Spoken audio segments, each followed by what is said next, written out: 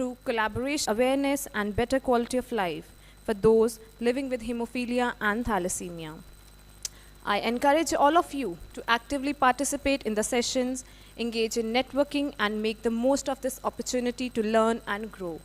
Together, we can make a significant impact on the lives of individuals affected by hemophilia and thalassemia. Once again, a warm welcome to this Summit 2023. Let us embark on the journey of knowledge, compassion, and progress with the hope of creating a brighter future for those affected by these disorders. Now, I would extend a warm welcome to Dr. Sandeep Verma, President, Hemophilia Advocacy Society, for the presidential address. Welcome, sir.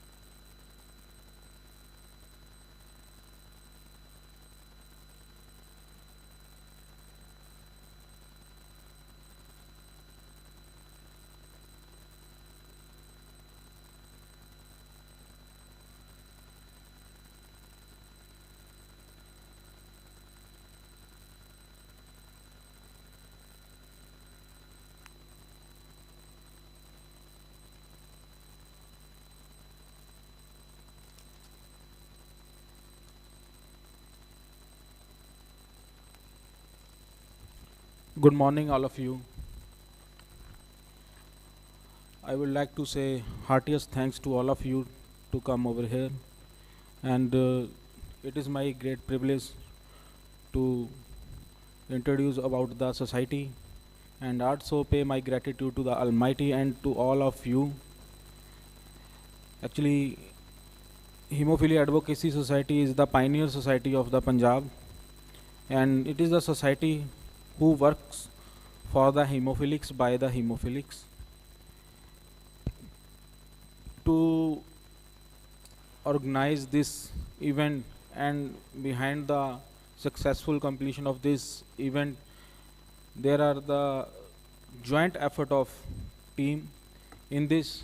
Firstly, I would like to say the thanks to the principal of Guru Gobind Singh Medical College, Dr. Sanjay Gupta ji, VC sir of Baba Farid University, Dr. Rajiv Sood ji, Controller of Examination, Dr. Rajiv Sharma ji, and Dean Colleges, Dr. Deepak Bhatti ji, and specially thanks to our angel doctor, Dr. Neetu Kukkad ji, who is a MS, and also angel doctor our Dr. Varun Kaul.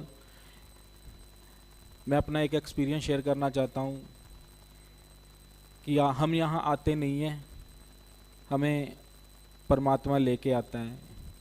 इतने busy schedule में और festival seasons में जहाँ सबका schedule बहुत busy है, अगर हम यहाँ हैं तो ये परमात्मा की कृपा से हैं, क्योंकि सब ही जो परमात्मा है वो चाह रहा है कि आपके थ्रू से कुछ ना कुछ जो हमारी नीडी कम्युनिटी है आप उनके लिए कुछ कर जाएं.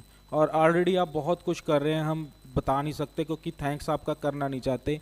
जो आपकी टीम्स हमारे लिए कर रही हैं वो हमारे पास लफ्ज़ नहीं है. और डॉक्टर नीतू कुक्कड़ जी का तो सोसाइटी की तरफ से, दोनों सोसाइटी की तरफ से, haemophilia society and thalassaemia society की तरफ से भी मैम आपको पहले तो कंग्रेचुलेशंस हैं. और परमात्मा के चरणों में यही विनती है कि आप और तरक्की करें, क्योंकि आपका आशीर्वाद हमें हमेशा मिलता है. और जब हमें पता चला कि डॉक्टर साहब MS हैं तो हमें बहुत खुशी हुई कि मैडम की सेवा परवान हो गई. तो यही अरदास हम डॉक्टर वरुण कौल जी के लिए करते हैं, क्योंकि दिन रात उनको तंग करते हैं, परेशान करते हैं. बहुत अच्छा कर रहे हैं. और आज के इस इवेंट में जो कुछ हो रहा है, इसको सक्सेस करने के लिए आप सब आए हो, इसके लिए आपका तहे दिल से धन्यवाद. और यही जब भी कोई प्रोग्राम हो आप अपना आशीर्वाद हमें देते रहना. Thank you.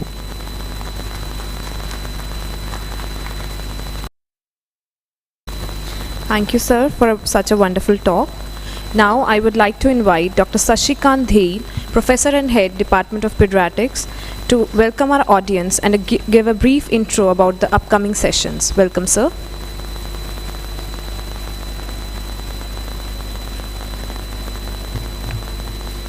Thank you, Dr. Anjali, for inviting me over. So, good morning, all. So, this is going to be a very good workshop on hemophilia. So, we do this workshop annually for last few years, and I welcome all the delegates who have come here from far and around. So, this workshop is a 2-day summit, and the speakers have come from all the parts of India, and they'll be touching about all the topics which are important about this thalassemia as well as hemophilia. So day 1 is primarily dedicated to thalassemia, and last part of the fag end would be dedicated to the hemophilia. So we all know that hemophilia and thalassemia, these are the two diseases which we want our children not to have. So since we want these not to have, so we should try all our best to prevent the occurrence of this, and that will be covering in the first session, that is how to do the screening of the thalassemia in the antenatal period. And even if the baby or the patient has got thalassemia or hemophilia, we want the life of our small patients to be as easy as possible and as hassle free. So जो जिसको हो जाता है उसका हम कुछ prevent तो नहीं अब कर सकते, लेकिन हम कोशिश ज़रूर अपनी तरफ से करते हैं कि उनकी लाइफ का जो भी ट्रीटमेंट है, जो भी मैनेजमेंट है, जो भी कॉम्प्लिकेशंस है, वो प्रिवेंट की जा सके और अपनी तरफ से जितना मैक्सिमम हो सके उनकी हेल्प करें, right. So the diagnosis which should be as early as possible so that the complications do not occur is very important. That will be covering in the second topic. And after that, if the patient has got thalassemia, how to give blood and how to assess the deadly complication, that is iron overload, they will be the topic of our next 2 sessions. So after this blood transfusion, the chelation therapy, and since thalassemia also affects multiple other organs like liver, endocrine, so we have an exclusive session for thalassemia and its endocrine related problems, and it will be attended by the speakers from PGI, MAMC and other areas also. There will be dedicated session on the chelation therapy in thalassemia, and after this we also have some renowned speakers. We have Dr. Joseph Joan, who will be deliberating on the stem cell transplantation in thalassemia, and also will be discussing about the registry, that is Bone Marrow Transplant Registry of India, and what are its previews. It will be deliberated by Dr. Anuradha Tandon. We'll also be having a camp for donor registration outside this very auditorium.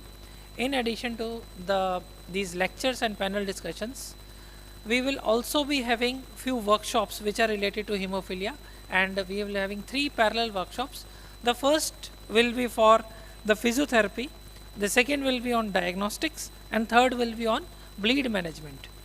So this workshop on this summit will not only cater to the intellectuals, we will also be dealing with how to deal with the bleeding in periphery. So my dear friends, we'll be having dedicated sessions on how to treat and how to manage if we have a patient who has come with bleeding in periphery. And finally, today we'll be ending our session by sharing of the thoughts by patients who have got hemophilia and what are the hurdles which are being followed by them, so that we can get an insight and we can improve the policies, improve the session, improve ourselves, so that these things are not repeated and are tackled in a better manner at the end of the day. So coming to day 2, the day 2 will be focusing more on hemophilia, and again the experts will be coming from all the privileged institutes. Will be discussing about the current status in Punjab and what are the lacunae in diagnosing the hemophilia and how to deal with them, and also will be having the brief discussion about the complications of hemophilia and how to manage it, and how do we, the northern states, deal with the paradigm of hemophilia will also be a separate topic. And the current focus these days on the treatment of hemophilia with various factors. So we'll be discussing the treatment of hemophilia and factor therapy.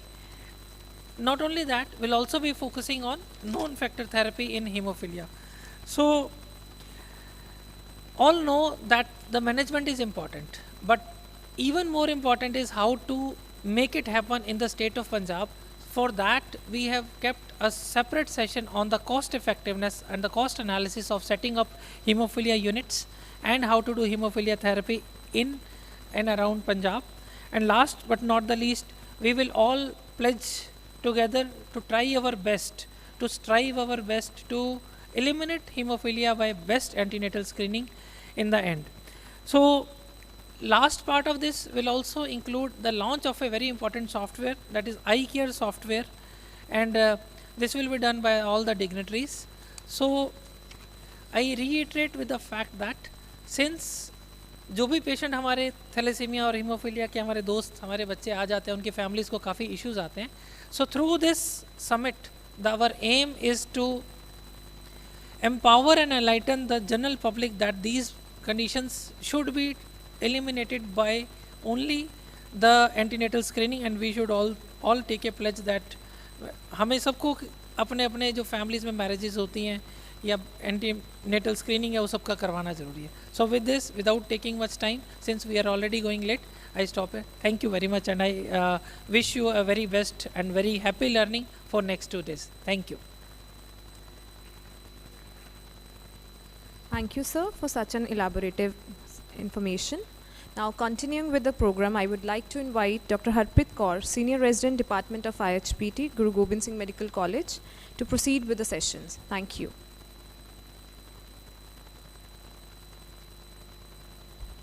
Thank you, ma'am. A very good morning to all the senior dignitaries present here. It's an honor and privilege to stand before you today as we commence this inspiring and gathering of brilliant minds, innovators, and visionaries. The possibilities are boundless, and I have no doubt that the insights shared will be instrumental in advancing the collective understanding and driving progress. And distinguished lineup of speakers and health shared by them to this conference will exemplify the caliber of expertise that defines this gathering. Now, throughout the session, we'll explore the latest advancements in thalassemia diagnosis and the pivotal role of antenatal screening. Proceeding with the conference, we'll start with the first session of today's day, that is diagnosis of thalassemia and antenatal screening. For this, I would extend my invitation to our esteemed chairpersons for the session.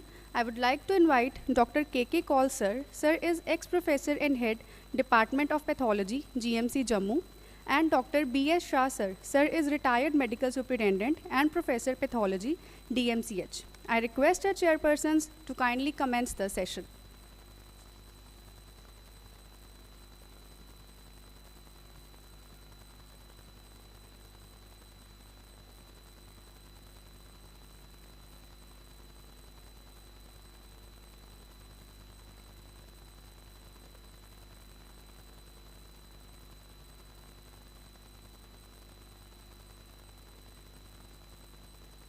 I request sir to kindly introduce our moderator for this session, Dr. Ekar Jindal sir.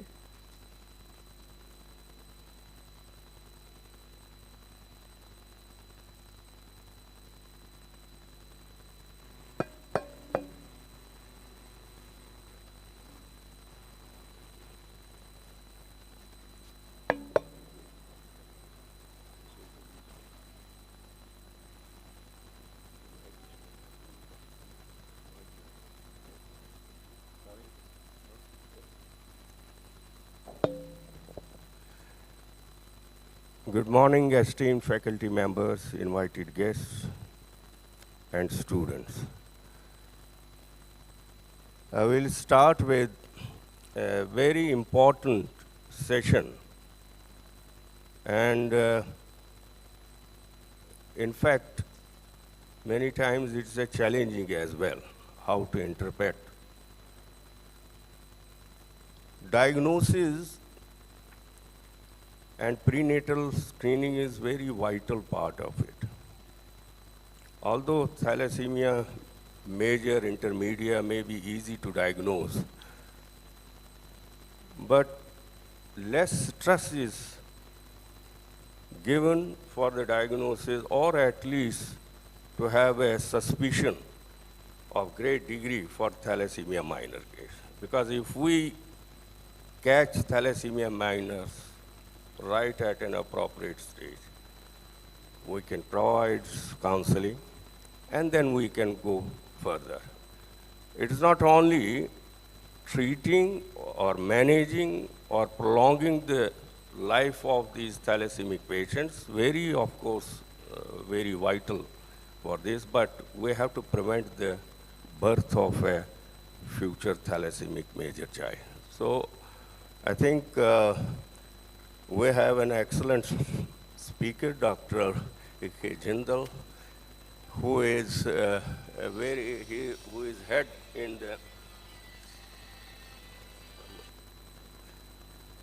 who is senior consultant and head transfusion medicine, head research and development secretary, ethics committee as well. And I think there's academic weight is displaced here.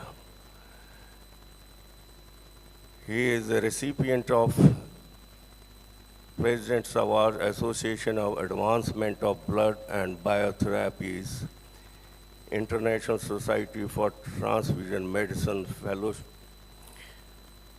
Young Scientist Award, Indian Society of Transfusion Medicine,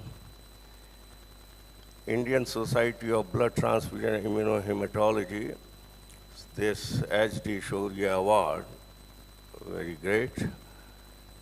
And he has a number of publications and contributions in the field of thalassemia.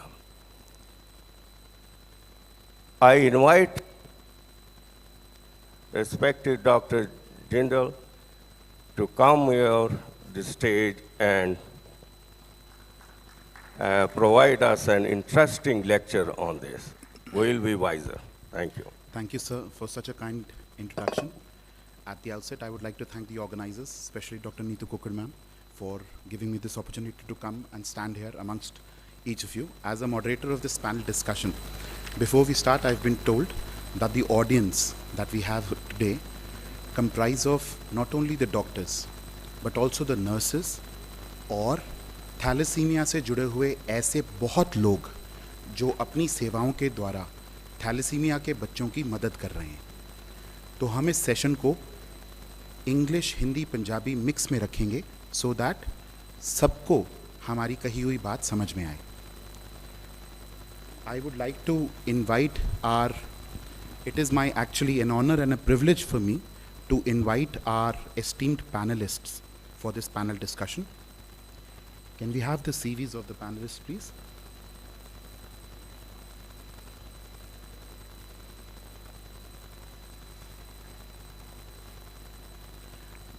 While we wait for the slide to come up, my first panelist is Dr. Neetu Kokar ma'am herself, the professor and head IHBT, and now we know her as the medical superintendent of GGS Faridkot. A round of applause for ma'am. She's an authority in transfusion medicine and has been leading from the front in the care for thalassemics. Ma'am is administrative controller of Integrated Center for Hemoglobinopathies and Hemophilia. She's nodal officer, multidisciplinary research unit. She's experience of more than what I have in academics. She's a lifetime member for ISTM, IAPM, ISBTI, ISHTM. Numerous publications, both in indexed national and international journals. And what can I say? It's an honor to have you amongst us, ma'am. Our second esteemed panelist for today. Next slide, please. Next. Dr. Sarita Nibhuria. Ma'am has done her MBBS from Government Medical College, Patiala, and she has a teaching experience of more than 17 years. She has more than 50 publications in indexed journals, 15 research articles, and 35 case reports. She's presented papers in 5 state-level conferences and has been chairperson in 4 state-level conferences. Her special interest is surgical pathology, especially in neuropathology. It's an honor and privilege to have you amongst us, ma'am. The third panelist for today, Dr. Mini Bedi. Professor Mini Bedi is from Department of OBGY, from Adesh Institute of Medical Sciences and Research, Bathinda. Ma'am is the founder secretary of Bathinda Menopause Society, member FOGSI, AMASI, FMAS 2018 and MNAMS 2021. She has various publications in national and international journals. She is reviewer to various journals, and she has special interest in fetal medicine and high-risk pregnancy. It's an honor to have you here, ma'am. Thank you. Can we have this slide again?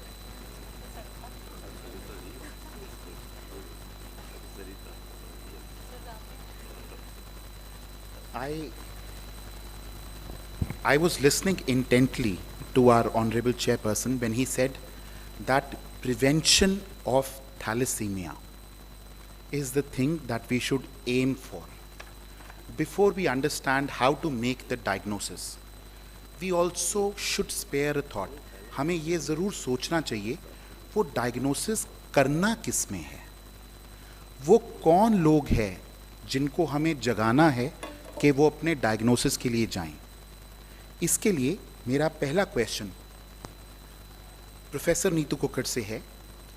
Ma'am, to diagnose is to cure. आप there's a problem with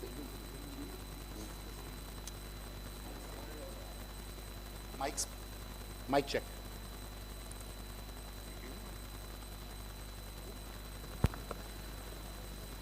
Question read कर दो. The question is, to diagnose is the, sorry, please, sir. One more panelist has arrived, Dr. Vijay Bodal. I think I request him to come over the stage. He's Professor Pathology at GMC Patiala, and Vijay Bodal is a professor of pathology as well as a member of Punjab Medical Council. He has been elected twice as a Punjab Medical Council member. It's a privilege and honor to have you amongst us, sir. So you can join with the chairpersons, don't mind. Thank you, sir. So my question to Dr. Neetu Kokar ma'am is, to diagnose is the road towards the cure, whereas to predict is to prevent. What do you think is the role of premarital screening for thalassemia trait? Premarital diagnosis is very important. In this case, like it's better to diagnose it rather to prevent it. It's better to prevent in premarital state. We need to educate them. We need to spread knowledge about the detection of the thalassemia trait, because first we can diagnose it at the premarital state. Trait can be diagnosed. If a trait person marries to a trait person, then there are chances of thalassemia major. At this stage we can stop it here, and rather I will say, if matching the kundli is important, premarital screening is more important. We should do it at a very earlier stage. For this, we should educate the college students. At this stage, 18 years of age, it's better age to rather teach them. We can teach them about the premarital diagnosis of thalassemia trait. We should spread knowledge in the community. For community, we can keep lectures. We can play roles. We can educate them. And also we need to educate health workers, care seekers. In this way we can prevent thalassemia major. If we'll prevent thalassemia major, it's better. Otherwise, thalassemia major children, it's very difficult to treat them, and it's very difficult to brought up these kids. So it's better to diagnose premarital. Thank you, ma'am. I can see many students have joined us. I think the timing could not be more appropriate. How many of you are more than 18 years old? Wonderful. Great. More than, thank you. My question should have had an upper limit also. आप में से कितनों ने शादी करवानी है? Thank you for your honesty. कितनों ने ढूंढ के रखी हुई है, शादी करवानी नहीं है अभी? Thank you for your honesty again. तो जैसा मैडम ने बताया, आप लोग are the future generation. So जैसा मैम ने बताया, शादी से पहले, कुंडली मिलाने से पहले, get your blood reports matched. Get to know your thalassemia trait status.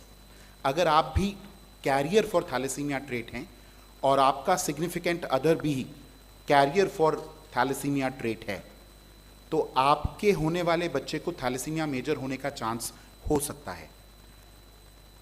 सो शादी से पहले कितने लोग थैलेसीमिया ट्रेट के लिए टेस्टिंग करवाने के लिए तैयार हैं? जिन्होंने हाथ नहीं खड़ा किया उनको उम्मीद नहीं है कि हमारी शादी हो पाएगी. प्लीज, मेरे जैसे की हो सकती है, किसी की हो सकती है. Thank you. One more thing. Yes yes. Rather than blaming अपने फ्यूचर को बाद में किस्मत को कोसने से अच्छा है कि you get yourself tested now and ask about your partner.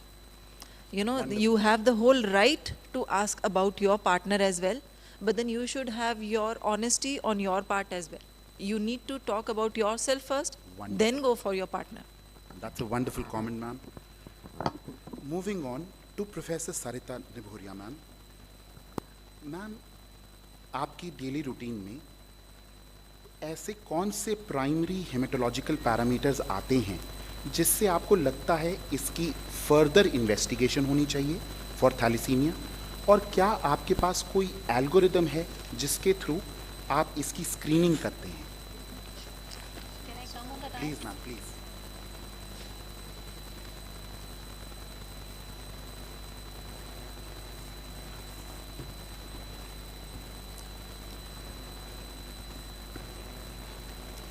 Hello, good morning everyone. So I have been invited as panelist as I belong to pathology department, the diagnostic branch. So I will be showing you a flow chart, primary hematological parameters that warrant detailed evaluation for thalassemia. Now thalassemia, it's very challenging. It's screening, diagnosis, management, everything is very challenging. So I will be talking only about the diagnosis part or the screening part. So first of all, for thalassemia major, I think there isn't any problem for the diagnosis because it's mostly small child from 6 months to 1 year, having hepatosplenomegaly and very low hemoglobin levels from 2 to 6 grams. More problem is for other hemoglobinopathies. So sometimes it's an incidental diagnosis, like for thalassemia minor, mostly it's an incidental diagnosis. Patient is coming to hospital for some other ailment and getting his or her CBC done. So for first investigation is complete blood cell counts. So when we are seeing a report, complete blood cell count, if the hemoglobin is low and red cell indices, that is MCB, MCH, MCHC, all are low, however RBC count is high, then it raises a suspicion of hemoglobinopathies. Because hemoglobin is low, red cell indices they are low, but the RBC count is high. So now what we do, we go for Menzer's index. It's a simple formula. Now the Menzer's index, it was described by William C. Menzer in 1973. It's a very good formula. Now how do we calculate? Mean corpuscular volume, that is MCV divided by RBC count. And if it is 13, if it is less than 13, 13 is a cutoff. If it is less than 13, then there are more suspicion for hemoglobinopathy like thalassemia minor. Others are like high reticulocyte count. And then we go for peripheral blood film examination. And on peripheral blood film examination, if we see microcytic hyperchromic anemia, okay. Then if we find many target cells, nucleated RBCs, then again it favors for hemoglobinopathies, but it is not confirmatory. So there's a flow chart. I think it's not very clear. So first of all, if there is any, after the full medical history, family history, so we go for the CBC. And if the red cell indices, they are low, then we go for the peripheral blood film. And on peripheral blood film, if we find microcytic hypochromic red cells and target cells, and then we can go for special stain also like brilliant crescent blue, and if we find inclusion bodies, then this again suspicion, it raises a suspicion for hemoglobinopathies. But before that, other causes of microcytic hypochromic anemia should be ruled out. So we go for serum ferritin levels, and if they are less than 12 nanogram per ml, then we consider iron deficiency anemia, and patient is put on iron supplements. And if the serum ferritin levels are more than 12 nanograms per ml, then we proceed for hemoglobin electrophoresis or HPLC. So depending upon the levels, then if we have hemoglobin A2 levels more than 3.5% and fetal hemoglobin from 0.1 to 5%, beta thalassemia trait that is suspected.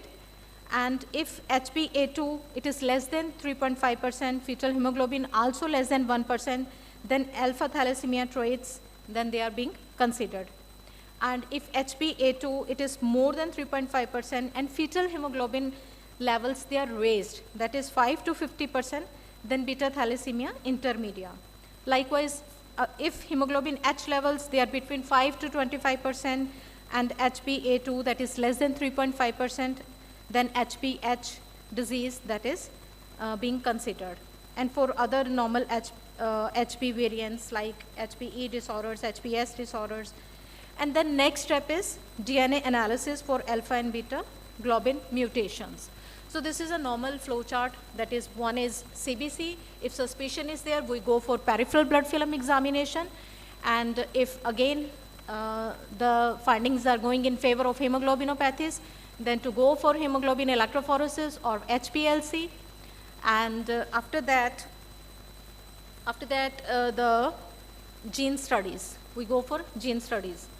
And there are emerging technologies for hemoglobinopathies for screening and diagnosis. As Dr. Neetu has said, screening is very important, prenatal screening. This is just to lower the thalassemia burden. And this is very important step. And there are many techniques like high resolution melting analysis, microarray analysis, and then the next generation sequencing. So there are many techniques from which the confirmation will be done, and after that the treatment and the management plan will be prepared. Thank you.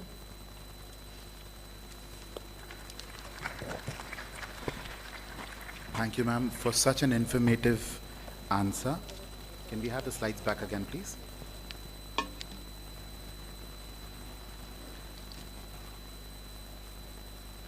So we've talked about how to counsel and what to do premaritally, and what to do once we have identified किसका test करवाना है. Ma'am ने हमें बताया कि वो tests क्या क्या हो सकते हैं. My question to Professor Dr. Mini Bedi, ma'am. Ma'am, how do you approach your booked pregnancies or the patients who are coming to you in antenatal period for thalassemia screening? What kind of invasive or non-invasive approaches you have, and what are the timings for those?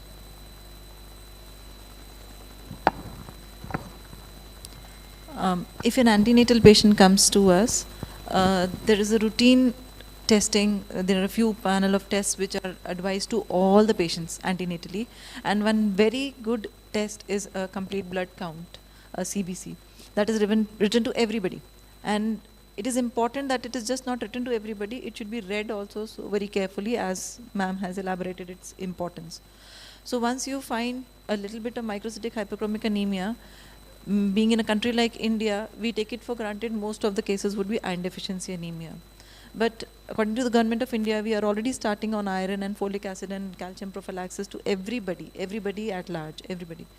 So if even after those iron supplementation, if we are able to find still microcytic hyperchromic anemia, I think it should target a ring, exactly. It should target a bell there in your mind that yes, this patient needs a further workup as well. counsel the patient properly, and in case we need a very nice index, as Menzer index ma'am said, if you order a complete blood count, you will have that also in your mind. Unless it is there in your mind, the important thing is, unless it is there in your mind, you will never be able to see it in the report.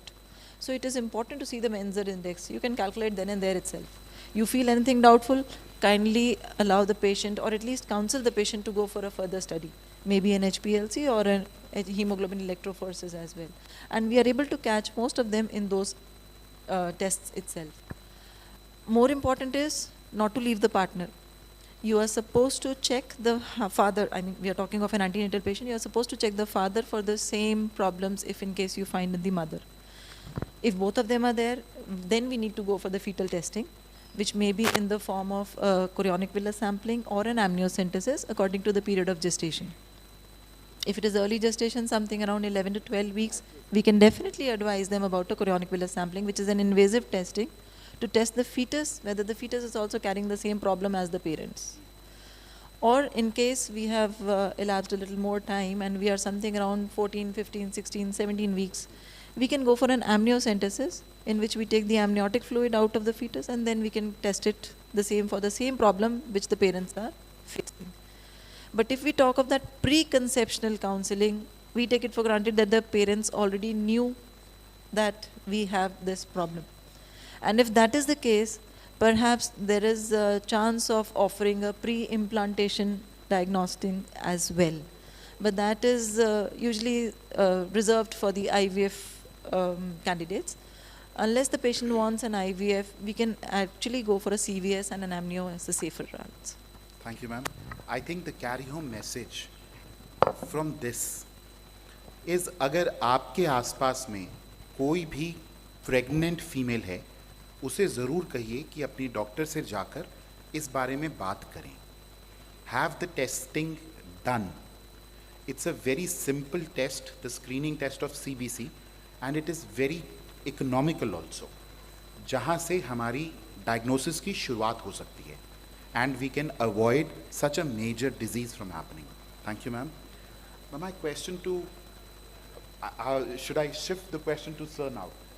Sir, could you please guide us, what is the role of HPLC, hemoglobin electrophoresis, in diagnosis of thalassemia? Ma'am ने हमें बताया कि CBC के बाद if there is suspicion, तो उन्हें आगे battery of tests करना होता है, in which HPLC is a very major test. So what do you think its role is? Basically, thalassemia is a change in the sequence of gene. So HPL gave us major diagnostic tool for the detection of thalassemia. So if we are not satisfied with the routine investigation and routine clinical data of the patient, so HPL is the good tool for giving this diagnosis, because it is very, very non-invasive technique. If you go for molecular study for the diagnosis, so it will be invasive, so it will take a lot of time. What HPL is a very cheap and best method in developing country, not in developed country. In developed country, there is a gene study mostly done in developed country. Thank you, sir.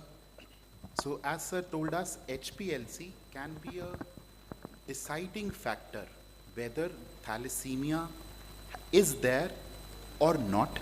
Further confirmation of the type of thalassemia and things like that can be done on, as Dr. Sarita ma'am has already told us about the emerging technologies, that gene sequencing can be done, high resolution melting curve analysis can be done, and microarray analysis can be done.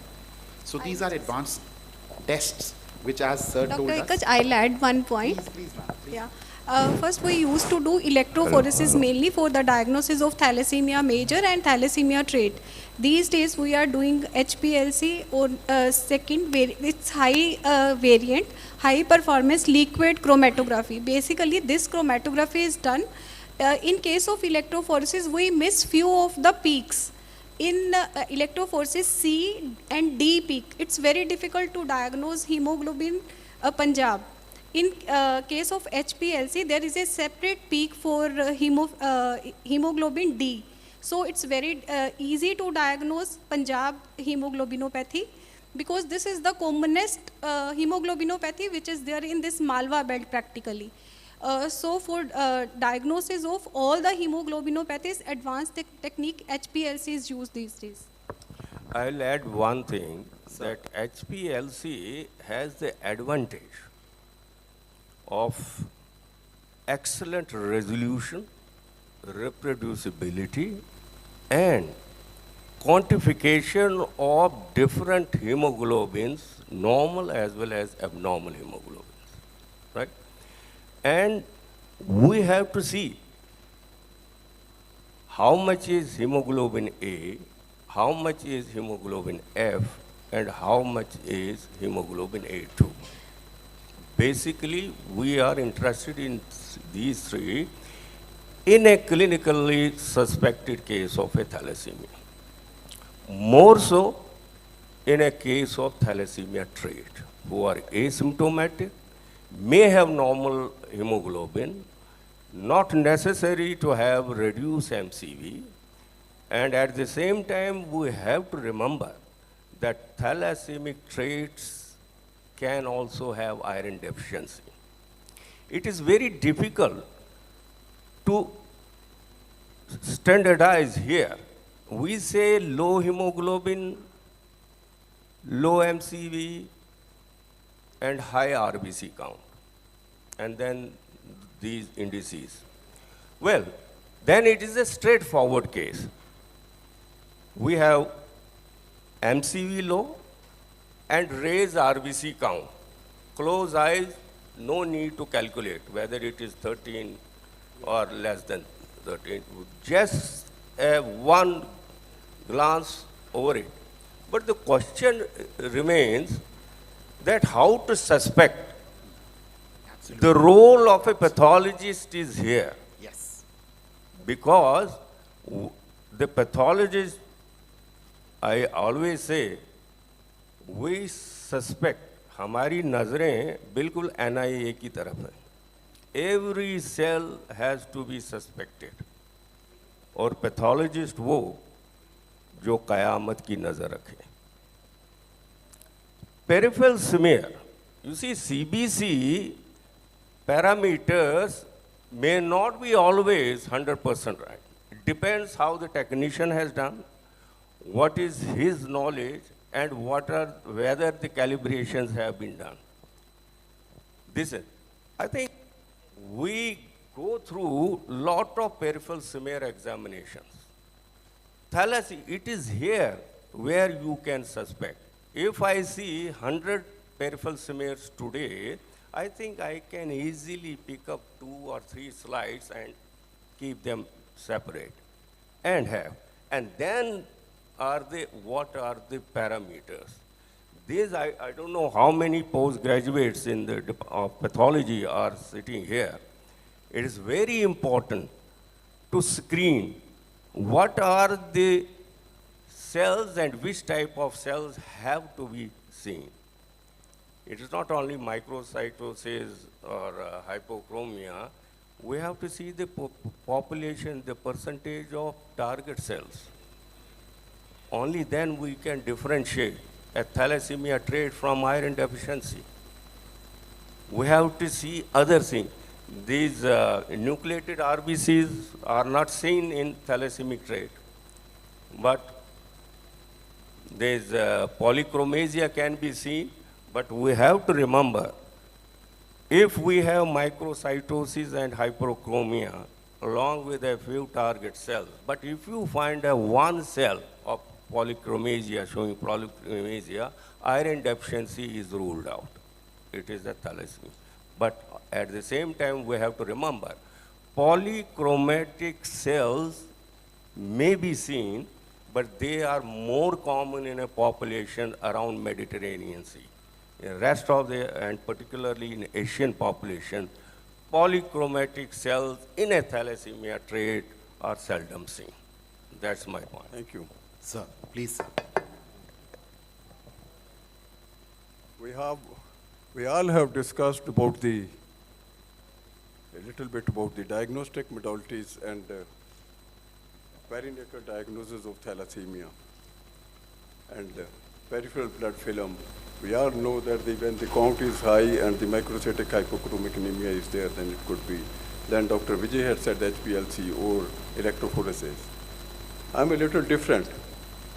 When I used to teach, Neetu incidentally is my student, I used to say it's a difficult to prevent infectious diseases, but it's a very, very easy to prevent thalassemia. Absolutely. Because sir. Absolutely. only one genetic factor is involved. Yes. Either you are above 3.5 HbA2 or you are low. Now how to proceed? Then the motivation is again a problem. I installed the this electrophoresis machine in my department, but to my surprise, no one was sending patient to us for screening. Then this is a big problem. And if I go to the thalassemia as such, if you go for the blood transfusion, it costs you about 3 lakh rupees per year if there is a proper ciliation, and burden of thalassemia is about 1,50,000. It will be a great burden on the family, 4,500 crore rupees to the government or to the institution. Then it's a burden on the family, burden on the society, and last of lot of your essential commodity blood is wasted in thalassemia patient. And my friend Joseph is doing bone marrow transplant. It's have got its own complication. Blood transfusion has its own complication. Now how to proceed? I have given this policy to many times to the government, Punjab government, but some of the other, they're involved in some other places. I wish my friend Dr. Balbir should have been there, who is our health minister. He could have understood. See, let us go how to screen the total population. The population of Punjab is 3 crore. Out of this, reproductive age population is at 20%. I'm still reducing it to the newly married couple. That amount to 2%. And out of the 2%, I'll again cut down to 1%. And 1%, I'll be only screening the female when she'll be coming for the antenatal checkup. And that is the point where it's a very, very easy to motivate. अगर आप एक भैया रानी को भी बोलोगे ना, अगर आपने ये टेस्ट नहीं करवाया तो आपका बच्चा डिफेक्टिव हो सकता है, then she'll be motivated. Otherwise, I have done many theses, 3-4 theses I got it done, and then there are many places where the studies have been done. Someone has reported 4.5%, 5%. It's all bullshit. Nothing is required. You will be screening then 1.5 lakh population of Punjab. And it should be made compulsory. Every lady who is coming for the antenatal checkup, that should be checked for the thalassemia, maybe HPLC or electrophoresis. Of course, the parameter should be then the other ladies who are antenatal, but the newly married must be checked. Cyprus have removed thalassemia, where all the facilities are. Sardinia has removed thalassemia patient. Italy at the verge of removing. We have got no clear-cut policy. There's a prenatal screening in Italy, there's a prenatal screening in Iran, there's a prenatal screening in Iraq, and even Pakistan is ahead of us. And there's a screening of neonatal in UK and USA. But only thing is we should concentrate on it, and Madam Bedi, when we are asking the patient to go for certain tests, hemogram, complete blood count, HIV, HCV, HAB, and then VDR. make it compulsory, and the government should make it compulsory that the thalassemia screening should be done for every newly married couple. And if the lady is thalassemic minor, then should check for the male, and then we should have some center, 4 or 5 dedicated center where the facility for the prenatal screening should be there, or chronic villi sampling or the other should be there, so that, and we should see, of course we know that 25% of the population is going to be thalassemic, whether the child which is going into thalassemia. I think, sir, it's a very important message that you've conveyed here, that the government has to step in with some guidelines and make HPLC testing for newly wedded females compulsory. And as you've shown with the numbers, it's not only economical, it will actually, buy itself out by preventing the load of thalassemia. Yes. We'll move on to our question to Dr. Mini Bedi, ma'am. So, ma'am, we have all Sorry, talked about... I add something. Yes, sir. Dr. Shah has said that the government should make policy. So governments have started the policy, and he has provided HPLC and lactophoresis in all the institute, big institute. What the problem is the same. No patient is referred to these. These machines are ideal standing in the room. So this is the basic drawback of this policy. So policy... Very respectfully, before we start going against the problems we face with the government, I'll complete the panel and we can take this conversation later. The question for Dr. Mini Bedi, my second step is that no child should be allowed to get admission in the college or school until unless he is thalassemia check, which Pakistan is doing. And they are not allowed to go on the international flight until unless the thalassemia check is there. These are the 2-3 checks which we'll have to suggest to the government so that they Thank you, apply Professor. it. Thank you, Professor, for such elucid conversation. My question to Dr. Mini Bedi, ma'am. Ma'am, we've talked about the prevention. We've talked about how will you go one step ahead of thalassemia and try to prevent it.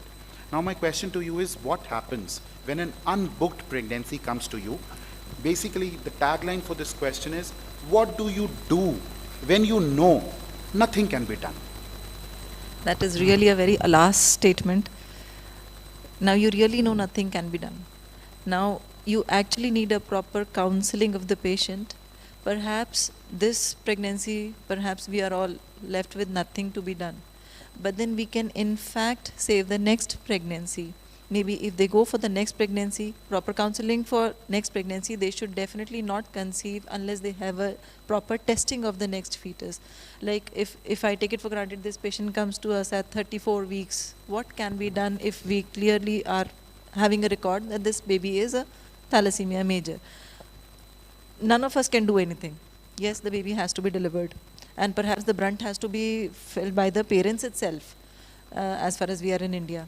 There are many societies, there are many institutions where, yes, people are doing something or the other for the thalassemia children as well. But it is very easy to say that as an institution, we are running this thalassemia clinic, we are doing this much, the baby will be getting a free blood transfusion or whatever we can do it for the child. But the parents are really never talked of. On the daily basis, whatever the parents are feeling, nobody else among us can feel it, frankly speaking. So they have to be counseled that this should not be repeated ever. True. So for next conception, there should be a proper preconceptional counseling with the preconceptional testing as well, pre-implantation testing as well.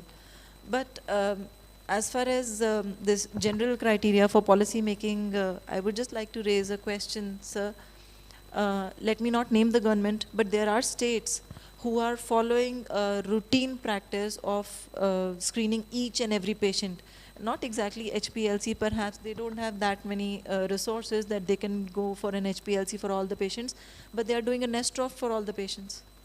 And people are doing it very nicely. I mean, it is a very low cost, whatever we can do. If it is done in good hands, perhaps we can screen most of the people, most of the newly married couples, and then we can decrease the burden of HPLC as well.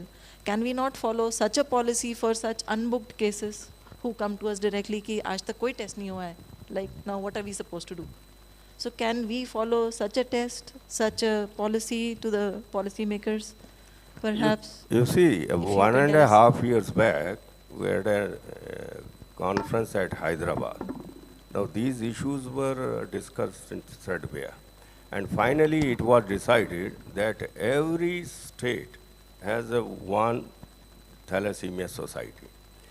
And it should be recommendation from each and every society to pressurize or to suggest the central government to pass on an ordinance so that it is applicable to each and every state. So in that case, we also gave the suggestion. And thereafter, I think 2 meetings were held. But there are many other things because law enforcing agencies, they have to be consulted because once the ordinance comes, it is for entire country. There should not be any legal hitch in this. In the interest of time, That is I what I must want to say. interject As in far such as- a wonderful conversation. I am getting nudges from the organizers to cut it short. My last question to Dr. Neetu ma'am. As a transfusion medicine consultant, you are uniquely placed that you are the only department in the entire healthcare which deals with normal, healthy individuals.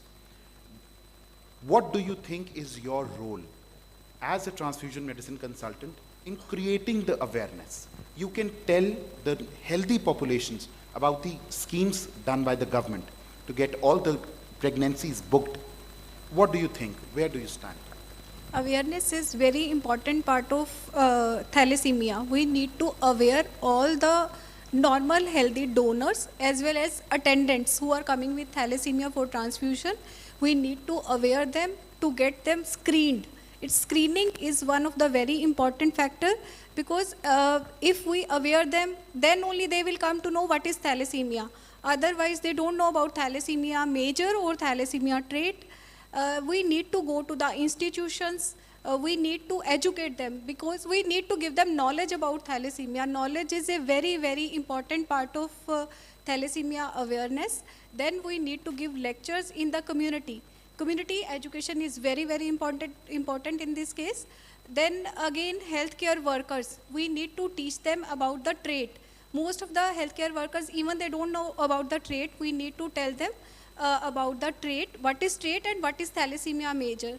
Again, the attendants who are coming for transfusion with thalassemia patients, we need to tell them about the trait. Whenever they go for further pregnancy, they should get it prenatal diagnosis.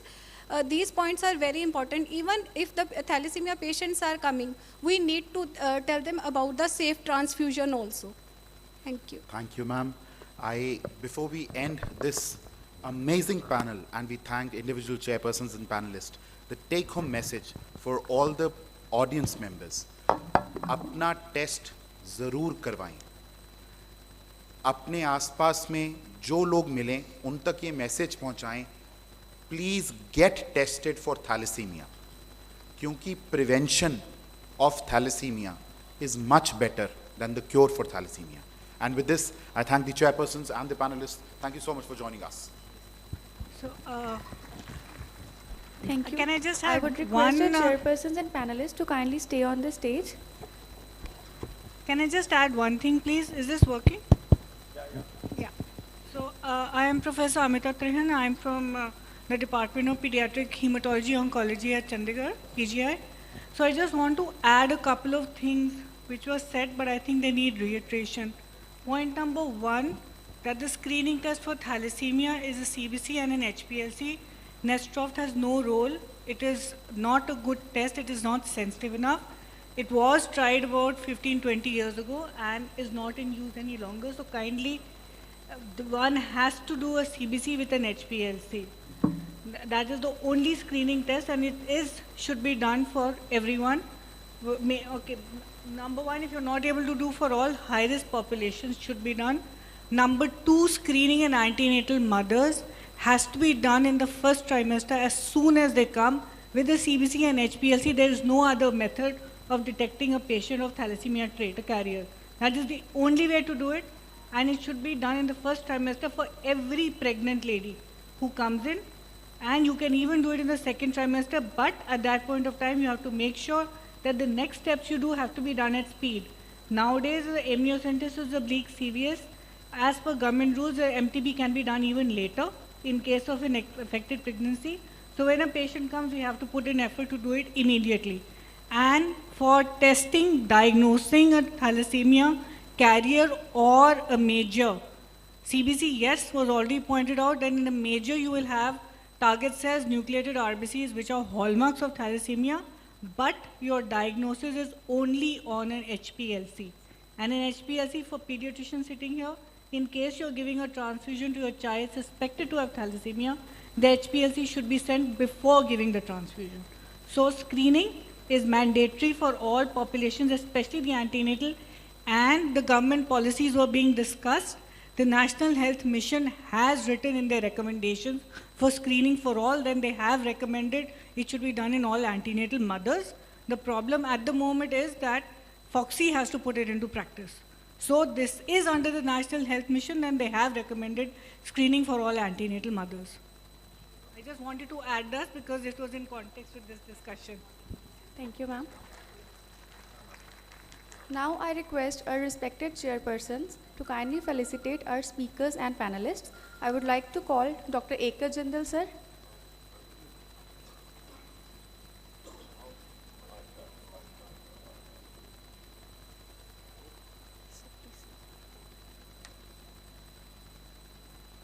I request our chairpersons to kindly come. A huge round of applause, please.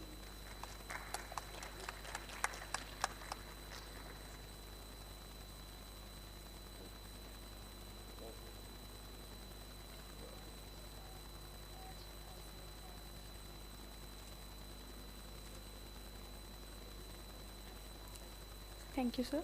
Dr. Neetu Kukar, ma'am.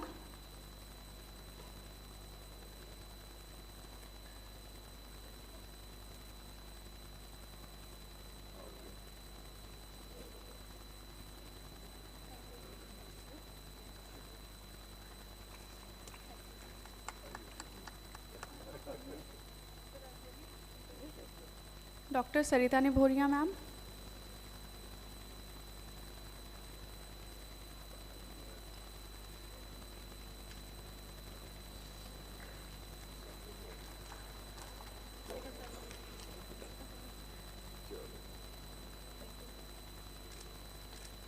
Dr. Minivedi, ma'am.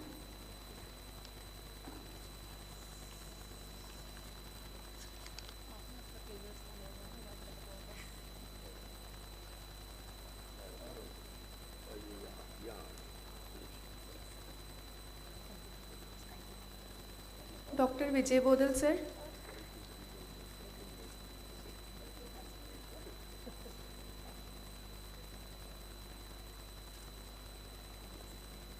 Dr. Vijay Bodal, sir.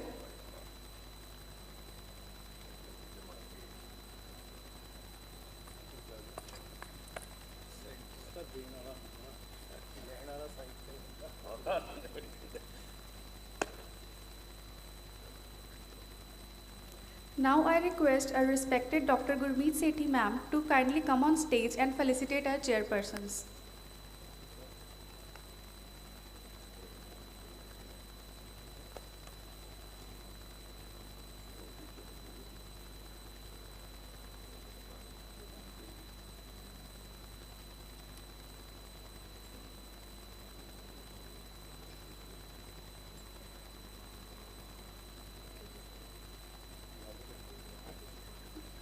Ma'am will facilitate our worthy chairpersons, Dr. K.K. Kaul, sir.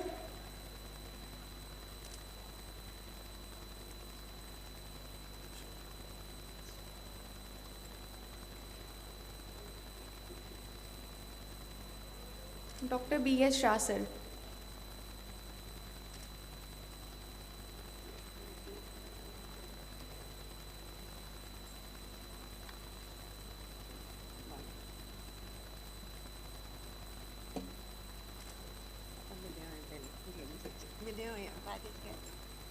Thank you, ma'am. Thank you, sir. Now, prenatal diagnosis stands as a beacon of hope in the fight against thalassemia, offering the possibility of early intervention and informed decision-making for prospective parents. Continuing with the next topic of today's session, that is on prenatal diagnosis of thalassemia. I would like to introduce our esteemed chairpersons for this session. I would like to call Dr. Seema Grover Ma'am, Professor and Head, Department of Obs and Gynecology. Dr. Harpreet Kaur Ma'am, Professor, Department of Obs and Gynecology. Dr. Nishi Garg Ma'am. Ma'am is ex-professor, PIMS Udaipur and Director, Garg Multi-Speciality Hospital. I would request our chairpersons to please take over the stage.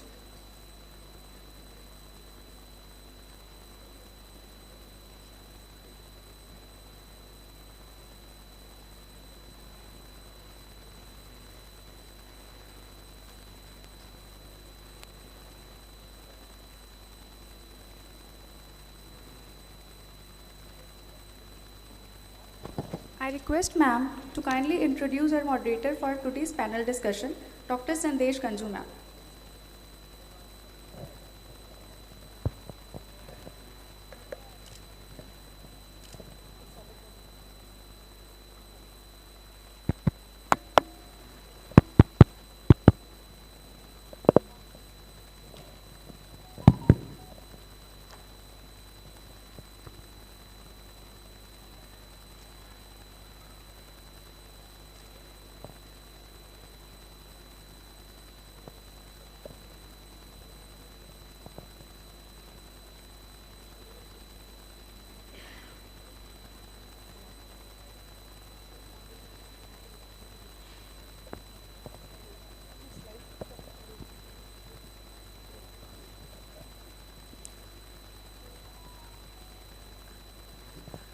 Good morning, everyone.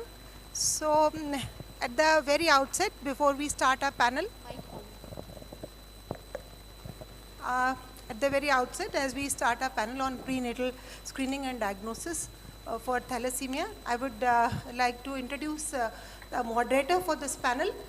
She's Dr. Sandesh Ganju, and all our students and faculty, they know her very well. Because she's a good academician and she has more than 20 research publications, presented many papers, and she's members of the various national and international organizations related to OBS and Gynae. She's a member of National Advisory Board for PPH, and she's regional trainer for Lakshay and for laparoscopic sterilization, and she has done advanced diploma in ART and reproductive medicine, special interest in gynecologic oncology and high-risk obstetrics. Over to you, Dr. Sandesh. Thank you so much, ma'am, for that kind introduction. Can I have the slides back, please? The presentation. Well, a very, very good morning to all of you present here. And I'd like to take this opportunity to welcome you all to this pious land of Baba Faridji. And at the outset, I'd like to thank the organizers for having me moderate this very, very important session. And trust me, you all are in for a very, very sumptuous academic feast. And we just had an amazing start to today's conference by the panel, moderated by Dr. Ekaj. And there is much more to come.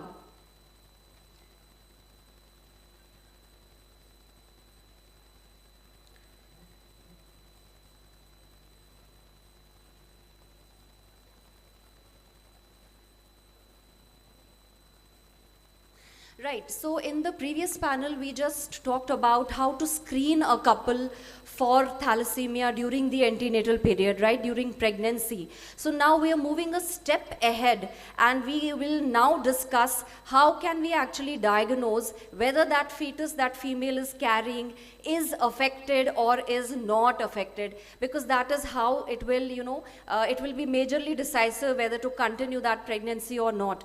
We have on our panel eminent panelists consisting of radiologists, fetal medicine specialists, and obstetricians who have vast experience in their fields, and they'll be sharing their knowledge with us.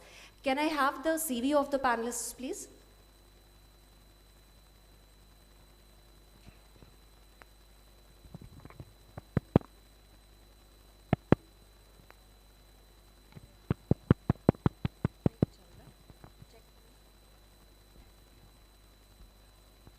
Hello. Yeah, so may I request Dr. Dinesh Pathak to please come and join us on the panel. Sir is working as a senior divisional medical officer in Firozpur Hospital. He has special interest in high-risk pregnancy, maternal mortality, and MI surgery. He has presented and published in various international journals. He is a recipient of so many awards and a very active member of FOGSI as well. A round of applause for Dr. Dinesh. Our next panelist on board today, we have Dr. Isha Tapaswi. She's the Associate Professor in the Department of Obstetrics and Gynecology in GGS MCH and a very dear friend. She has done fellowship in basic and advanced laparoscopy and is a TOT of medical legal examinations. She has various publications to her credit, and she has presented papers in many places nationally and internationally. Can we have the next slide, please? May I call upon Dr. Amanpreet Sethi. He is MD Pediatrics and DM Neonatologist. He is our in-house neonatologist taking care of our very little ones. And Sir has been presented with the gold medal for the best paper at the annual convention of the NNF UP chapter. And Sir is dealing with all the neonatology cases in our hospital. Next, we have with us Dr. Rashmeet Kaur. Dr. Rashmeet Kaur is Associate Professor in the Department of Radiology and our go-to radiologist. We have with us Dr. Pooja Puri. Now she is someone who has done fetal medicine and is taking care of, all these cases that we'll be discussing in a while. She's practicing here. She has her own practice. She has done a fellowship in fetal medicine and is a fetal medicine specialist. A round of applause for Dr. Pooja. We have Dr. Kanav Kansal with us. Dr. Kanav is a fetal radiology specialist. He's working with his own setup and has specialized in fetal radiology. Can I have the presentation back, please? So as I said in the last panel, we discussed about the antenatal screening, and now we are moving a step ahead where we'll know how to actually diagnose whether that female, that pregnant antenatal female is carrying a fetus which is affected or maybe not affected. So that is what we are going to embark upon during this discussion. Now before we move to the discussion per se, why thalassemia? Why is there so much emphasis on pregnancy, antenatal screening and thalassemia? Now just have a look at it. We have dedicated 2 whole sessions for antenatal screening and prenatal diagnosis. Well, why is that important? Just have a look.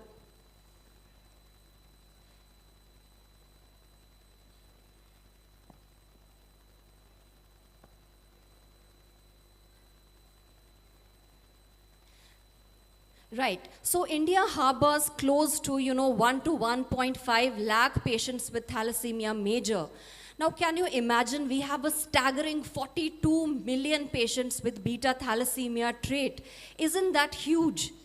Leaving that aside, if you have a look, you will see that we have around 10 to 15,000 babies born with thalassemia major every year. Now, how many of you out here would like to help us take some steps to bring down this rate and number of thalassemia worldwide in general and in our part of the country in particular? With a show of your hands? I can see some more hands. I'm not asking for money. Yeah, better. So even if that thought, crosses your mind that you want to do something in that step, you want to bring down that rate, what you have to do is just target these 10 to 15,000 babies of thalassemia major every year. You need to strike this, and you need to strike this really, really hard. This is the only way by which you can actually bring down the number drastically. Treating, managing thalassemia is something else that will continue. But how about having a country like, other Cyprus and all, where you can actually have thalassemia-free state and country? So moving on to this discussion, my first question would be to Dr. Amanpreet Sethi. Very quickly, sir, can you walk us through what is thalassemia and what are its types and how is actually inherited? So, good morning, everyone. So thalassemia is a inheritable disorder. It is a autosomal recessive type of disorder, and it is of 2 types, alpha thalassemia and beta thalassemia. So in our country, beta thalassemia is more common, and it is inherited in the autosomal recessive manner. So what do you mean by autosomal recessive? Means if mother and father both are carrier, then so carrier means there is one gene which is normal and the other gene which is abnormal. So, and if the mother is also the carrier, so both these genes can combine, and there can be a 25% risk of having an affected child with thalassemia. And 25% chances will be there that one baby or one child will be normal, and 50% chances are there that the child, both the child will be carriers. So the chances of carrier status are almost 50%. So that is why it is very important to do carrier screening at the time of marriage. I guess, thank you, sir. That was a very, very lucid explanation, very aptly described. You know, if you have a cursory look at this picture, you'll be able to see that this blue and the half blue, half orange ones are carriers and not affected and perfectly normal. But what we are talking of, what we want to target is the affected child, and that is why we are going through this discussion today. Thank you, sir, for that lucid explanation. My next question would be for Dr. Pooja Puri. Ma'am, beta thalassemia, as sir already said, is one of the commonest one in our part of the country.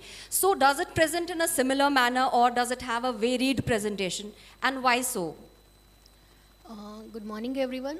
Beta thalassemia has a varied presentation. So the nature of presentation that depends on the type of mutation. So the type of mutation, nature of mutation, and whether the mutation is present in one or both the alleles of the gene. Right, ma'am.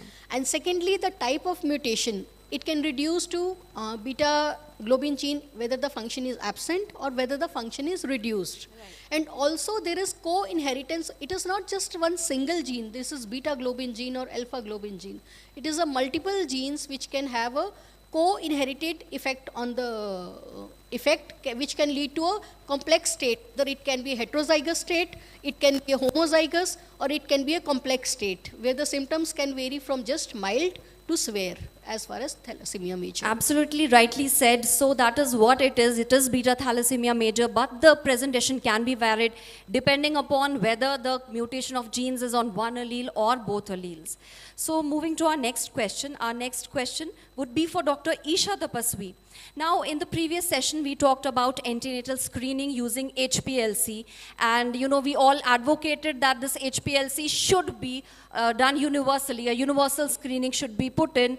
But now we just want to know that is there any way by which we could actually find out that the fetus is affected? Because if we see the previous slide, we saw that only out of 4, only one child was affected. So how do we know if that child is affected or not affected, and how to carry it forward? Good morning, everyone. After a detailed last session, I think my job is half done, but let me sum out a brief summary of what all tests we have done for making a correct diagnosis. Basically, the CBC indices, it has been discussed, the MCH count will be low, and the importance of HPLC, I need not speak more about that. But the question put on to me is, can we diagnose? Yes, we can diagnose thalassemia in an unborn child. Basically, we have to see at what presentation, what period of gestation case has come to us. If it is early, we are lucky enough the patient has come to us in first trimester, we can move ahead with we 10 to 12 week screening. We can do chronic villus sampling. If patient has come to us later, we can do amniocentesis. The idea behind all these tests is we are testing the DNA genetic test of the baby. We are taking these samples, and we are adding on to the HPLC test to confirm whether this fetus is affected or not. Absolutely. So once we have this carrier, trait or carrier screening, so now to diagnose whether that fetus is actually affected or not, we have a battery of tests with us which can tell us that, and we can actually manage the pregnancy accordingly. Thank you for that wonderful answer. So our next question would be for Dr. Kanav. So whom do we actually offer this prenatal testing? Does it mean that all the antenatal patients coming to our OPD should be offered this kind of prenatal testing, or whom do we actually looking forward to provide or, give these tests for? A very good morning to all. As I think it is already discussed, there are basically two scenarios. If the patients are coming to you in your prenatal screening, and if you screen for the mother first, and if she comes out to be a carrier, then you screen the father also. And both of them, if they have thalassemia trait or carrier, then definitely you should offer a prenatal testing. That is one scenario. And the second scenario is pretty obvious if they have a family history of previously thalassemia major child. So these are the main two scenarios. So that was a very lucid explanation to this. Prenatal testing would be offered to only females who have a prior child with thalassemia major, or during the antenatal screening, they have tested screen positive. That is, the couple both are trait for thalassemia. I would like to add a point to that. There are sometimes scenarios wherein, you have the test for the female. She is trait. You tested her, screened her, right? You found that she is a thalassemia trait, but you do not have the husband's, genotype available. There could be reasons he may not be alive. He might have fled. Anything could have happened. So in those cases where you do not have the husband's genotype available, so those cases should also be advised prenatal testing. So my next question would go to Dr. Dinesh Pathak. So what is the importance of prenatal testing, and how does management help in this? Yeah, good morning. Prenatal diagnosis is very important, because once we diagnose that she is suffering from thalassemia, major or minor, or she is carrier, then we can counsel her whether to, if she is thalassemia minor, then of course we will go for the screening of her partner, as already discussed.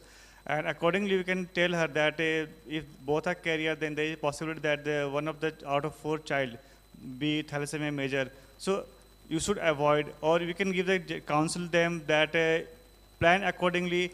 Or if you are going to become pregnant, you get your newborn or unborn baby tested, so that whether the baby suffering from thalassemia trait or carrier, whatever it may be, accordingly they can decide whether they can carry the pregnancy or they can abort it.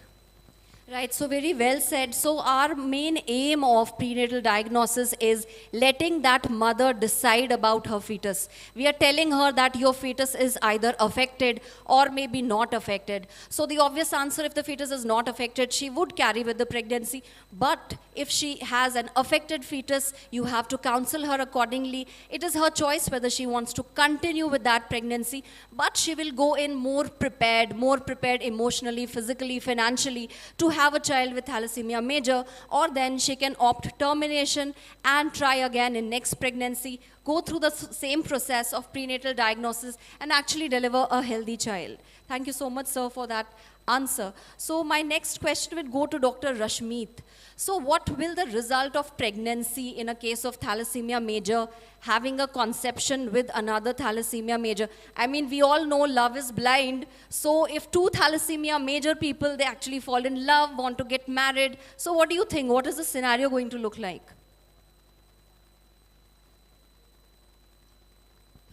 Good morning, everyone. So we have talked about this in previous session also. It is going to be a thalassemia major only. What we can offer is definitely an adoption, and we should guide them what is going to happen if they conceive. The baby is definitely going to be a thalassemia major, and the complications associated. There's this term which is very commonly being used these days, a blood horoscope. So apart from matching your horoscopes for the Kundali part, we should do a blood horoscope, which was told in earlier session also.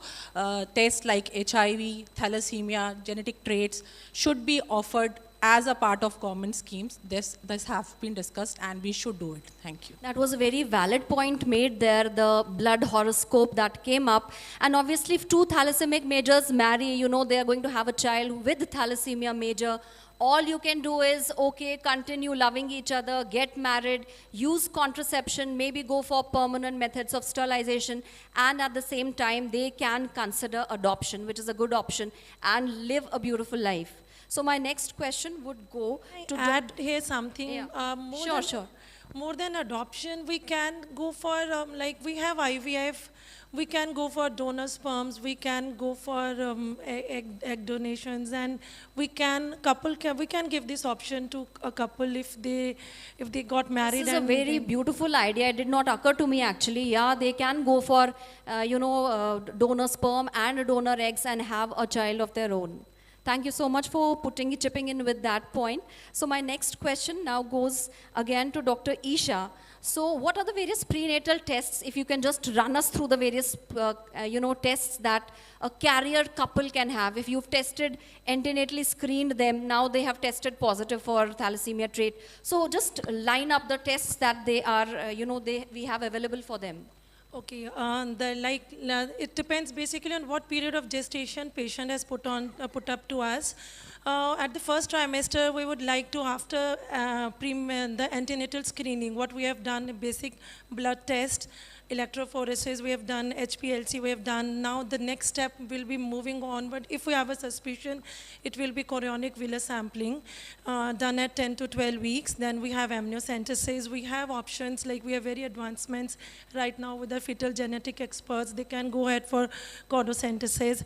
And after that, we'll talk about that. We have non-invasive prenatal testing, and we have we have pre-implantation genetic diagnostic tests also. So these are the few options we can give to them. We can have a detailed counseling session that is called a genetic counseling session. So we have a battery of tests available with us in our armamentarium which can be used to actually diagnose these cases. So my next question would go to Dr. Rashmeet. So very briefly, can you let us know what is CVS and how is it done? Very briefly, we don't need to go into the details. Okay, so CVS is chorionic villus sampling. So it is basically taking a biopsy from the placental villi. So done, rightly said by ma'am, around 10 to 12 weeks. And this test is invasive. We have to do proper counseling, take consents from the patient beforehand, before going to this procedure. Though there are minor risks associated with it, but they definitely outweigh being the carrier state of thalassemia, and we want to rule out a thalassemia major baby. So these should be proceeded on. We have two approaches for this. Both are ultrasound guided. Either we can go transvaginally or transabdominally. And basically we go to the placenta and we just aspirate a sample from there, and which is sent in a culture media for further processing and genetic analysis. Absolutely. So we basically ultrasound guidedly approach either transvaginally or transabdominally. The chorionic villi are a part of the placenta and they contain fetal cells as well. So that is what we are looking for. We need fetal cells to diagnose this condition. So my next question would go again to Dr. Pooja Puri.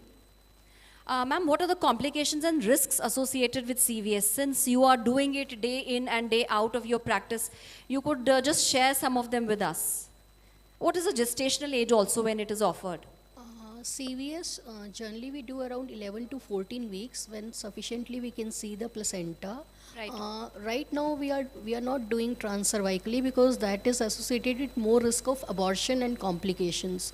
Okay. So we are going by the transabdominal route. Right, ma'am. Between 11 to 14 weeks, and complications, they can be miscarriage rate, which can be there. After that, bleeding, spotting and minor complications can be there. And it can be a complication of culture failure also sometimes, so that we have to repeat the sample in an amniocentesis. Many times. Right. This so also. CVS, thank you ma'am for that answer. So CVS is the first test that you can get done at around say 10 to 12 weeks of gestation, earliest time that you can actually detect whether the fetus is affected or not. So my next question would go to Dr. Dinesh. When is amniocentesis offered and what could be the potential complications? We could just run through various tests very quickly so that we know what to do and when to do. Amniocentesis is normally offered around 18 to 20 weeks. Or after 14 weeks we can offer, but the best time will be 18 to 20 weeks when the adequate liquor and the placenta is well developed, and we can take adequate amount of liquor if we doing amniocentesis. And the potential complications like that from where we are doing it. There might be an injury to the placenta, so there will be bleeding, infection, and miscarriage also sometimes. 1% chance, although rare, but we have to tell them. And the RH negative mother, that we should always offer them that there is chance of isoimmunization. So we should give anti-D after doing any amniocentesis procedures to them. Thank you for that answer, sir. So actually, you know, everything has a risk. Everything carries a risk. You go out on the road, you can have an accident. But it is always better to go and have these tests rather than having a thalassemic major baby. It is a huge burden emotionally, physically, financially on you and on the healthcare system. So these minor complications are worth taking, I guess, and should be taken. So my next question again goes to Dr. Kanav. So when is chordosynthesis done and what are its associated complications? So we talked about CVS, which can be done very early at say 11 to 12 weeks. We talked about amniocentesis from 15 to 17 to maybe 20 weeks. What about chordosynthesis? As the name says, chordosynthesis is basically taking out the blood from the umbilical cord. In my practice, I have never advised chordosynthesis to anyone because it has no added advantage over amnio and CVS. So basically, the patient is coming to you early in the first trimester, and they are not willing to wait. You offer them CVS, chronic venous sampling, and later on you can offer them amniocentesis. So chordosynthesis is generally done around 17 to 20th week again, but you have a better option of amniocentesis. Why amnio is better? Because as ma'am is saying, there is always a risk of complications. So you always have to weigh the risks in which procedure there are more or in which there are less. So as compared to amnio, if we talk about chordosynthesis, in amnio there is only 0.5% chances of miscarriage. But if we talk about chordosynthesis, the chances are 1 to 4%. And secondly, the risk of cord hematoma, the risk of injury to the baby is more. Because you have to very precisely go to the umbilical cord. And umbilical cord is not a fixed structure, it is a mobile structure. When you try to prick it, it will always move around. So it's a bit hefty some procedure, and the main thing is you don't have any added advantage over that. So I would say you better go for amniocentesis if... So the verdict is very clear. If you want to go, please go for amniocentesis. It is safer, lesser complication rates, better diagnosis. So early in gestation, CVS a little later, amniocentesis. Better not to go for chordosynthesis is what our fetal radiologist expert just said. So my next question goes to Dr. Amanpreet Sethi. So a word about, does any one of you know about NIPT? What is NIPT? Anyone? All right, then Dr. Khanna will be telling, Dr. Amanpreet will be telling us about NIPT. NIPT is a recently introduced modality. So it is, as the name suggests, it is a non-invasive paternity testing. So it is basically a non-invasive test where we harvest fetal DNA from the mother serum. So fetal DNA are harvested and then they are checked for monogenic disorders, and thalassemia is a monogenic disorder. So it can be used for, NIPT can be used for beta thalassemia and alpha thalassemia diagnosis. So basically it was introduced for diagnosing trisomies. So it was that time known as NIFTY. So it is not NIFTY or Sensex which we normally see in the day-to-day market. So NIFTY is for fetal trisomy testing. So NIPT is another derivative for beta thalassemia diagnosis. But again, it is just a screening test. It is not to be used as a diagnostics test. So it has to be confirmed with amniocentesis or chorionic villus sampling. So very limited use as of now, but it is an emerging technique, so we should look forward to. Thank you. So very valid point has been made there. We know about NIPT, it is non-invasive prenatal testing. It is non-invasive because we just need mother's blood. We need some blood, and it has been seen that cell-free DNA of the fetus is found in that blood, and we can actually harvest it and look at the fetal genotype. But again, very important, it is just a screening test. It's not a diagnostic test. Primarily, it is used for our Down syndrome screening because, it has very, very high specificity and negative predictive value for Down syndrome. It is in research for beta thalassemia. Maybe in coming years, we might find and do some wonders. But right now, not a diagnostic test actually to diagnose beta thalassemia. So my next question would be to Dr. These are some NIPT tests that we had ordered here. This is how the report actually looks like, right, from the mother's blood. So it is non-invasive and patients are really happy, providing blood and just getting tested for Downs. So my next question would be for Dr. Pooja. Ma'am, what is, just a moment. What is pre-implantation gestational diagnosis? A word about that. Pre-implantation genetic diagnosis is diagnosis before implantation. That is what is done in IVF pregnancies. That is testing the early embryo for any diagnosis, for any suspected inherited genetic conditions or the chromosomal disorders, so that a healthy embryo can be transferred to the uterus. Yeah, so actually this is a very nice diagnostic test, but again it can be just used in patients with IVF where you're fertilizing everything outside and then you are taking a blastomere or a cell and then actually testing whether the fetus is affected, whether the embryo is fine or not, does it have those mutations, and then implant the ones which don't have any mutations. So we cannot do it in antenatal patients, just in IVF. Thank you for that answer, ma'am. So my next question is for Dr. Amanpreet.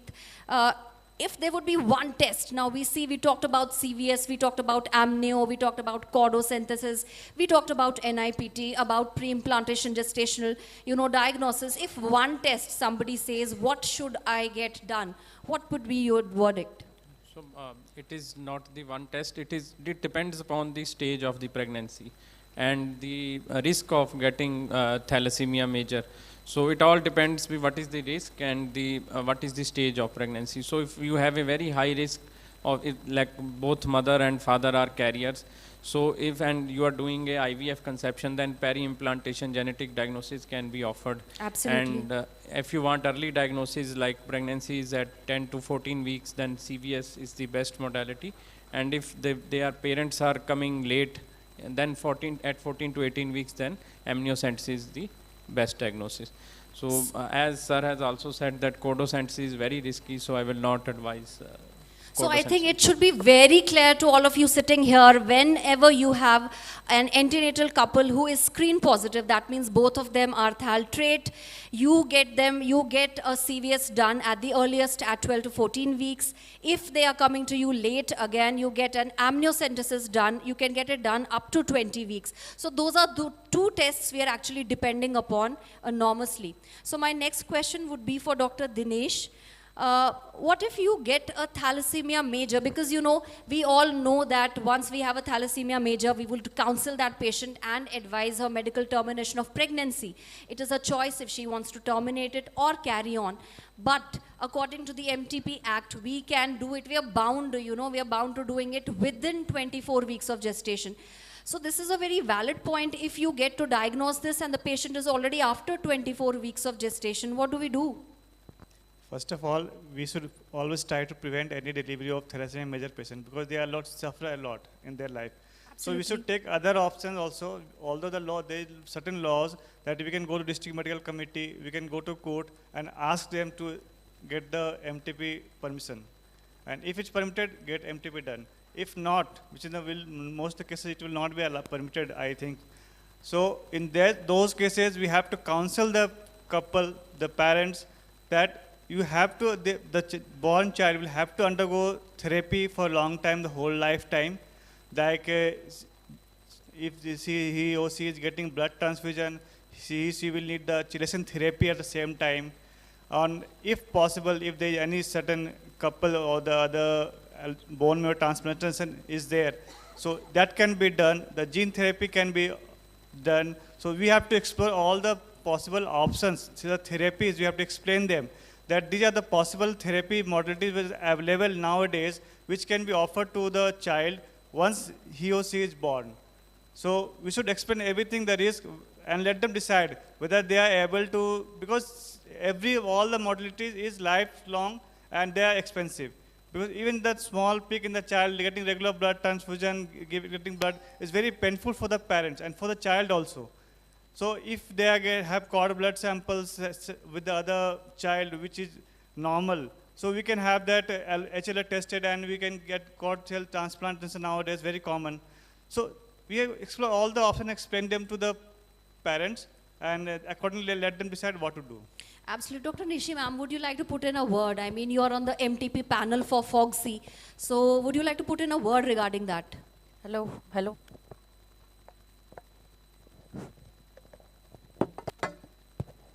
Hello. So once we are diagnosed it after 24 weeks, so law is there to make a panel of doctors, and then I don't think so, okay, on these grounds, anybody will refuse the termination of pregnancy for this case. So it can be done, and only thing is how we are pursuing the case and how much actively we are working on that. This is a very valid ground for MTP which can be done. Right, so after 24 weeks, you can actually have a board made, and you know, it would consist of a Ma'am, neonate. one Right, point. so Dr. Aman would add. So there is a problem here. After I always 20 like when we don't agree with each other on a panel. It makes the panel more interesting. I am totally agreeing with the ma'am, but I am saying one thing that we are doing that, and recently we had a case also of Down syndrome. We did an abortion at 26 weeks, I think, and the baby was born alive. That So is what an to do? issue, right, Huh? right. So that is after a very 24 pertinent point. weeks, the babies are usually alive. Their lungs are mature and they are going to breathe and they are going to live. So at that time, what you need to do is, it is very, very tricky. So you will be put in a very dicey situation because you have taken her up for medical termination, you're inducing her, but now she is delivered at 26 weeks and we have an efficient neonatologist with us who would not let anything happen to the neonate, and then you have a thalassemic major and a preterm too. So very dicey. I don't know anybody I think wants these to answer. these things have to be first hand and clear with Anybody the parents. from the audience would like to have a point on that? Hello. No, what they say is if the patient wants an MTP and the board says that the MTP should be done, then if the mother doesn't want to keep the baby, fetus and all, so the hospital, they have to bear the funds and the expenses for the child. So this is what the MTP Act says.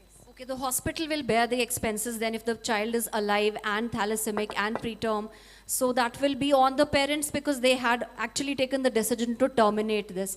So this is new, I mean, things that we are getting to learn on this panel. I'm really excited to learn all that. So my next question would be for Dr. Kanav. So, sir, how about ultrasound? I mean, you keep doing ultrasound. Can you know some soft markers like we have for Down syndrome, for trisomies, that would actually tell us, okay, this baby is maybe thalassemic? Basically, in ultrasound, we are not routinely looking in the parameters that I will talk about. But what happens is, let me make one thing very clear.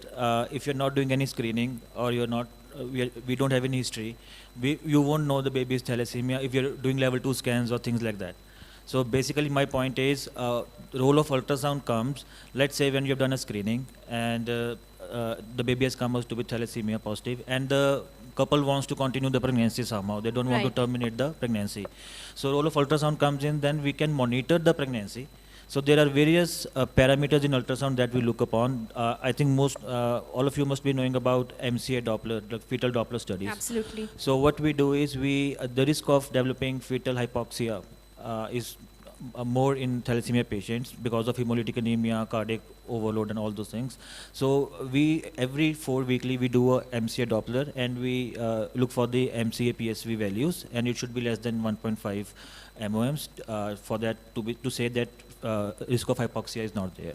And just one more point I will add, that also what we do is, if in early trimester, sometimes what happens is there is cardiac overload to the baby because of hemolytic anemia. So baby develops hydrops fetalis, ascites, pleural effusion, so cardiomegaly. So we can, if we know that patient is thalassemia or like we want to screen us for that, so we will add these two main parameters, so MCA value, and we will keep on monitoring cardiothoracic ratio, just in case to rule out if there is any developing cardiomegaly. So right, again, we have a very clear verdict on this. Thalassemia cannot be, beta thalassemia cannot be diagnosed on ultrasonography. We do not have soft markers like we have for our trisomies. Yes, it might be possible in alpha thalassemia maybe, because you have, fetal anemia, HB Barts, fetal ascites and all. We are not going into those details because alpha thalassemia is not prevalent in this part of the country. So beta thalassemia can't help it. You guys have to rely on CVS and amniocentesis. And as Dr. Kanav just said, that ultrasound can just be used to monitor a pregnancy where the female has opted to continue with her beta thalassemic, fetus to just evaluate and monitor her pregnancy. So we're coming to the last question of this panel. Everybody was in agreement with each other. Nobody fought over anything. So is it fine to marry a thalassemic minor? I mean, somebody is actually in love with a thalassemic minor. So what to do? Should they marry or they should not marry? What do you think? Shadi karni chahiye, sir? I think one word answer would be yes, you can marry a thalassemia minor. What is important, you have to realize about the partner testing. Whoever is your partner, you have to get the partner test. And once you know your status, that becomes even more important. And what would happen if a thalassemia minor marries a thalassemia minor? That has to be made clear. And actually, they can have a transfusion-dependent baby. So these are all things which, if the present generation is smart enough, and we can use social media to spread this awareness, so that whoever plans, we were talking about planned pregnancy, but right now we have to talk about planning a marriage. So we have to give this awareness to our future generation, so that there's certain protocols, like when you tell your parents or you decide to get married to a partner, you have to get these basic tests rather than to repent later, to fall into a situation when we have to opt for MTPs or invasive testing. So that would be a better option to spread this awareness. That was wonderful, Dr. Isha. So yes, you get your blood horoscope, as Dr. Rashmita had correctly put in, matched. See if your partner is thalassemic trait or not. Even if he is thalassemic trait, you need to carry on with the the prenatal diagnosis and then plan a pregnancy. And if you are not a trait, then you can anytime marry your beloved thalassemic trait partner. And coming to the end of this panel discussion, I would just like to say that the cornerstone for any thalassemia prevention program, there have been countries which are thalassemia free. Our vision is to see thalassemia free Punjab by 2023. And I saw many of you raise your hand and putting in an effort towards that, upfront. So what we would need for that is public education, which we are doing, like holding, CMEs and conferences like these. Then carrier screening has been talked about a lot. So all of you students out there, you need to screen yourself for thalassemia before getting married or during the antenatal period. Genetic counseling and the prenatal diagnosis has been extensively dealt with during this session. And if there would be one carry home message that I would like to give you in short, I mean, we talked about so much which would have maybe overflown, but in short, if I tell you what to do, you have to screen the patient in the antenatal period. Not necessarily the female. Get your husband tested, take some of his blood, get him tested. If he is not trait, you don't need to get yourself tested. If your husband is trait, then you can give some of your blood and see actually if you are trait or not. So couple screening for all eligible couples. We are in for universal screening of all antenatal patients. Prenatal diagnosis for screen positive. Those who have tested positive need to do prenatal diagnosis. Are two tests which we have very extensively dealt with, is CVS and amniocentesis, depending upon what stage we are diagnosing. And then we bridge this knowledge gap. We actually say that to make a dream work, it is always a teamwork. So we need a team to make this dream work. How many of you remember your, gynecology professor from your MBBS days? Nobody? That is very disheartening. Just few. I mean, you can either love a gynecologist or hate her. You cannot ignore her.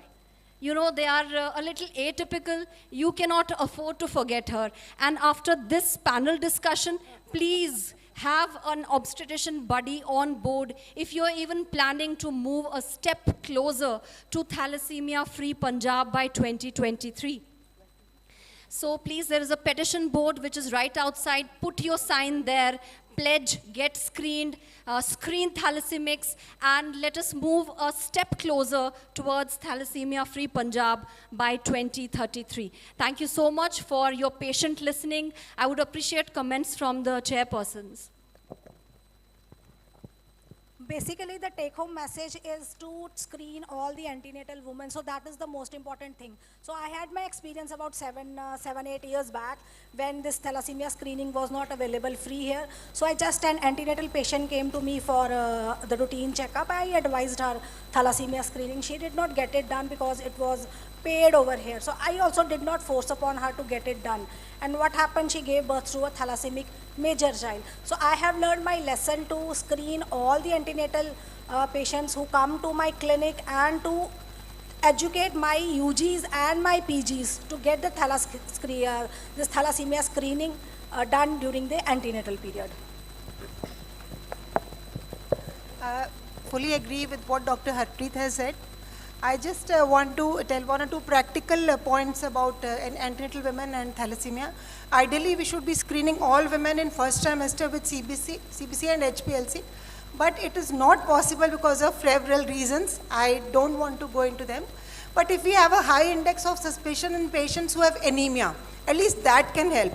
Because the film of iron deficiency is similar to thalassemia, so microcytic hyperchromic, and you just go by that and you start treating the patient.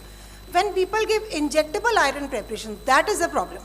So without checking that, you have given an injectable iron, multiple doses, and then you have done more damage to the patient.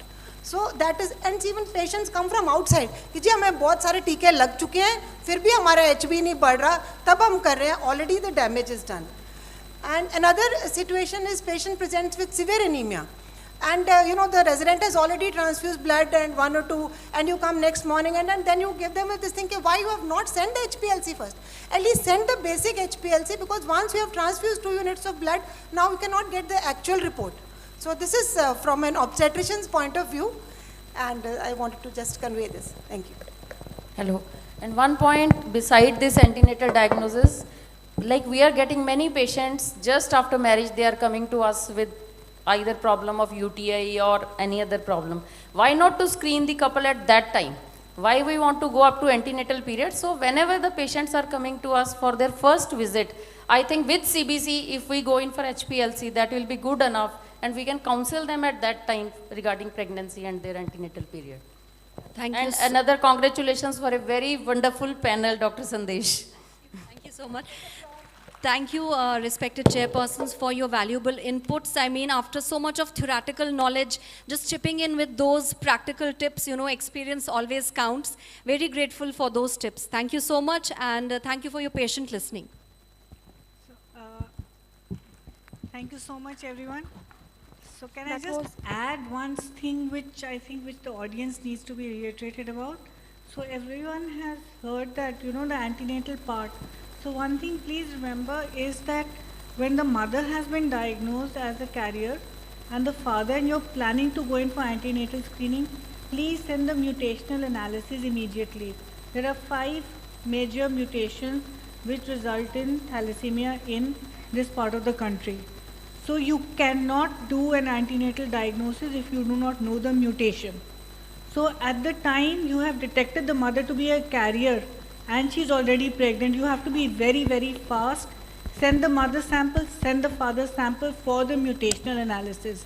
Because if you do not know the parent's mutation, you cannot check the fetus's mutation. Because there are 5 common ones and there are lots of them, there are about 40. If you don't know which mutation is there, how? Because this is PCR based. You cannot check what the baby has, because obviously you will waste time in doing every mutation at that time.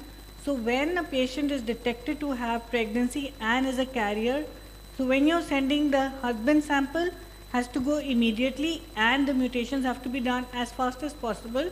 So the idea is, which she has already given, the important things, that the first thing is to do a CVS. We do not want to wait to go up to an amniocentesis, etc., because if you have an affected fetus, the dictum is the earlier you abort, the better. It is very, very traumatic for a mother to be going around and having aborting at a later age. So the first thing is you have to try hardest to get an amniocentesis done. So one has to be ultra rapid in doing all these tests, antenatal diagnosis, send the mutations, etc. So the amniocentesis, CVS, etc. can be done fast. And the complication risks which they have already mentioned are very minimal. So please don't be scared of telling our family कि ये करना है, ज़रूरी है, और मतलब the complications are very minimal.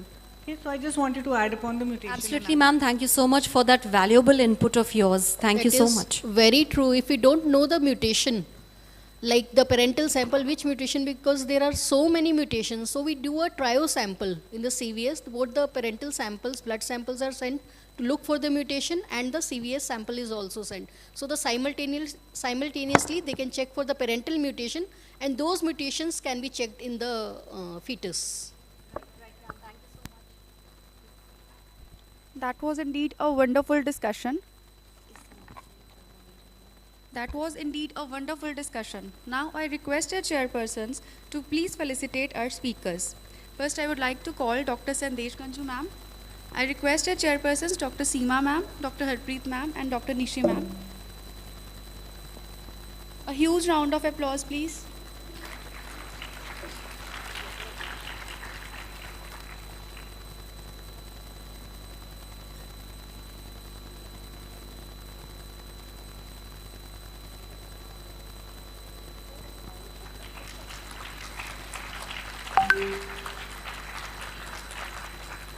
Next, I would like to call Dr. Dinesh Pathak sir.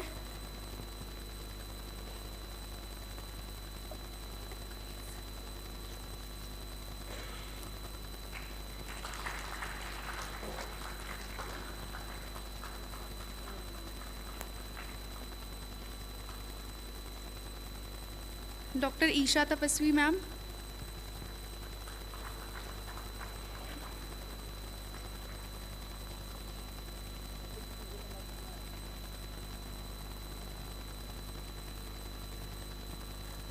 Dr. Amanpreet Sethi sir.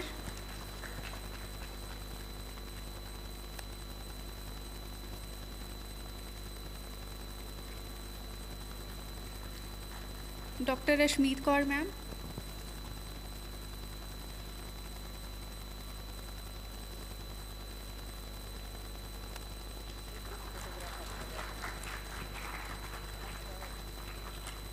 Dr. Pooja Puri ma'am.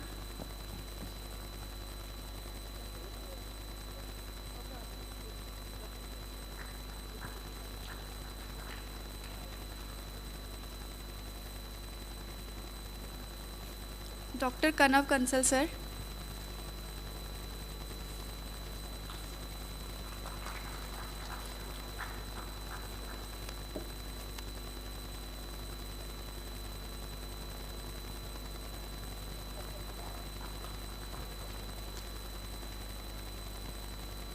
Now I request a respected Dr. Sangeeta Yadav ma'am to kindly come on the stage and felicitate our chairpersons.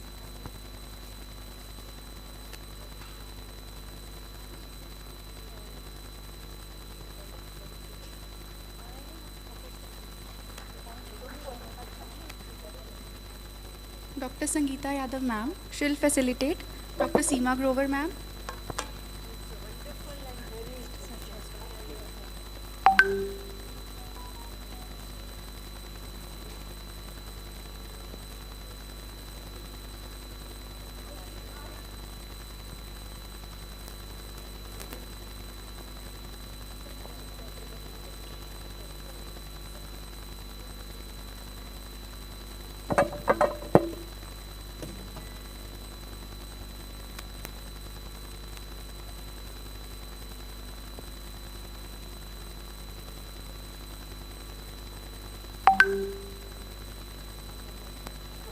Dr. Sangeeta ma'am, she'll facilitate. Dr. Seema Grover ma'am.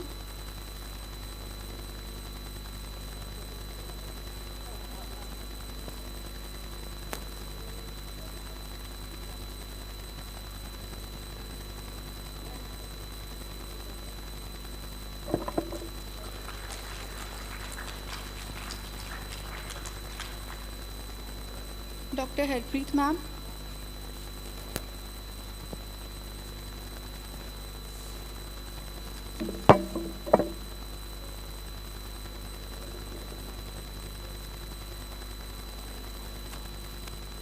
Dr. Nishi Garg, ma'am.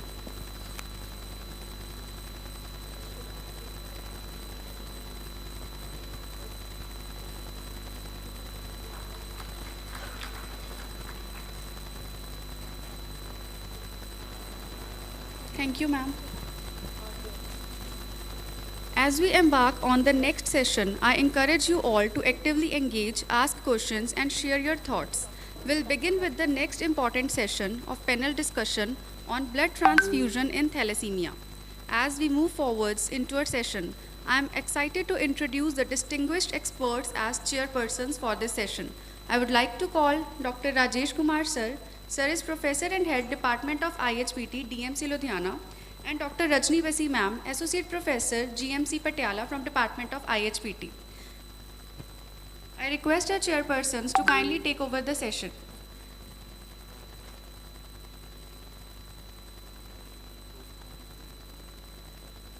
I request chairpersons to kindly introduce our moderator for the panel discussion, Dr. Neha Sayal ma'am.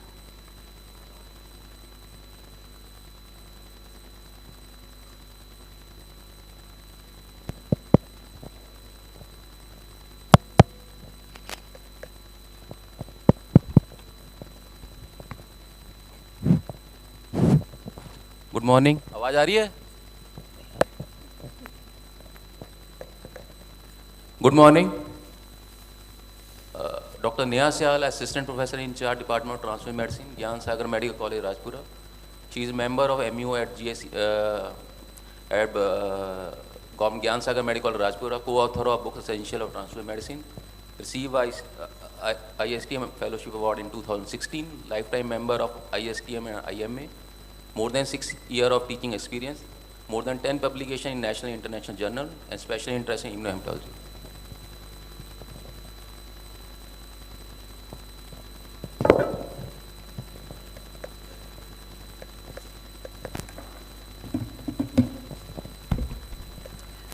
A very good afternoon to the esteemed chairpersons, the respective faculty members who have taken out their precious time for this panel discussion, and the wonderful audience.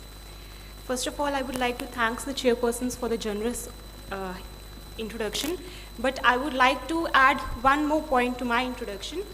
I am the third passed out resident of the Department of IHBT from Guru Gobind Singh Medical College and Hospital, Faridkot, and I sincerely thank the organizers and Dr. Neetu for giving me an opportunity to stand over here and share this platform with all of you. It means a lot to me to be back in your own institute and to stand over here. Thank you so much.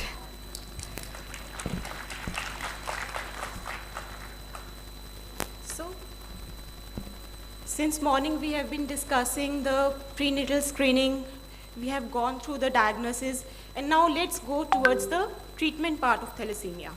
So beta thalassemia, and particularly its transfusion dependent form, it is a demanding condition which requires lifelong care and follow-up, ideally in a specialized center and by multidisciplinary team of experts. Despite the significant progress in the diagnosis and treatment which we have observed over the past decades that has dramatically improved patients' prognosis, its management still remains challenging. Blood transfusion, although life-saving for thalassemia, transfusion-dependent thalassemia patients, but they bring with them a lot of challenges. Regular monitoring and individualized treatment plan is crucial for the optimum care. So let's overcome these hurdles together with this panel discussion on transfusion support on thalassemia. And for this, I would like to request to invite a panelist for the session. So,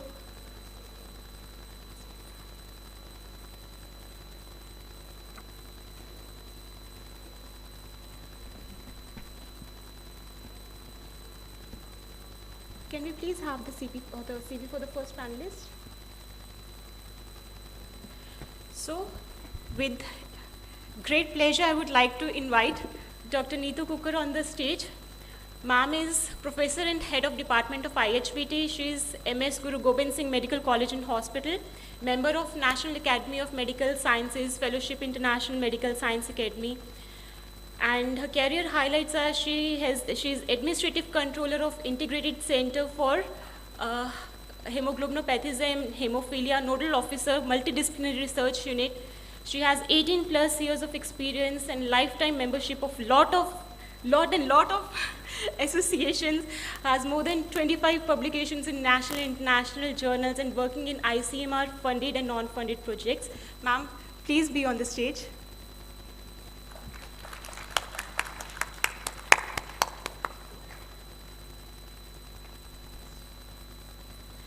So, I will request our next panelist, Dr. Ekar Jindal, Senior Consultant and Head of Department of Transfusion Medicine, Head Research and Development Secretary, Ethics Committee. He is editor of Global Journal of Transfusion Medicine, AABB. He has received President Award and his Harold Gunson Fellowship Award, Young Scientist Award, H.D. Shaurya Award, Croncher co-author, member antibody working for Australian Asian COVID-19 trial. He is site principal investigator for ICMR Placid trial. He is joint secretary for Asian Association of Transfusion Medicine, co-convener of special interest group in ISTM for therapeutic apheresis, national quiz master, PGIHBT quiz at state, national and zonal level for ISTM, ISBTI, ISHBT, and guest faculty at various national and international conferences. So we are pleased to have you over here. So our next panelist is Dr. Aman Bharti. She has done her MBBS from Guru Gobind Singh Medical College and Hospital, MD from Dayanand Medical College and Hospital, Ludhiana, presently posted in the Department of Medicine at Guru Gobind Singh Medical College and Hospital, Faridkot. She is Nodal Officer in Thalassemia and Hemophilia, Nephrology, member of Curriculum Committee at Guru Gobind Singh Medical College and Hospital. She has 8+ years of experience in membership of API, CSI, AIAARO, IMA, and has 19+ publications in national and international journals. Ma'am, a very welcome to thank you. So next panelist is Dr. Jaskirat Sandhu. She has done her MBBS from GMC Patiala, is MD Pediatrics from SGRD Amritsar, currently designated as Assistant Professor in the Department of Pediatrics at Guru Gobind Singh Medical College and Hospital, Faridkot. Her area of interest are pediatric critical care immunology, and she has around 6 national and international publications. Ma'am, welcome to the panel.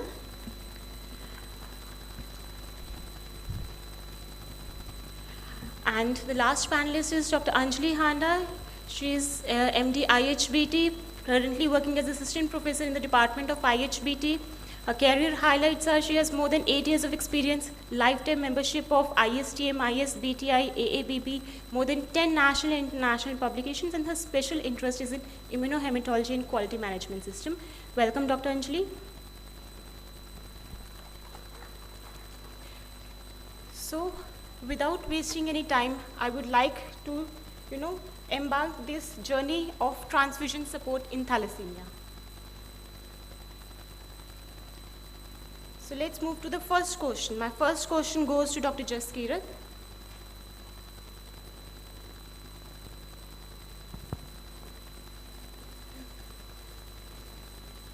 A mother comes with her 6-month-old child in your clinic with the report which confirms that her child has thalassemia major.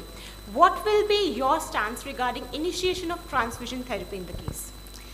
Good afternoon, everybody. So as we know, thalassemia major, which has been diagnosed by high pressure liquid chromatography, so it is basically a transfusion dependent thalassemia. So mainstay of treatment, which should be ideally initiated in the first 2 years of life, that is the regular blood transfusions. So whenever the diagnosis has been confirmed by HPLC, we should start the transfusions as soon as possible, so that the extramedullary hematopoiesis, which may result because of untimely or irregular blood transfusions, that can be avoided. So there are certain criteria for initiating the blood transfusion, one of which is confirmed diagnosis of thalassemia. So this is generally confirmed by high pressure liquid chromatography, and out of the next 2 criteria, one or both of these should be present.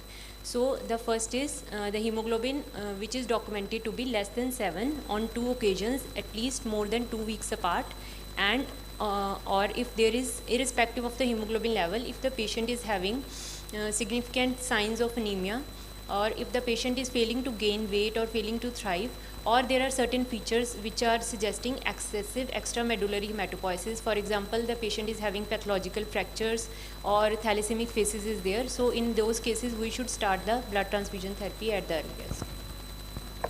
So ma'am has very rightly said that the crux of the situation is that we need to start transfusion as soon as possible. We don't need to wait for when the hemoglobin falls or when this happens and when then happens. Because the earlier you start treating, the lesser the complications will be. And further studies have even showed that even the rate of illuminization and the success rate of transfusion therapy is better if you institute treatment before 2 years of age. So the next question goes to Dr. Neetu. Ma'am, you have just enrolled a new child in your thalassemia unit, and as an in-charge blood center, what additional tests would you like to be done in this case to ensure that his transfusion therapy is safe? When the new thalassemia child comes to thalassemia ward for the first time, first we need to do CBC. It's very important to know about the hemoglobin of the child, because before transfusion we need to know, as it's a diagnosed case of thalassemia major, first we need to know about the hemoglobin. If the hemoglobin is less, only then we need to give them transfusion. First, hemoglobin is the priority. Then when the hemoglobin is low, in that case we need to, after that we need to know about the antigens which are present on the RBCs. We need to know the minor antigens. Minimum is A, B, O, RH, in that C, D, E and KEL antigens. We need to know the phenotype of the child. Then if the phenotype is known, then we need to match the blood. In that case also, we need to select the donor which is antigenically matched to the patient. That donor will be selected, then blood will be cross-matched and it will be given to the child after the TTI has been tested. It's also very important, TTI status of the child needs to be known before the transfusion. Then after transfusion also we need to check at a variable interval, maybe after 6 months or 3 months, we need to check the TTI status in this case. Thank you, ma'am. Ma'am has very correctly summed up everything. So before we start the transfusion journey, we have a very golden opportunity to screen for the antigens that are present on the surface of RBC of the patient, because after initiation of the therapy we won't be able to do so, because we will have circulating RBCs of the donor unit as well, so they will complicate our treatment and identification. When we have the opportunity that we are the first one to begin transfusion therapy, the first thing should be that we should, after checking the hemoglobin, verifying the hemoglobin, we need to identify the RBC or the antigens which are present in the RBC of the patient, and then do and give antigen match units to the patient so that we avoid illuminization and any problem arising out of it at a later date, at a time. And even more important is to identify the TTI status of the patient, because we all know, although we TTI testing is done all over the place, but as a blood transfusion medicine specialist, I believe that no blood is 100% safe. Whatever you do, even you apply NAT testing, even window period exists in NAT testing also. So we can't surely say that the patient will not be transfused with any kind of TTI. So it's important that you do the TTI testing for that child first and repeat that testing periodically. So my next question goes to Dr. Ekaj. Sir, as a transfusion medicine specialist, what are the guidelines for transfusion and which blood product needs to be transfused ideally? Right, thank you. I'll approach this question in an ideal world where patient care is the most important and money is not a limiting factor. As ma'am said, there should be screening for RH-KEL. I would go to screen for all the phenotype, extended phenotype. It is the cost, I'm again saying, in India, the cost is a limiting factor, but ideally, all the phenotypes must be matched, and a fully matched blood should be only thing that is given to the patient, number one. Next, we should, ma'am has already talked about the TTI status. We should continue on the same path where we give blood from voluntary non-remunerated donors. Lowest period, as the moderator also said, there's a risk of window period. So let's have give them the safest blood possible. Also, antibody screening has to be repeated before each and every transfusion. So there has to be leukoreduction, that is leukodepletion. I would go to say that WBCs should be brought down by the use of pre-storage filtration to less than 10 to the power of 6, so that there's no chances of CMV transmission, or it should remove the chances for febrile non-hemolytic transfusion reaction also. So packed red blood cells, please do not give your patients whole blood. Those times are done, those times are over. Go for packed red blood cells, a high hematocrit value, and also you want the blood to have minimum storage life. I mean, you give it as fresh as possible, less than 1 week, and in cardiac overload patients, you can go for 2 weeks also. But keep it fresh, keep it matched, and keep it safe. That's all I want to say. Thank you. Thank you, sir. Sir has highlighted some of the very important aspects of initiation of transfusion therapy. First of all, it should be packed cells. Whole blood should never be given. Era of whole blood has ended a long time back. And then the blood should be fresh as possible. Thirdly, let's consider a condition where we are not restricted with the cost factor. Go for extending phenotyping. कहीं पैसे नहीं बचाने, सारे RBC antigen test करो and give the ideal match, सारे antigen match blood दो. TTI screening, leukodepletion is very important thing sir has pointed out, because leukodepletion से we will be able to avoid any kind of reactions that might arise later on. So thank you sir. But we were talking right now about a place where from civil hospitals. Yes, there I think components and leukofilter bags are not available. In that case, what you people are doing? May I, can I get this information from you people?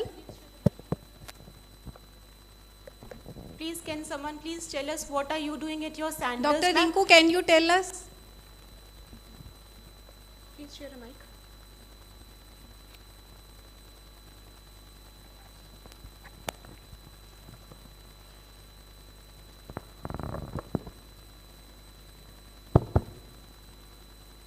Ma'am, in district hospitals, we are giving to the thalassemic patients packed RBCs, ma'am. That is also available, ma'am, only in the civil hospital above, that is sub-district hospital. At our civil hospital, there is no such separated component machine is available. So we are bringing the blood from the district, sub-district hospital that above, packed RBCs. और कितना दूर है आप लोगों के centre से? So 30 kilometers from civil hospital Fazilka. Cold chain maintain कर लेते हैं आप लोग? Yes, sir. So how do you arrange, ma'am? Do you get the requirement for a child prior hand? You register a child which is going to come tomorrow, a day before? Ma'am, we have created a WhatsApp group. So we are sending the message, then we arrange and we But are ma'am, managing that blood must be group specific. You know the group of the patient and you ask for a group. And the compatibility testing must be done at your center. Ma'am, that our BTO will tell. Ma'am, please, can you please?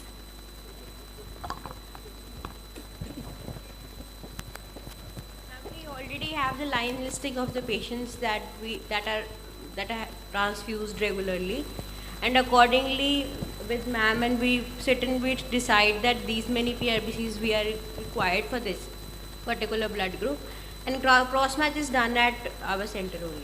So ma'am, have you ever faced a condition where you are not able to get a cross-match compatible unit for that patient? Then how do you proceed for that?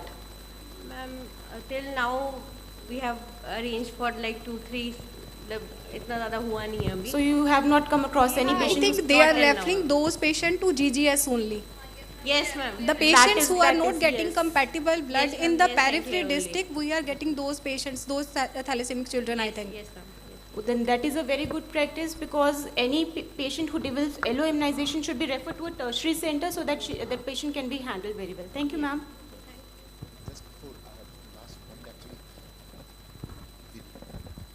Yeah, please avoid using patients' first degree relatives to give blood for the patient, because we want to keep a window open for a potential stem cell transplant in the future. Please do not use that. Usually what happens is that patients, relatives are asked कि आपके बच्चे को देखिए thalassaemia है, आपको तो खूनदान करना ही पड़ेगा. And that blood is somehow, somewhere, ends up going into the child. So please try to think to avoid that. Thank you. Sir, just a general confusion. So you are saying directed donation to that particular child should not be given because according to the new guidelines, I believe thalassemic minor has not been deferred. You can accept blood from a thalassemic minor. It's first degree relative. First degree relative. Patient ko directed donations you are saying, directed donation should not be given. Definitely. So I just wanted to clarify this fact because one thing is, firstly, a thalassemic minor is fit to donate blood. But yes, specifying first degree donation specific from that patient's relative should not be given to the. So the point is, the first degree relative would mean a person who's not even a carrier, but who's related as a first degree relation to the child. He should also not be the donor for that child. He can donate to anybody else. He can donate as a donor to the pool, but he cannot donate it for that child itself. So I would please like to, I would please request you to add a word further on this, why this should not be done.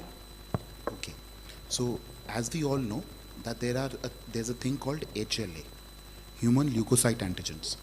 So what happens is, we get half of our HLA from our father, half of our HLA from our mother, and we share this HLA with our brothers and our sisters. They might get a similar half, or they might have something similar to us. So what happens is, in case they have an antigen which is not present in us, when I say us, I mean the patient. The patient will develop an antibody against that antigen. So 10 years down the line, or 5 years down the line, or let's say 1 year down the line, they want to have a stem cell transplant. And we are going for even for a haplo match. That brother who is a haplo-identical match is no longer able to give the match, the transplant to the child, because he has already developed antibodies against that. So that is why it is to be avoided. Thank you. Thank you so much for ending this question on this note, because at periphery we might be having patients who are willing for a permanent cure for thalassemia, that is stem cell transplant, and if by chance we transfuse a directed unit to a patient, we might make that patient, we might create a problem for that patient for his future treatment. Thank you, sir. So my next question goes to Dr. Anjali. So we were talking about the ideal situation when we are not restricted by any finance. Now let's come to what we have, the scenario we have at the civil hospitals. So we have already discussed with our medical officers that what they are doing. So they have very restricted resources at their part. So I would suggest at least give packed red cell. They're already doing, they're transferring it from over the civil hospital, Fazilka is doing that. But in some centers, still some civil hospitals, they are transfusing whole blood. Please do not do that. It is like, I would say it is very, it's not good on our part that we're giving the whole blood to the patients. Second thing is, I think it should be fresh PRBCs. If you do not have less than 7 days, minimum 14 days. Do not transfuse any blood which is after 14 days. And for the decreasing the TTIs, minimum to minimum ELISA should be there. I think what is happening at your, do not match with the rapid. Do not do the rapid method for the TTI testing. And if you don't have the facility, please send that patient to the other center, because it's very risky. They are multiple, they are transfused in once a month, twice a month. They have high risk of getting HIV, TTIs. So I would suggest do not transfuse any blood which is tested by rapid method. And third point, it is very important, is it should be ABO and RHT matched. Do try not to give out of group. And AHG cross match. I think how you're cross matching at civil hospitals, like what is the method of cross matching being done at your center? AHG cross match. If you're not having the gel technology, tube technique can be used. Do not transfuse match, cross match with the slide methods. That's why you are not able to recognize all the LO antibodies, any incompatible units. Everybody से हमारा वहाँ तो match हो गया था, आपके पास match क्यों नहीं हो रहा? सिविल हॉस्पिटल में मैच हो गया था, आपके पास नहीं हो रहा, because we are using the latest technologies, gel technology. वहाँ स्लाइड पे we miss IgG antibodies. So I request to minimum AHG cross match. Thank you. Very rightly said, Dr. Anjali. So I would like to add something. See, I hope, do we have ELISA testing facilities at all the centers? So that is good. But even after ELISA, we know window period exists for ELISA also. So transfusion safety starts from the donation process. I think it is very important, very crucial that we need to, enroll voluntary donors, regular voluntary non-remunerated donors who are fit. Because, when such groups, they are really into blood donation and they would exempt or stay away from any kind of activities that exposes them to the risk of TTIs. So donor screening should be done very vigilantly so that we can, remove anyone suspected to have a transfusion transmitted disease from the donor pool itself. This is the very basic thing, and we can very easily do that at the centers. And then we can go for all the ELISA testing and all. I would like to add one point. If you don't have the facility for the antibody screenings, you can send that samples to the nearby centers, your tertiary care centers, for antibody screening for every 3 months at least. So, I thank you, Dr. Anjali, for pointing this out, that in case you have enrolled thalassemia children in your list, but do remember to send samples of those children every 3 months to a designated higher center for the ID panel and screening tests to be done. It's better to be safe. So moving on to the next question. The next question goes to Dr. Aman Bharti. Ma'am.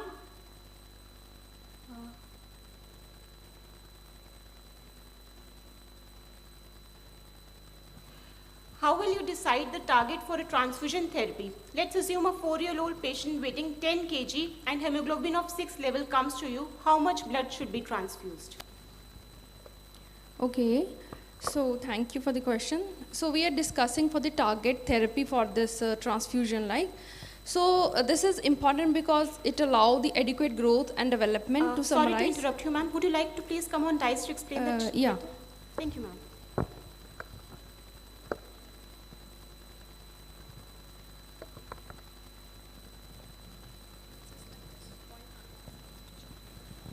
So it is important because it allows the adequate growth and development for the child, because we need to transfuse timely, and it also suppresses the intra and extramedullary hematopoiesis, and which will all lead to decrease in the cardiac and skeletal and neurological complications, as we all know. And the important is it also minimizes the transfusional iron overload, and also the transmitted infections, as sir already described, CMV and alloimmunizations. And how you will know that whom to transfuse, right? So, like all the confirmed with the diagnosis of beta thalassemia should be a case for transfusion. And if the HB is less than 7 on 2 different occasions, and it should be apart 2 weeks. And in case HB is more than 7, but you need to give transfusions because the patient or the child is having a poor growth development or the significant intra or extramedullary hematopoiesis, or with severe facial changes, or there are some fractures, or there is acromegaly, so we need to transfuse. So over the part, this is very important that blood transfusion always required an informed consent. So this is important nowadays. And the transfusion guidelines are already just summarized. So it should be frequency, we should be given every 2 to 5 weeks. And you have to maintain a pre-transfusion hemoglobin to the tune of 9 to 10.5. And if we need a higher target, say 11 to 12 gram per deciliter, only in patients of the cardiac complications. So the type of already blood products we discussed, that packed red blood should be given, and the leukodepleted blood, as I already told you. So transfusion volume, it should be like 15 to 20 ml per kg body weight. And the rate should be over 2 to 3 hours. And it should be more slower in those cases where you suspect there is a cardiac complication, or the patient is small, or there is some impending congestive heart failure. So the guidelines, you just initiate the transfusion within 30 minutes, right, from the issue, right from the blood bank, and there should be no need to for routine post-transfusion HB monitoring after transfusion. No need to again prick the child to do the hemoglobin level. And you should always maintain the transfusion records. So now taking this case scenario, so for example, the patient comes like a 4-year-old baby, the weight is like 10 kilograms and the HB level is 6 grams per deciliter. Now you are had to calculate what amount of the blood should be transfused in such a case. So we do have a Danish transfusion in 2007 calculator. So what does this say? That like what desired subtracted the actual, right? You say for example, I had already told in my previous slide, desired we take as a tune of 10, right? So 10 milligram per deciliter we need this, 10 grams we need the HB, and the patient is actual HB is 6. We got the factor 4, right? 10 minus 6 comes to be 4. It should be multiplied by the body weight, that is 10 kilograms, and it should be again multiplied by 3 divided by the hematocrit of the transfused unit. For example, now see on this table, on the x-axis, you see this as the targeted, target increase in the hemoglobin levels. Pointer. So this is a target increase in the, hemoglobin levels, right? So here, if we need to increase the hemoglobin level to 2 grams per deciliter, and this is the x-axis is hematocrit of the donor red cells. For example, it is 60%, right? So the factors come out to be 10. And in case we need to increase to the target of 3 gram per deciliter or 4, so this is the hematocrit of the donor, that is 50%, hematocrit 60% or 75 or 80. On an average, it is almost 60% to 75%.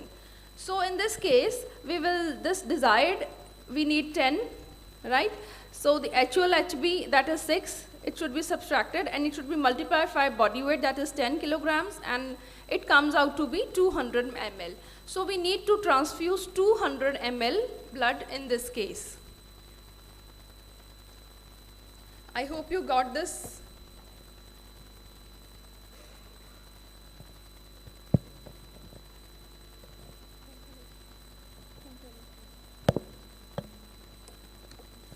So thank you. Thank you, ma'am, for elaborating the calculations. I hope it's clear to everyone. But I would particularly like to point out one very important thing that ma'am specified was to take informed consent before transfusion. So do we have pediatricians sitting over here who actually transfuse thalassemia patients? Can you please raise hands? So, ma'am, do you please make sure that you take transfusion consent? And is it a blanket consent or you take it at every sitting? Mic, please. Mic, please. Follow-ups in our patients. So at first time, whenever they come, we have been.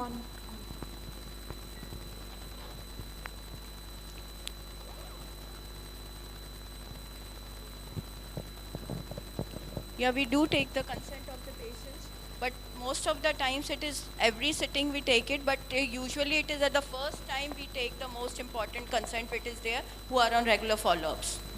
Thank you, ma'am. May I ask the panel, can you please, anyone wants to add up, is blanket consent sufficient? No, Dr. no. Ekach, what are you doing? Ma'am, Dr. Neetu, ma'am recently had a presentation on this ethical considerations in which informed consent was a very important part of it. Sir, do you want to add on? Let's everybody add on one by one. Because yes. In Punjab, there is a lots of fragmented blood supply and blood component in the Punjab, if I'm talking Punjab. In Punjab, there is more than 140 blood centers. Most of the blood centers, they collecting the whole blood. If you are talking about thalassemia, I think only 15 to 20 centers, they are making the pack rates. Leukofilter packs is not available in Punjab. Few centers are going. So we are giving leukofilters. Because few centers which are that are providing the leukofilter blood to thalassemia. We are from the Dayanand Med DMCS, we are providing 100% leukofilter, phenotype match, antibody screen blood to the thalassemia patients, all. Even we do the antibody screen of the donor also. Everything is the leukofilter bag to every patient, not to thalassemia, to all the patients. Again, cost factor is there. We have to justify the cost, but for the benefit of the patient, you should provide the best to patient need. That is why we follow all the protocol to give the best or to the best transfusion to the patient. Even we do the NAT testing, all the units of it. So we are not doing, it's not possible because it's not cost effective also. The most important thing we are facing is cost. For leucofilter, one bag leucofilter is cost, again it is cost is very high, 800 to 1000. How many centers are doing leucofilter, antibody screening, phenotype matched, all the things? I think, just to add on to the question that was initially asked was, what kind of consent is to be taken? Is it an individual consent or a blanket consent will work? I saw some hands from PGI Chandigarh, Dr. Amita is there. So it is like, I believe, ma'am, it's a blanket consent there. So I just want to understand it better. Is it out of sheer amount of work that it will entail? If it is a single transfusion, every transfusion requires a consent. Actually, as per law, if we talk about the law, each transfusion requires a consent. But I can understand that you guys are doing it for blanket. Like, do you do it once in admission or once per child during a year? Right, so you are absolutely correct in saying that ideal situation would be that every transfusion merits a separate consent, but like we have had these discussions with our transfusion medicine department quite frequently, and one part is obviously the patient load, etc. And finally, it's like once a year consents are considered to be sufficient if they are being given for the same disease in a similar fashion and nothing new is coming up. A thalassemia will require it every 3 to 5 weeks. So we make do with a single 1 year consent. So, ma'am, very respectfully, I would like to bring to this notice that when we say nothing new is coming up, every time a new blood unit is coming up. Every time correct. a new You're very donor correct. is coming up. Yes. So basically, this is something that we dealt with once.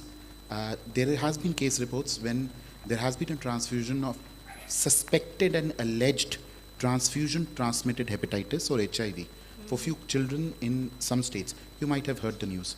So that time the court took a posture that whether the child or the gave an assent or the patient's attendant gave a consent for that particular unit, did they understand that that unit could be a window period infection, and that did it have a risk for that? Absolutely. So if you have the manpower to do it for every patient, ideally you should do it for every patient at every transfusion. Wonderful. Thank you so much. I think that answers the query. Ma'am. Yes, even my opinion is the same. For every transfusion, there should be informed consent for every transfusion, because every time we transfuse, patient may develop antibodies of the previous transfusion. In that case, if any reaction happens, then if there is no consent, and that reaction can be like life-threatening also. For me, it's like it should not be blanket consent. It should be informed consent in every transfusion. Ma'am has very rightly summarized this thing, and ma'am, I would like to add on that you have a stance that you have limited staff and you have limited resources, but trust me, one case goes to court, one case you are sued, and this particular argument that you lacked manpower will not stand any chance in the court. In the court of law, you have to have an informed consent, else he won't be exempted. So I think while treating the patient, it's very important we need to save our skin also. So moving on to the next question. My next question goes to Dr. Jaskirat.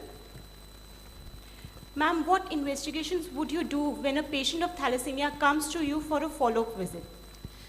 So as we know, before starting the first transfusion, extended red cell antigen typing should be done, and it's also important that it should be documented. So if by chance the patient is taking blood from some other hospital, they should be giving phenotypically matched blood to the patient.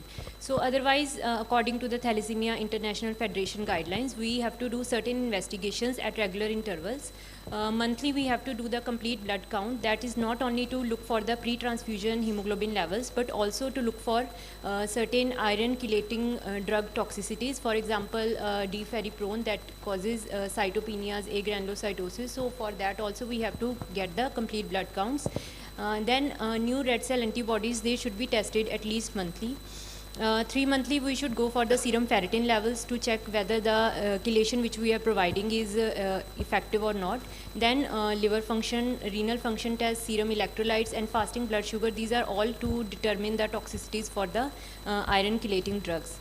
6 monthly we have to go for the vitamin D levels, lipid profile and urine complete to check for the renal toxicities of the drugs. Then annually we have to go for audiology, ophthalmology and dental checkups. And viral marker serology, that is very important to rule out the transfusion transmitted infections. For the cardiovascular iron overload, which generally occurs after 7 to 10 years of the blood transfusion initiation, we have to initially go for the routine checkup like ECG, 2D echocardiography, and if we are suspecting iron overload in these conditions, we have to go for the MRI cardiac T2 star scan. Then MRI liver scan we have to do. Ideally, hepatic iron overload occurs before the cardiac iron overload. So if we are finding hepatic iron overload in the MRI R2 scan, we have to be vigilant about the cardiac iron overload, which may develop soon within next 2 to 3 years. Then we have to go for the DEXA scan to look for the bone densities, thyroid function test, parathormone levels, hormone levels. These are all because certain late complications of thalassemia major can occur, which involve the endocrine system. Insulin-like growth factor 1 levels, because we know growth retardation is a late complication of thalassemia major, so we have to go for that also annually. Then there are some investigations which we have to do as per the clinician's expertise. MRI hypothalamic pituitary region, we have to go for MRI pancreas to look for the iron deposition in some other organs. Thyroid ultrasound, direct Coombs test, creatinine clearance, C-reactive protein levels, all of these investigations we have to do as per the clinical acumen. Thank you. Thank you, ma'am, for summarizing. Wow, that was a battery of investigations, but that is the point when we say treatment of thalassemia is a team effort. So my next question goes to Dr. Neetu. Ma'am, how will you manage a patient who complains of itching and urticarial rashes on his body during transfusion?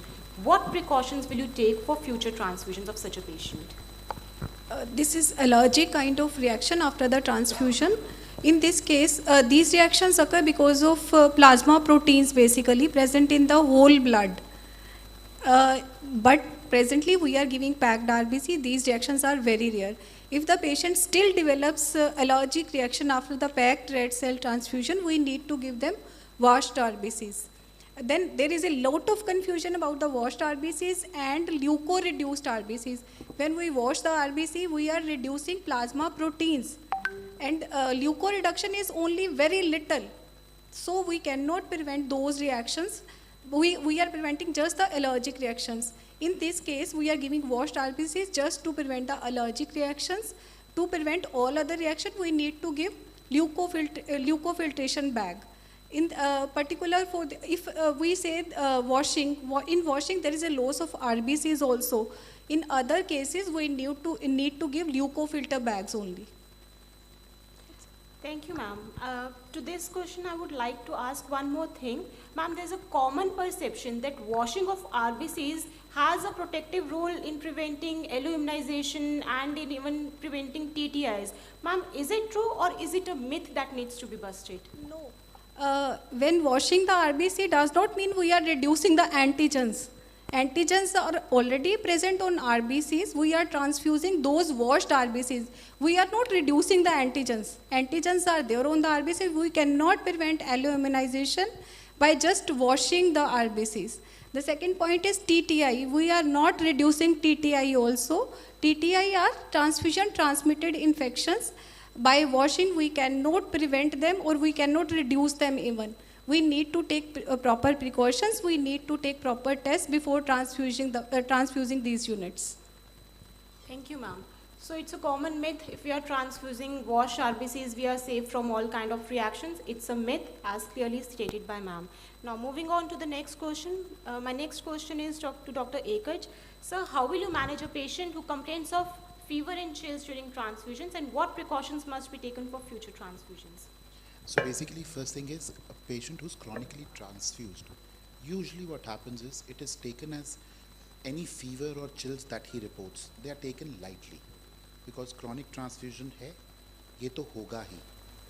So I think each and every fever must be adequately investigated, because this might be a symptom of an underlying more nefarious cause. It could be a contamination of a bacterial sepsis in the product. There is a contamination. So it must not be always be brushed under the carpet. I'm so sorry. Was I audible the last time? Great. So apart from that, I think all reactions have to be reported as per the law.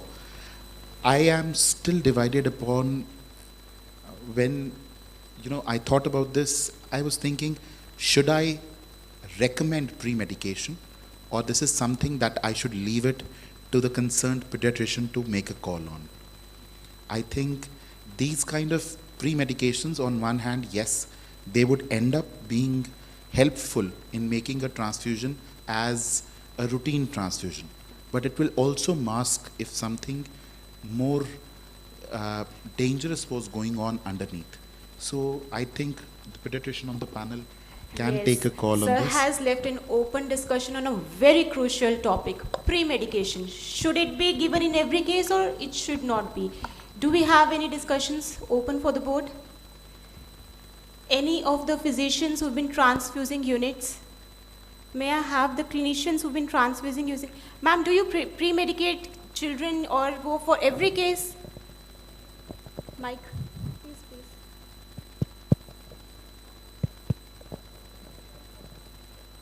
Ma'am? Yes.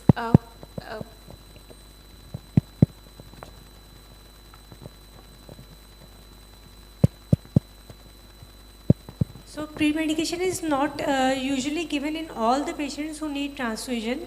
So it is only given as on when basis. When the patients develop some allergic reactions or fever, then only it is given, usually after the transfusion or during the transfusion.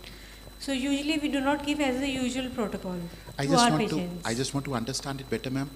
The patient develops a reaction once. So for all the subsequent transfusions that occur, you'll pre-medicate that child, or it is just for fewer transfusions? For fewer transfusions. Right. And then you'll probably give a without pre-medication transfusion just to see whether things have So resolved or there are not. selected patients who have propensity to develop reactions.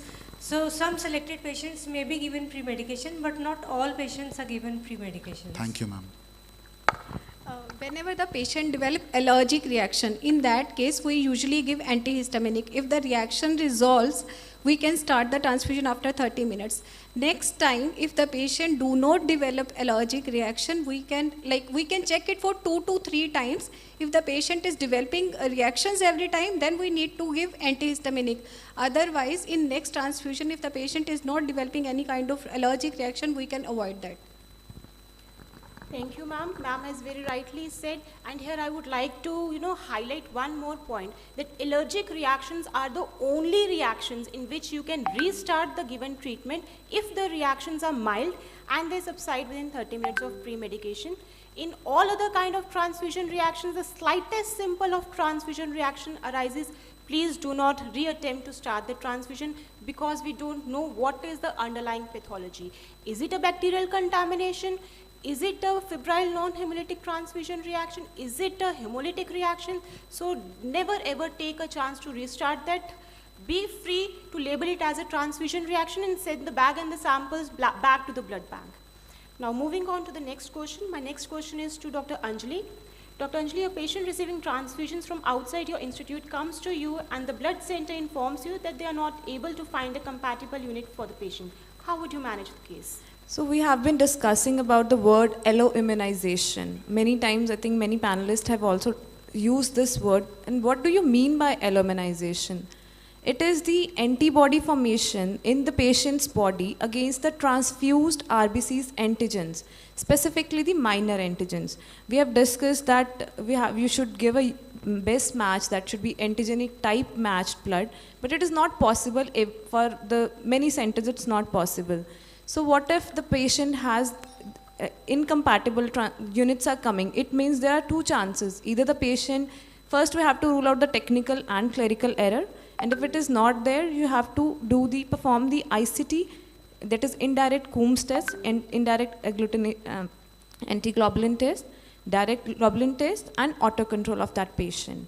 If you see that the indirect antiglobulin test is positive and DCT and autocontrol are negative, it means the patient has LO antibodies. That patient has produced antibodies in his body against the minor antigens. So what we can do in that case is we can do the antibody screening and perform the antibody identification. And once we got to know that that patient has which kind of antibody, suppose the patient has formed antibody against the KEL. KEL is most common, and RH and KEL are the most common antigens which the patient makes the antibodies. In that case, the next should be cross-match compatible and KEL negative PRBCs should be given to that patient. So next time, you have to again repeat the antibody screening, and every time you should give the KEL negative blood to that patient. And suppose if the DCT is positive and ICT is negative and autocontrol is also positive, in that case patient has formed autoantibodies, plus in that case you have to do the adsorption elution studies, and you have to remove that autoantibody and see underlying LO antibodies. If there is any underlying LO antibodies, then again antigen negative to that LO antibody, and the best match if there's only autoantibody present in that case. And if antibody screen is not available, you should again refer that case. Thank you, Dr. Anjali. So for the people who are transfusing at civil hospital, the baseline message is any child who develops any kind of reaction, you can only identify that the patient is not able to get a cross-match compatible unit. That means there might be some LO antibody, there might be autoantibody. Please refer the patient to a higher center. Do not attempt to transfuse that patient, because this patient needs an extensive workup. And probably those facilities might not be available at the lower center. So we need to work in cooperation for the betterment of the patient and need to send that patient to a higher center. So coming to the next question. The next question is to Dr. Aman Bharti. Ma'am. So transfusion of such patients with the auto or LO antibodies must be done under observation. What is your stance on this? So for example, here we will talking about alloimmunization. So as Dr. Anjali beautifully said, that alloimmunization is a common complication. We all know it can occur in 10 to 20% of the thalassemic patients. And it is more common in children who begin transfusion after 1 to 3 years of their life, and then those who begin in early, like less than 1 year or 1 year. And if we use this extended antigen matched donor blood, that is very effective in reducing the this alloimmunization. And after the patient identification, for example, we had identified, so this is the case of alloimmunization. Now what to do? We will always collect 2 ml of the blood sample, and it should be in ETTA vial and the other was in the plain vial. And you should label it properly. And the other thing, again I am emphasizing, a written informed consent should be taken in case of a minor, right? In every case, and in case of a minor, you should be always taking a written informed consent from the guardian or either from the relative. And for the infants who are the less than 6 months of the age, then the sample of the mother should also be taken in case of this alloimmunization, if you recognize some of the cases like that way. And now when there are certain steps you should be noticing, like pre-transfusion, during transfusion, and after I will be discussing shortly. So you should be always check the baseline vitals, right, before sending the slip to the blood bank to issue the blood, because if the vitals are okay, then we can transfuse safely within the 30 minutes, right? So then you have always to check the label, the proper acknowledgement, the blood group, cross-matching, and the expiry date of the bag. You all are doing all in this routine procedure, should be checked in, should be very vigilant about all these things. And the blood transfusion then again should be started within 30 minutes. And no need to wait too long or too short. And it should be, we should not add any medication to this blood bank, this blood bag, right? So what are the steps of transfusion? You all know first prior you all wash your hands. You always prefer to use 18 gauge to 20 gauge needle to assess the transfusion. And normal saline should always be used, and whereas this dextrose or this RL, they are not compatible, you should never use. And during transfusion, there are certain steps you should be remembering, like you should be always start the close observation for the child or the patient, start from the vitals and then the frequency of the vitals, how much you should check the vitals in this case of reaction, right? So in every 5 minutes for the first 15 minutes, say 3 times after 5 minutes, you have to check the vitals. Then after every 15 minutes for the next half an hour, that is for 2 readings, again the vitals.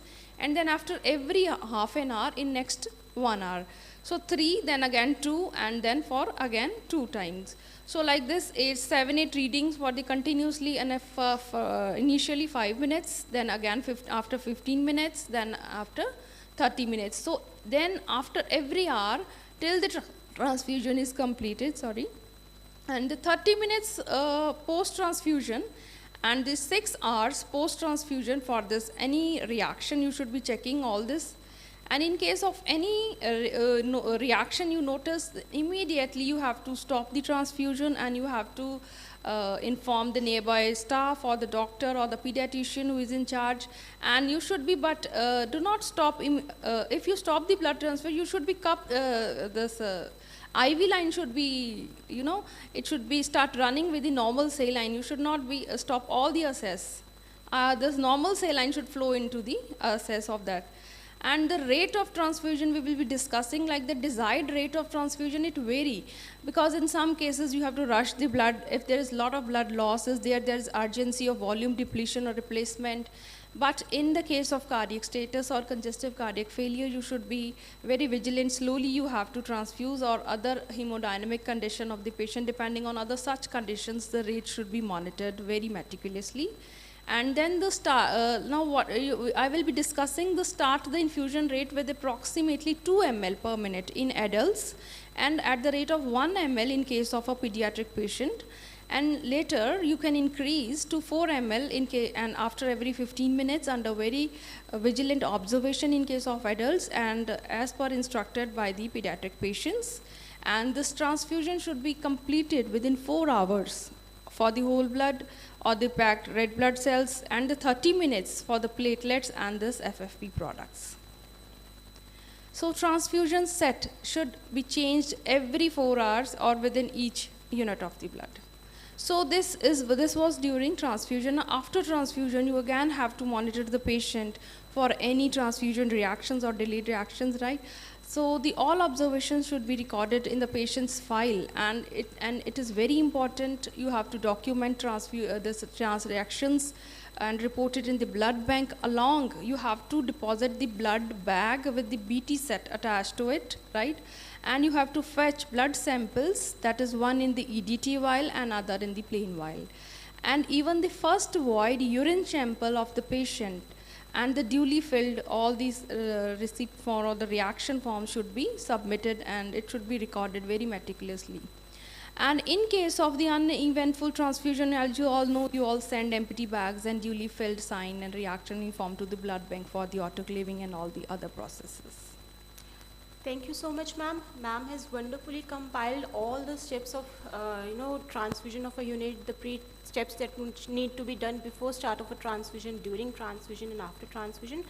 Just some of the very important points I would like to re-summarize. A transfusion should start ideally within 30 minutes of issue of the unit from blood bank. And this particular phrase implies even if the transfusion is done in winter season. So this is a common misconception. Khoon thanda hai, patient ko thanda khoon kaise chadhaye, and still commonly seen. Have you ever observed such kind of thing at a civil hospital where the patient tries to wrap up the blood unit in a blanket ki khoon thanda ho jaye? Garam ho jaye, sorry, khoon garam ho jaye. So we don't have to wait for that. Even at an ambient temperature, in this area also, the ambient temperature during winters falls as low as 4 to 5 degrees, right? So we don't have to wait. But we have to start transfusion within 30 minutes of issue of the unit from blood bank. The transfusion for a PRBC should complete within 4 hours. And not to add anything to the blood bag, nothing. Any slightest sign of a reaction, please stop the transfusion, maintain the IV line, and please send the blood back to the blood center. So moving on to the next question. My next question is to Dr. Jaskirat. Ma'am, one of your patients is coming more often for transfusion as the desired hemoglobin increment is not achieved, and hence his transfusion requirement has increased significantly. What can be the possible causes and how would you proceed? So first of all, we know that one of the main reasons for development of inefficient increment in the hemoglobin levels are the hypersplenism. So hypersplenism, as we know, in chronically transfused patients, there occurs splenomegaly, and when the splenomegaly is massive enough to cause hypersplenism, there may occur conditions like pancytopenia. So in those conditions, there is decrease in the hemoglobin levels also, and the patient is also predisposed to infections because of the decrease in the total leukocyte count, and there may occur some bleeding episodes also because of the decreased platelet count. So one of the reasons for ineffective increase in the hemoglobin levels can be hypersplenism. Then second reason can be irregular blood transfusions. So as we have seen in our hospital, the patients do not maintain a pre-transfusion hemoglobin levels of 9, which is ideally recommended to be between 9 to 10.5 grams per deciliter. So in those, sometimes the patients come after 3 to 4 months for blood transfusion. So in those cases, there is increased progression to splenomegaly. So we have one treatment modality which is known as hypertransfusion. So in hypertransfusion, we ideally transfuse blood to the patients every 2 weeks so that the post-transfusion hemoglobin that is maintained close to 13 to 15 grams per deciliter. So it has been seen in certain studies that hypertransfusion decreases the rate of progression of splenomegaly. So ultimately it will decrease the transfusion requirements also. The next is again not achieving the desired post-transfusion hemoglobin level. So once the patient is admitted for a transfusion, his pre-transfusion HB is around 8. So we give one blood transfusion and the hemoglobin rises to around 11. We discharge the patient. So that is a mistake. We have to ideally maintain the post-transfusion hemoglobin also between 13, at least 13 grams per deciliter. Ideally between 13 to 15 grams per deciliter. So the solution can be, first of all, whenever the diagnosis of thalassemia major is confirmed by HPLC, we should start transfusion therapy as early as possible so that the extramedullary hematopoiesis does not occur and the patient can be on regular blood transfusion. Then as we have seen, we should do extended red cell antigen typing also so that the risk of alloimmunization is decreased.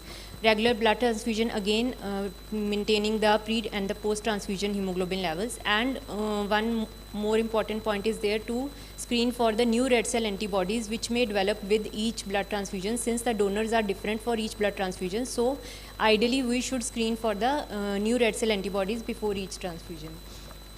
And one is the splenectomy. So ideally I would like to add that splenectomy is not recommended in the present scenario, but there are certain conditions in which the splenectomy, either partial splenectomy or total splenectomy is unavoidable.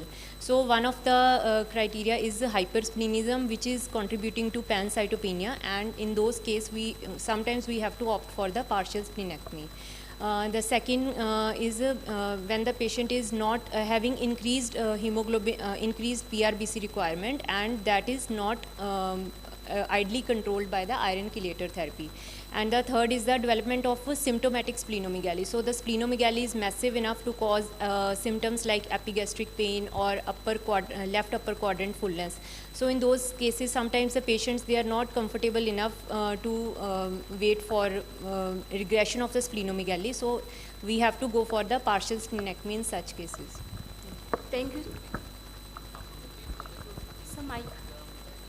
Sir, we are especially if there is no features of cardiac overload.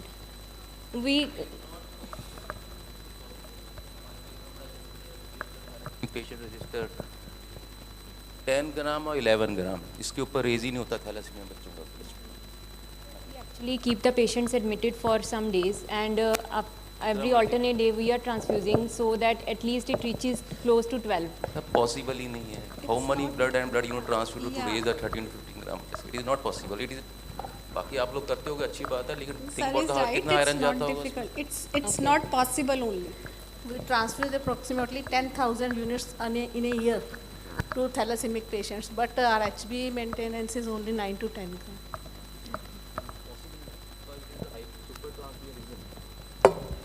So let's conclude this question with a phrase I read at the thalassemia guidelines, that a doctor treats the patient, but a good doctor treats the disease. So best is to start transfusion as early as possible. This will itself avoid alloimmunization, it will avoid splenomegaly, and do a proper follow-up that the patient is coming for regular visits so that a drop in hemoglobin does not occur. So moving on to the next question. Our next question is to Dr. Neetu. Ma'am, what are your views about designated donors for thalassemia children? Designated is basically English term. Designated is particular donor for the particular thalasssemic child. In this, donors are attached to the particular thalassemic children. Like 6 to 8 donors are required for one thalassemia child. This is basically designation is done to avoid alloimmunization. As we know, as many as transfusion will be given, exposure to the antigens will be more. This is done to prevent the alloimmunization. Second is TTI. The risk of TTI decreases when we allot particular donor to the particular patient. These designation is done to avoid the reactions, alloimmunization, and transfusion transmitted infections. This is very, very important. We are trying for it.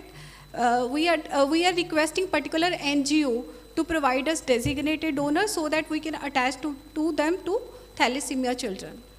Thank you. So, thank you, ma'am.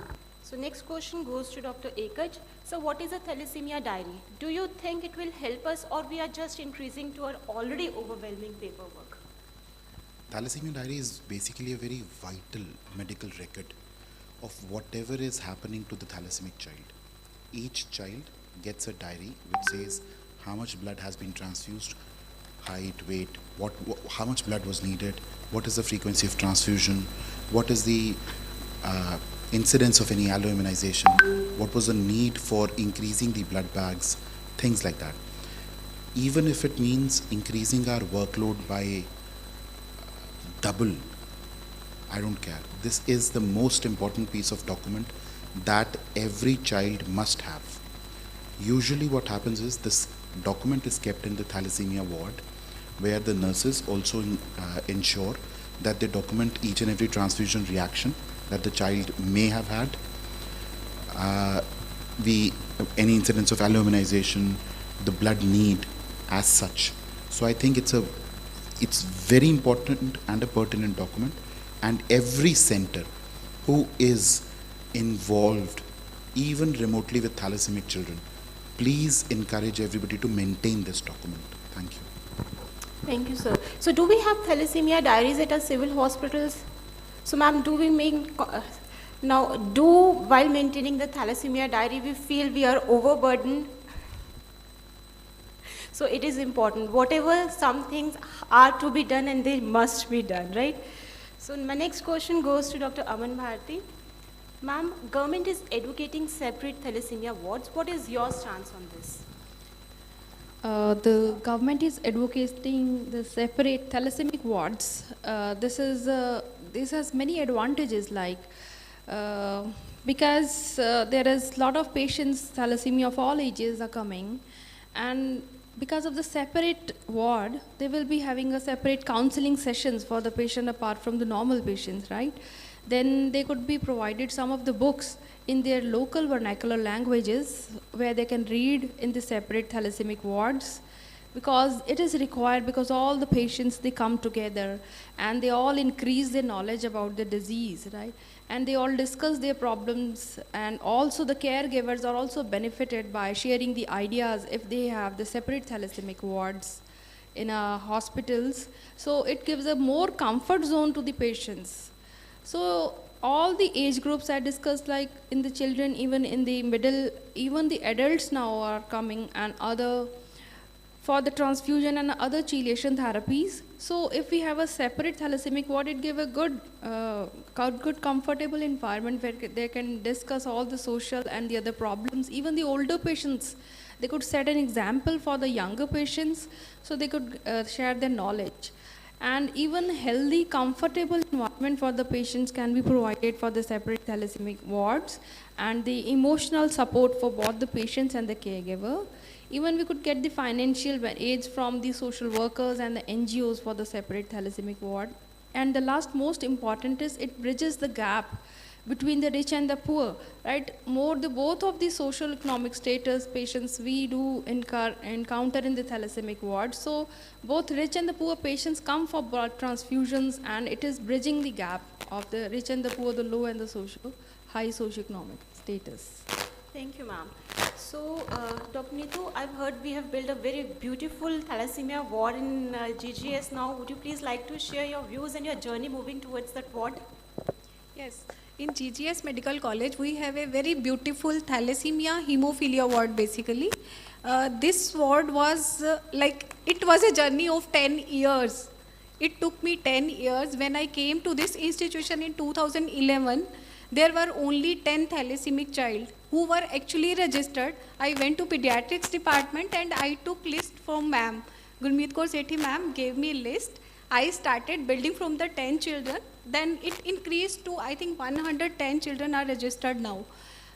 It was my dream actually. We want a separate ward for thalassemia, but it took long time, but there is a separate ward now. It is just for the kids because they are coming every 15 to 30 days. Like after few children are coming after 15 days, few are coming after 30 days. This is like, I wanted to make it as a home, like a nursery. They should come to the ward, they should feel at home practically. There are many cartoons displayed in it, and there is a TV, and they can watch cartoons, they can play games. There are few games lying over there. This was like, the dream comes true, and this was journey of our thalassemia ward. Thank you. I would request our esteemed chairpersons to please add on a few words to the discussion. Our panelist has covered almost everything. In Government Medical College Patiala, we also have thalassemic ward. It is since 2005.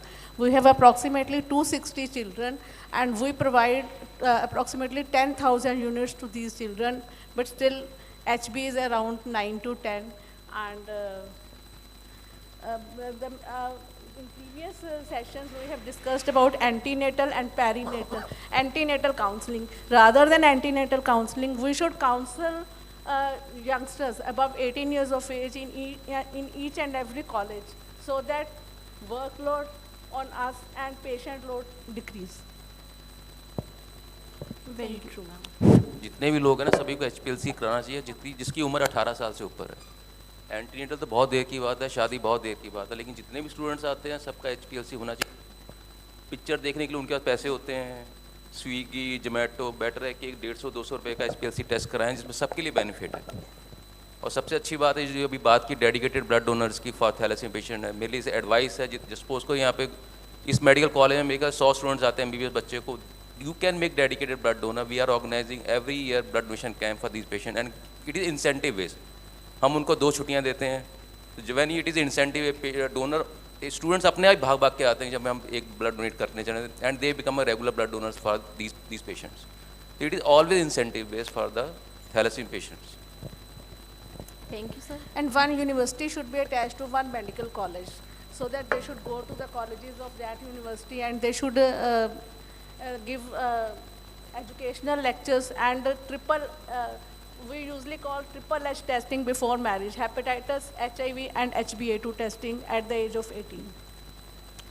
So let's sum up the session. First of all, prevention is always better than cure. As our chairpersons have already summarized, please get your HPLC done. But then there is again a call to be a voluntary blood donor. So this time in our ISTM meeting, there was a proposal to give a holiday, a CL to each person who goes for a blood donation. I guess it was there. So it's there in Punjab. Ma'am, what if we just to promote voluntary blood donation and to join new donors into our institute, if we can, put something like that in the curriculum also, one holiday or one extra mark for each children, a grace mark who donates a blood. Holiday और छुट्टी देना, मतलब holiday सबको अच्छी लगती हैं, किसको नहीं अच्छी लगती, लेकिन किसी को 1% 2% ग्रेस मार्किंग है, उसकी अटेंडेंस में है। आजकल नया चीज़ शुरू हुआ है लुधियाना के अंदर, मतलब चालान कटता है ना मैम, तो उसको बोलते हैं ब्लड डोनेट करके आओ। तो कई बार स्टूडेंट्स आते हैं हमारे पास ब्लड चलान जाकर ब्लड डोनेट करके आ जाओ। तो this is again you have to motivate the donor for motivate the student for donating the blood. हमने एक नया कैंपेन शुरू किया है, like for MLE. We give you certificate that you have organized camp and you have donated so many units, and that helps them. Very well. Good afternoon, everyone. I want to add one thing. Basically, I did my MBBS from Government Medical College, Vadodara, Gujarat. And there was a campaign when I was a first year student. They did HPLC of all our class for thalassemia trait. And during that period, we get to know that 2 of our colleagues, they are suffering from thalassemia trait. They were not having any symptoms, as we know that thalassemia trait, they don't have any symptoms. But yes, it helps them in later on in their life for their matchmaking. And as ma'am previously said in the lectures that we need to go for the horoscope, blood horoscope, and it helped them a lot. And during my time also, when I was pregnant, I was previously known that I am not suffering from any thalassemia. And I tell all the undergraduates and postgraduates, please do consider this and do go for your HPLC. Thank you. Ma'am, that's a wonderful idea. What about adding on this HPLC into the medical of the students who are already entering? In any case, the cost of the medical will be borne by the government. So it's a good initiative. At least the medical students will all be get screened. सबका होना चाहिए।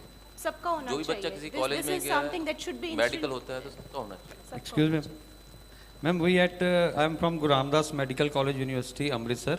We have already started this compulsory HPLC in medical only. And last year, first time it was done. Out of 150 students, 15 were found carriers. 15. It was amount to around 10%. Right, sir, because 3 to 5% population of Punjab is suffering with thalassemia. So it was, now in our institute it is compulsory. All medical graduates, they have to undergo this test. I think this should be in universities in instructions from now onwards. We can also do the start for the donors, the regular donors. We can start as a. But that will be quite costly. That cost, yes, that cost would be too much. Specifically for institute like Patiala also and Faridkot also, we have about 10 to 20,000 donations a year. So it's not possible to go for that much amount. So I think we have. I'm going to start this chutti idea. I liked it very much. It's a very good idea. सारे बच्चे line में लग जाएंगे। सारे बच्चे line में लग जाएंगे भी हमें तो घर जाना, चलो ब्लड देके चलो। कुछ नहीं होता एक छुट्टी से। कुछ नहीं होगा। Become volunteer and become dedicated blood donor. That attendance idea is very good and this chutti idea is very good. That challan idea is also very good. That I will convey to the police commissioner traffic in Amritsar that with fine, no, either fine or blood. So fine से अच्छा उसको blood donate मतलब because पैसा कोई नहीं देना चाहता, लेकिन blood donate करने पहुंच जाएगा। I would come up with a very unpopular opinion here. When you are associating a blood donation as an alternative to punishment, I don't think the right message is being sent to the population. Thank you. So this is not a good idea, Chalan. So you are basically the message you are trying to tell everybody is either we punish you this way or we punish you this way. I think altruism, each and every donation must be guided with the feeling of altruism. I can understand that yes, you are giving them leave, you are giving them marks, but what are we tapping into? Are we tapping into the greed? Are we tapping into that feeling that yes, there is something in me, for me, when I donate blood? Next time, let's say your child that has received a chutti from you grows up, does his MD, now he sees a blood accident, roadside accident. He says, मुझे छुट्टी नहीं मिलेगी अब blood donate करने के लिए. Why should I donate? नहीं ऐसा नहीं रहता है, ऐसा होता है हर बंदा blood donation से डरता है. मतलब इसको एक बार initiative की बहुत ज़रूरत होती है because I completely agree, but I feel the message from the dais should go that why are you donating blood? If you are not able to get that message across, I mean it is just like scaring people. बच्चों का क्या है? बच्चों को जो बोलोगे वो करेंगे. वो तो डरे हुए हैं. डरे हुए कोई नहीं होता, मतलब it is Sir, incentive. sorry to interrupt you. It's a wonderful discussion going on, but I believe I'm already getting a red flags from the organizers. I've double overrun the time limit, so I think it's time to close the session. So that's sir, this is not a donation, then this is shakkar. So we will not become blood sucker, we will be donated only. Just brief, please, how to prevent. We said a lot about how to prevent. We all know one should clean the hands with soap and water before you have lunch or dinner. Everybody knows. But we will be shortly having lunch. We'll see how many of us will wash the hands and then go towards the lunch. सवाल ये है, जब तक उस आदमी को उस हाथ की स्क्रैपिंग लेके स्लाइड पे ये ना दिखाया जाए कि ये हैं आपके हाथ में जो दिखाई नहीं देते, तब तक इम्पैक्ट नहीं है. सिमिलरली बाय सेइंग एंटीनेटल कर लीजिए, वहाँ लेक्चर दीजिए, वहाँ लेक्चर दीजिए, अवेयरनेस दीजिए, लेकिन साथ में उनको दिखाइए फोटोग्राफ्स ऑफ थैलेसीमिया मेजर, दिखाइए टिपिकल चिपमंक फेस क्या होता है, उनको दिखाइए क्रेनियोफेशियल डिफॉर्मिटीज़, बोन चेंजेस, और उनका लाइफ स्पैन के ऊपर ये थोड़ी सी छोटी डॉक्यूमेंट्री दिखाइए. उससे क्या होगा, इम्पैक्ट होगा. और पूछिए how many of us sitting in the auditorium would like to have this kind of tragedy in their family. Birth of a thalassemic child is very sad event in the family. But the birth of a second child in the same family is a colossal tragedy. We have to prevent like this. And so the societies in every part, the Mohalla committees, they can be of some help. And unless and until we show them these photographs, because thalassemic child is born, the entire family as well as the child is booked for this almost in unfortunate events throughout the life till he is alive. Thank you very much. Just last point. Regarding the universities and colleges asking their students to donate, I think the better thing would be let them see all their teachers donating blood. Let them serve it as an example so that they learn that this is something to be done, rather than bribing them or punishing them. Thank you. Thank you, sir. Thank you for such a wonderful interaction. Now I would request our chairpersons to kindly felicitate our speakers. Excuse me. I would like to call. Yes, please. Hi, hello everyone, all my respected teachers. I am Dr. Ashif Kaur. As I was listening, I would like to say वो जो चलान वाला था, चलान का मतलब है कि जब कोई बहुत तेज़ गाड़ी चला रहा है या बहुत तेज़ एक्टिवा चला रहा है, चलान उसका हुआ है. मतलब वो जो हवा में चल रहा था, बाइक चला रहा था, गाड़ी चला रहा था, वो यंगस्टर जो अभी सही रास्ते पे नहीं है, क्योंकि जो नॉर्मली हम सही रास्ते वाले हैं, जो पढ़ लिख गए हैं, वो तो रूल्स फॉलो करके सीधी गाड़ी चला रहे हैं. तो जिसका चालान कटा है उसको ये पता चलना ज़रूरी है कि ब्लड की अहमियत क्या है. तो वो चीज़ अच्छी है. वो जब आएगा हॉस्पिटल में वो देखेगा कि अच्छा, एक बार उसको ले आए, उसके बाद उसको अच्छी अच्छी चीज़ें दिखाओ कि अच्छा तूने ब्लड दिया, देख ये बेटर हुआ, ये बेटर हुआ, ये बेटर हुआ. क्योंकि वो जो हवा में गाड़ी चला रहा या मोटरसाइकिल तेज़ चलाता घूम रहा था, उसको सही दिशा में लाना ज़रूरी है. तो I think that is a good thing. I think the lesson to be learned in that was, उसको ये बताना ज़रूरी है कि स्पीड कम चलाओ. उसको जितना मर्जी ब्लड डोनेट करवा लो, उसने फिर स्कूटर पे चलाते हुए अगर स्पीड बढ़ा रहा है, it is a counterproductive thing. But we get your point. Thanks. So my marks have been deducted for a bad moderator.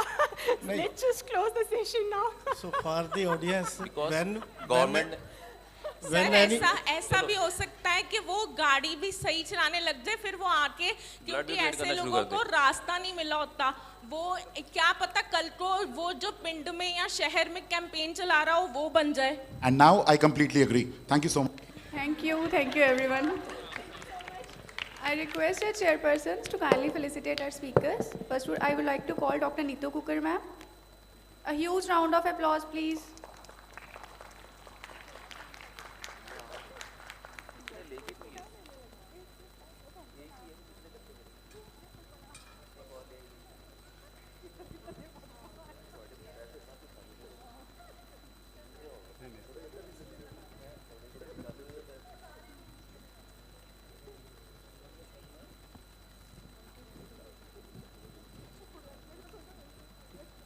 Dr. Neha Sayal ma'am.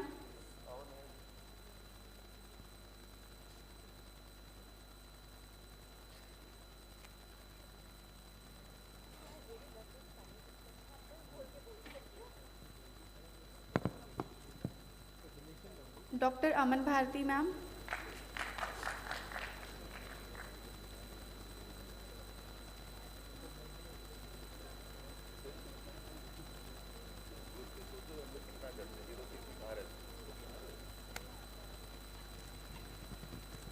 Dr. Jaskirat ma'am.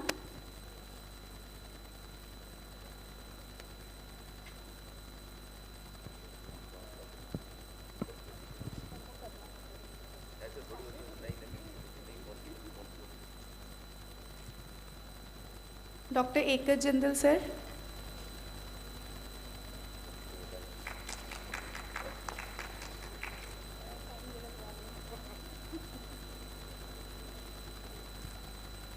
Dr. Anjali Handa ma'am.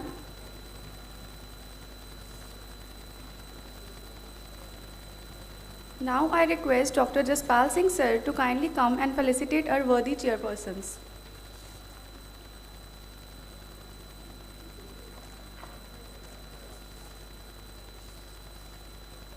Sir will facilitate Dr. Rajesh sir.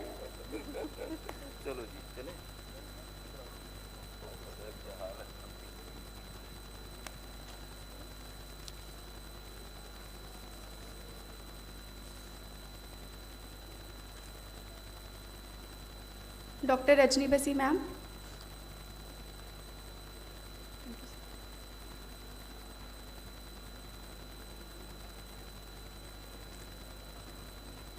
Thank you sir, thank you ma'am. There is a special announcement to make that Datri counter has been installed outside. Who want to register for HLA typing can go and register there. Now, as we move into our next session of panel discussion, that topic is on assessment of iron overload and its complications. I extend my warm welcome to our distinguished chairpersons for this session. I would like to call Dr. Jaspal Singh. Sir is Associate Professor, Department of Pediatrics, GMC Amritsar.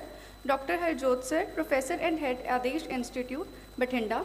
Dr. Gursharan Narang Sir, Sir is Professor and Head, SGRD, Amritsar, Department of Pediatrics. I request our chairpersons to kindly take over the session and to announce and to welcome our moderator, Dr. Richa Jain ma'am.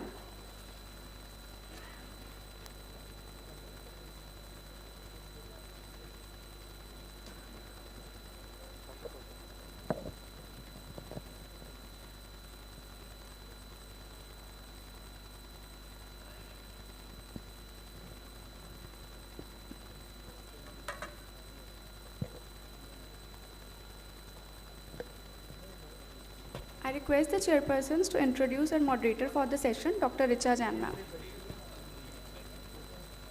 First of all, I welcome all the delegates who are here to attend the very good and excellent conference organized by a team of doctors.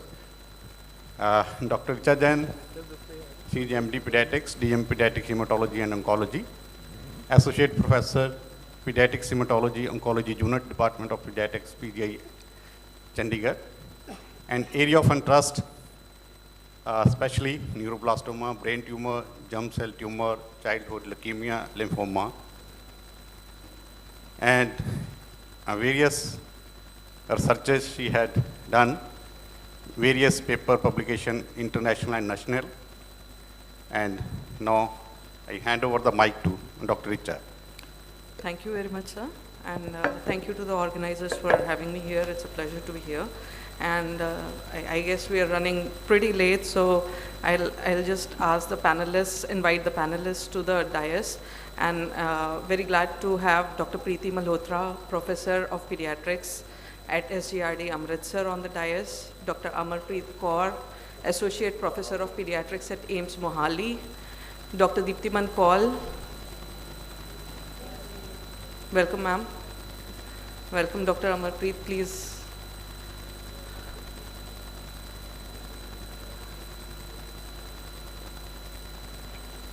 Dr. Deeptiman Kaul, Associate Professor of Cardiology at Faridkot. Dr. Jaskirat Sandhu, Assistant Professor of Pediatrics at Faridkot. Welcome, Dr. Jaskirat. And Dr. Ashish Chabra, Associate Professor of Pediatric Surgery at Faridkot.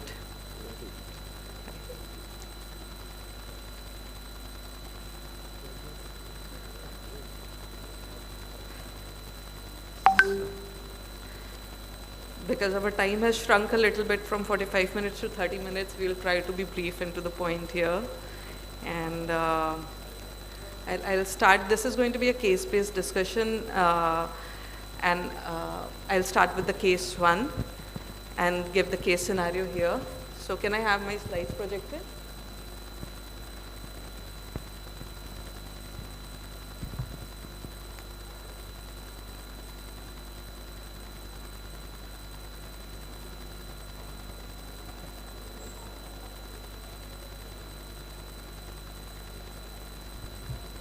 Right, thanks.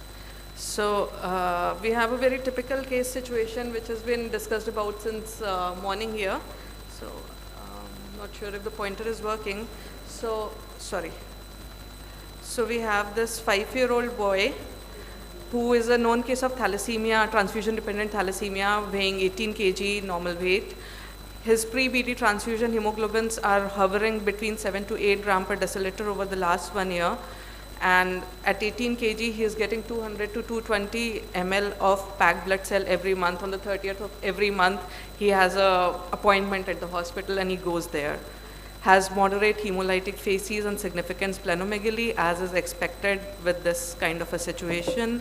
His serum ferritins have not really been done on a regular basis. They are done erratically. Last was done a year ago, was quite significantly elevated at 2,750 nanogram per ml. And he has not been on any specific regular monitoring since then, not on any chelation. So my first question to Dr. Jaskirat is, Dr. Jaskirat, how do you think optimizing transfusion in this situation? First of all, do you think this is an optimal regimen? And if not, then why should we optimize the blood transfusion regimen? How does it help a child with thalassemia in preventing iron overload? So as we have discussed in the previous sessions, the pre-transfusion hemoglobin should be maintained between 9 to 10.5 grams per deciliter. As we have seen this patient for the last 1 year, the pre-transfusion hemoglobin is hovering around 7 to 8 grams per deciliter. So either he has not been coming for the regular follow-ups and the pre-transfusion hemoglobin has not been checked. Otherwise, the patient should be ideally transfused every 15 days in such a scenario. So one more thing is there, in patients with thalassemia major who are on irregular blood transfusions, the normally intestinal iron absorption in normal patients is around 1 to 2 milligram per day. But in those patients who are thalassemia major and they are irregularly transfused with iron, the intestinal iron absorption also increases several fold. So in order to prevent it, the patient should be regularly transfused so that the iron overload that does not occur. In patients with transfusion-dependent thalassemia, the iron overload occurs not only because of the regular blood transfusions which we have to provide, but also because of increased intestinal iron absorption. Correctly stated here. So the thing to remember here is that optimizing blood transfusion will help reduce the iron overload significantly. The normal iron absorption, as Dr. Jaskirat has just said, from the gut is 1 to 2 milligram per day. So in a year, a child would accumulate something like 300 to 600 milligram of iron. Added to that, the transfusional iron, which is about 1,000 to 2,000 milligram of, which is about, 115 to 230 milligram per kg every year. However, when the child is chronically anemic, the gut absorption of iron significantly increases. It increases by something like 3 to 5 times, and it becomes 3 to 5 milligram per day. So you are adding approximately 1,000 to 2,000 milligram of iron load extra on top of whatever the child is getting through the blood transfusion, which can be taken away simply by optimizing your blood transfusion. So it's important to remember that optimizing blood transfusion, which as Dr. Jaskirat said, is maintaining hemoglobins between 9.5 to 10.5, and we'll come to that in a bit with the next question to Dr. Preeti. So this will help improve the iron status of the child by reducing the excess gut absorption of iron, which is driven by anemia. So Dr. Preeti, would you answer please, how would you go about improving the blood transfusion regimen in this child? Mic is not on. In this case, we have seen that the hemoglobin is between 7 to 8. So our aim should be pre-transfusion hemoglobin should be at between 9.5 to 10 gram per liter. This should be our main aim. And the index case should have only 12 to around 10 to 15 ml per kg every time when the child walks in. It should be a packed cells, as been already discussed since morning, that packed cells should be taken care of. Perfect. And not the other. And otherwise, it should be a leukodepleted one, other one which is highlighted.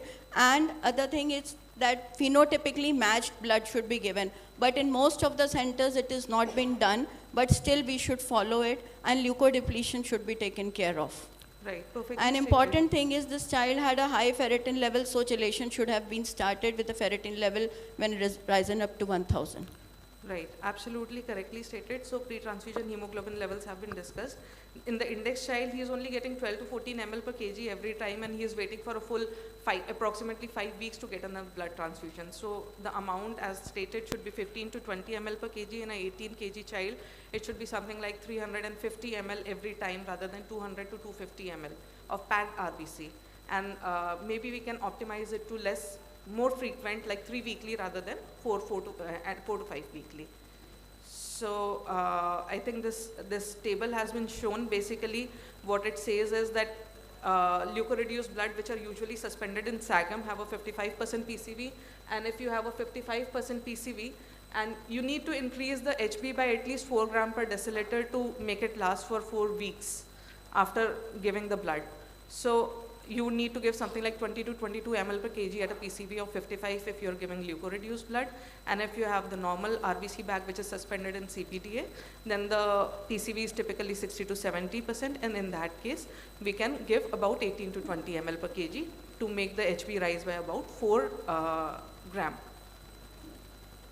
So Dr. Amarpreet, would you please tell us how we would monitor for iron overload in this situation? How would you go about doing it in day-to-day OPD practice? Good afternoon, everyone. So as we see in this case, there is a rise in serum ferritin to 2,750. So we would be regularly doing the serum ferritin every 3 monthly, which is advised. And as it has been going on for a long time, so we need to get the LFTs, RFTs along with the CBC every time the patient comes for the transfusion. And if the child is more than 5 years old, then we need to see for the iron overload in other organs also, like the liver and the cardiac.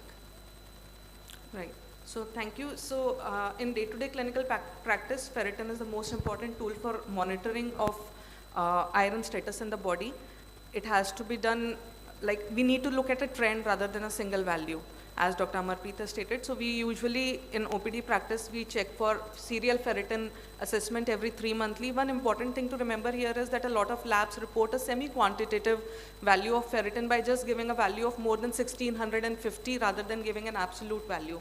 So more than 1650 can be 1700, it can be 2000, it can be 10,000. So it's not going to, that semi-quantitative value is not going to help us. So we have to make sure that the patient is taking, the ferritin is being checked at a lab which is going to give us an exact quantification, whether it's 2000, it's 2700, it's 2500, so that we can look at the trends and decide further strategy here. And MRIs typically are initiated above 10 years of age, unless in specific situations when we would do it earlier. So So I'll just continue the case situation here. So this child was seen in the OPD, and we started the child on deferocerox at 30 milligram per kg per day, a slightly lower dose than the optimal dose because this was the first time he was being initiated on the chelation. We told him the dosing schedule, the proper instructions on how to dilute the drug, which would probably be touched in later sessions. Monitoring was performed. We have to monitor these patients regularly by doing liver functions, the AST, ALT, the RFTs, creatinine, and urine exam for proteinuria at baseline, and every 4 to 6 weekly at the very least. And we saw a trend on his serial OPD visits that he was having some transaminitis. His ALT was on a rising trend, though the bilirubin remained constant at slightly elevated as is expected in a thalassemic major, and his RFTs were normal. So my next question is to Dr. Preeti. Ma'am, how would you evaluate this child further, and how will you decide on your chelation strategy in this particular child? Okay, so when we had the value of 112, at this moment, we would like to continue with the child with the same chelation therapy, with the same dose, because it was already on the doses of 30 mg per kg. But when the value had risen to 200 something, so that means at this time, either the dose could be 50%, or we could sometimes monitor this as the investigations for the AST, and then continue with a half dose of it, or continue with the same dose, because we are already on the lower dose of it. Further, when it has risen to 400 something, that means at this time we need to stop the drug. Absolutely. When we need to stop the drug at this moment, we have to also see that to monitor him and call him after around 2 or 4 weeks to evaluate it again with the LFTs and RFTs. And if it is again on the rising trend, we should have to continue, or we have to think of other alternatives. But other thing, if it has come down, we have to reintroduce it with a lower dose. So absolutely what we had done in this case, we looked for associated hepatitis infection, the viral hepatitis, which were all negative. We stopped the drug because it was the ALT was more than 10 times the upper limit of normal at 400, and we reassessed the child after a few weeks and restarted the drug at about 20 to 25 milligram per kg per day in him. However, the transaminitis reoccurred at this particular point. And then eventually, because of the recurring transaminitis, we had to switch the chelation therapy, and we had to stop deferocerox absolutely in this child, and we had to start him on deferiprone, the Kelfer that is the alternate oral chelator available to us. So we monitored, we did a baseline CBC for him, which was unfortunately had not been available previously, and with that, he had been on Kelfer for a couple of weeks at that time, and when we looked at the CBC, we can see that the child was cytopenic with a HB of 8.5, which is okay, but the TLC was low at 3600, the differential was normal for him, and the platelets were reduced at 45,000. So, Dr. Amarpreet, my question is to you now. This child has cytopenia, bicytopenia as expected. The TLC is low, the platelet count are low. The HB we will obviously not look at because he's a thalassemic child and he is transfusion dependent. So what reversible factors for low counts would you consider at this point of time? And if the child persists to have this cytopenia, when would you consider splenectomy in him? Ma'am, in this case, as the child was started on deferiprone, the Kelfer, so it was the reason for having the cytopenia. And in this case, we need to stop the drug because the cytopenia is there, and the thrombocytopenia, which can be more damaging also. And we can, then we need to repeat the CBC after every 2 weeks, and then if it is persisting, we can give the colony stimulating factors. And splenectomy is mostly seen to be used when there is symptomatic splenomegaly or hypersplenism is there, or the cytopenia is persisting for another 2 to 3 visits, the child keeps on having the cytopenia. Right. So when a child with thalassemia has cytopenia, we look at whether there are any intercurrent infections which can occur in any child with a thalassemic or normal He can have dengue, he can have EBV, he can have any other viral infection which can cause cytopenia, which was not the case in this particular child because there was no prodrome, there were no symptoms. We look for deficiency. The marrow is having excess of erythropoiesis, so these children are at risk for developing B12 deficiency and folate deficiency. Especially if they are not supplemented with folate, then the deficiency can be marked and can cause severe cytopenia. So that was assessed, and that was not the case in this particular child. His B12 and folate levels were found to be okay. And obviously the child had been recently started on Kelfer. Kelfer is known to cause neutropenia. Rarely it can also cause severe agranulocytosis. Thrombocytopenia is much less common with Kelfer, and it would be an odd situation to have. So while we were not really seriously thinking of Kelfer-induced cytopenia, however, as a cautionary measure, it was held at that point of time. And obviously the final cause, this is a child with neglected thalassemia, poorly transfused. We know he has a big spleen. So a possibility of the large spleen leading to hypersplenism would always have to be there, but before calling that our final diagnosis, we have to rule out the other possibilities.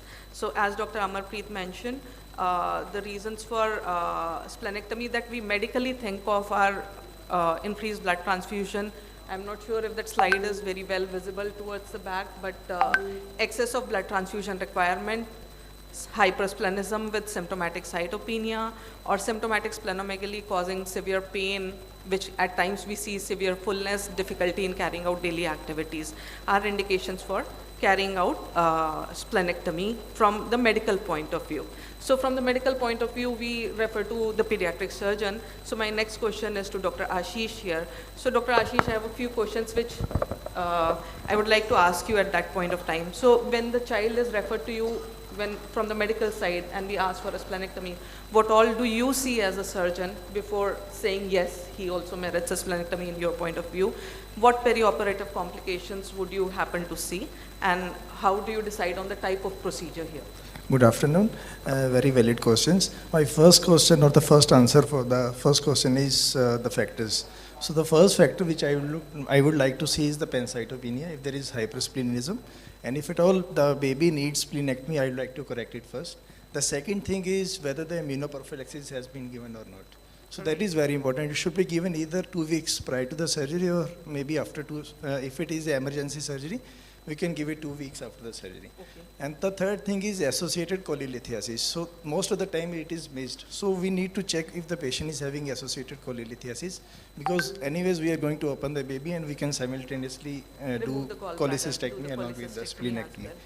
And other things, which minor things are if there is any associated coagulation disability, so that needs to be corrected as well. Right, because children with thalassemia may yes. at times have hypercoagulable or coagulopathic states. Coagulopathic state, because these babies, they can have thrombotic phenomenon also, so that needs to be also looked after right. in these babies. So how do you decide whether you will do an open procedure or a laparoscopic procedure? Does the size of the spleen matter at all in that situation, or it is other factors? See, with the era of modern instruments, we can do laparoscopic procedure in as much as big spleen, except if it is an emergency splenectomy, suppose it is a ruptured spleen. So in that case, we need to open the baby. Otherwise, the laparoscopic procedure we find a little more easier, because the hilum goes down and we can easily look for the splenic vein as well as the artery, and we can ligate them easily. So it does not depend upon the size of the spleen, but if it is an emergency procedure or elective. Emergency I would like to open, but elective we can do it laparoscopically. Can we have the slides on, please, at all times? Thanks. And regarding the complications part, there are vascular complications while we are doing the splenectomy. We can injure the splenic vein as well as the artery. There can be splenic rupture also, suppose it is a massive spleen. And then there are few case reports of early opsy also. It can happen within a week right. or 10 days after splenectomy. So do you see mortality, peri-surgery, peri-operative mortality? Do you ever see that? If it is a small baby, ruptured spleen, yes. We have seen few cases in PGI, but over here, like most of the time we have done elective splenectomy only, so there was no mortality at all. In an elective splenectomy, it's a reasonably safe procedure. It is a very safe procedure, because it is an elective procedure, yes. Right, and you mentioned whether the child has been vaccinated or not. So I will go on to ask Dr. Preeti here. Ma'am, what vaccination advice will you give? Because this is a reasonably elective procedure. This is not an emergent procedure that we are running to perform this splenectomy in this child. So what is the vaccination advice and what other drugs would you start in this child when he is seen by you? Well, looking to the vaccination, I have three organisms that has basically against the Streptococcus pneumoniae, Neisseria meningitidis, and H. influenza. These are the three basic organisms which we have to cover and encapsulated ones. So we need to give the vaccinations against these around 2 to 4 weeks before the splenectomy, if, as already said by sir, that if it is not an emergency. If it is a planned one, we should give it 2 to 4 weeks before it. Right. And other thing, when we are talking of the other drugs and the vaccination, then these vaccinations has to be repeated around 5 years of age. Right, ma'am. And flu vaccine has to be extra given to these children after every 1 year. Right. So you very correctly stated that pneumococcus needs to be covered, meningococcus needs to be covered, and Haemophilus influenzae B needs to be covered, in addition to which the influenza viral vaccine should be offered to these And children. especially in Indian academics, in India, the typhoid has to be taken care of. Right. So that is the extra vaccine which is advised by IAP vaccination schedule, that all these children should be given typhoid vaccine as well. And the pneumococcal vaccine, as per the international guidelines, can be PCV23 because most of these children are older than 5 years, and that will be sufficient. But the IAP guidelines say that both polysaccharide as well as conjugate vaccine should be given, and it should be repeated every 5 yearly. Hib vaccine can be given as a single dose and need not be repeated. Typhoid vaccine obviously has to be repeated. 2 doses of meningococcal vaccine are to be given, and vaccination should be completed at least 2 weeks prior to the planned surgery. So in addition, the medication which has to be given to these children, we have to put them on. I would like to add on about the antibiotic prophylaxis also. If the baby is to be given splenectomy, even the antibiotic should be started prior to doing it. In the form of penicillin. You will cover the child with antibiotics. Yes. Even the oral antibiotic, they have the role if you start it at least 5 days before the procedure. So you will give IV antibiotics or oral antibiotics? Oral 5 days antibiotic before starting 4 the for 5 procedure? days, then the IV on the day of surgery. Okay, and would you continue the antibiotic after surgery as well? Maybe 3 days, 4 days, but not longer than that. Right. So apart from that, penicillin prophylaxis is required for these patients. Ma'am, would you like to elaborate on that? Yeah. Penicillin prophylaxis has to be given post-splenectomy around 16 to 18 years of the age, and it could be given in the form of oral pentates or a K-pen, which is available at 125 less than 5 years or 250 mg and 500 mg, and higher risk patients to be taken care of, and other antibiotics if the child is allergic to penicillins, then the roxithromycin or erythromycin or amoxicillin, others can be added to it. Right, ma'am. In addition, if a patient is undergoing an invasive procedure like a dental procedure, then antibiotic cover has to be given. Typically, we stop the penicillin after about 5 years of surgery, or when the patient reaches 16 to 18 years of age. So I would like to ask Dr. Jaskirat and Dr. Preeti here. Dr. Ashish mentioned the term OPSI. Yeah. So would you like to comment on OPSI? What exactly is it, and what is your experience with OPSI, if any? I have not seen any case of this OPSI, ma'am, here, but I could say that overwhelming these infections, the child who comes to an emergency after its splenectomy, we have to be very careful. Any child who is coming with fever, abdominal pain or chills, it should be taken care of with emergency and with caution, and antibiotics, ceftriaxone, should be started as early as possible to avoid the complications. Perfectly stated, because we are very worried about pneumococcal infection in these patients and Haemophilus influenzae, both of which are very well covered by ceftriaxone. Dr. Jaskirat, would you like to comment on this? Or anybody else on the panel? We haven't seen any thalassemia major patients getting operated for partial or total splenectomy, so OPSI incidence is quite low regarding the thalassemia patients. So Dr. Ashish, I think, has seen one patient. Dr. Ashish, would you tell us about I have seen one case of OPSI. It was a case of EHPVO, basically. It was not a thalassemia patient, but it was But EHPVO. he was a splenectomized child. Right, he was splenectomized, and this patient presented with OPSI, and that patient died on day 2 of admission. Right, It so was the thing to remember is that OPSI is very high mortality. 70 to 80% of mortality. Yeah, absolutely. 80%. So a child who has thalassemia comes with fever, please ask him if he is splenectomized or not, and if he is, please start him on IV ceftriaxone at the earliest. because while the incidence is quite low and in a vaccinated child it is lower than 1% in the current literature, in older literature it was as high as 8% because all these vaccines were not available while these studies were going on, and splenectomy was being done much more frequently previously, and it is quite uncommon at this point of time. So while the incidence is low, it is a disease with a very high mortality. It's an emergency. So we go on to the next question. Dr. Ashish, are there any situations where you would consider partial splenectomy? This thing has been in debate for last 2 or 3 decades. Well, there are indications if the age of the child is less than 5 years, then we can certainly do partial splenectomy. And the partial splenectomy means we have to leave behind at least 10 to 15% of the volume of the spleen. So we can leave it like near the fundus area of the stomach. But this thing has been in debate. There are no clear-cut guidelines as of now. And like other questions or other issues are like how much spleen to leave behind.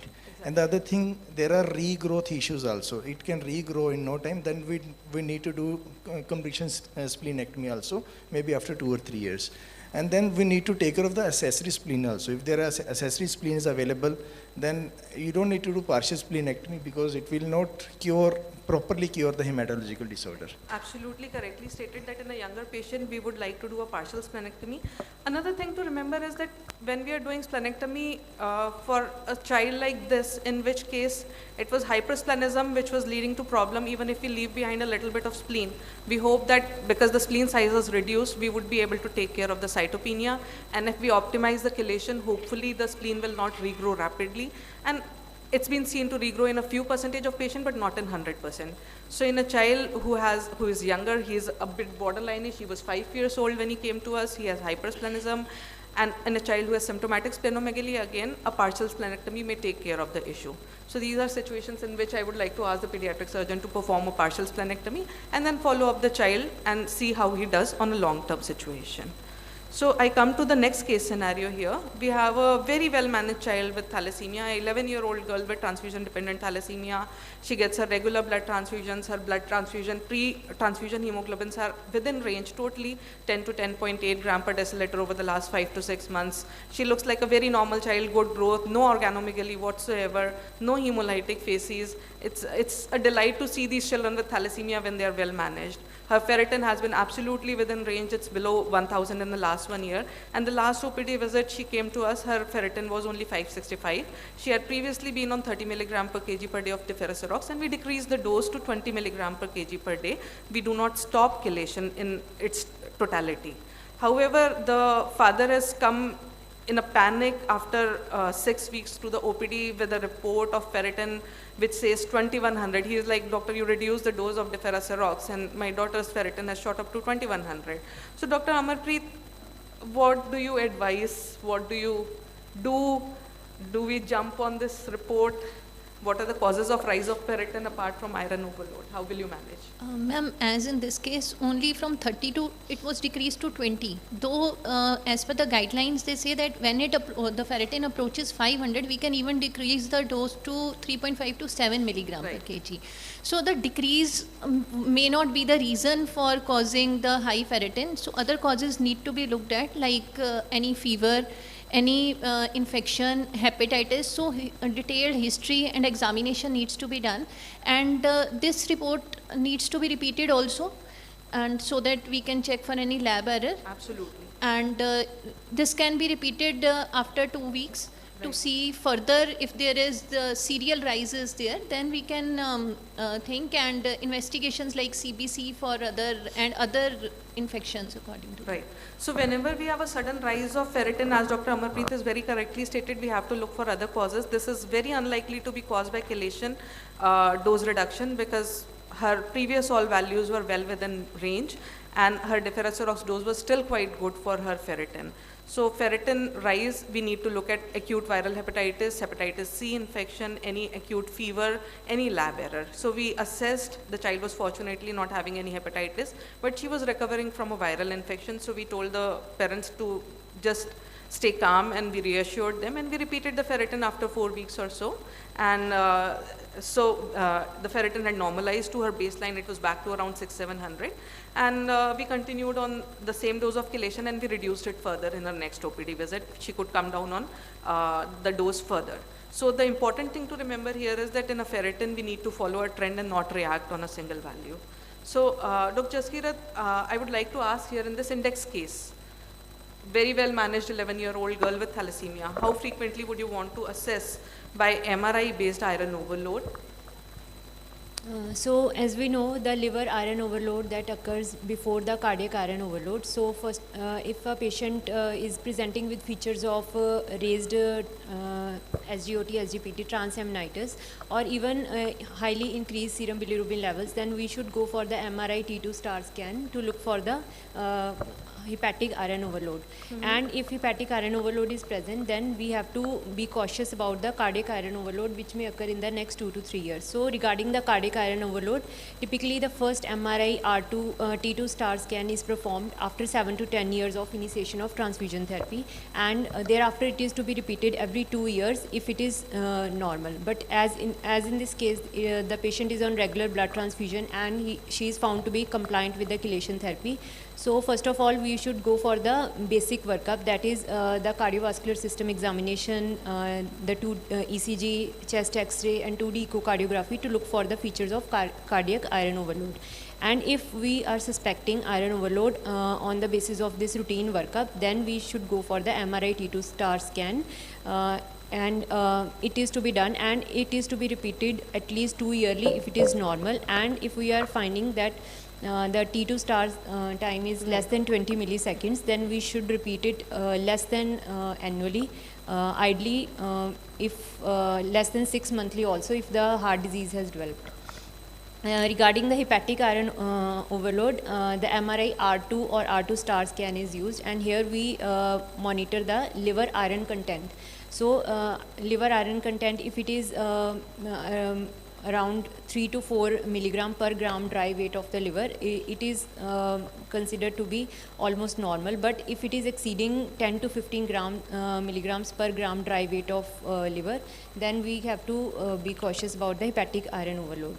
And yearly liver iron content assessment is to be done. So in a child who is well chelated and the ferritins are within range, it is important to remember that ferritin, while it's the easiest thing to follow, may not necessarily measure the body's iron burden 100% accurately. There are situations in which the liver iron, cardiac iron might be high, while the ferritin remains normal. The child need not be always symptomatic. So by default, a child who is beyond 10 to 12 years of age should have a baseline, once they are adolescents, should have a baseline MRI if it is easily accessible and available to us. So at PGI, we typically try to do a baseline MRI at least when the children are beyond 10 to 12 years of age. And then, as Dr. Jaskirat has mentioned, once we have a baseline assessment and we are very comfortable, this particular child had normal liver iron, normal cardiac iron, so we are comfortable, we were following with serial ferritins. We did not repeat the MRI for the next 2 to 3 years. The guidelines say that we can wait for 2 years, and in day-to-day practice, we can wait even beyond that if the child we know is doing well. So we could repeat it every 2 to 3 yearly in this particular child. A child who is having features of iron overload on the MRI, either in the liver or in the heart, and we are changing our drugs and our treatment based on that, we would want to follow up with MRI a bit more frequently, because ferritin may or may not always give us an accurate picture. This is only when the MRI is easily accessible to us. If it is not, then we rely on ferritin, and even that is a very good tool to help us decide how to monitor the chelation therapy. So there is this chart which is going to be absolutely invisible, but it's there in the TIF guidelines, the recent 2023 guidelines of Thalassemia International Federation, which says how frequently we should monitor and what are the investigations we should be doing in patients who are children, adolescents, and adults. So it mentions the MRI should be done 1 to 2 yearly. So we have a next case scenario, which is not so pleasing actually. It is a very sad case, a 12-year-old girl, transfusion-dependent thalassemia again, who is on transfusion and deferasirox. She has been prescribed 35 milligram per kg per day, but they do not have a good compliance at all, and they are very erratic with their healthcare visits. She presented with 3 weeks of worsening exertional dyspnea, dry cough. The serum ferritin was sky high at around 8,000 nanograms per milliliter. So she had in addition grossly hemolytic facies, a blood pressure which was borderline, pulse rate was high, tachycardia 150 per minute, regular pulses, JVP was elevated, pedal edema was present. We could hear IS3 gallop when we auscultated her, and she had bilateral creps present on her chest examination. And hepatosplenomegaly was present, as she was a case of poorly managed thalassemia. We were not sure whether there was hepatomegaly in addition to the thalassemia related hepatomegaly. We could not find any ascites. This is the chest x-ray where you can see a large dilated heart with some pulmonary basal infiltrates. So, Dr. Deeptiman, my question is to you now. How would you assess cardiac function in this child? And what kind of cardiac failure do you think these children with thalassemia major who are poorly transfused, poorly chelated would develop? Yeah, good afternoon. So this is a particularly a grave situation for this child who is non-compliant to therapy and has now presented with frank signs and symptoms of heart failure. So in this particular, the first differential will be cardiac cirrhosis presenting as heart failure. So the best modality and readily available modality is an echocardiogram, which would be done in this patient. Both the transmitter indices to check for any restrictive filling, and both for systolic and diastolic functions. So we have to assess that, and also the pulmonary pressures. These patients also present with pulmonary hypertension. So we the first and the only readily available tool in every hospital is an echo. So I'll get an echocardiogram. The most important tool in an urgent day-to-day setting, the ECG and the echo. Yeah. So. And the second question. My second question was, what are the kind of so cardiac these complications? Child of thalassemia major presenting in cardiac failure, they usually present with two phenotypes: a dilated cardiac cardiomyopathy or a restrictive cardiomyopathy. But initially, all patients with cardiac cirrhosis present as a restrictive phenotype, and then with cardiac remodeling and dilation of the LV cavity, they present into a dilated phenotype. In 90% of cases, child with thalassemia major will present as dilated. Very correctly stated, absolutely correct on all counts. So while restrictive cardiomyopathy occurs faster and earlier, they often do not come to clinical attention at that point of time, and they decompensate, they have cardiomyopathy dilation, and then they turn up as this child turned up. You can look on the x-ray. So the echo was kind of consistent with the decreased left ventricular ejection fraction, LV dilation was seen in this particular child. So how would you treat the CCF in this child, Dr. Deeptiman? Yeah, so this patient is in frank sign and symptoms of heart failure with blood pressure below the 50th centile for that age, and heart rate is very high at 150 per minute. So I will initially first stabilize the blood pressure in this patient, start the patient on IV inotropes, so that the baseline, at least the blood pressure reaches the 50th centile, so that renal perfusion is maintained. And then I'll start the patient on IV diuretics. Because the patient of thalassemia major, if present with heart failure, then the management is same of a patient with adult heart failure. We have to manage with IV diuretics, ACE inhibitors and beta blockers. But in this particular patient with hypotension and compromised renal functions, probably I will first maintain a mean blood pressure above 50th centile for that age, and then I'll start on diuretics, and then start the patient on ACE inhibitors. So that the patient is stabilized, and then with the consultation with the pediatric department, initiation of and intensification of iron chelation, because the first diagnosis differential is cardiac cirrhosis with the cardiac compromise. So I would like to ask here, at what point of time do you add ACE inhibitors to these patients? The patient, this particular patient has pedal edema also, so it all signs of volume overload. So first With IV, yeah, first with IV diuretics, I will sort of decrease the volume overload, let the extra cellular fluid be washed out, and then when the blood pressure is stable, because these patients tend to go into shock very early with a borderline blood pressure, so I will be probably starting ACE inhibitors when the blood pressure is stabilized. Right. So Dr. Jaskirat, very briefly, could you tell us how to optimize chelation? Briefly, please. So this patient is on iron chelator D-ferrosirox, so that it does not have much role in cardiac iron overload conditions. So we have to start the patient on combination chelation therapy. So for that we have two options: desferoxamine, that is given as subcutaneous or IV infusion at 20 to 40 milligram per kg per day for at least 5 to 7 times a week.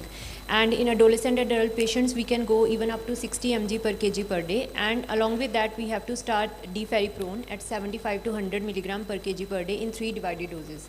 And then we have to monitor the serum ferritin levels regularly and MRI. Right. So perfectly stated. So to summarize the two answers, we have to improve the anemia. The HB in a cardiac overloaded child and a child who has CCF should be above 10 grams per deciliter, not 7, 8, 9. And IV infusion of desferoxamine, as Dr. Jaskirat mentioned, it should be started at around 50 to 60 milligram per kg per day of continuous infusion. And once the child is stabilized, we add oral diferiprone. The Kelfer is added because together to improve the heart, the myocardial status significantly. We should use pressors, but with caution.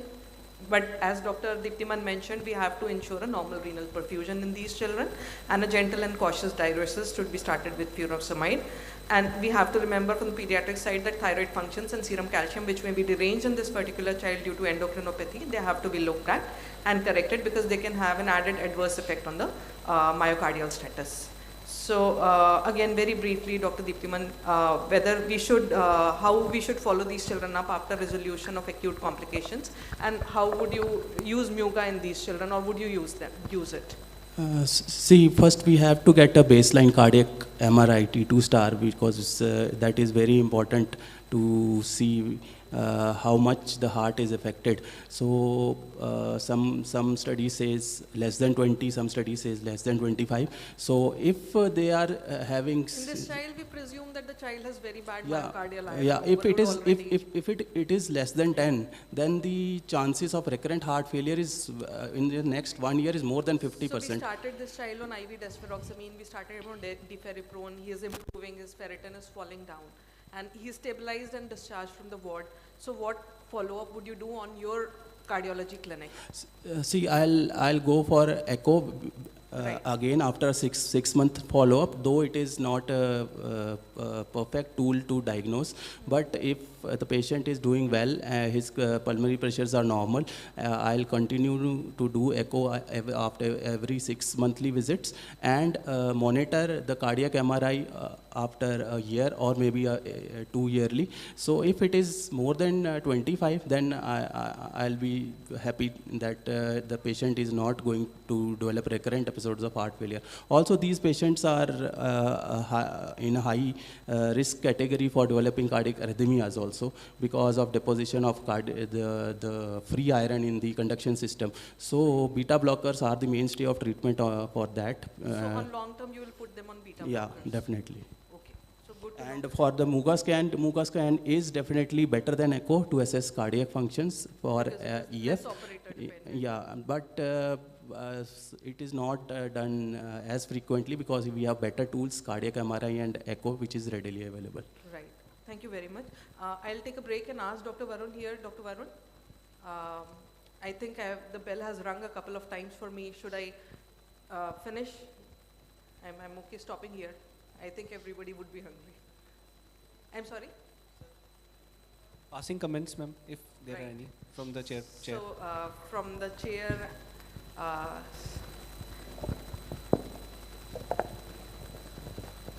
just for my knowledge sake, ma'am, I just want to ask, have you come across a case of any iron overload in thalassemia minor patient? Sir, no. Thalassemia minor by itself, a thalassemia trait, would not accumulate. The pathophysiology would not allow iron accumulation. their anemia is typically mild, ranging from around 10 to 12 gram per deciliter. So that does not cause iron overload. Typically they present with more anemia because they are iron deficient. So what we always tell our residents is that feel free to give them iron if they are presenting with the HB of say 8 or 9. Right. And look for improvement. As long as they don't have a splenomegaly, they don't have hemolytic phases, you're reasonably sure that you're dealing with a minor thalassemia. The HPLC is supportive. It's only HbA2 elevation, HbF is within norms. We are comfortable giving them oral iron on the OPD basis, and we often do that. And their HB improves to 10 to 12. Thank you. Good afternoon, everyone. I just want to say that let's pledge today that we should all work together for prevention, that there should be no thalassemic, number one. And number two, to care for these thalassemics. I want to suggest one thing. Let's make one WhatsApp group. We are running separate thalassemia clinics everywhere in all medical colleges. Just like in PGI, they have started one PHO group for during that COVID period. We started it for our Oncology because patients. patients could not travel. But let's start it for thalassemics also. We are running separate clinics. We are having around 110 patients in our clinic. Right. And same I think in Faridkot and everywhere. So let's move together to make a pledge that thalassemia free India by 2033. I think that's a wonderful Let's make a pledge. Absolutely wonderful pledge, sir. And my hand is definitely up for this pledge. So,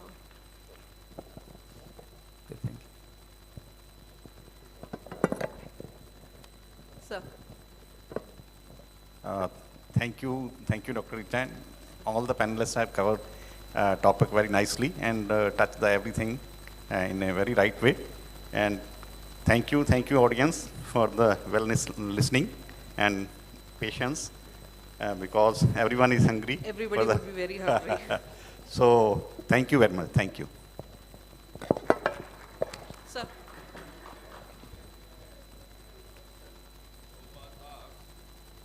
Have we seen any thalassemia minor with iron overload?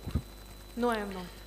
Yes, but I will tell you, I had gone through a literature, perhaps 1 or 2 cases have been reported. I am not able to recollect the various causes for this, but I will definitely find it out. I thought I will bring it to here, otherwise I won't have been... Right, so these situations would happen if there is associated hemochromatosis Exactly, or there is exactly, something else exactly. secondary This to has been isolated described. thalassemia This has traits, been sir. described, plus 1 or 2 things. Isolated thalassemia trait would not have iron overload. Yes, if a child has iron overload, yes, they yes. have something These are the underlying, Yes, you sir. know... we have to evaluate some other causes. Yeah, definitely. Thank Well, you, this sir. was just a minor thing, otherwise I wouldn't have a good sleep in the night. Thank you. I'm thankful to our esteemed chairperson, speakers, and panelists for their dedication in delivering such an informative session. Now I would request our chairpersons to kindly facilitate our speakers and panelists.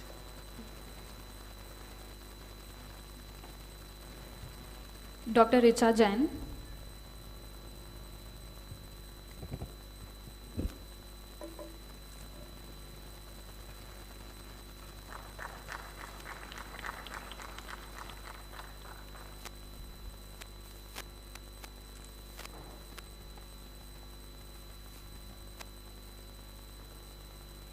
Dr. Jaskirat ma'am.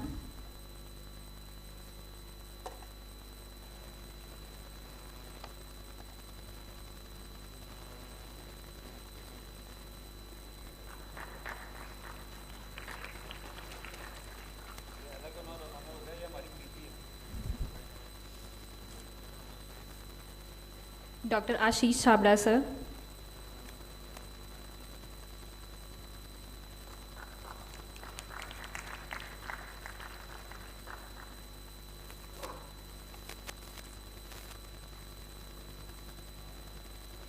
Dr. Preeti Malhotra ma'am.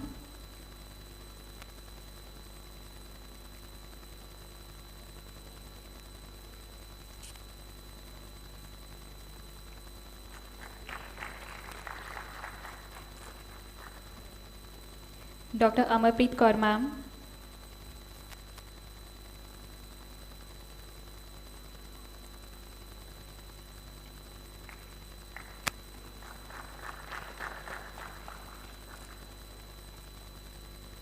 Dr. Deeptiman Kaul sir.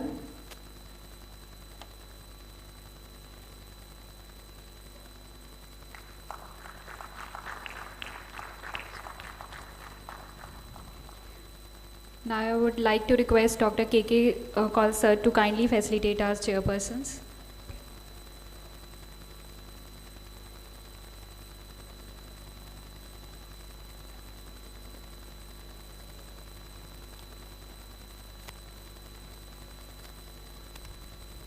Dr. Jaspal Singh sir.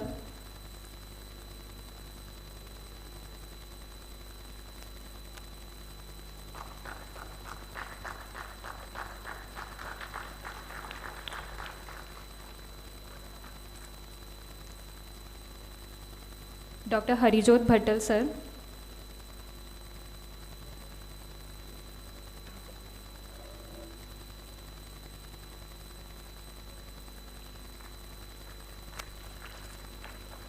Dr. Gursharan Narang sir.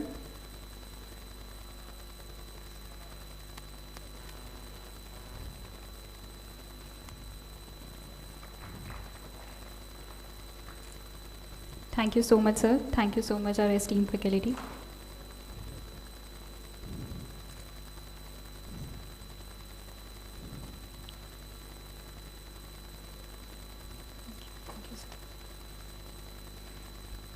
Now we'll be having a short lunch break. I would request all our guests to kindly join us for a lunch. Thank you.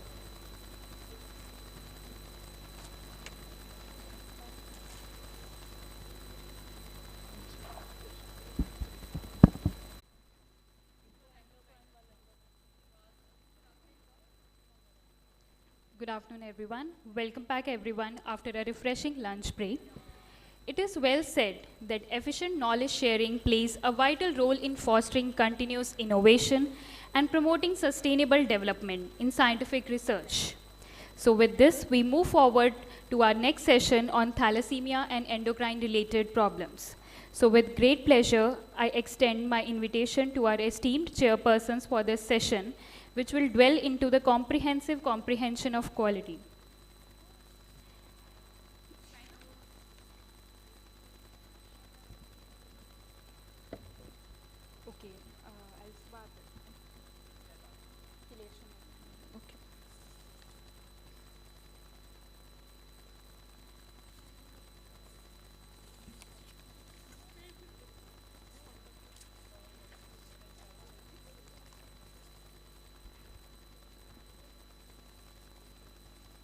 We'll be beginning with our next session, that is chelation in thalassemia. I would introduce our worthy chairpersons for this session. Dr. Vinay Chawla, Principal Pharmacology Department, Guru Gobind Singh Medical College. I would request sir to please come up on the stage. Dr. Raj Kumar, Professor and Head Pharmacology Department, Guru Gobind Singh Medical College.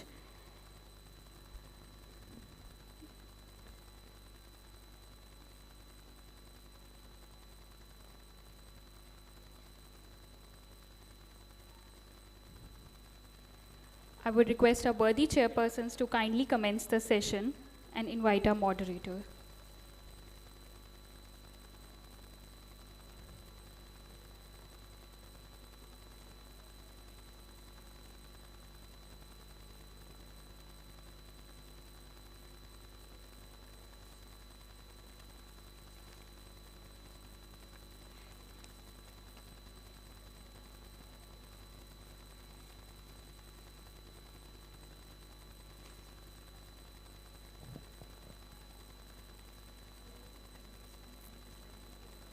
Hello.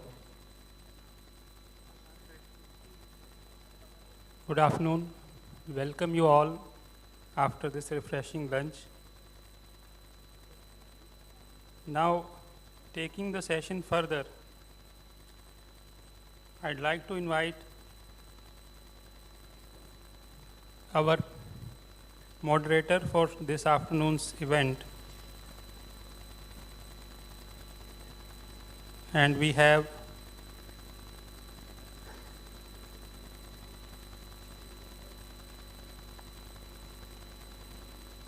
just give me a minute.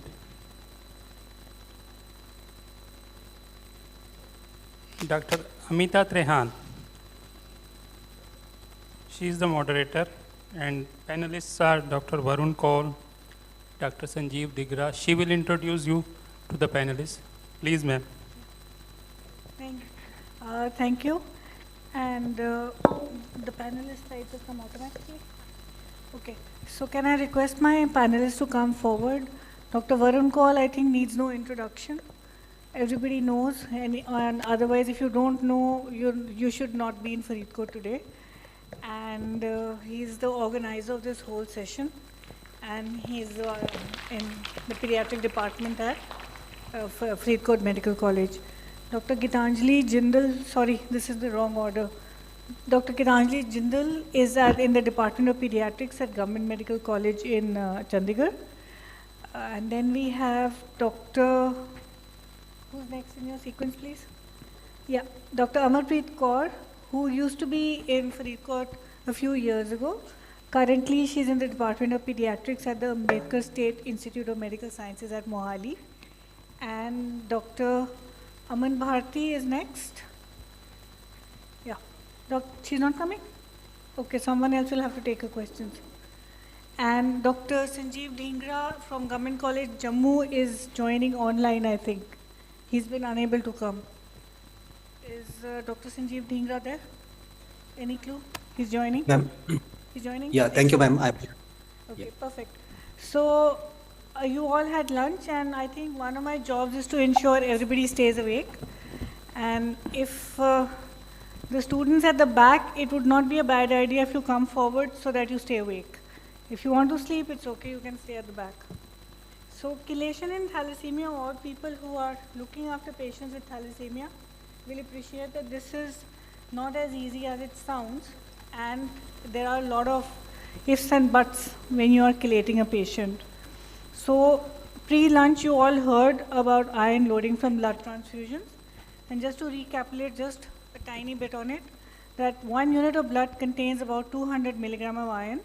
So therefore, you will understand that patients who are chronically transfused will end up getting about 4 to 6 grams of iron.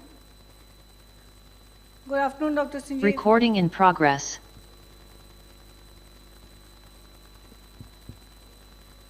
I think the volume, we can't hear you. You're muted. Good afternoon, ma'am. Good afternoon. Okay. Good afternoon, everybody. Good afternoon, everyone. Perfect. So you're there, and can we have a system with a slide and Sanjeev are both there? Can we have Sanjeev and the slide also? Because he's there now and the slides have disappeared.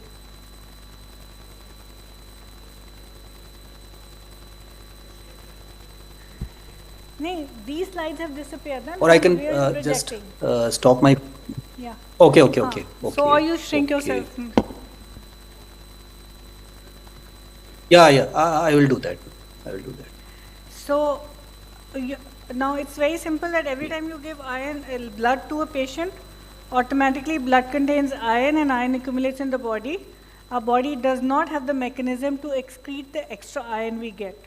So the iron ends up accumulating in the body, and a thalassemic patient is going to get iron blood lifelong. So automatically every time he gets a blood transfusion, a certain amount of iron gets stuck in his body.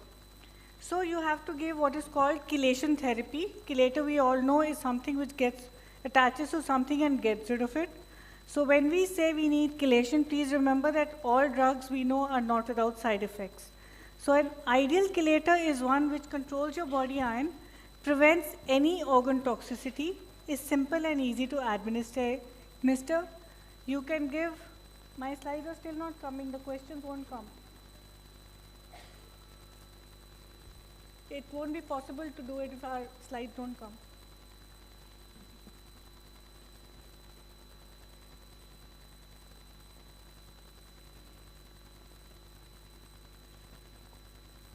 Audience को नहीं आ रही ना audience को देख अच्छा audience को हाँ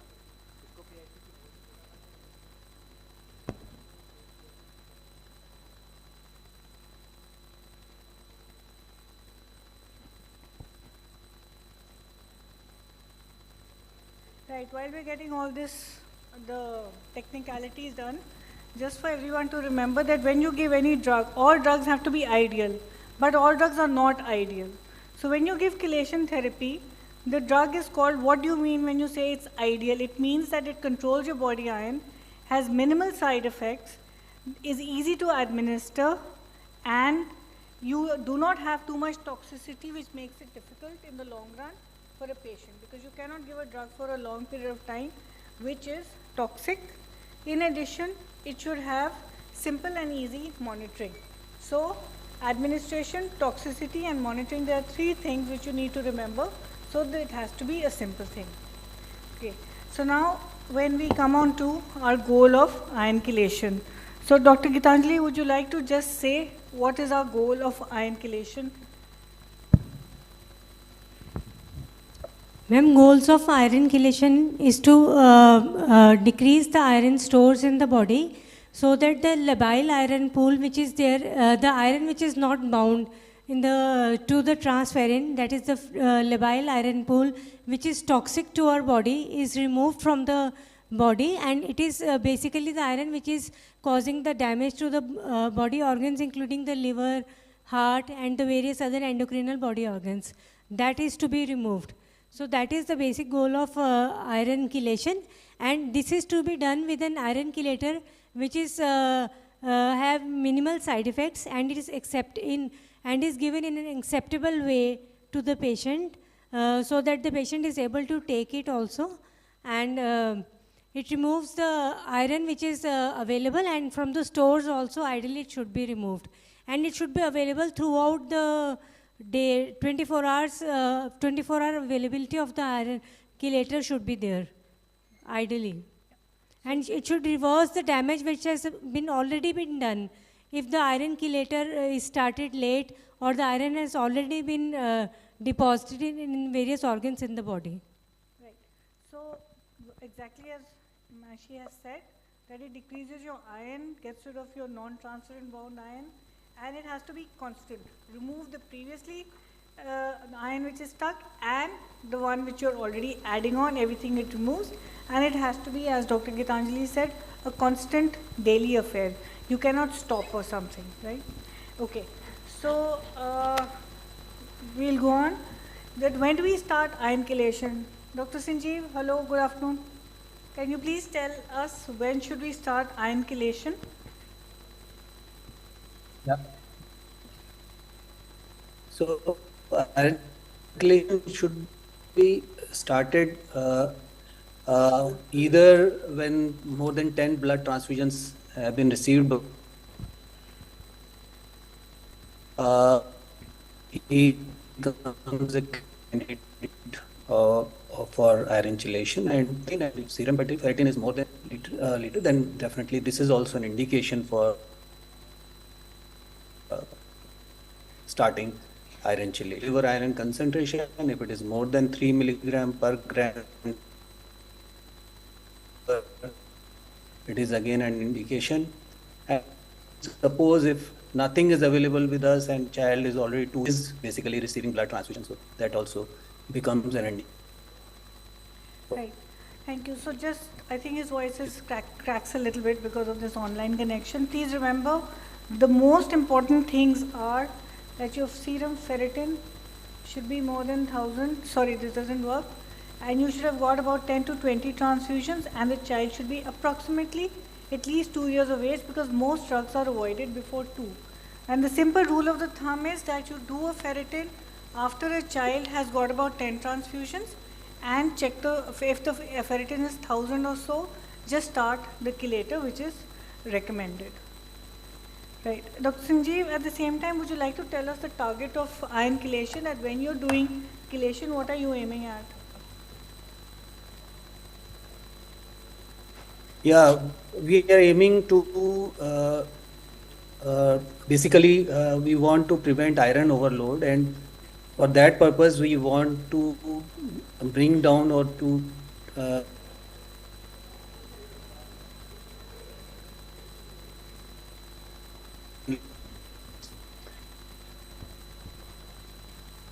low as possible, and less than 1,000 is basically. Right. So just to add on, essentially But ideally, you if should it goes, maintain your ferritin. you can say, at and about- apart from this, definitely we can. This voice Yeah, is it's a cracking. good tool. Okay, so the aim is to ensure that your ferritin remains less than 1,000. Okay, and the LIC is when you do a biopsy and get it. That is just theoretical. Practically speaking, you have to aim to maintain your ferritin less than 1,000. Just in a sort of a, let's say, nutshell. Okay. So, Dr. Varun, can you just like to elaborate on which there's a 3 common chelators which are now available, vis-a-vis about 30 years ago when only one was available. What agent would you like to start? So or as just elaborate on the agents available, I think that's better. Yeah, so we have available 3 different agents. So one is in the form of subcutaneous or IV, so that is desferrioxamine, and second is deferriprone or Kelfer, we usually say, and then the third is deferasirox. So deferasirox is basically a magic molecule. When it came into the practice of chelation in thalassemia, it changed the landscape of thalassemia management. So as you already pointed out in the first slide, ma'am, that the ideal chelator. So it is almost near to an ideal chelator. So the benefit of giving a single dose, having a bioefficacy, and at the same time having a fecal route of excretion, and at the same time having the chelation capability of even chelating from the bound forms into the heart as well as the liver. So it forms one of the ideal chelators. So as capsule formulation is otherwise also not possible by to be taken by children. So usually with our practice also with most of the thal kids, we start with deferasirox. So yes, when there are some indications for switching over or having a dual chelation also, and sometimes triple chelation also. But as the question says that if we have to start, then we start with deferasirox. So for purposes of the students and all sitting here, there are 3 iron chelators available. 2 are oral and 1 is parenteral. Deferasirox and deferriprone are your oral agents, and desferrioxamine is your parenteral. And you need to remember that when you get a patient of iron poisoning, which happens in emergency, the only chelator which will work is the parenteral one, desferrioxamine. So please do not try deferasirox or deferriprone in such situations. So these are the 3 agents available, and in this day and age, the one which is preferred is deferasirox. So which one? He's already covered that. And just to add on that, desferal, the parenteral one is obviously difficult. We have to give it parenterally. So and deferriprone and deferasirox, if Dr. Varun, you want to go over them? So as already said that deferasirox is almost a near to an ideal chelator. So it's long acting and it acts in almost all the tissues and extracts iron from all the iron overloaded organs, even the reticuloendothelial system, liver and heart. So although the chelating capability of deferriprone in heart is more than deferasirox, but sometimes when in terms of the palatability, in terms of the tolerability, deferasirox is a much better agent as compared to the deferriprone. And desferrioxamine, because it is parenteral, we don't give it routinely. But yes, when we have the indication, as ma'am already said, that yes, if there's an iron poisoning, yes, it's the only agent which is available. But in terms of management of thalassemia, so we are using desferrioxamine only for children who have a severe iron overload, who are not responding to dual chelation with even deferasirox and deferriprone, or if there is a contraindication of giving deferriprone, as already mentioned in the earlier slide, like if there is a agranulocytosis because of deferriprone, if there is high arthritis, not arthralgias, if there is high arthritis is there, so the child is not able to tolerate deferriprone and there is high iron overload, then we club desferrioxamine with deferasirox. Now one more indication where we give desferrioxamine in these children is when we have to rapidly lower the iron stores, especially when we are preparing them for hematopoietic stem cell transplantation. So at that time when we have to downgrade the level of hepatic iron overload as well as the cardiac cirrhosis, the only drug which will help in rapidly lowering the cardiac stores is desferrioxamine coupled with deferriprone, which is in the form of piggyback fashion. So the deferriprone it chelates from the heart, and desferrioxamine takes it down and brings it through the kidney and it's excreted out. Right. So the main take-home point is to remember that you start one of the two oral agents, and D-ferracirox is much easier with comparatively less toxic effects than D-ferriprone. And we'll come to the need of DFO later. So, Dr. Amarpreet, can you just tell us a little bit about how much it actually costs to use these chelating agents? Yes, we are very fortunate that now they're available in the government supply, but however, some patients still sometimes need to buy them. So, if you can just tell the audience which is easy. Ma'am, desferoxamine, which is a parenteral route, costs around for a 10 to 12 kg would cost from anywhere between 4,200 to 10,500, as the dose range is 20 to 50 milligram per kg. In cases of deferiprone, where the dose is 75 to 100, the cost would be 700 to 1000, and in cases of deferasirox, the dose being 20 to 40, the cost would be 1200 to 2400. So, deferiprone ends up being the cheapest and deferasirox in the middle, which is why historically in the 60s and 70s hardly anybody got chelation because of the cost. Okay, right. So, Dr. Aman isn't here. Can I just divide the questions between all of you? Right. So, Dr. Amarpreet, if you could like to carry on, you get a 7-year-old child with a ferritin of 4200. What would you like to do? Right. We have options for chelation. And these are the 3 options which were given. And the boy was started on deferiprone, which actually is available by the trade name of Kelfer because there's only one company which makes it. So it's 20 kg. We have to write a prescription. And how will you proceed?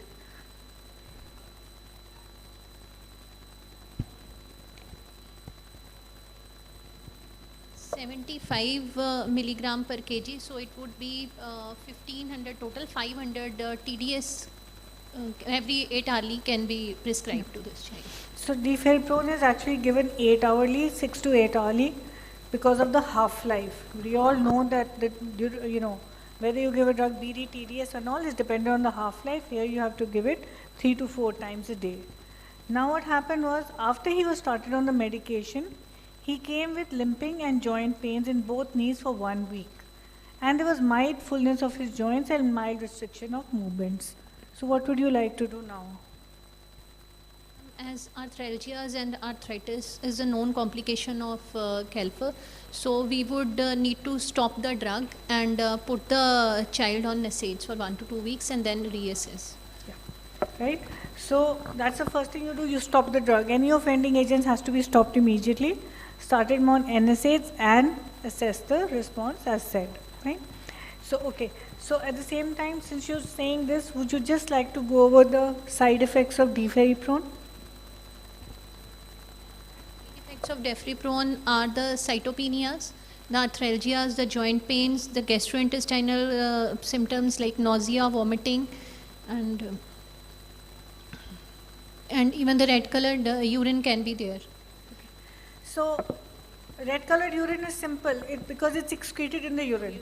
Okay, so that's why anytime iron is excreted, the urine turns pink when you're giving a drug which is metabolized in the kidneys. And then you have GI complaints, which are your usual nausea, vomiting in about 10%, and usually when patients are continued on the drug, they overcome these complaints.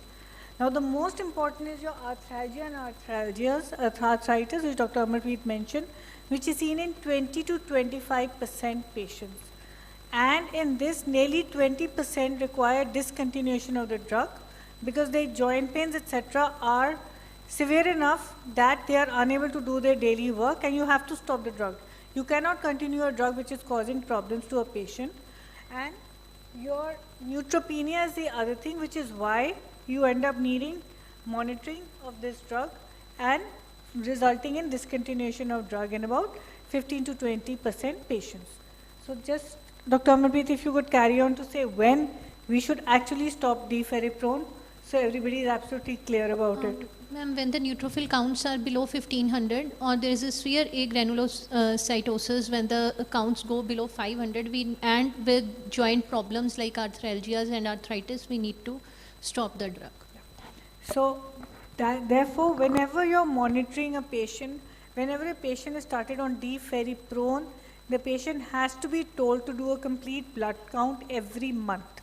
and you have to monitor their absolute neutrophil count, platelets, etc., to see in case they're developing neutropenia, which can occur at any time. It has been seen to occur even 4 to 5 years after the patient has been on the drug. So you cannot say that it was okay for a year, so I stopped. It has to be monitored throughout the lifetime while a patient is on the drug. And anytime you have to check the child has any joint problems, and it's very easy. You ask a child if he can drive a cycle, climb up stairs, climb into his rickshaw or bus, because sometimes it can be just arthralgia and not arthritis and may not come to your attention. Okay? So these two things mean stopping the drug, and it means stopping the drug permanently. You do not re-challenge, especially if a patient has a granulocytosis, because if you get fever or any problem, that can be fatal. Okay. So in this child, what can we do? Because he got arthralgias. Ma'am, we need to stop the drug and monitor, and we need to change the chelating agent. Like we can shift to Sirox. Okay.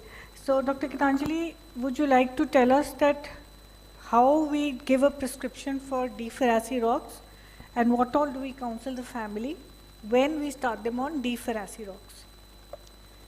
Thank you, ma'am.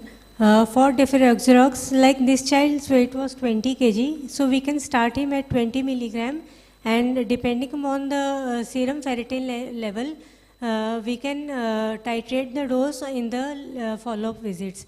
So this child, approximately 400 to 500 milligram can be the starting dose. So the common brands which are available are like Desirox. This is the commonest, and Defrijet. So these comes in the strength of 250 and 500. So we can give 1 tablet OD in the morning, or 250 milligram BD. Or the Esundra is also available. 400 milligram can be started OD dose. So this can be done in the starting dose, and we can follow 3 to 6 monthly by the serum ferritin levels. Right. And when we start Sirox, what all do we need to tell the mother how to give the drug and what should be done? Yes, ma'am. So first of all, the utmost important thing which we have to tell the family is to be, the drug has to be given on a regular basis, and adherence of the therapy is of the most important thing for a long term and a good effect on serum ferritin levels. Secondly, it is best, the response is best seen if the drug is taken at the same time of the day every day. Like in the morning, they can take the drug, and it is always it is better if we take the drug empty stomach. But later studies have said that you can take it with light meals also, and the drug has to be dissolved in water, or you can dissolve the drug in some juice, fruit juice like apple juice, orange juice. So around 100 to 200 ml of any liquid like water and juice can be taken, and the drug has to be dissolved and stirred in that liquid and to be taken. And after that, any residue left can again be redissolved in a little bit of solution like a liquid or the juice, and retaken for any residue which is left behind, and has to be taken on a regular basis. So any antacid syrups are not to be taken along with the drugs, because they can hamper the absorption of the drug, as it is an iron chelator. So this is a dispersible tablet, and you have to tell them to take it, and it should not be put in a metallic container. Two things to remember, and again, you do not stir it with the metal, so you use a plastic spoon and a plastic glass. And the easiest in our setup is to tell them to dissolve it in water. It is recommended, you can put it in juice, etc. But for parents, it is much simpler to tell them water, otherwise parents will be under the stress कि एक बोतल juice की रखनी है बच्चे के लिए. And we all know that sometimes juice is not the cheapest thing to keep, right? And can you go and elaborate on the monitoring also? Yes, while ma'am. the patient is on the drug? As deferoxerox has a common, there are not very much side effects which are observed, serious side effects which are observed with these drugs. The common ones are mild derangement in the liver functions and the renal function test, and some common GI side effects. So we need to monitor the liver function test, renal function test, on a monthly basis in all the patients who are started on deferoxerox. And some patients have proteinuria also, especially in the initial months of therapy with deferoxerox. So urine examination is also important and can be monitored in such patients. So if there is a escalating rise in the liver enzymes levels, then we need to decrease the doses, or if persistent rise is there, then the drug need to be stopped. So that is the importance of monitoring the liver and the kidney function tests. Yeah. So just to add on to what Dr. Gitanjali has already mentioned, Dr. Sanjeev, would you like to just elaborate on the side effects and when we should, the adverse effects, monitoring she's mentioned partially, and when we should stop the drug? So, deferoxerox is known to cause GI side effects like nausea, vomiting, diarrhea, pain abdomen, and it rarely requires discontinuation.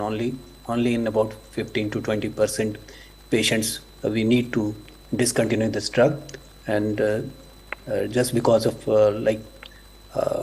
gastric or dural ulcerations, or if they are not tolerating it at all, so then only we stop it. Skin rashes are seen in about 7 to 11% cases, and there can be a rise in serum creatinine in about 38% patients by 30% rise can be seen there. And proteinuria, as already mentioned, that it can cause proteinuria, and early after starting this drug. So we have to monitor all these things. We have to do RFTs and LFTs also, at least every 3 months when we put the child on deferoxerox. And yes, urine routine examination should be done to rule out proteinuria. So increase in SGOT, SGPT, just a mere increase on one reading, that will not, that does not becomes a indication for stopping it. It should be persistent and progressive increase in these enzyme levels, and then there should not be any other cause. So we must rule out other cause for this rise in enzymes, like the child is having some hepatitis, hepatitis B, C, or whatever. So we must rule out all those causes also before stopping this drug. And then once suppose we stop the drug and the enzymes, they come down to the normal levels, and now we can restart it. But yes, we have to take a little bit caution that we have to start with the low doses, and we can then increase it gradually while monitoring the LFTs. Thank you. And what would be the absolute indication to stop deferoxerox? Because this is relative. Absolute, ma'am. Yeah. So if there is definitely if there is liver dysfunction or if there is renal dysfunction, definitely we'll have to stop this drug. So you can re-challenge once, but on a few occasions, when you re-challenge the second time also with a lower dose, your enzymes can start creeping up. And if you notice this about 2 times or so, then that becomes an indication of stopping the drug, and again you have to change the chelator, right? Okay. So now we'll just go on to one case. Dr. Gitanjali, I'll ask you to elaborate on this. We have a 15-year-old thalassemia patient who was initially on Kelfor or deferriprone, which had to be stopped because of neutropenia. Subsequently, the child was started on deferoxerox, as we just discussed, but again this had to be stopped because every time the child's transaminases kept rising. And the serum ferritin, because his chelation was so poor, went up to 10,000, and finally the child presented with dyspnea on exertion and palpitations.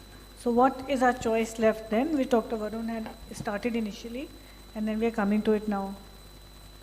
Ma'am, in this case, we have been left in only one choice, and that is IV desferrioxamine, because we have tried the other 2 oral drugs. And secondly, the patient is having very high serum ferritin levels, plus he is having some evidence of cardiac dysfunction clinically also, like there are palpitations and there is dyspnea on exertion. So definitely he is having some cardiac involvement along with high ferritin levels. So in these cases where there is some cardiac involvement, iron overload is so high and cardiac dysfunction is there, or T2 MRI is showing cardiac iron overload to a larger extent, intensive chelation is required, and desferrioxamine is a drug of choice, and we can give desferrioxamine as a subcutaneous infusion, but it has to be given for a long duration of time, like at least 5 days a week and 8 to 12 hours. It has to be given in a dose of up to 20 to 50 mg per kg per day. And other option, like if there is some cardiac dysfunction, we can also switch on to IV infusion also in such patients if there are features of CCF. And secondly, we can also add deferiprone if there is cardiac failure in patients and features are there of CCF. Thank you. So this reiterates that the old gold standard is still a kind of a gold standard when problems occur. The biggest issue, of course, is this has to be given parenterally. So either as a subcutaneous infusion, this is given with a pump, and a subcutaneous needle is inserted either on the thighs or on the interior abdominal wall, because it has to go subcutaneously, and that is where you have maximal subcutaneous tissue. So that, at least as Dr. Kiranjani said, about 8 to 12 hours every day for a prolonged period of time. And in this day and age, the indications of DFO are limited. And Dr. Sanjeev, would you like to go over them, please?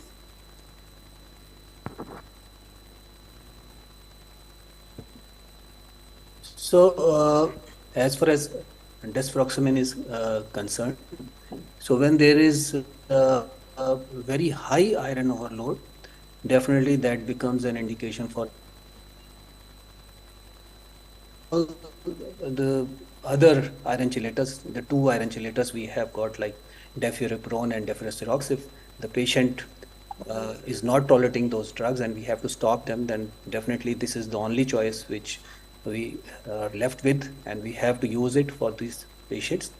And then when there is significant cardiac overload, like the child is in failure or cardiac failure, or if the T2 star is less than 6 milliseconds, then again it's an indication for using because it will, in combination with deferiprone, definitely it acts so well, because by shuttle mechanism, deferiprone withdraws the iron so well from the cardiac tissue, and then it is removed from the blood by desferrioxamine. Doctor explained this.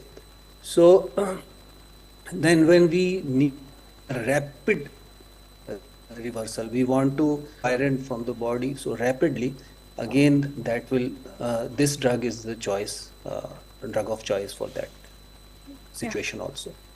Thank you. So this is what Dr. Varun said in the beginning, and Gitanjali and Dr. Sanjeev has said. So the most important thing is, if your iron overload is really massive and you need to bring it down, like this patient has come with probably cardiac failure, the child is unable to tolerate any of the oral chelators available.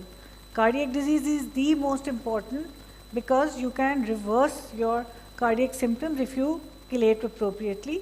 And yes, rapid reversal, especially in a pregnancy state, which is a stress state, or you're planning a transplant on the patient. Okay. A lot of time we read about vitamins in thalassemia. So Dr. Varun, would you like to tell us if there's any role of vitamin C in thalassemia? Role of vitamin C as such, because vitamin C acts as an increased enhancer of gastric absorption of iron.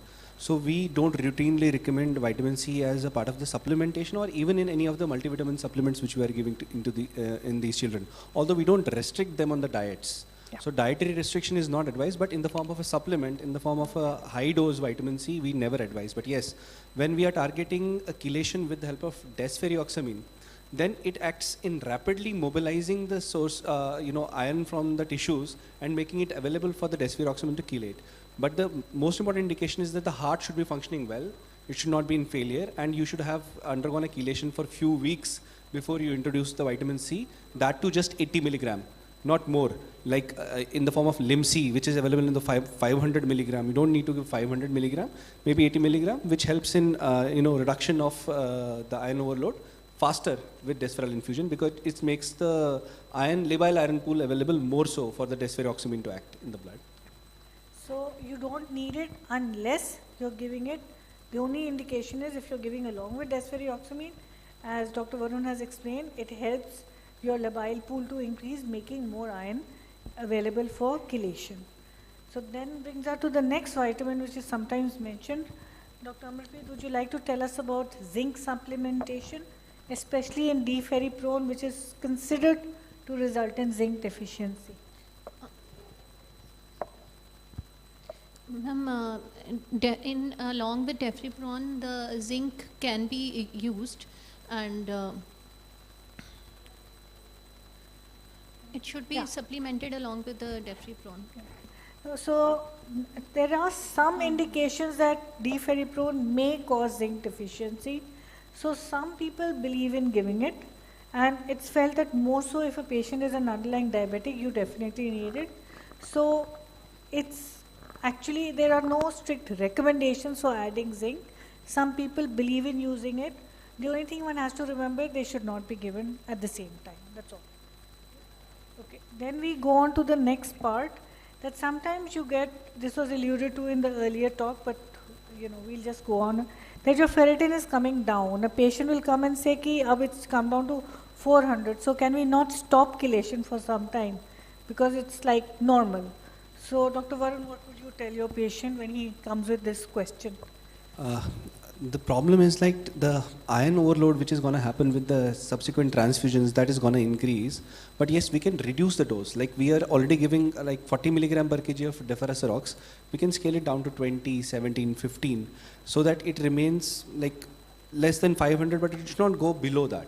So if it is going below that, we have to decrease the dose, not stop altogether, because the next transfusion which we are giving or the dietary absorption, that's going to continue.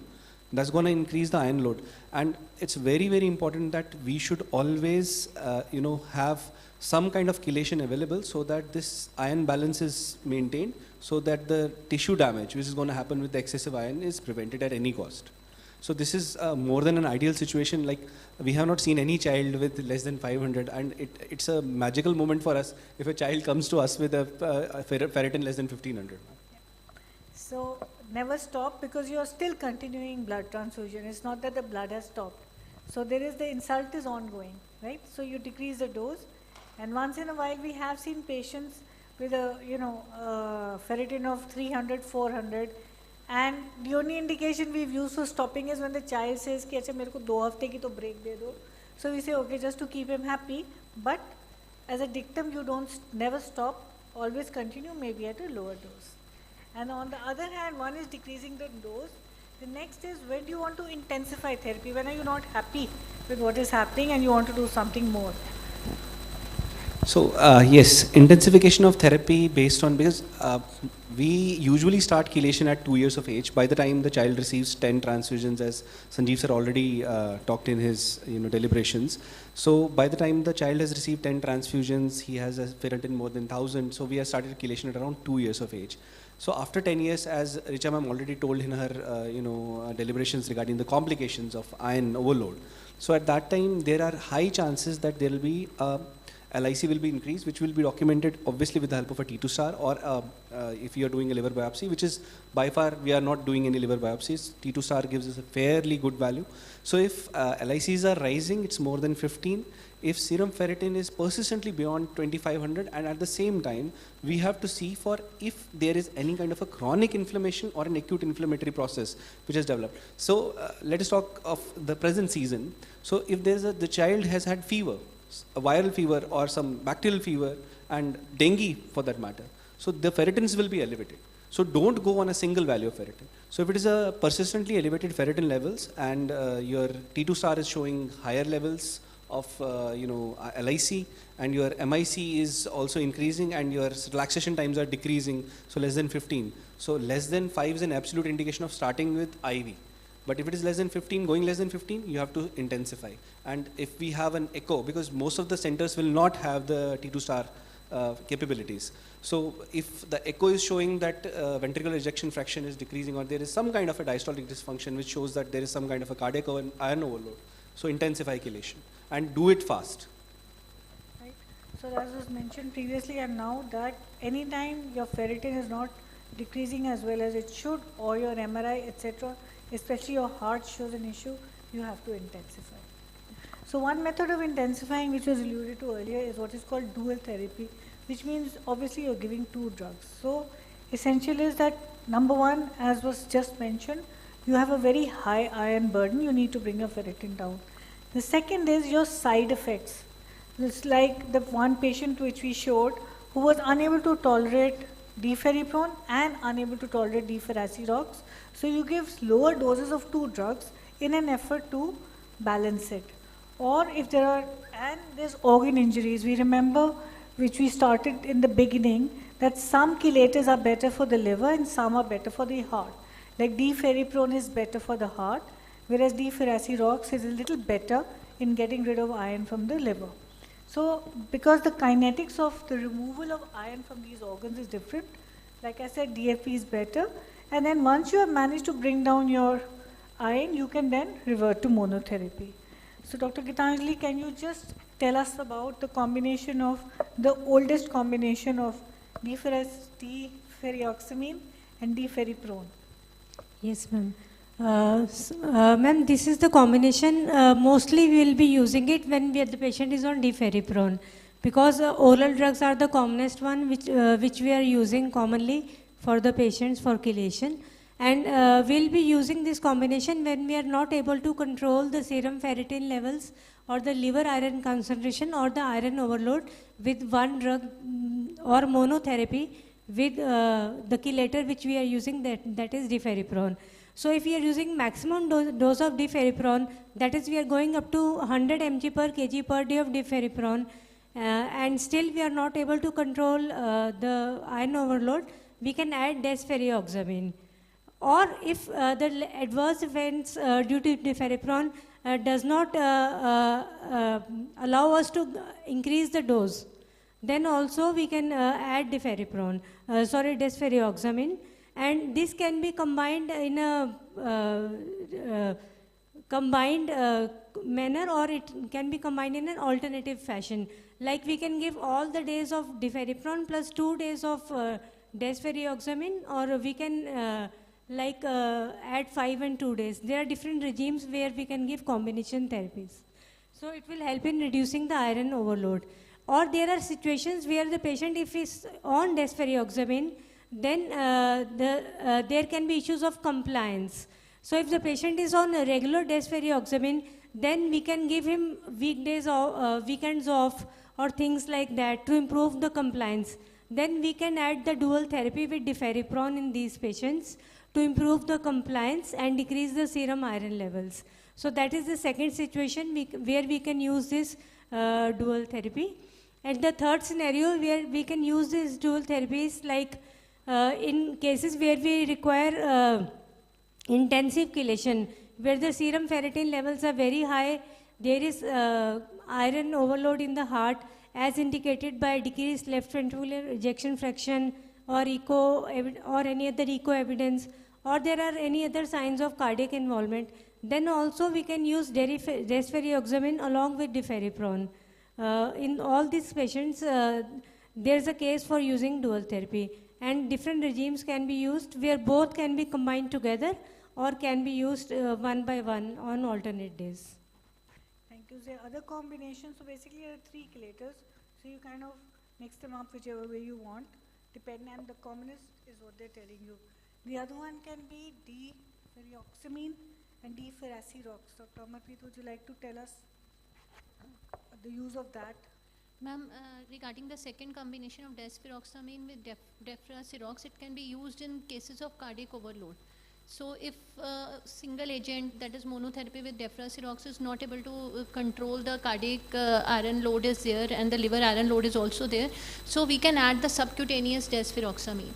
And there have been trials where it has been seen that the effect on cardiac T2 MRI, T2 star is better when the liver iron concentration is less than 30 milligram per gram, rather than if it was more, the response was also less.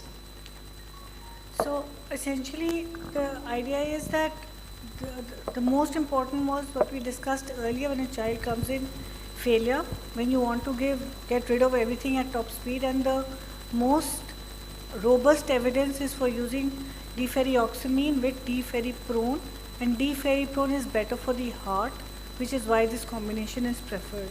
And as was also mentioned that yes, if for compliance or if a patient is unable to tolerate, you can use any of these. Deferrioxamine is limited because its expense and difficulty of usage. So the third combination, which is deferriprone and deferrasirox, is the one which we use more frequently these days. Dr. Sanjeev, can I give you this question? He's frozen. Okay.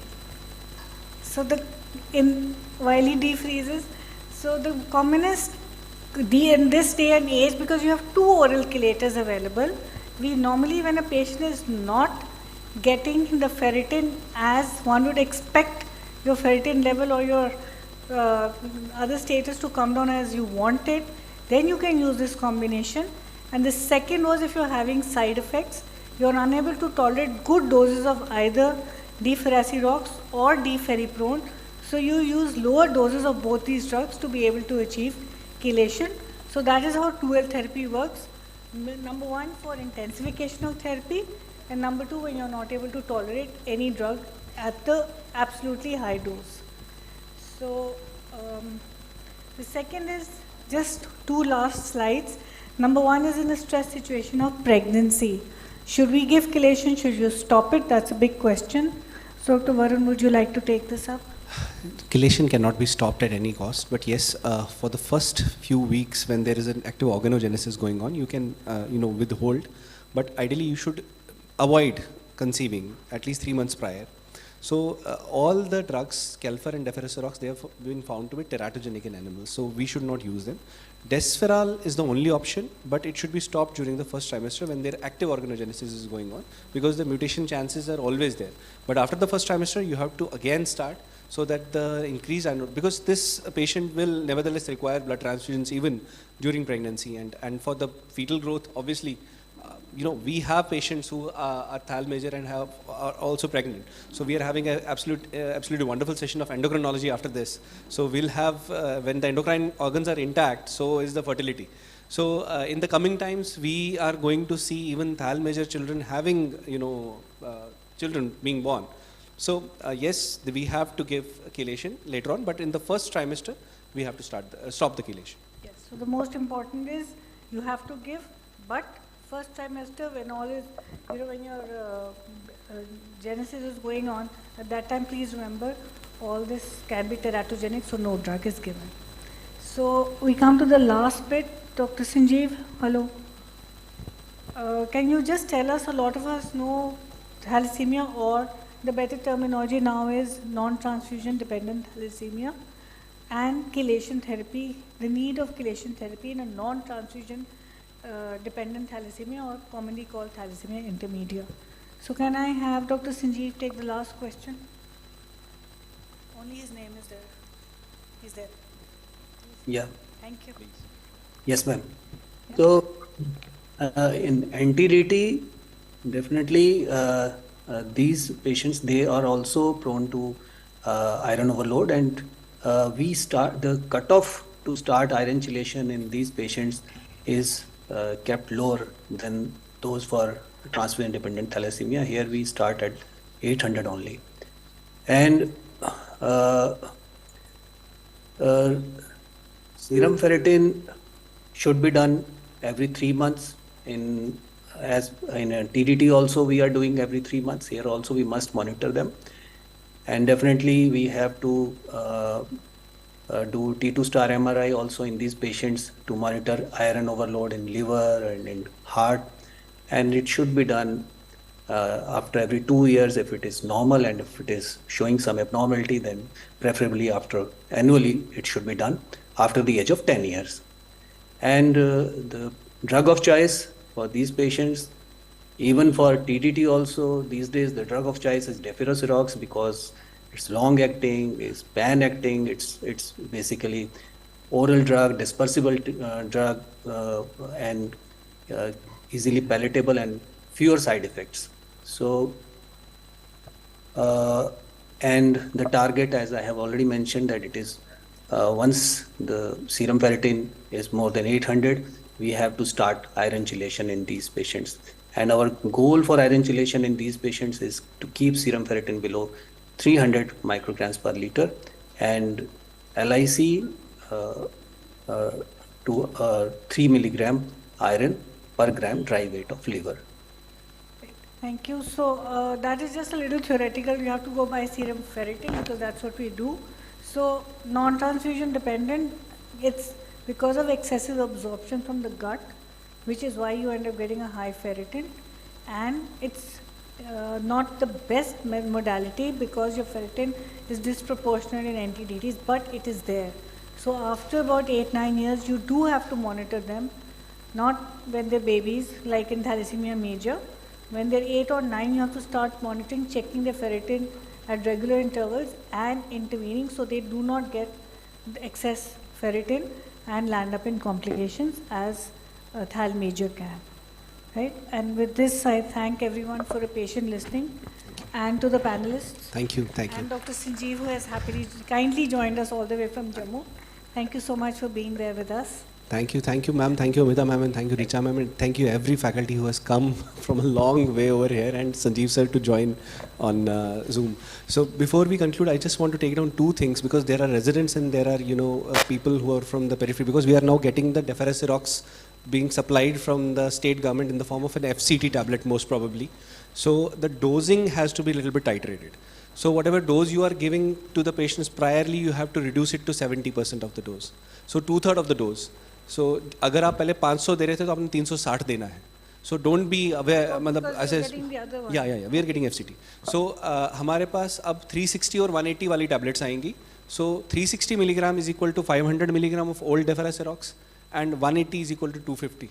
So इस हिसाब से करना, उसको 180 को 1.5 गोली मत दे देना please, वो ध्यान रखना, ठीक है. और दूसरा जो important चीज़ है, there is one drug which we usually write for hepatoprotective efficacy, that is Silymarin. So this drug is not to be given in enzyme elevation when you are concurrently giving Deferriprone. So when you are giving Deferriprone, avoid using Silymarin. So these two things. Thank you very much. Thank you.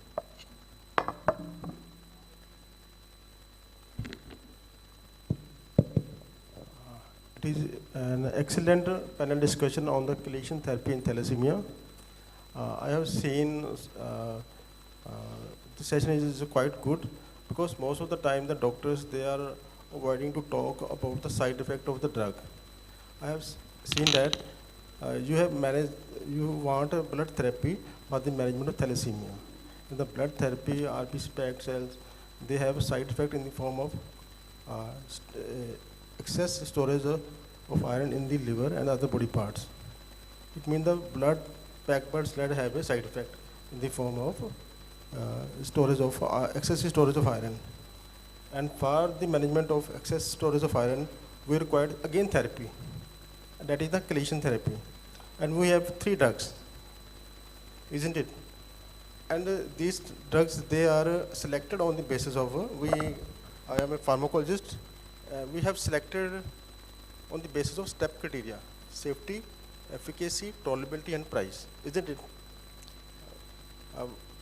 It is a quite healthy discussion have taken at this platform because the management of thalassemia required blood therapy as well as the understanding of the starting of the chelation therapy.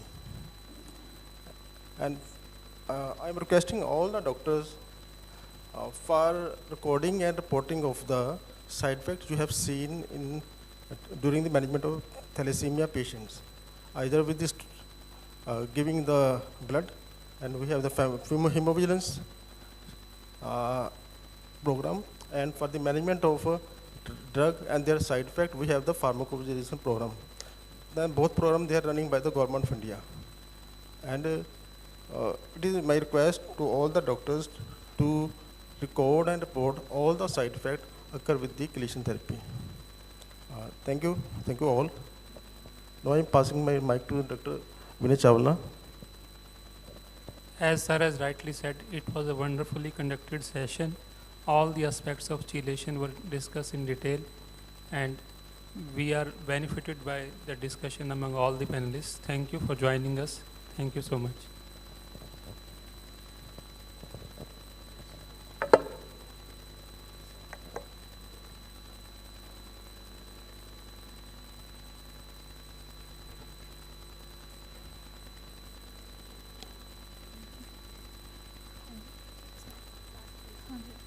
Thank you so much, ma'am. I extend my gratitude to our esteemed panelists, chairpersons, and the moderator for their valuable contributions. Now I request our chairpersons to kindly facilitate our moderator and the panelist.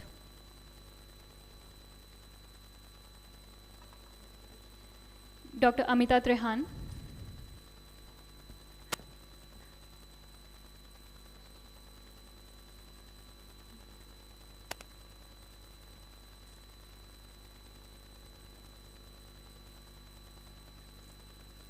Dr. Varun Kaul, sir.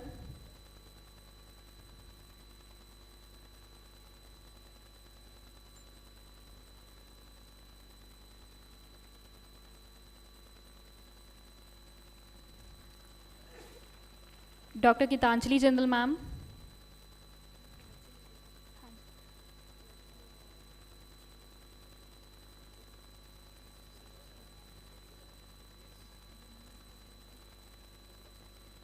Dr. Amarpreet Kaur, ma'am.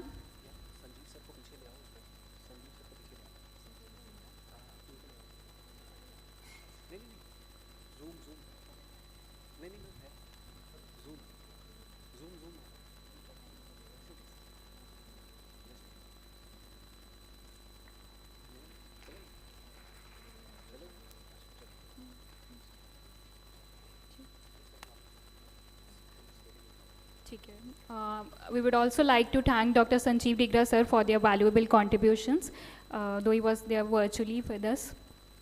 I would request Dr. Gurmeet Kaur Sethi ma'am to kindly come and facilitate our chairpersons.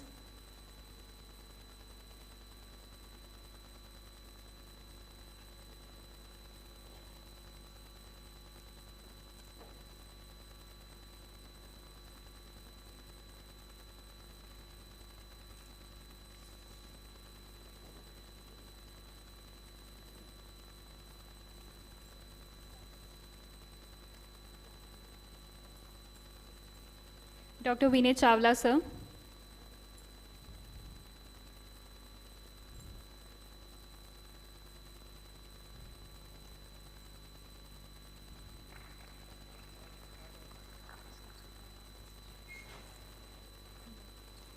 Dr. Rajkumar, sir.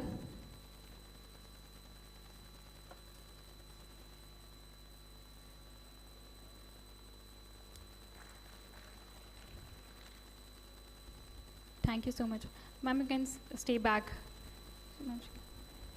Next.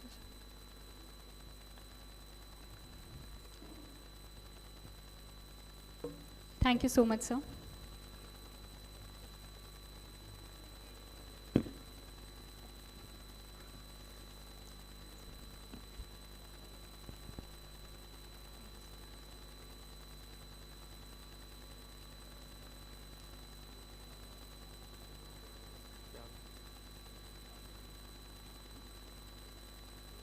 Proceeding with the next topic of panel discussion on thalassemia and endocrine-related problems, I will request our esteemed chairpersons, Dr. Gurmeet Kaur Sethi ma'am, Professor, Department of Pediatrics, Guru Gobind Singh Medical College, Dr. Sumeer Kumar, Professor and Head Department of Dermatology, Guru Gobind Singh Medical College, to kindly commence the session.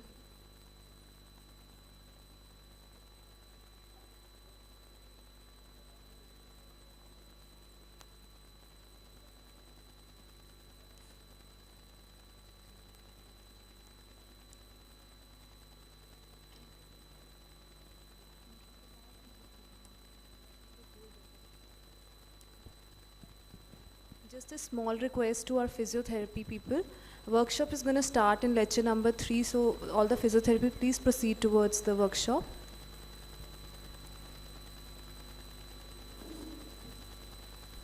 I request chairpersons to please introduce our moderator.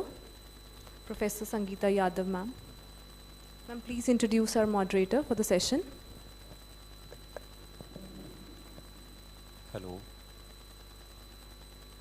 First of all, I would like to say thanks for to giving us opportunity, and I would like to congratulate Dr.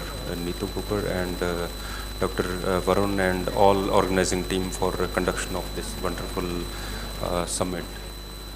Okay, so the moderator of this session is Professor Sangeeta Yadav. She is Professor of Excellence and ex-head of the department MAMC. Her institute is at present Department of Pediatrics, HIMSR, Delhi.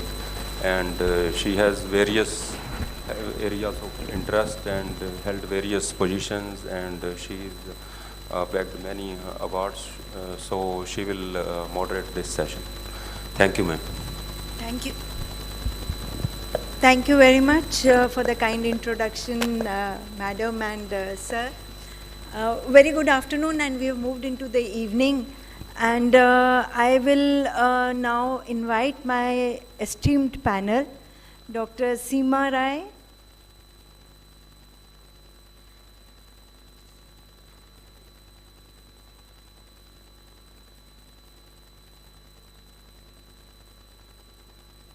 and Dr. Jayavender.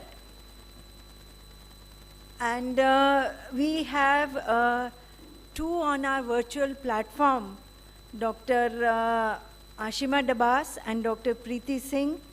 And now they are esteemed faculty of Maulana Azad and Lady Hardinge Medical College. And Jayavender and all, they are all colleagues. And they have been my residents once upon a time, and now they are my proud legacy in respective colleges. And first of all, I would like to thank the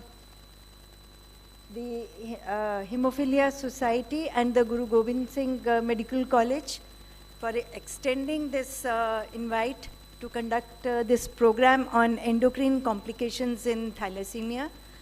And since morning, we have been talking about the prenatal, how to prevent, but once the child is born with thalassemia, and then we see to it that we give the transfusions and then we do the chelation, and that's what we have been dwelling upon since morning.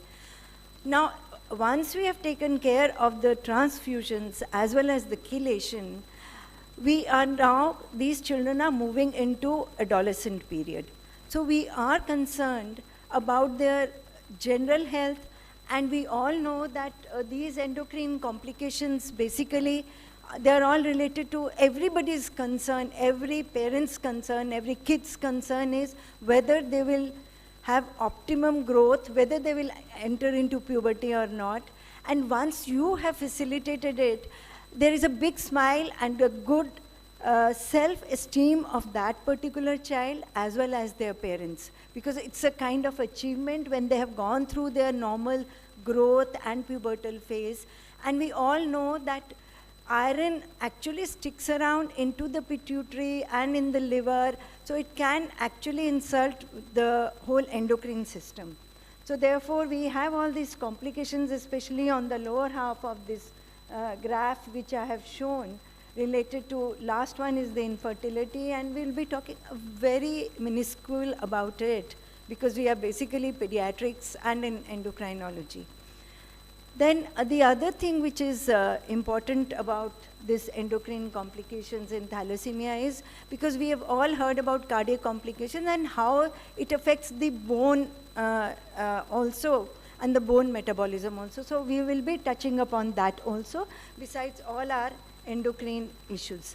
So we all know that the thalassemia disease burden and pathology affects the endocrine disorders in terms of growth, bone, puberty, thyroid, metabolic, and what is our aim? To improve the quality of life of these children. And I have been working ever since my residency with these children in Kalavati and then later on. I think they have taken out a wrong presentation. Unfortunately, this is just covering, and we all know what beta thalassemia is ever since morning. And what is the status of this in India? It's a high prevalence. I will not go into the detail, but certain data is available from our country that how much is the extent of the problem, and we have already talked about the prevention, and all this is crucial. I will move on with the burden of endocrinopathy, and that says 1 in 3 children with beta thalassemia major have endocrinopathy, and thalassemia endocrine disorders are in terms of hypogonadism, which we will be discussing, and related to the growth, hypothyroidism, hypoparathyroidism, because we were talking about the calcium metabolism also, and the glucose and the adrenal, and the bone mineral density. So we will be just giving a little eye view related to that.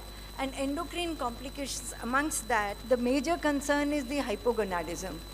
Then is the growth hormone deficiency, hypoparathyroidism, impaired glucose tolerance before your setting in of the diabetes mellitus, and this is the incidence, and the hypothyroidism.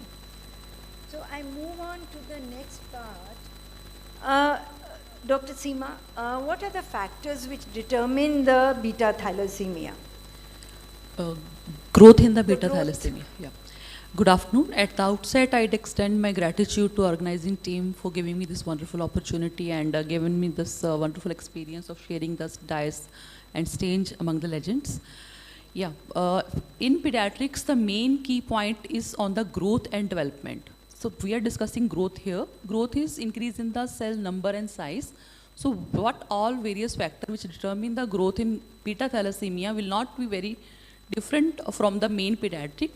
There are 1 or 2 differences. So first and foremost would be nutrition.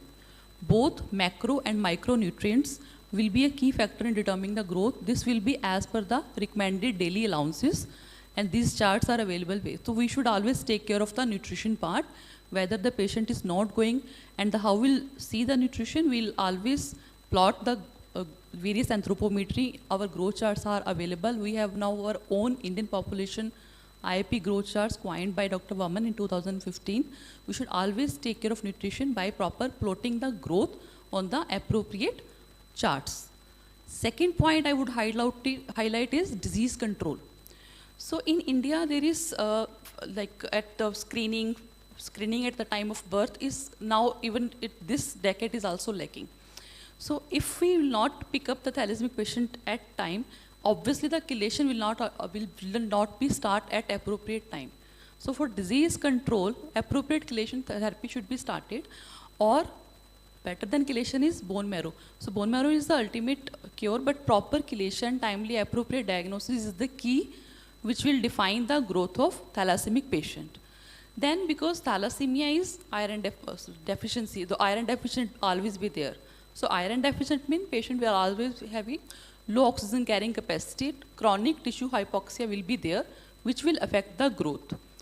Associated comorbidity in the thalassemic patient, because they are chronically transfused patient, there will be extramedullary erythropoiesis, hemosiderosis, all these factors will lead to liver diseases. Apart from these, when initially blood transfusion was started, the proper screening was not there. Few patients got infected with HIV. Ma'am is the first person who actually started in Delhi the HIV screening for the patient. HIV, HCV, all these diseases patient can get. And last is genetic factor. Growth is always determined by genes. So these are various factors which determine the growth in thalassemic patient. Thank you, Seema, for elaborating upon them, the factors which are very important related to the growth and how we are going to intervene and where we can intervene. That's what becomes clear with your discussion part. We move on to, we bring in Preeti, and she's going to be coming virtually and joining us. And Preeti, what are the types of growth and pubertal problems which we can see in these children? Yeah, thank you, ma'am. I am really sorry because I couldn't join physically and I have to join through the virtual mode. But nevertheless, I am really happy and I would like to thank the organizers for giving me this opportunity. So as Dr. Sangeeta and Dr. Seema very nicely said, that growth is something which is a characteristic feature of all children, right? And when a child is having either transfusion dependent or non-transfusion dependent thalassemia, the prevalence of growth failure that has been recorded or observed in most of the studies, it varies to the tune of 30 to 50%. And it has been seen that children who receive the adequate regular transfusions and chelation therapy, they have the best chance for achieving their genetic potential. But since most children may not have the opportunity to receive a good transfusion, regular transfusion and chelation, so they succumb to growth failure. And the reasons for these growth failure, as were well elucidated by Dr. Seema, they are the nutritional factors, the iron overload, then we have chronic anemia. But what is important to understand is that these factors are also dependent upon the age of a child. So if a child is less than 5 years, we are predominantly that the child should have a pre-transfusion level of something like 9 to 10 grams per cent to have optimal growth. The child shouldn't be having any hypoxemia. The nutritional between 5 to 10 years, because these children are regularly transfused, they develop features of iron overload, which is predominantly seen in the form of poor linear growth due to transfusion-associated iron overload seen on the GH-RH, that is the growth hormone-releasing hormone, growth hormone, and the IGF-1 axis. So basically, the hypothalamic pituitary and the IGF-1 axis is responsible for the linear growth in child. Beyond 10 years, what we experience is the absent or the attenuated pubertal spurt, which actually contributes to growth failure because of the involvement of the hypothalamic pituitary gonadal axis. So in the early childhood, the growth hormone and the IGF-1 axis get affected. During the later part, all stages, a lot of comorbidities also come into role.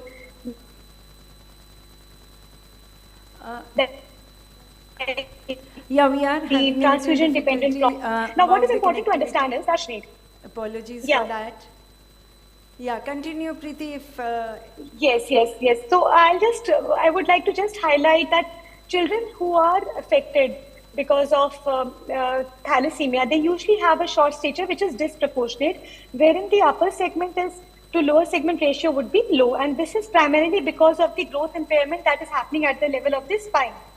So basically, the spinal growth impairment, it actually starts during infancy, and it usually deteriorates progressively with time, and main contributory factors being even the chelation therapy. So if a child has been chelated using deferoxamine, now that leads to impaired cartilage growth, and which can be an important factor in impacting upon the growth failure for these children. So what we have to optimize in nutshell is actually adequate or regular transfusion and optimizing the chelation therapy to have a good genetic potential and to and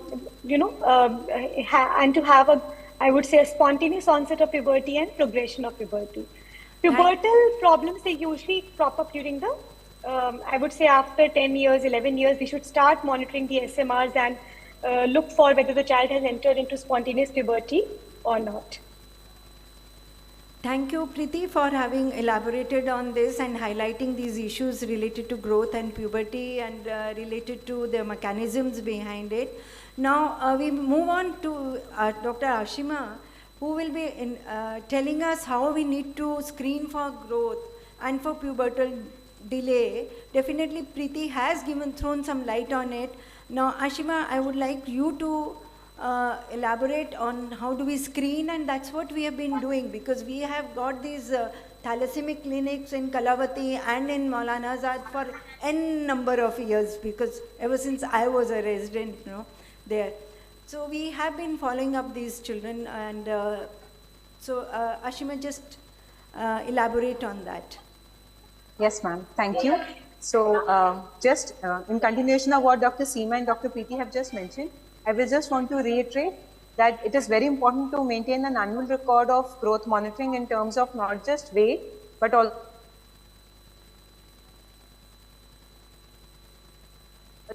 in the later part of the session. As Dr. Preeti also mentioned, measuring body proportions is important whenever we are evaluating a child with short stature, and in beta thalassemia, it becomes all the more important where spinal growth and limb growth might be differently affected. Coming to pubertal evaluation, the pubertal evaluation, simplest thing to start and not to miss is clinical examination of puberty, which should be started for all peripubertal age group of children. And many times these children appear short and actually appear, because of delayed puberty, they appear very childish. So important is not just to have a follow-up in terms of you are a child with beta thalassemia, but also to record when is the child turning 14 or 13 in cases of girls, boys and girls respectively. Coming to the investigations that we were to, after doing a good clinical examination, the simplest investigations that we would want to do in terms of growth, as Dr. Seema mentioned, a lot of disease burden is related to these growth disorders. So checking the annual, how have been the annual hemoglobin records, what has been the mean ferritin levels. Again, the baseline molecules like LFT, calcium, because these are things that can be corrected and can be screened for comorbidity. IGF-1 levels do help us in some way. However, because the confounders are so many that can affect IGF-1 levels, a solitary isolated reading of IGF-1 may not give us much insight into whether this is really a disruption of the growth axis in terms of growth hormone resistance or whether it is because of the underlying comorbidity. If we were to check for pubertal evaluation, ma'am, can we have the next slide? I just wanted to add over here before I move on to the next slide, because that is the thesis which we did just 3 years back when Ashima and myself were there, and we evaluated the growth axis for these children of thalassemia. Yes, ma'am. So, ma'am, next. Actually, we want to have both of them together. Yeah. So, coming to investigations, after doing a good clinical examination and anthropometry, skeletal age is important because it will give us a lot of insight as to what's happening with puberty and maturation overall. So in children who have short stature and delay in puberty, we are expecting a delay in bone age, and the degree of this bone age delay can help us predict a lot of future prediction for height and growth. Also important to understand that for puberty, what we will be monitoring after clinical examination and a bone age is baseline hormones like FSH and LH, and also sex steroid levels, which will be low in case of delayed puberty. The next slide, ma'am. So baseline FSH LH, as Dr. Preeti had just mentioned, a lot of this is dependent, the disorders are a lot dependent on the disordered HPG axis which happens in these children. And if this is affected because of poor chelation and high ferritin levels, then more often or not, these children will have a low GnRH and a low FSH-LH when we measure. And these children have to be differentiated whether it is actually a true gonadotrophic hypogonadism, or is it actually just an arrested or a mild delay puberty which can be seen because of constitutional delay and associated comorbidities. So in these children, doing a GnRH stim test may be needed, and if there would be a proportion of these who might require some a mini pulse of testosterone if they have delayed puberty. So I think this will be covered by Dr. Jamina. Yeah, that we will be covering subsequently, related to how to trigger, how to take care of the pubertal delay. Just briefly, you just highlight a few points related to your case, Ashima. Yes, ma'am. So this was a case who, when we saw him, he is a beta thal on regular transfusions with a high median ferritin. And during the early adolescence, when we detected growth faltering, initial impetus was on improving the comorbidities in terms of dietary counseling, good regular transfusions, correcting the micronutrient deficiencies. But when we realized that even at 14 and a half, he was not growing, it is then that we decided that this child needs further follow-up because he was still prepubertal. And this is the child where we would have to investigate and take help of endocrine consults to investigate and manage this child further. So I think we can continue the discussion on management later once we've had that now. Javinder, how do we manage growth disorders in these children? Now we come to the management part. So as it has been highlighted, what are the various factors which affect growth in thalassemia? So there are major disease related factors. So the treatment for the growth disorders is reversal of these factors, that you have to maintain a good hemoglobin level more than 9 gram per deciliter to prevent the tissue hypoxia. You have to prevent the iron toxicity using chelation at appropriate dosages and starting early to keep the ferritin level less than 1000 nanogram per ml, and And third is you have to prevent the tissue toxicity, that liver disease, associated infection, all these, and proper nutrition has to be taken care before proceeding to the endocrinal causes. Once we have corrected the disease related factors, this graph is showing the variation in the growth failures. So previously when the disease treatment was not optimal, growth failure was seen in 70 to 80% of the kids. Now with the optimization of the disease management, the incidence of the growth failure or short stature has reduced to 30 to 40%. In a recent systematic review in Indian studies, it is up to 50 to 60% still now. So we have to take care of all these factors, and if we have taken care of all these factors, then usually the growth failures start at an age of 9 to 10 years if the disease related factors are not playing a role, and if the nutrition is not optimal, ferritin is not corrected properly, then the growth failure may occur early also. Otherwise, the growth failure in thalassemia starts at the age of 9 to 10 years. Then we have to evaluate the GH-IGF axis. There may be growth hormone deficiency, as it has been highlighted that pituitary is also a sensitive organ to the iron toxicity, and it is frequently affected in the iron overload. So we evaluate for the GH deficiency, and there may be a component of GH resistance also. And if these children have liver involvement, then the IGF-1 generation would be poorer, because your GH acts through liver by the generation of IGF-1, which acts on the bone for the bone growth. So whenever a child is coming for growth failure, we evaluate based upon the parameters which have been discussed. So if the child height is less than -2 SDS for the age and sex and as per the parental height, then we have ruled out the other factors. Then we go ahead with GH stimulation test, and if the child is found to be GH deficient, then growth hormone trial can be given. The growth hormone dose people have tried from 25 to 50 microgram per kg per day, and people have seen a good response in initial years, but over the time the response is not great as it's seen in any other patient who is having isolated growth hormone deficiency, and the increment in the final height is not very good in these patients. So there are multiple factors which are playing role in short stature in thalassemia. So there are... Actually, Javendra, that's what you are going to come to. What is the role of growth hormone therapy in these children? Because before your chelation, the pituitary used to get iron overloaded and the growth failure used to occur. But then over the time, since chelation has happened, so definitely improvement is there.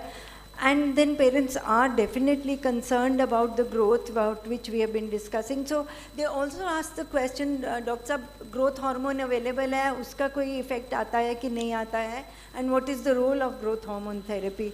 So I would like you to just flag off this, because this is the common question which is asked. Yeah, ma'am, there is only one RCT available for use of growth hormone, and there are multiple observational studies out there. So people have shown that there is a very good response in first year. So people have started the dose from 0.2 milligram per kg per week to 0.3, 0.4 milligram per kg per. In first year, they have shown the growth velocity almost doubles or almost 1.5 times of the baseline growth velocity. So we do get a response with growth hormone in the deficient children.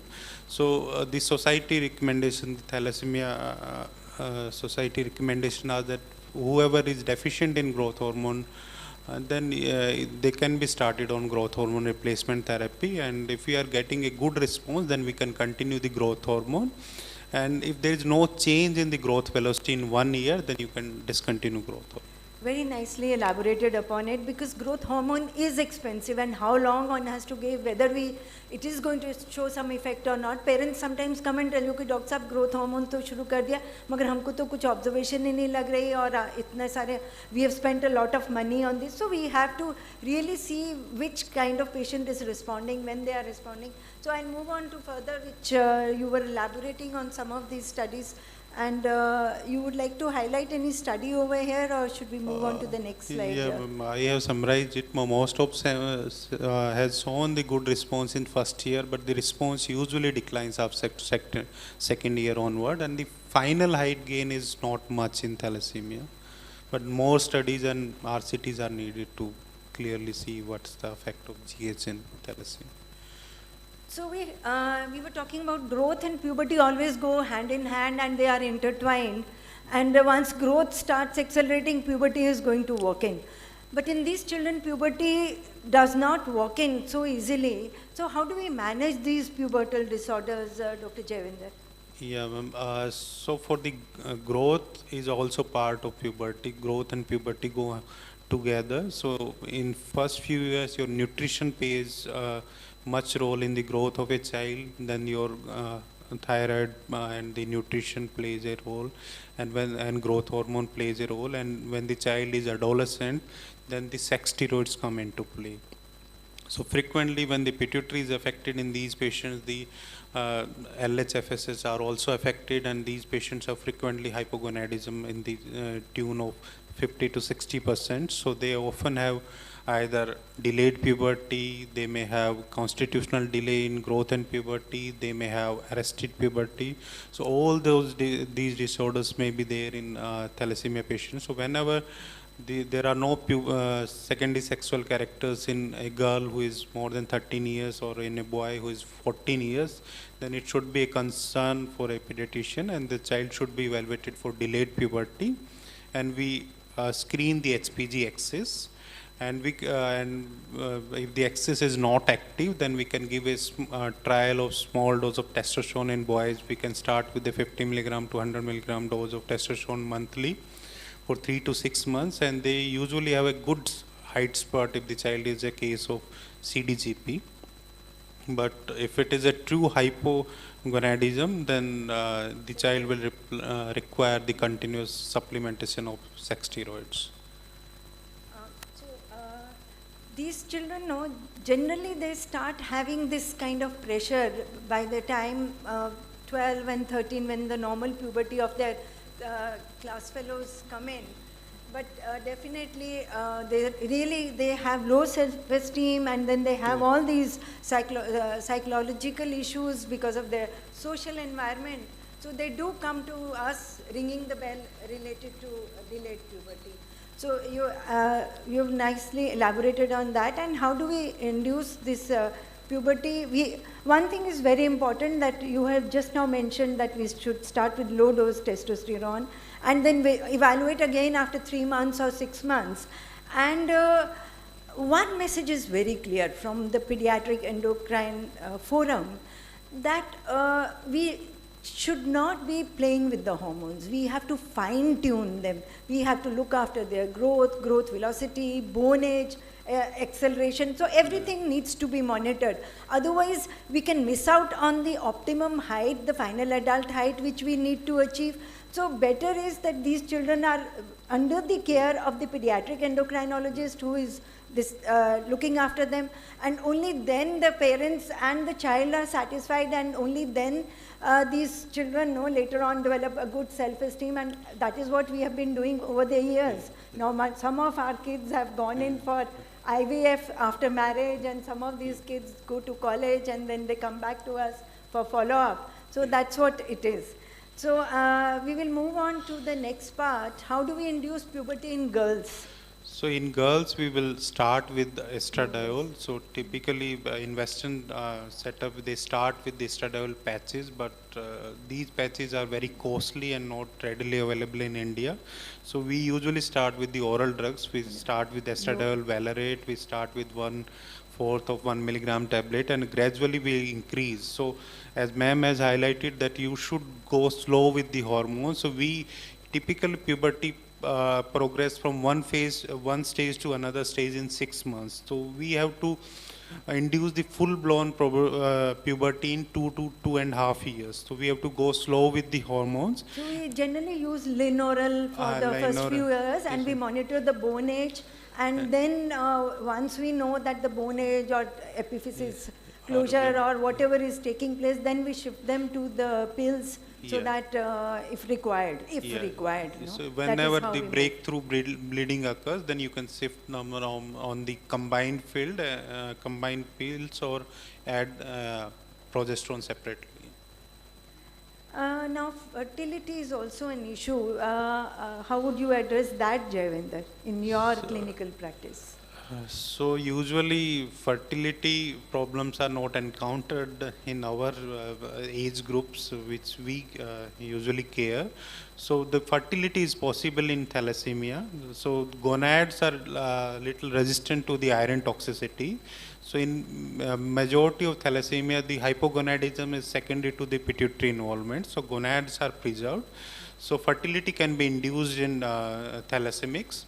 And now people are using FSH, recombinant FSH in males also. They are using HCG, FSH combination, or HCG or HMG combination to induce spermatogenesis in boys who have poor testicular growth.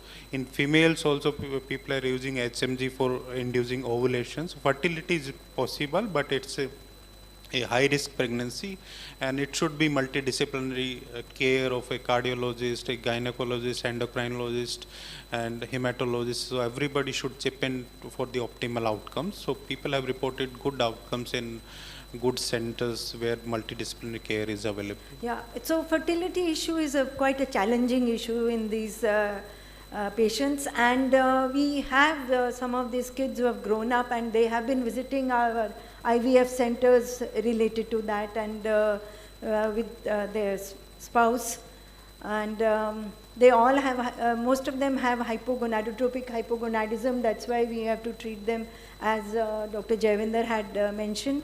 Now, what are the disturbances? We move on to the thyroid, and how do we manage that, Seema? So various disturbances of thyroid-related issues in transfusion-dependent thalassemias are hypothyroidism is up to the range of 5.6 to 17% in the various studies. So it can be primary hypothyroidism, central hypothyroidism, and subclinical hypothyroidism. And screening of thyroid disorders should be started after 9 years of age, and the actual incidence of primary and secondary hypothyroidism occurs in second or third decade of life. Screening we should start after 9 years, and then thereafter annual screening should be there. So primary hypothyroidism is a graded phenomenon. First we have subbiochemical hypothyroidism, then subclinical hypothyroidism, and then frank primary hypothyroidism. Ma'am, next slide.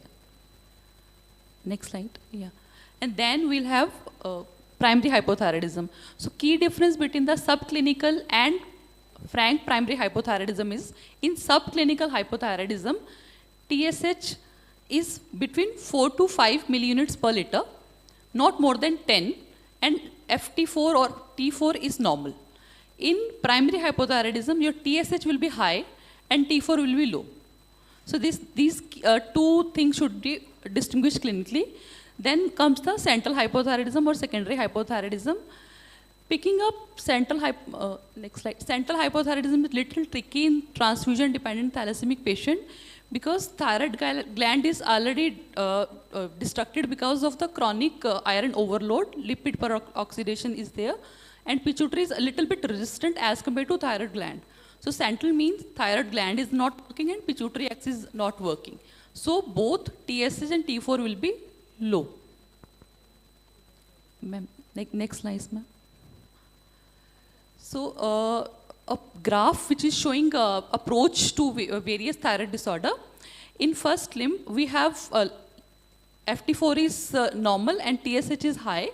Then we should look whether cortisol is normal or not, because the adrenal gland will also be affected by chronic hemosiderosis or iron toxicity. If there is associated cortisol deficiency, before correcting thyroid, we should always take care of cortisol deficiency, because if we suddenly start thyroid without hydrocortisone supplementation, the patient will go into the shock. Then comes the subclinical. In subclinical, usually because T4 is low, only TSH is between 4.2 and 10 milliunits per liter. So we will not treat until unless patient is symptomatic. What symptoms we look if there is short stature, delayed puberty, various other features are there. Only symptomatic patient of subclinical hypothyroidism should be treated. Asymptomatic, we should keep on following up after 4 to 6 months, and if the TSH rises more than 10, we should start therapy. And from primary hypothyroidism, when the TSH is high and T4 is low, we can take up, after ruling out cortisol deficiency, we directly start L-troxin therapy, sorry, thyroxine. So we move on to the next part.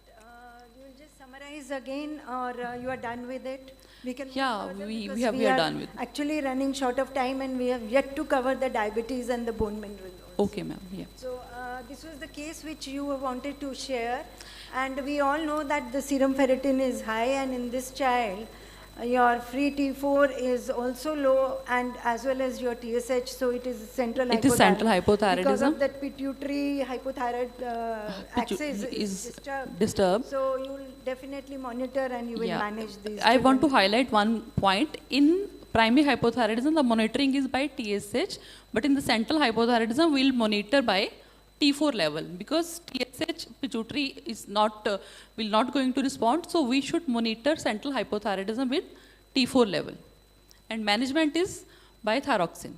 We'll always start with low dose, because sudden starting with the high thyroid can lead to pseudotumor cerebri, and in this patient, because already cardiac toxicity is there because of the iron overload, patient can go, if sudden high doses of thyroxine is used, patient can go to the cardiac failure as well.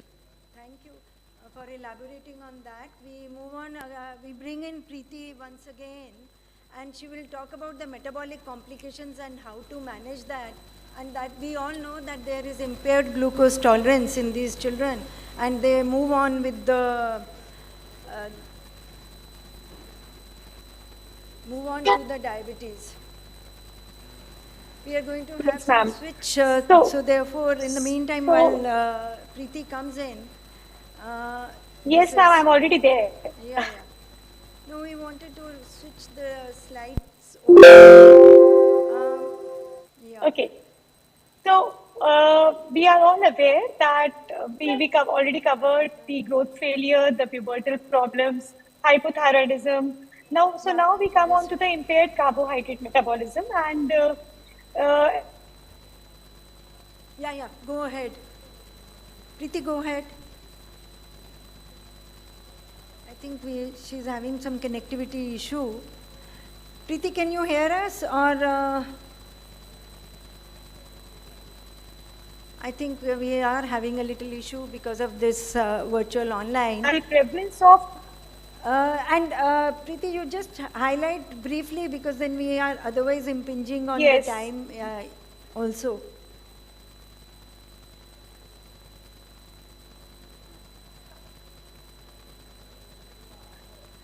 Anyways, we all know that there is impaired glucose tolerance in these children, and some of them develop diabetes mellitus. So it is not very high because of the various studies which we have conducted on our cohorts of thalassemia.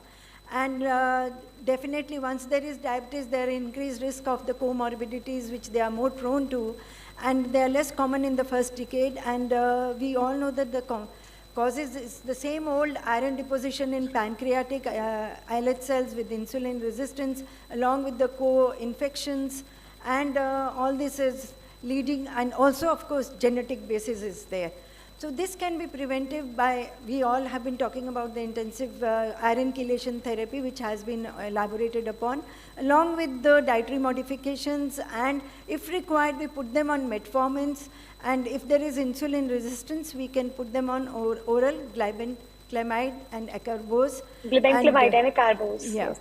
So insulin therapy when all other measures fail and insulin deficiency develops. So you would like to add on the next slide? Yes, ma'am. Yes, ma'am. I think there's something which I want to highlight is the role of prevention, because unless we screen for this problem, the problem will not get detected. So annual screening is really important after the age of 9 years. So this can be done using fasting blood glucose. And we should always remember that HbA1c is not something which is suitable for monitoring the long-term glycemic control. And in fact, it shouldn't be ordered. Instead, we can use serum fructosamine if we are looking for a long-term control. But as far as possible, I would say do a fasting blood glucose level. And if the fasting blood glucose levels are impaired, then we have to go ahead with the oral glucose tolerance test. So if it is, say, the blood glucose fasting levels are between 125, get a OGTT. And again, I want to reiterate the fact that prevention is something which we should be aiming for. So adequate chelation, adequate regular transfusions, and a good amount of physical activity and dietary therapy can itself be a important factor Preeti, in that's preventing what the we have been progression. talking since morning. Perfect prevention, prevention, prevention, right from antenatal period.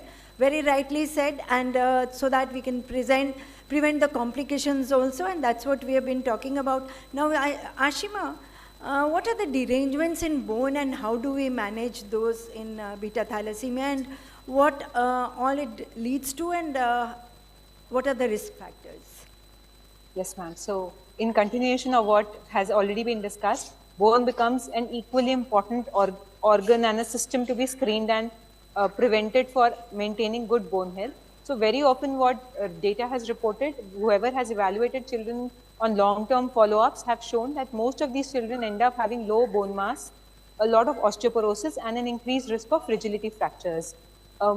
Most studies, the way they have monitored is by screening the bone health through bone densitometries, and associated vitamin D deficiency, calcium deficiency remains a big confounder which also affects bone mineral density in these children. If we look at why would bone get involved, then a lot has already been said about comorbidities, disease burden, micronutrient deficiency. Also, these children also have a lot of lack of physical exercise. So again, lifestyle medicine comes into play here, which should be emphasized for all these children when we are talking to them about prevention of long-term complications. And these are few risk factors which, if taken care of, we can optimize the bone health outcomes in these children. Recently, even transplant-associated sarcopenias and bone mineral loss has been a matter of research, and it has been seen that we need to preserve as much as bone mass as possible. If we look at what strategies do we use to preserve and optimize bone health, on the next slide, most of us would emphasize a good calcium intake, a good supplementation of vitamin D at frequent intervals, and an annual surveillance in terms of screening at least for hypoparathyroidism, which is a common, maybe not a very common, but a deficiency that can be corrected with adequate calcium and vitamin D supplementation. And after that, the indications of doing more advanced investigation in terms of bone densitometry are only if the child develops fragility fractures or if there are any other concerns.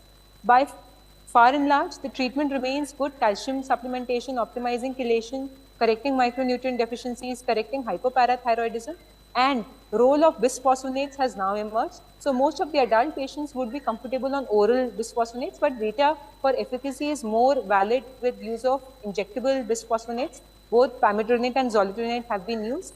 Very few studies in limited numbers, so 10 or 14 patients per study with a shorter follow-up period have also shown some efficacy of newer molecules like denol.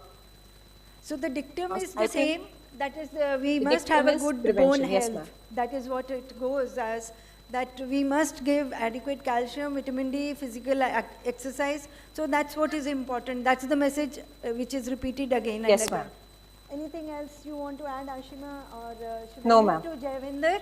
Javinder, what are the effects on adrenals and how do we manage? And we just have a single slide on which Javinder will briefly mention about it. Yeah, so adrenal insufficiency is common in thalassemics. The incidence has been shown to up to 40 to 45%, but it's frequently asymptomatic, so we don't treat them.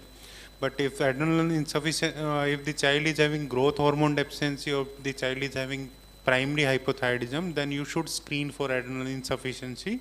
Or if the child is having any symptoms of increased fatigability or easy tiredness, then you should be screening with the morning 8 a.m. cortisol. And if your morning 8 a.m. cortisol is less than 13 microgram per deciliter, then we do the ACTH stimulation test. and then treat the child with cortisol replacement if the child is symptomatic. So that we have to closely balance out everything. So just brief about the management. We all have been talking about prevention, optimal management, growth monitoring, and annual screening. But why do we need to do this? We need to do this for a growing child, for their self-esteem, peer pressure, bone health, social stigma, and quality of life, which can be done by all these hormones and sex steroids and taking care with the growth hormone.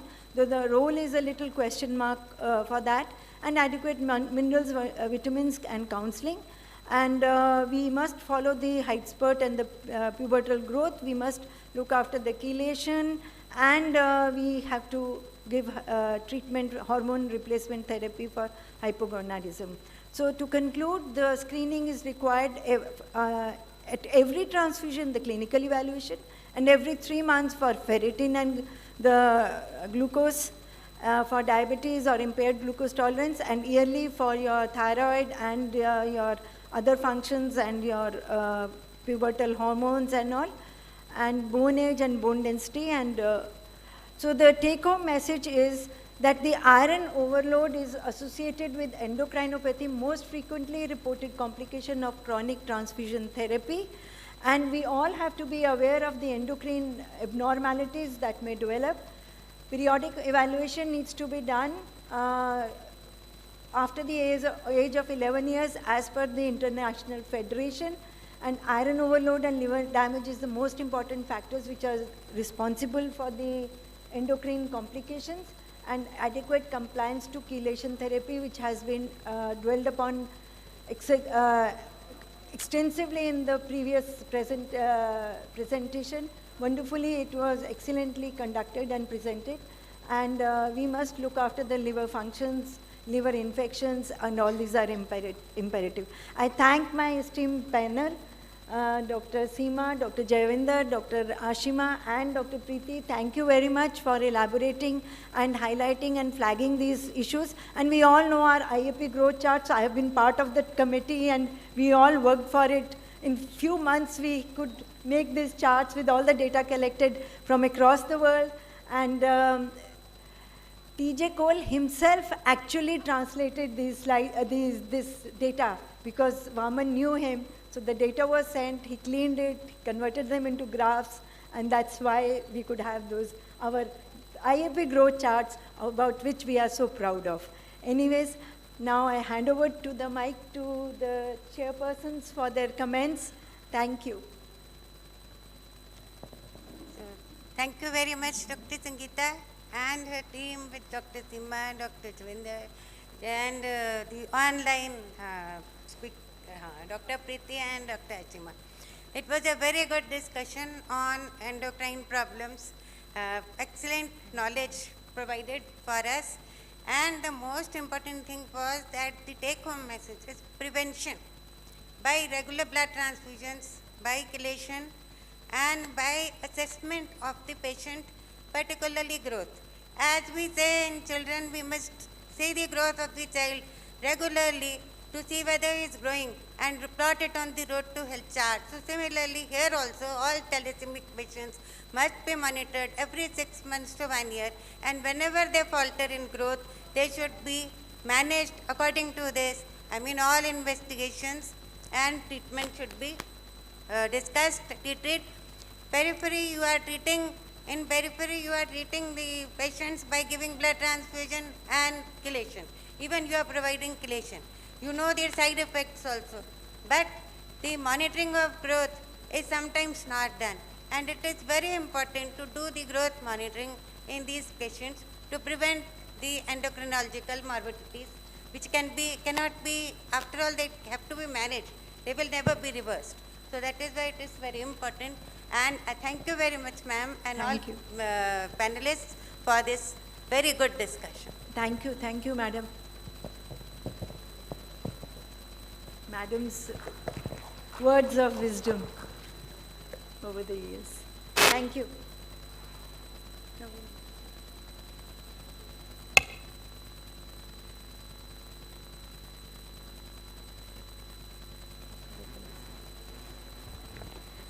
Thank you to all the chairpersons, panelists, and the speaker for sharing a valuable information with us. Your insight will certainly influence our practice positively. Now I request our worthy chairpersons to kindly felicitate our speakers. Dr. Sangeeta Yadav, ma'am.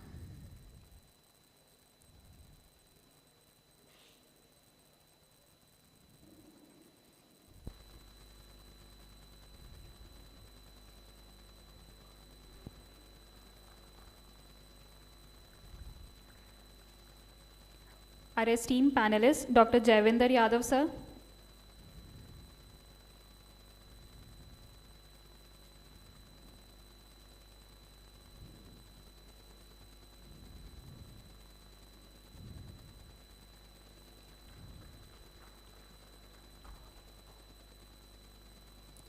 Dr. Seema Rai, ma'am.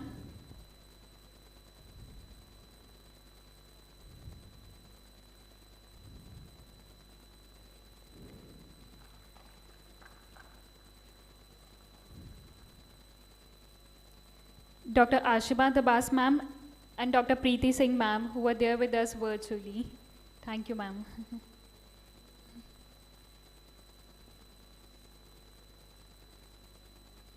I would request Dr. B.S. Shah, sir, to kindly come and felicitate our chairpersons.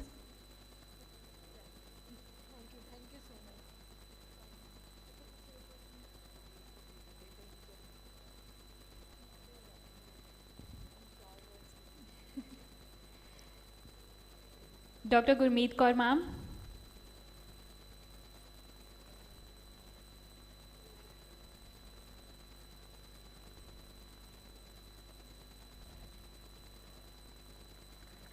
Dr. Sumir Kaur, sir.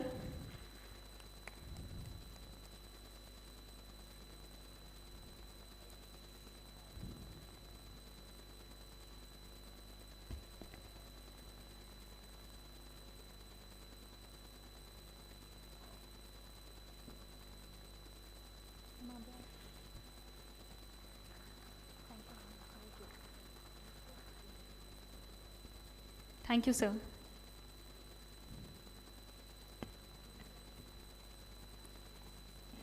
Now we'll be moving forward to our next session that will be on the topic stem cell therapy in thalassemia. With great pleasure, I extend my invitation to our esteemed chairpersons for this session, Dr. Ravinder Garg, Professor and Head Department of Medicine, Guru Gobind Singh Medical College, Dr. Kiranjit Kaur, ma'am, Professor and Head Respiratory Medicine, Guru Gobind Singh Medical College. I request the chairpersons to kindly commence the session.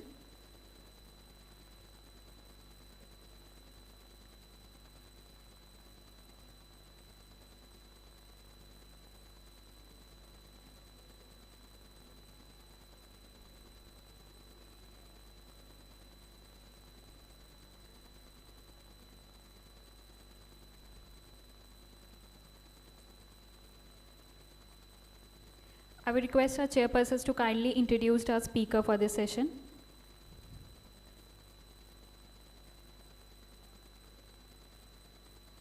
Recording stopped. So, as we all know that the stem cell therapy now is a very well validated tool for management of many benign and malignant hematological disorders, not only that, some solid malignancies and even metabolic disorders. So the topic for this session is stem cell therapy in thalassemia, and the speaker is Dr. Pavitra, faculty member from the Department of CMC Ludhiana, the Clinical Hematological Department of CMC Ludhiana. Welcome you, ma'am. Thank you so much, sir. So I'm Dr. Pavitra. Actually, Dr. Joseph John was supposed to take this session, but because he was not feeling well and he couldn't come today, I'll be taking this session. So hopefully I'll be able to do some justice for sir and the presentation as well. So good evening, everyone. I would firstly like to thank the organizing committee for giving me an opportunity to take this session. So we'll be briefly going through the overview of how HSCT has evolved in thalassemia.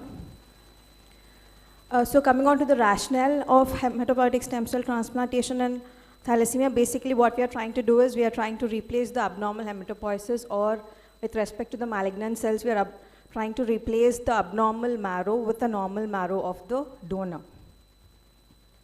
So who requires a stem cell transplant? So we'll be doing stem cell transplants mainly for two different disorders. One is a benign disorders and malignant disorders.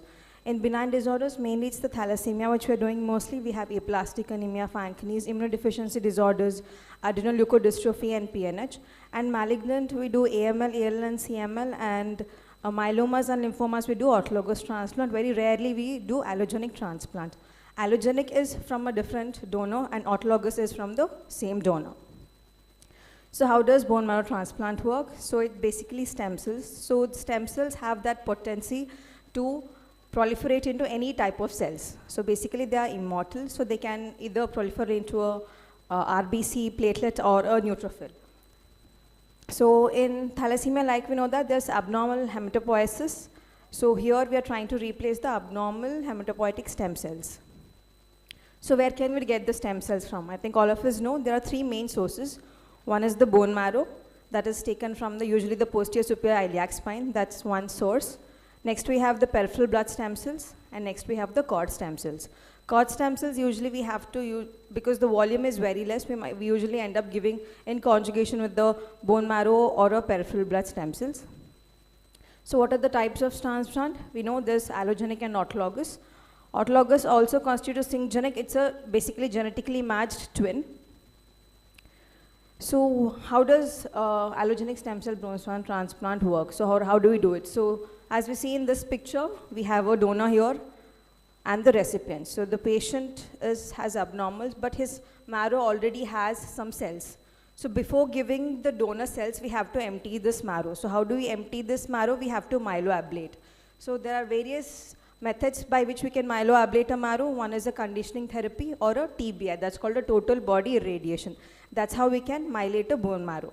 So once the bone marrow is empty is when we give the donor stem cells. And that is when it goes and engrafts in the recipient stem cells, and that's called an engraftment, and the patient is cured of the disease. It is not as simple as it sounds. How I said, we do have a lot of preparatory regimens and complications. So these are different types of allogenic transplants. Oops, I'm so sorry. Different type of allogenic transplants.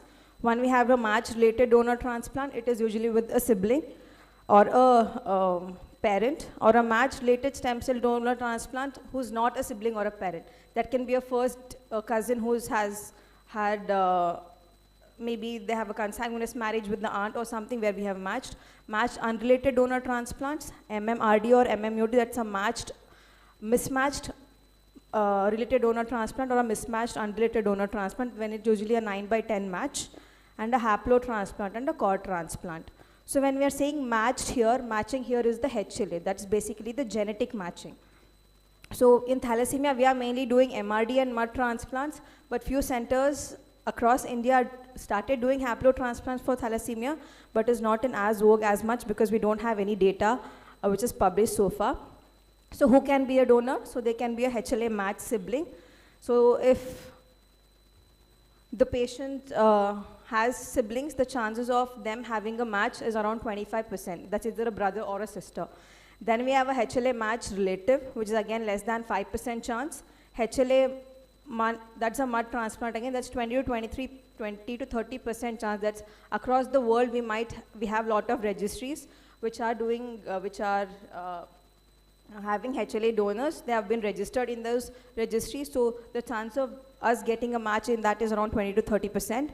HLA mismatched sibling, or a haplo donor, or a cord blood transplantation. So usually sibling is, these pictures are again taken from our own patients, and it's put here after taking the consent from them.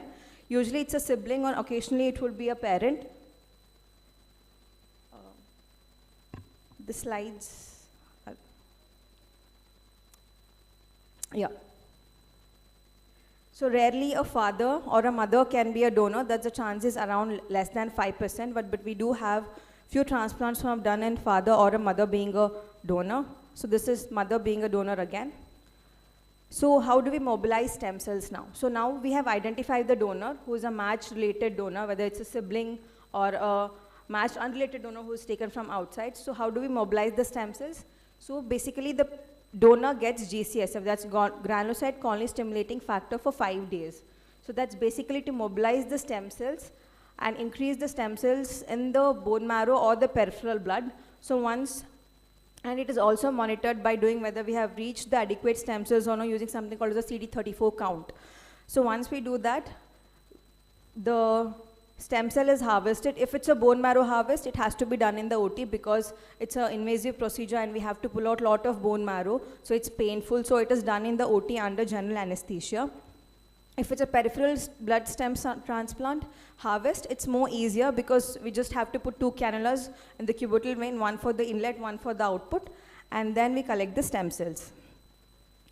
So how do we mobilize peripheral stem? Like I said, this is the bloodstream. We give GCSF, and the GCSF acts on the lot of receptors in the bone marrow, which causes mobilization of the stem cells, and after that we get the stem cells from the peripheral blood. We have moved to peripheral blood stem cell transplant because of the more ease of doing it, but yes, it does have its own complication that it has increased risk of chronic GVHD. So usually in benign transplants, we would prefer to do a bone marrow harvest than a peripheral stem cell harvest because of the overall survival is more and the chronic GVHD chances might be less in a bone marrow transplant.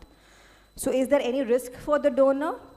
Usually in a peripheral stem cell transplant, it's very rare, but in a bone marrow harvest, yes, because the child or the patient, the donor is subject to a general anesthesia, so there's 1 in 25,000 chance that he might have some complication associated with the general anesthesia. So the donor doesn't have to stay in the hospital for long. He can come and go in the hospital, come to the hospital and go back for the initial 4-5 days to take the GCSF. Later, just a day prior to the collection and on the day of collection is when they have to be admitted, and he can be discharged on the same day if they have no complications. So as a part of conditioning, we have to insert something called as a central line.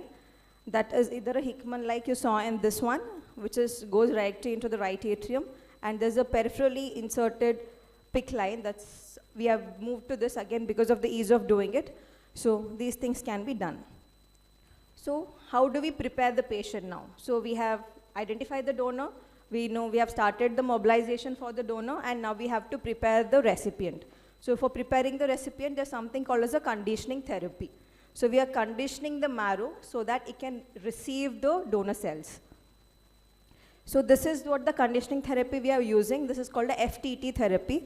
That is called as fludarabine, triosulfan, and thiotepa. There are busulfan based therapies also, but we have moved to FTT because it's more gonadoprotective.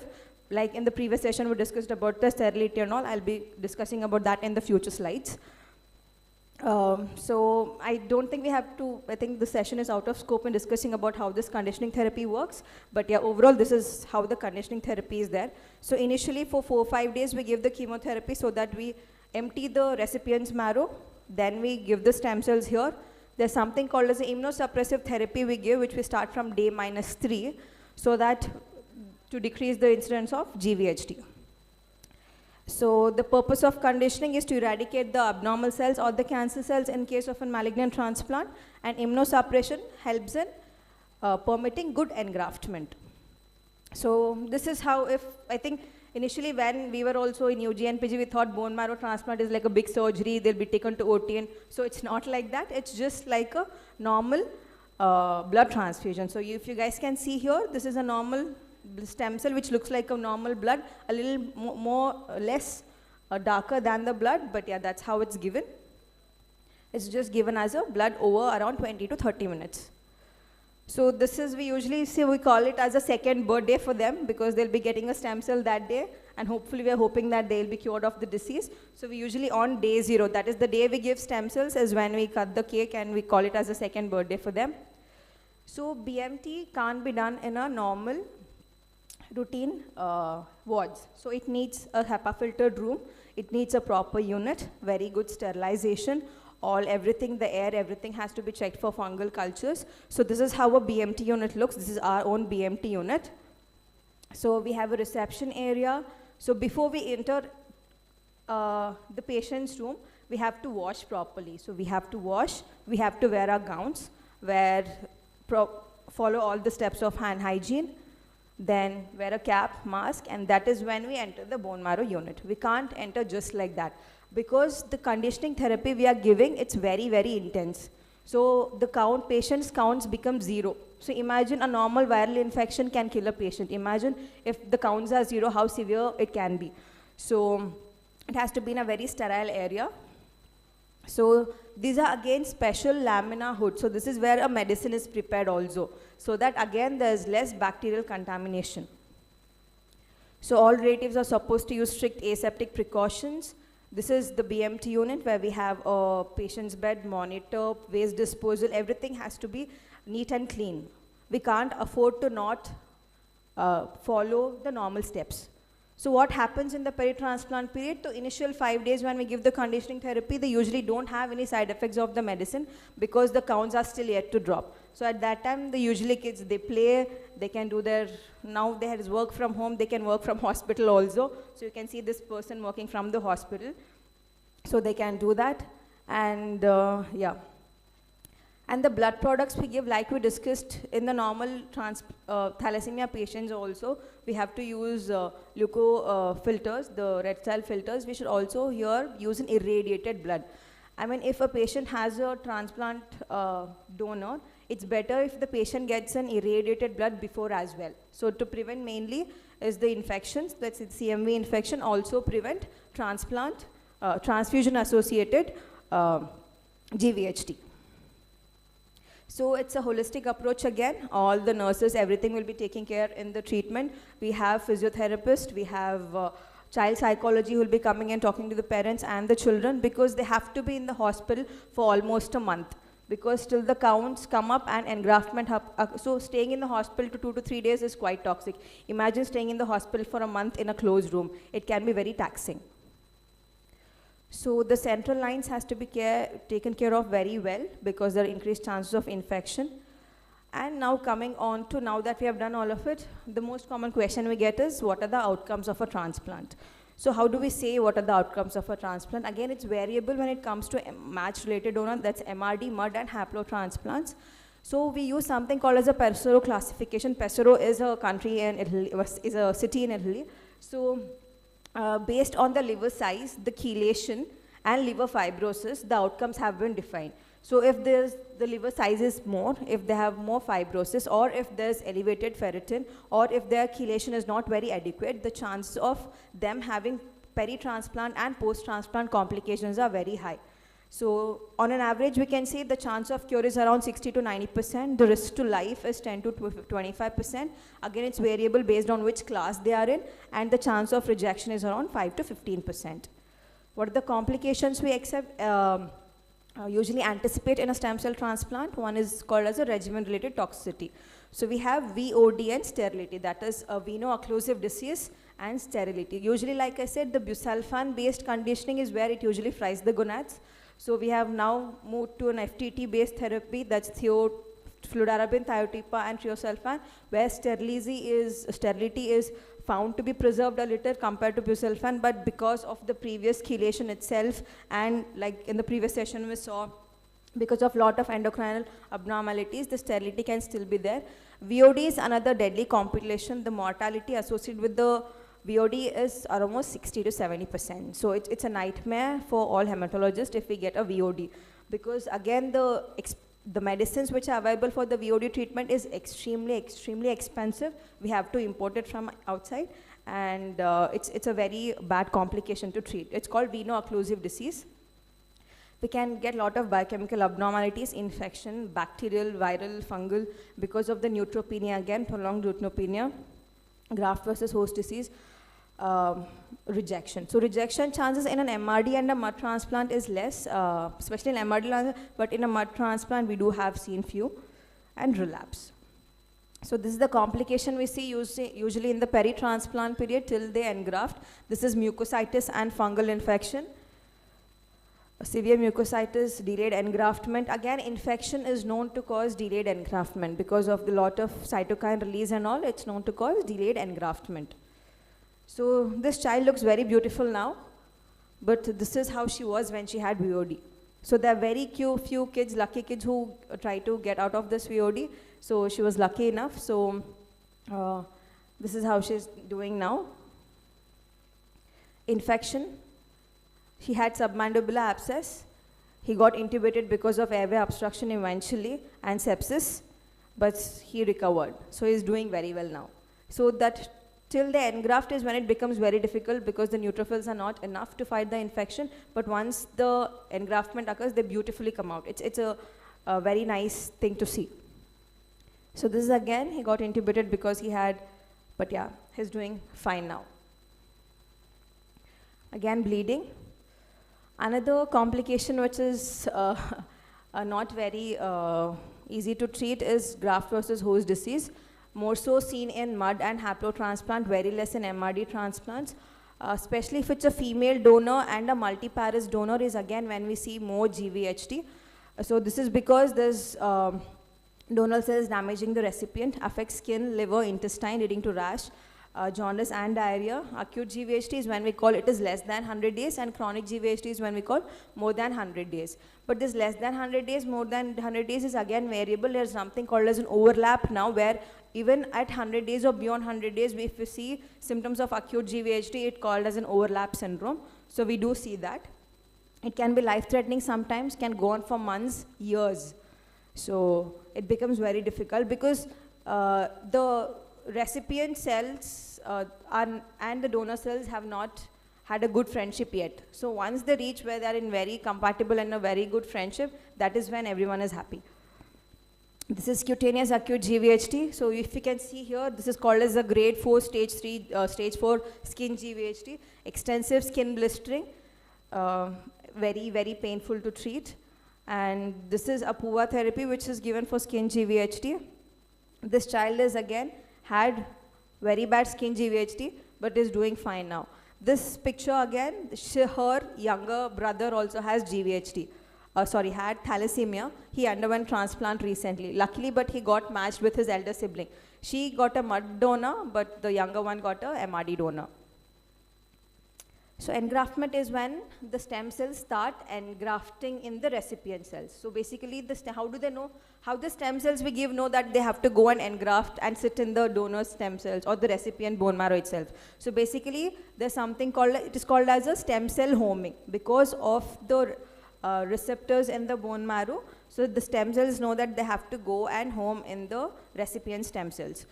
So engraftment, it will take around 2 to 3 weeks. Sometimes it can be delayed also if they have an underlying infection which is going on, or previously they have had some, especially the viral infections is what delays the engraftment. So this is called as stem cell homing. This is an electron microscopic picture of a stem cell, the one on the left side. So this is when we usually, at around day 12, day 14 is when we see that there can be engraftment. So there is red cells, neutrophils and platelets. The first thing to engraft are the neutrophils, followed by platelets, and the last are the RBCs. So rejection is, like I said, the chances are very less. It's 5 to 10%. That is that we have done all of it. We have put all of this efforts, we have spent. But even in spite of doing all this, sometimes the donor stem cells might not engraft in the recipient stem cells. It's called as a rejection. So primary rejection is when at 28 days also, the stem cells have not come up at all. The donor cells have not come up. But there's something called as a secondary rejection when initially the child or the patient has engrafted, but later after a period the count starts dropping and we lose the chimerism. So what can we do if there's rejection? Yes, definitely a second transplant can be done, but but the thing in our country is, if it's a Western country, or a European country, we get a lot of, because it's funded by the government, the treatment. Here the money becomes, the financial toxicity is too much. So this child was lucky enough, so he had a graft failure in 2011, but again he underwent a second transplant in 2021. He's doing well now. Long-term complications, again chronic GVHD, amenorrhea, sterility, plausible second malignancy, all because of the drugs we use in the conditioning therapy. Sterility also because of their underlying iron overload and endocrine abnormalities. So this is called as a chronic oral GVHD, where you can see lichenoid skin changes, scleromatous cutaneous. It is more like a scleroderma kind of a picture. They are unable to move properly. The incidence is around 20 to 25%, and the chronic GVHD risk is more in a peripheral stem cell harvest because of more T cells coming up when we do rather than a bone marrow harvest. So this person again had a severe chronic GVHD. If you can see the skin, he has so many sclerodermatous patches. He has dryness of eyes. So it can cause, it's more like a keratoconjunctivitis sicca. They have dryness of eyes, dryness of mouth, scleroderma. They're not able to sit properly. But with treatment, he got married also. He's doing very well. He comes for regular OPD follow-up. This child again had chronic GVHD. If you can see, she had bands. The first picture, she has bands of those fibrous tissue. But eventually with treatment, there's one beautiful drug which has come, ruxolitinib, that's called Jakavi also. It's a JAK2 inhibitor that has worked beautifully for her. And now she's able to sit, squat, do her routine things. She's doing well now. So patients with thalassemia post-transplant, the transfusion dependent, but now they are doing very well. Few pictures. All the food which comes to the BMT is again a pressure cooked. Again, we are trying to look at, we have a CCTV camera so that we know what's going on. Coming on to the cost. So this is again an old data. This was from Maman Chandi sir. So on an average, if the weight of the child is around 20 to 25 kgs, if it's a match-related donor transplant, if there's no complication, it will cost them around 10 to 15 lakh. Because of lot of funding now, because Coal India coming up and giving a 10 lakh fund for a match-related donor transplant for both thalassemics and aplastics, we have done few of transplants fully free of cost. Like patient has not, they have barely spent any money for the pre-transplant worker, but the rest all is done just with the funds. So these are the funding agencies we have. We have DKMS, we have Tata, we have Vardhaman Fund, there's Coal India, Well-Wisher Society, there are a lot of things are there. So social worker will take care of all this. So before doing a transplant, we have to prepare the patient well. So the patient has to get clearances from all the, like, we have to get a cardio clearance, we have to get endocrine clearance so that they don't have any complications in the peri-transplant or the post-transplant period. Dental clearance is a must because that becomes a focus. Most of the time they have dental caries, poor oral hygiene. When they are neutropenic, that becomes the focus of infection. So again, dental clearance is a must. So these are the ones which are giving extensive funding for our patients, and they're making their, because financial toxicity is one thing apart from whatever therapy related toxicity they have. Post-transplant is not again an easy place, so they have to be near the hospital or in a transplant around the area for around 3 months, because they have to come for regular OPD visits, because post-transplant immunosuppression is a must.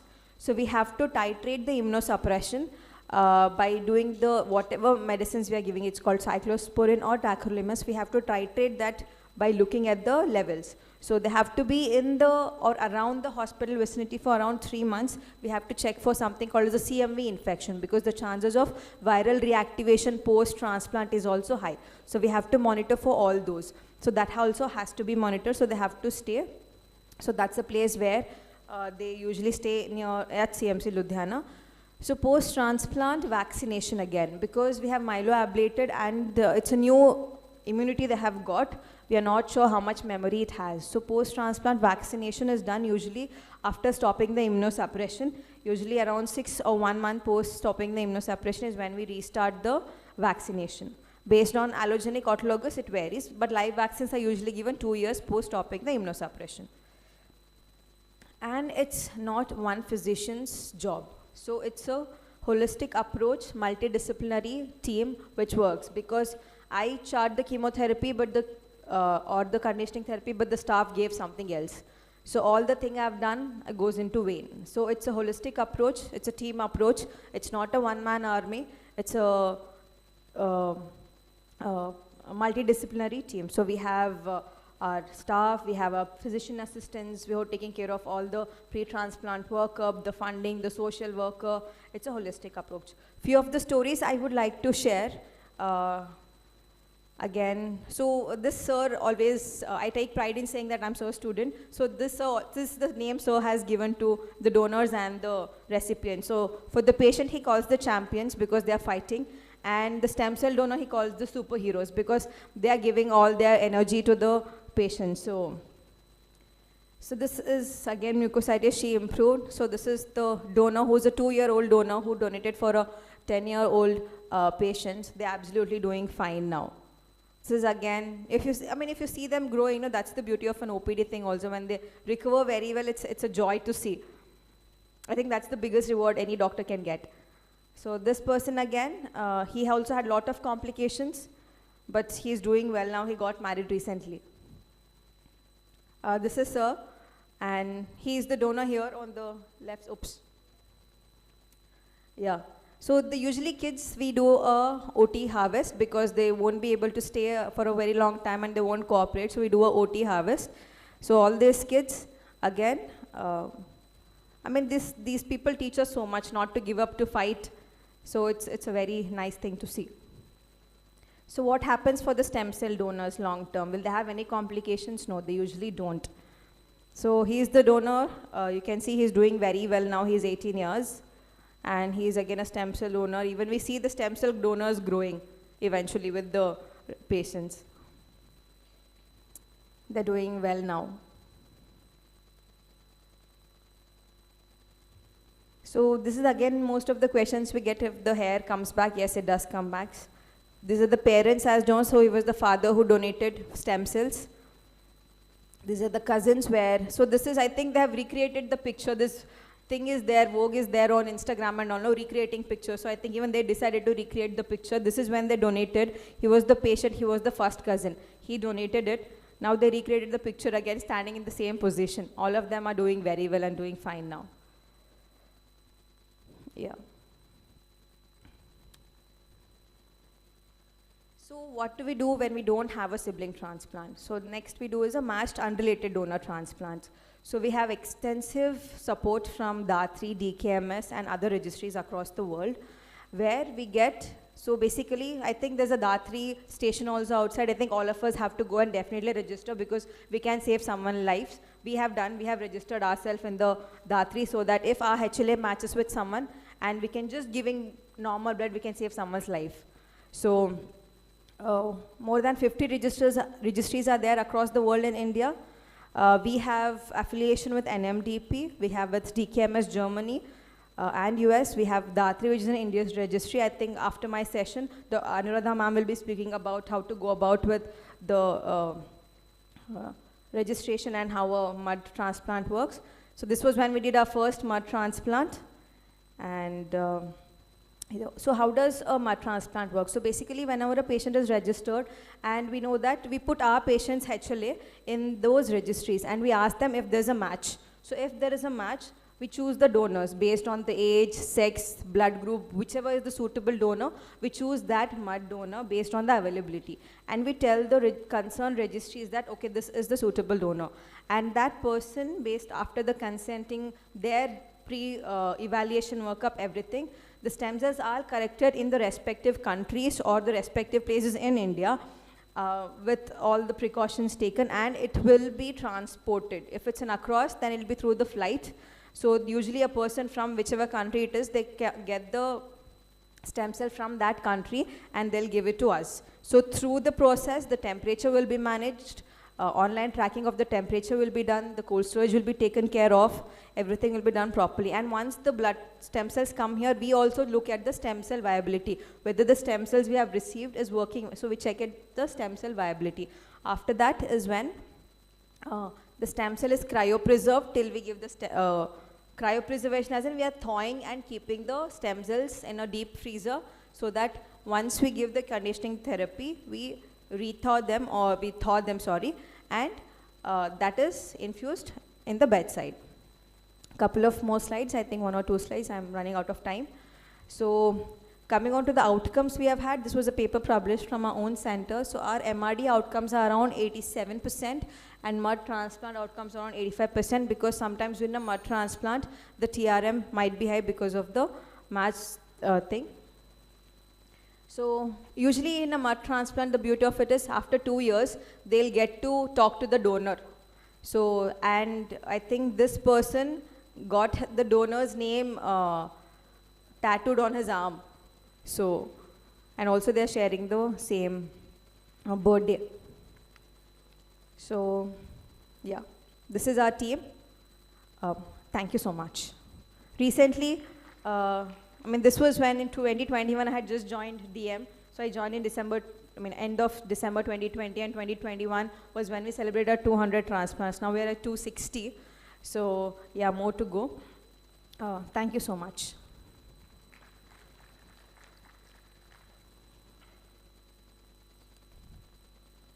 Thank you, Dr. Pavitra, for an excellent talk. Thank you, sir. So, in a thalassemic patient, I would just like to know what is the ideal time to take up Yes, these sir. So the patients ideal for? time is better if you do from at 3 years. Younger, at 2.5 years, it becomes usually more less than 2 years. It becomes difficult. It's because the kids are too young, and for them to manage the line, everything becomes very difficult. Mucosine. So at 3 years, more than 3 years is when we can do. 3 to 8 years is the ideal time. With the age and more increasing iron chelation, like I said, the complications go up. So like I said, one of the complication VOD, it worsens if the chelation status is not very good because of the liver toxicity, liver fibrosis. So the complications go up with increasing age and poor chelation. So 3 to 8 years, I would say, or 3 to 10 years, I would say is the ideal time to do. Thank you. Thank you so much. Hanji, thank you, Dr. Pavitra. Thank you, for ma'am. such an elaborative and beautiful presentation with lots of pictures showing the various children who have undergone the stem cell transplantation. And but I think that is the best and most advanced treatment for thalassemia patients. And last of all, we can say that it is just a miracle for the thalassemia patients. Thank you so much. Thank you, ma'am. Thank you so much. Thank you so much, ma'am, for this session. This session was truly enriching. I would like to express my sincere appreciation to our esteemed speaker and chairpersons for the invaluable insights and contributions.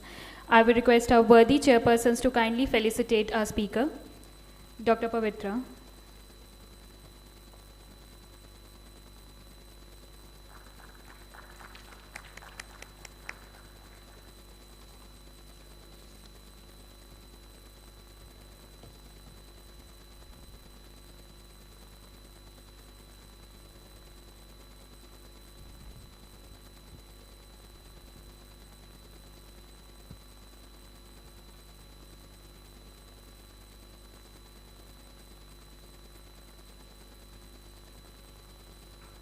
Thank you, ma'am.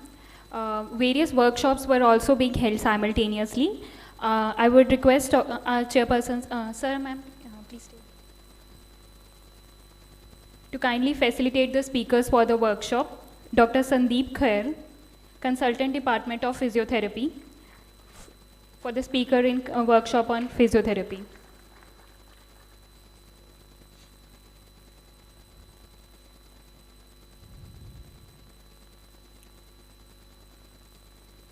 Dr. Smati Sambyal, Consultant in Department of Physiotherapy.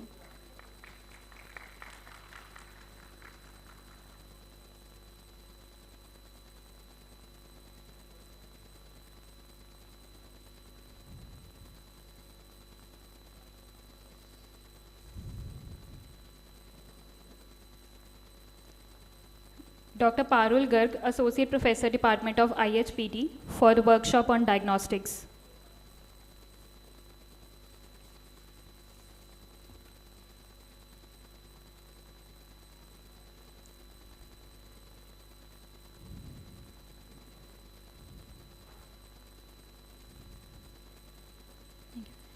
Now I would like to request Dr. Chandrasekhar sir to kindly felicitate our chairpersons.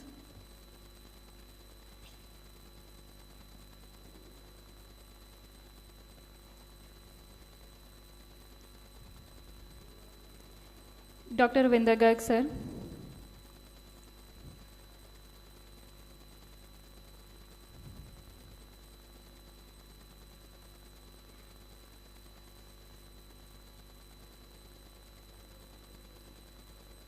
Dr. Kiranjeet Kaur, ma'am.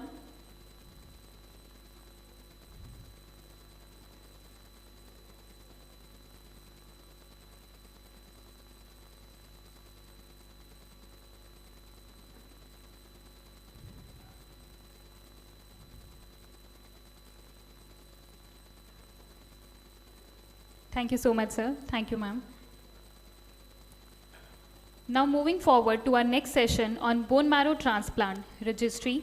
What is Datri and its journey in India? For this, I would welcome and request our esteemed speaker, Mrs. Anuradha Tandon. She is a senior consultant at Datri, which is India's largest blood stem cell donor registry, which helps patients to find HLA-matched blood stem cell donor and mud transplant patient. It has pan-world presence. Ma'am, kindly come on the stage.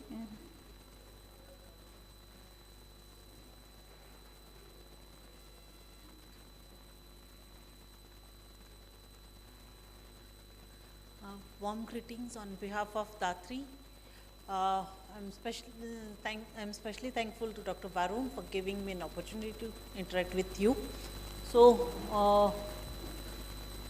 as it has been said, Datri is India's largest registry with Indian origin donors, and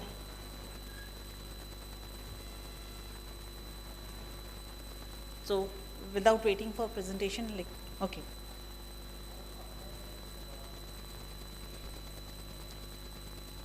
Okay. So at Datri, we say you have the power. If you register yourself as a voluntary blood stem cell donor, then you have the power to save someone's life. So I'll start with this. This is a favorite circle of management guys. I use it for my presentation also. So at Datri, why we do what we do and how we do it. So what we do is we are recruiting voluntary blood stem cell donors at Datri to help the patients who are diagnosed with blood disorders and when they don't find a matching donor in their family. How we do it? We do the recruitment and then we facilitate the donation process of blood stem cells with the FRSS centers across India. I'll share more about it in the coming slides. Why we do it as medical point of view, it has been already explained by Dr. Pavitra. I would like to present another angle of this why is this. Fateh was born to his parents after 10 years of their marriage, and then they got to know Fateh is thalassemic. They didn't find a donor in the family, and as you can read here, his body had generated some antibodies, and because of that, it was a challenge for him, survival even with the blood transfusion.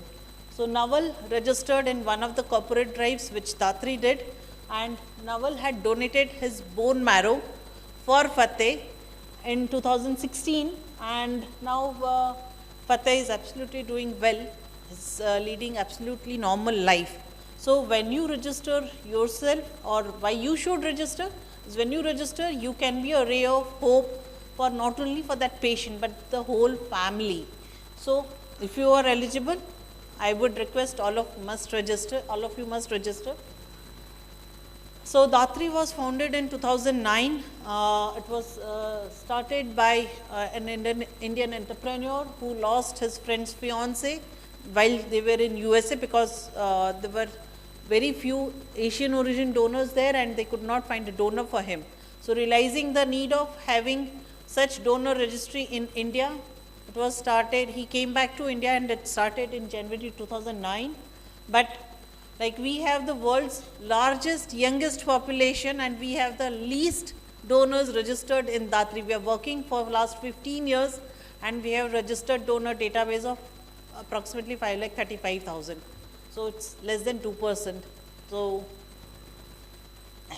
journey of Datri, as I said, we have 5,35,000 donors. We have conducted to register or recruit the donors. We conduct awareness sessions at various corporates, universities, communities, and following to that, we request the attendees to register with us as a voluntary blood stem cell donor.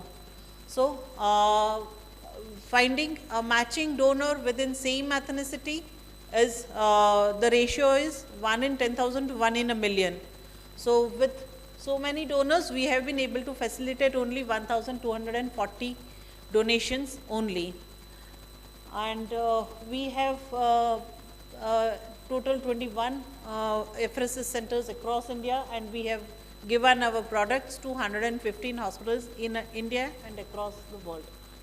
At Datri, what we do is we recruit the donor, we do HLA typing, we can, following to that, when the donor has become a match with the patient, we counsel the donor and we facilitate the donation process, and finally the donated blood stem cells are reach to the patient's location. So this is all what we do at Datri. We are working on pan-India level, and we are affiliated with all the registries across the world. So these are some of few patients who were like 6 months old, 2 months old, 2 years old, 1 year old. They had approached Datri to find their match donor. Now all of them are approximately 10 years old, but still they haven't found their match, and still they are waiting to find their match. Currently in Punjab, we are doing extensive and aggressive donor registration drives for these 2 patients. First one is Reet Kamal. He is diagnosed with aplastic anemia, and Vihan is 10 years old, diagnosed with thalassemia. At this age, usually the child needs blood transfusion, as you are aware, maybe somewhere between 25 to 30 days. But in case of Vihan, he needs blood transfusions every 12 days. And his parents are, really looking forward to us to find a donor for him. So how can you help these patients? If you are between 18 to 50 years of age, and you are generally in a good health condition, you can register, you can sign a consent form and register with Datri as a blood stem cell donor. We'll collect your cheek cells from your buccal cavity, and we'll get the HLA typing done from Histogenetics Laboratory, USA. Once you found to be a match, how the donation will happen? As Dr. Pavitra has already mentioned, one way is the peripheral blood stem cell collection, wherein your verification typing will be done. Following to that, pre-screening test will be done.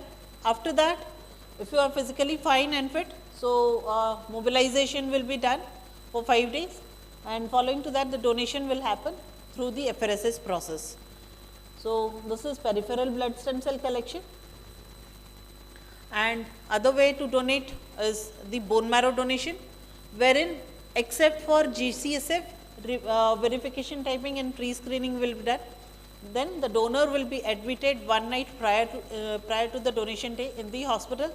Next day, under general anesthesia conditions, the bone marrow will be taken. Donor will be in the hospital for another 24 hours.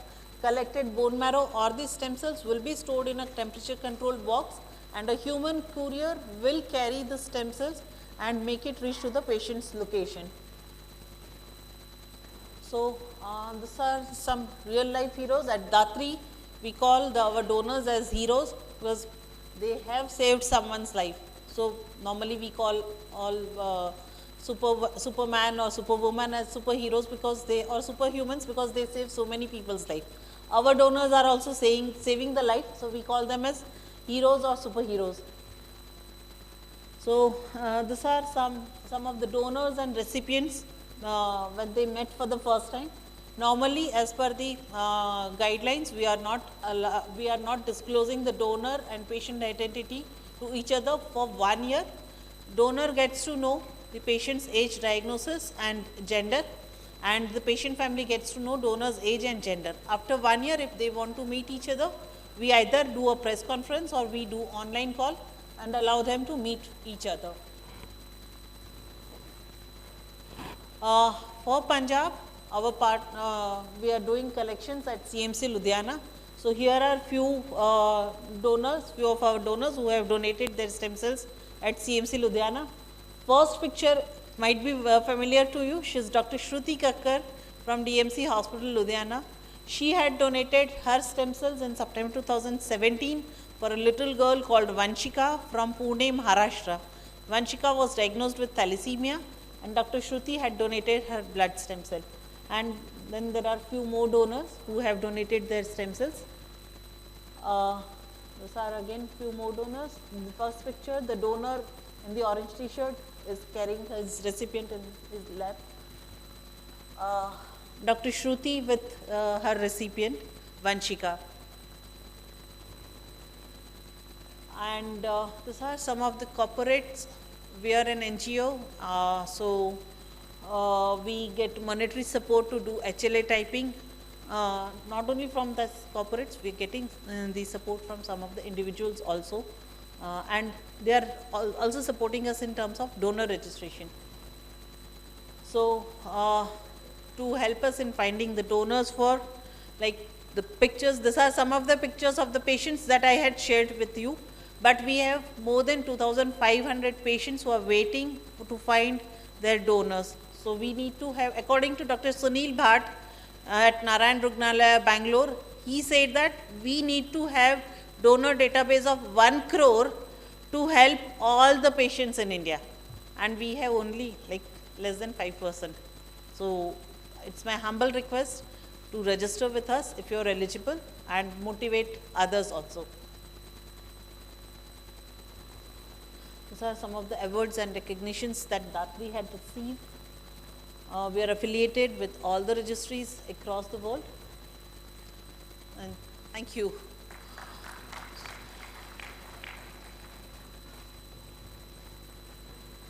Thank you so much, ma'am, for such an informative and encouraging session. I would request Dr. Varun sir to kindly come on the stage to felicitate ma'am.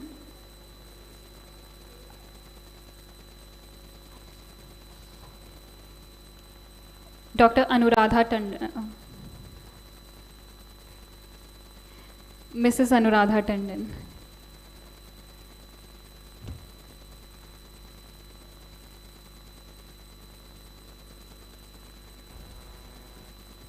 Thank you, ma'am. Thank you, sir.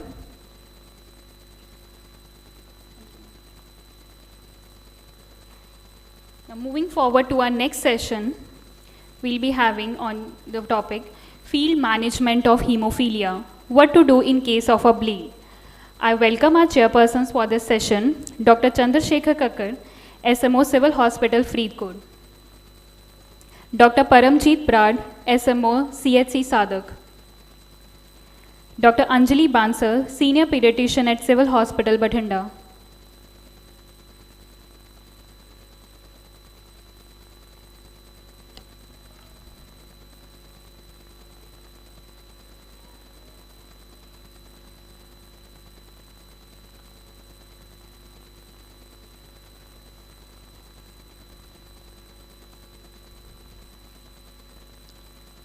I would request our chairpersons to please start the session and introduce our moderator for this session.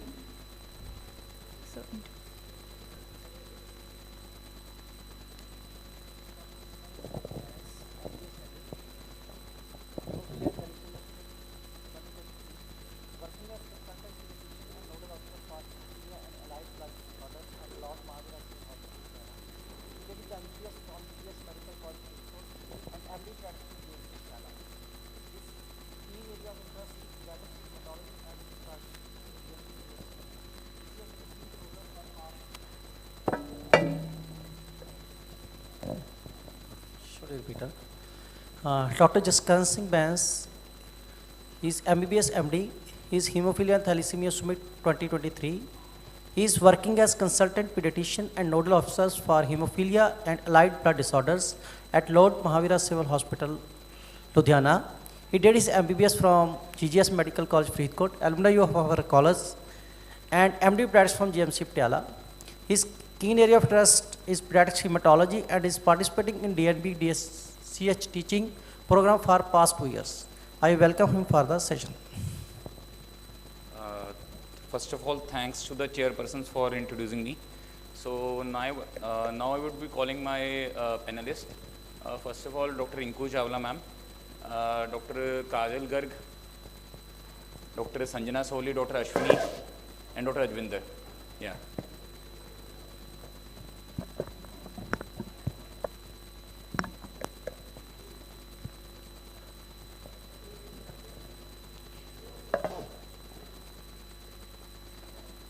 with this session, we will be starting with the hemophilia part of this summit, and the topic that has been given to us is field management of hemophilia, and what to do in case of a bleed.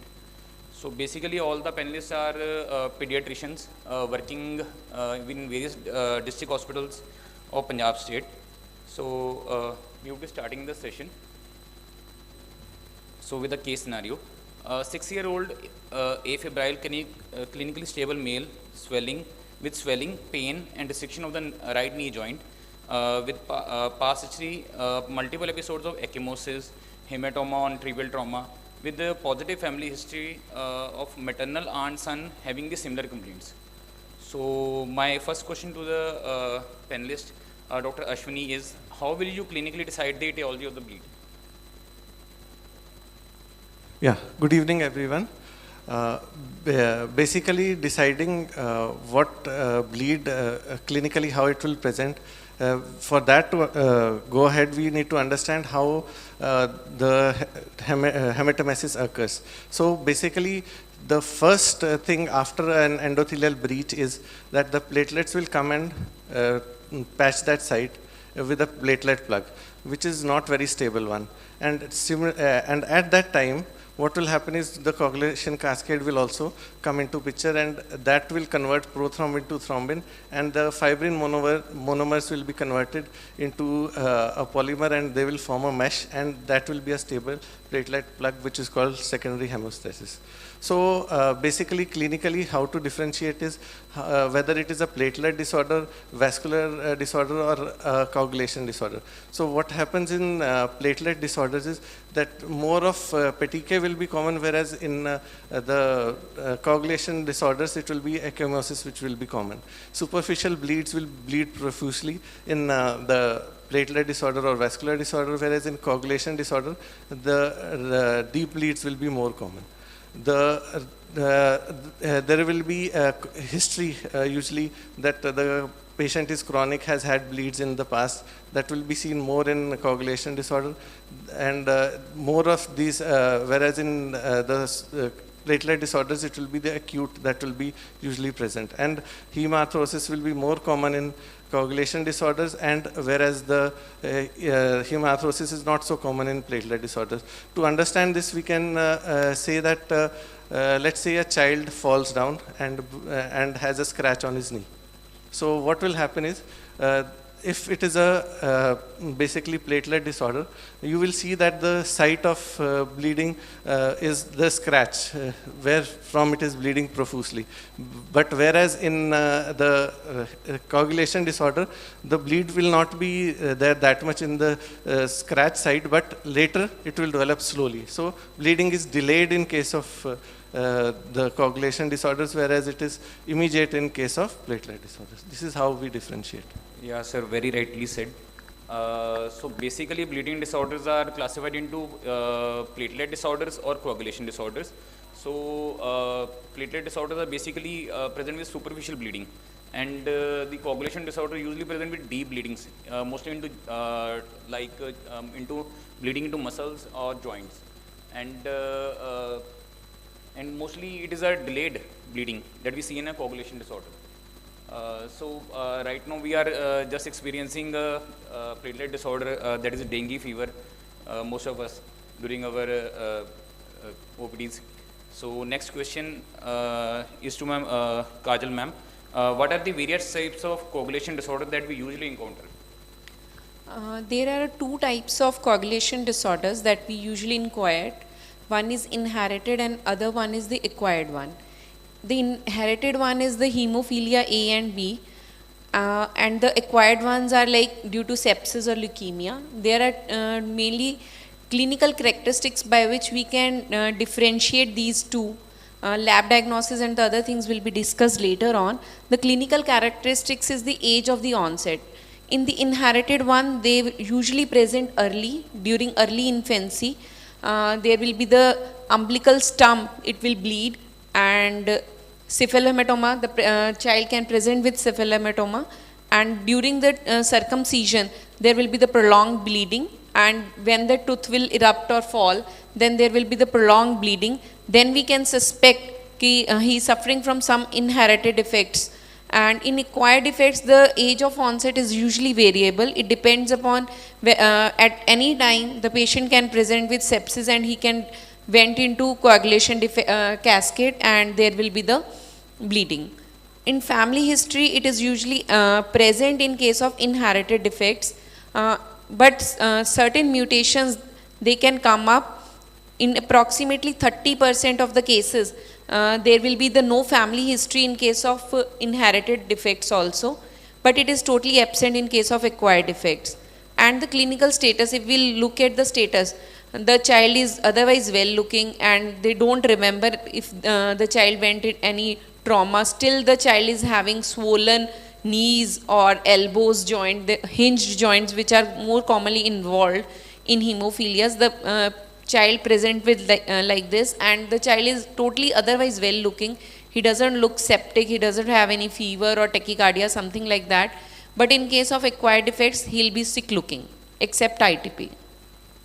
Yeah, ma'am. So basically, hemophilia can present in the neonatal period as umbilical stem bleed or as cephalhematoma. So we have to get the coagulation profile done in such cases. And during infancy, either child had a fall, usually when the child starts to crawl or wriggle at around 10 months of age. Usually the child present at this age only. So, ma'am rightly said. So next question is to Dr. Inku Chawla. So what are the clinical manifestation of an inherited disorder like hemophilia? Good evening, everyone. The main clinical feature for hemophilia is the joint bleeds that may lead to swelling, inflammation, and a restricted movement of that joint. The most commonly joint involved are our knee joint, elbow, and ankle joint. There may be muscle bleed leading to various hematoma at various sites, and there may be compartment syndrome. GI bleed can occur in as present as melena, hematomesis, or hematuria.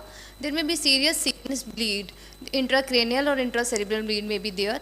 Other bleeds, like there may be unusual nasal bleed may be there, or bleeding after post-vaccination, or uncontrolled bleeding after post-surgery. So these are, there may be unexplained and which cannot be controlled. The bleeds are which cannot be controlled easily in hemophilia. Yes, ma'am. Hemarthrosis or joint bleeds are the most common type of presentation that we usually encounter with the hemophilia. So next question is for Dr. Sanjana Soholi. Ma'am, how do we classify bleeding episodes in a coagulation disorder? So in these patients, we typically see three kinds of bleeds. First, there are minor bleeding. The minor bleeding is mostly a single side bleeding. So it would involve soft tissue, superficial tissues in form of bruises. Then the other type of bleed is a significant bleeding. So the most common presentation here is joint bleed. Like it is seen in 60 to 80% of cases. The most commonly involved joint is knee joint in older children and ankle in toddlers and infants. Other joints involved are shoulder joint, hip joint. Then there are also muscle bleeding seen. The deep muscles can be involved like iliopsoas muscle. Then buttocks and upper arm, forearm, and everywhere the bleeding can be there. Then mucous membrane involvement can be there. So the third and the most life-threatening bleed is CNS bleed, gastrointestinal bleeding, bleeding in the throat and neck that might lead to aspiration. So it is seen in 2 to 5% of cases. So the pointers of this question was that what to do and how to do. In case of minor bleeds, that usually present to us, that is a single site and a superficial bleed. So these childs can also be managed by the adjuvant therapy and may not need a factor supplementation as is needed with a deep bleed or a significant or a life-threatening bleeds. So next question is with the Dr. Ajvinder. Sir, which investigation would you like to pursue for suspected bleeding disorder? Good evening all. First, the clinical presentation, the history, family history, and other features like difference between the platelet type of mucosal bleeding or deep bleeding as in coagulation disorders that help us in deciding which disorder we will be dealing with. General investigations like complete blood count, which will tell us platelet count, PBF in which platelet morphology and size, other information we will get. Then the coagulation studies, which include PTI, PTI-INR, APPT, and thrombin time. These help us in deciding whether there is a defect in the intrinsic pathway, extrinsic pathway, or common pathway. And bleeding time. Bleeding time helps deciding whether it is a von Willebrand disease or it will be normal in the coagulation disorders like hemophilia. Bone marrow examination can be done in acquired causes like bone marrow failure is there. And other the scenario, if there is we suspecting some systemic disease like liver disease, renal disease, then the scenario according to that we can decide which test we can order. So this is the investigative cascade that we order for a patient with a suspected bleeding disorder that we get in our clinical OPD and even in wards. So first of all, we get the CBC and PBF done to look for what is the platelet number, size, and morphology. And then we get the go for the coagulation studies, including PTA, INR, and APTT, as these may indicate which pathway of that coagulation cascade is involved. So in hemophilia, A and B, PTA, INR is usually normal, and APTT is prolonged, and platelet count is also normal. So this is the initial investigation that we get. Then for further diagnosis, then we go for the mixing study, which identifies which factor deficiency that patient is suffering from, and whether their inhibitors for that factor deficiency is present or not. So final confirmatory diagnosis is through the factor assay, which we get from a private lab, that is factor 8 or factor 9 assay, which usually determines the diagnosis and also identify the severity of the disease. As the factor levels would indicate the severity of the disease. When the factor levels are between 5 to 40%, then it indicates that the person is suffering from mild hemophilia. When the factor levels are between 1 to 5%, then we see that a person is suffering from moderate hemophilia. And severely hemophilic patient usually have factor level less than 1%. And mostly the patient with severe hemophilia usually present to us with these complaints. So next part is with the management of these patients.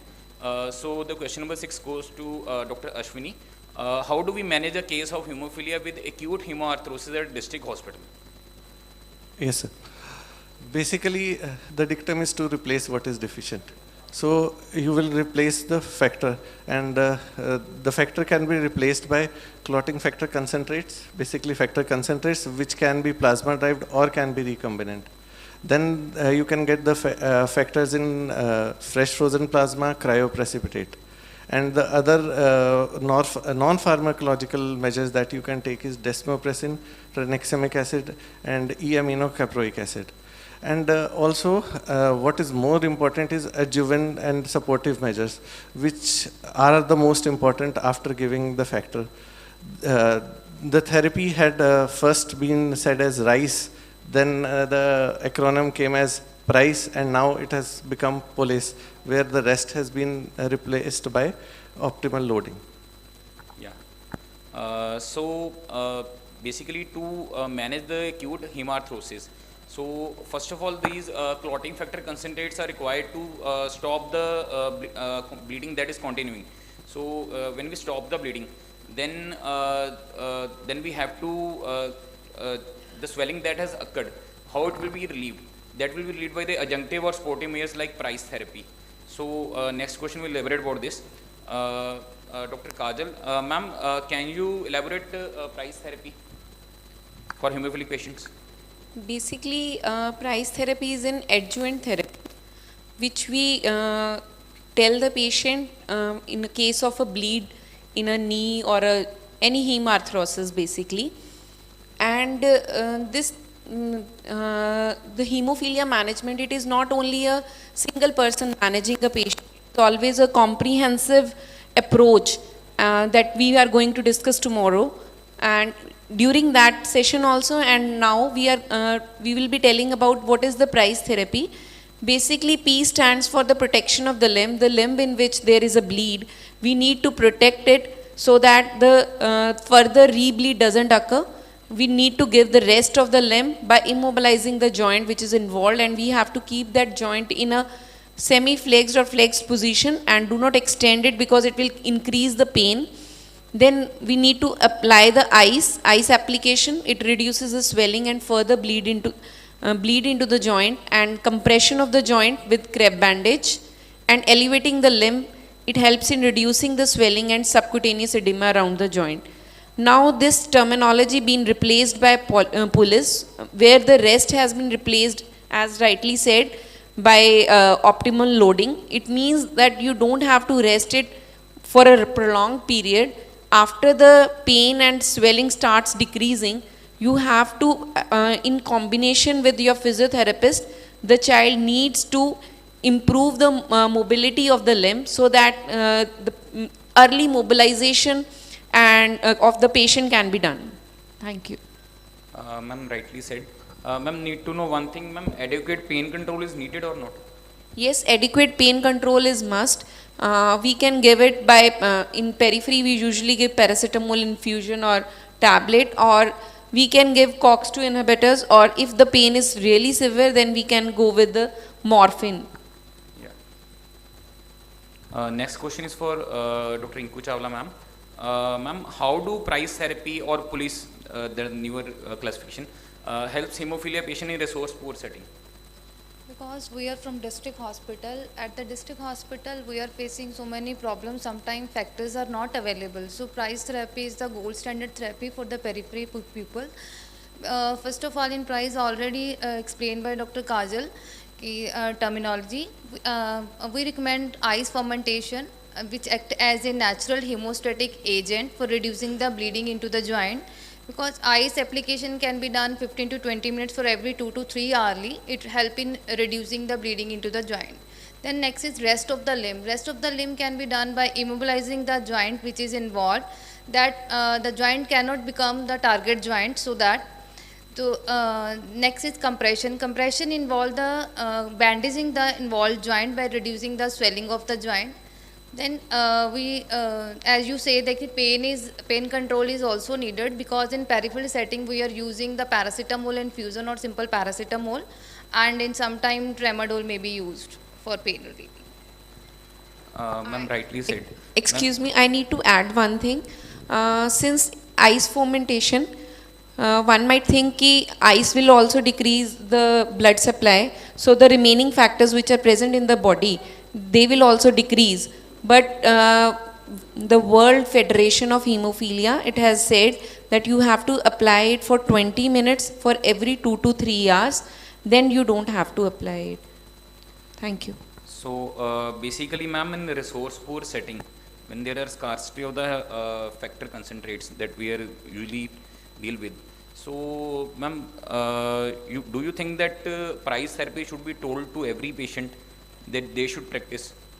Because patient mostly came with bleeds and swelling with pain, so we recommend mostly ice fermentation. So adequate counseling of the patient attendants, we are dealing with the children, so patients के जो parents होते हैं उनकी adequate counseling बहुत ज़रूरी है for this price therapy. And the distance of their houses from the hospitals is also very high. So you can tell the patient's relatives that at least at the time of the bleed they can start with this therapy, and then they can timely reach the district hospitals to get the factors. So basically the importance of price therapy should be incorporated into their minds, because usually the patient come by, in limping state, and usually come by walking to our OPD or ward. So that should be stopped. They should be guided that the patient should be brought on a stretcher, or the limb should be the limb that is having a bleed, that joint that is having a bleed should be immobilized. So this should be practiced. This should be a normal practice, or we should regularly counsel the attendants of these hemophilic patients. Yeah. So next question is for Dr. Sanjana. Ma'am, how do we calculate the amount of factor concentrates required for the hemophilia patient during a bleeding episode? So the World Federation of Hemophilia has given recommendations for the amount of the desired factors that need to be raised in different kind of bleeds. So if we see a bleeding in a joint or superficial muscles, so in resource constrained settings, we generally increase the factor level by 10 to 20%, and in case of non-resource constrained settings, we increase it to 40 to 60%.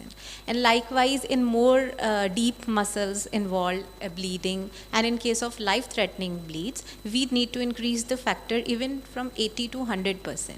And in non-resource constrained settings, I have told like 80 to 100, and if in resource poor settings, we need to increase it to like 50%, 30 to 50%. So now, how to calculate the amount of the factor needed? So in case of factor 8 requirement, we multiply the desired rise of the factor needed according to the bleed to the body weight in kgs into 0.5. So this 0.5 is a constant correction factor. It depends upon the volume of distribution of factor 8 in the body. And this 1 international unit per kg rise will increase the blood level of factor 8 by 2%. And as its half-life is 8 hours to 12 hours, so we need to give twice a day injections of this replacement. And in case of factor 9, the formula is percentage of desired rise multiplied by body weight in kgs into 1.4. And here the half-life is for 18 to 24 hours. So we need to give once a day injections, and the increase, this 1 international unit per kg will increase 1% of factor 9 in the body. And as per the duration, so in case of minor bleeds or significant bleeds like joint and muscles, we give this for 2 to 3 days. And in case of more life-threatening bleeds, the duration is even for 14 to 21 days. According to these guidelines, so in a resource-constrained settings, the bleeding could be controlled with the low dose of the factor concentrates, and the hemostasis could be achieved. So, ma'am, what you would try to do at your center, ma'am? How do you want to practice? No, because obviously, as we all see, we all are resource poor settings only, right? So we get less amount of factors. Clotting factor concern that we are dealing with. Yeah. So we try to give a lesser amount, the minimal amount that will take care of the bleeding of the patient. We can always increase the amount if we are not getting an adequate response for that bleed. So for the audience, I would like to say that at our center we are achieving homeostasis with the low dose of the chloride factor concentrate, that is 10 to 20 IU per kg that we are giving, and hemostasis is still being achieved. Yeah. So the last question would be for Dr. Ajvinder. Sir, what are the complications usually? Hello, sir. I would like to add something. Yeah, the factor for multiplication in factor 9, if it is plasma derived factor, because the recovery is higher, it is 1, whereas in recombinant factor, when it is used, that time it is 1.4. Yes, sir. Rightly said. So, sir, next question is for Dr. Ajvinder. What are the complications usually encountered in hemophilia patients, and how can they be managed? In severe hemophilic patients, there may be life-threatening bleed which can result in death, depending upon the site, like retroperitoneal bleed, it can increase to large volume, and in the intracerebral bleed, these can result in death. Other is musculoskeletal complications, in which as hemarthrosis is a common manifestation of hemophilia, then the blood in the joint result in joint damage, and the recurrent damage can result, recurrent hemarthrosis can result in severe joint damage. When there is a damage in the joint, the chances of bleeding are also increased. So one particular joint can be affected, which is called target joint, as the vicious circle of bleeding and then damage to the joint occurs in that. And then the large volume of the bleed, it can present as pseudo tumors. then calcification can occur in it, inflammation can occur, it can lead to the compression of the nerves, and the acute bleeding in the muscles can result in the compartment syndrome. Then there are transfusion. Earlier days when the plasma-derived therapy is given, the chances of infections like HIV, HCV, hepatitis B, and that is there. Although with the recombinant technology, these are prevented now.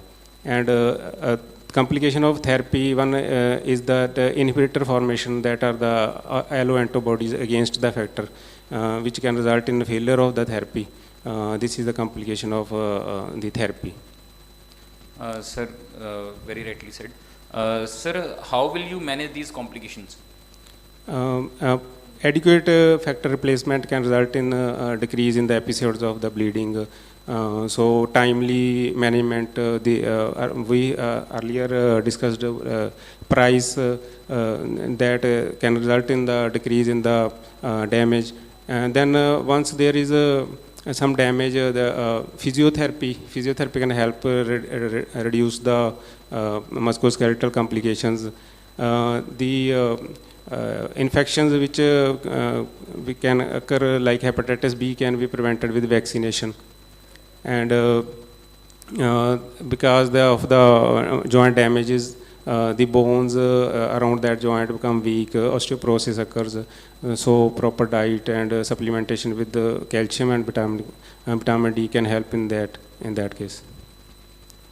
And lastly, sir, the early detection of the inhibitor formation, that could be easily done by the mixing studies via the when we mix the pooled plasma of a patient and of a normal person in 1:1 ratio. So if the factor deficiency is resolved, then the patient is suffering from that deficiency, and if the factor deficiency is not, then the patient is having inhibitors. So this inhibitor formation could be treated with the either immune tolerance induction or non-factor replacement therapies. I would like to summarize this, that price therapy is very important, even in early control of the bleed when there is acute episode, and secondly to prevent the development of the target joint that usually develop after the joint bleeds. If adequate physiotherapy and the adjunctive therapy is not being done, so patient usually develop target joints that lead to further development of the contractures and ultimately disability. Yeah. So here I end my session. Thank you. Sir, I would like to add just one thing in management, sure. Especially in CNS part. If a known hemophilic presents to you with CNS manifestations, do not wait to document do not do a CT scan to document the bleed. It is more important to replace the factor there and then, and later on go on with the studies if required. Yeah. That can be life-saving. Yeah. Early replacement is very much required. So we should have emergency stock for such catastrophes at our hospitals. So these are much needed. So shall I? Plus, if we give continuous prophylaxis rather than secondary or tertiary, so we give a factor replacement for 45 weeks in a year. So this would also prevent or decrease the this kind. Ma'am, for that, ma'am, we need adequate clotting factor concentrates at our hospitals. So right now, on-demand therapy is going on at various district hospitals. So that is being continued. So I would close my session, and I would like to thank the chairpersons and the panelists for helping me during this session. Thank you. Thank you to the organizing team for inviting us to give a lecture over here. I am really thankful to Dr. Varun for inviting me to give a lecture. Thank you, sir. Okay. It's a beautiful presentation. It's very useful in district hospitals and especially in field where there is bleeding episodes. The price and police method is very useful in the country like India where sources are limited.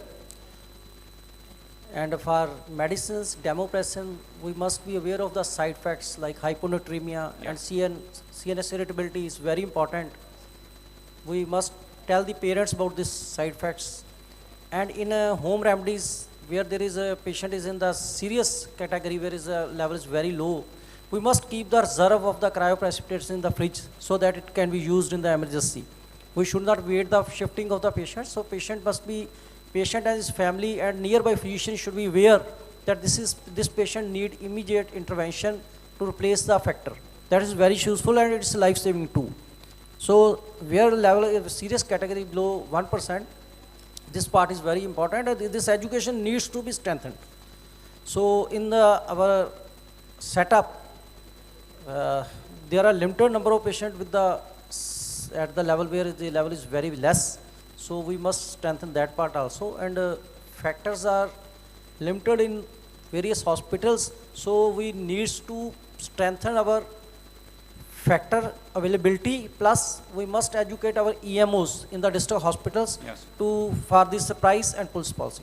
Overall, it's a very useful topic and it must be routine part of the strengthening of the health system. So next to Dr. Brad. Thank you, Dr. Skaran.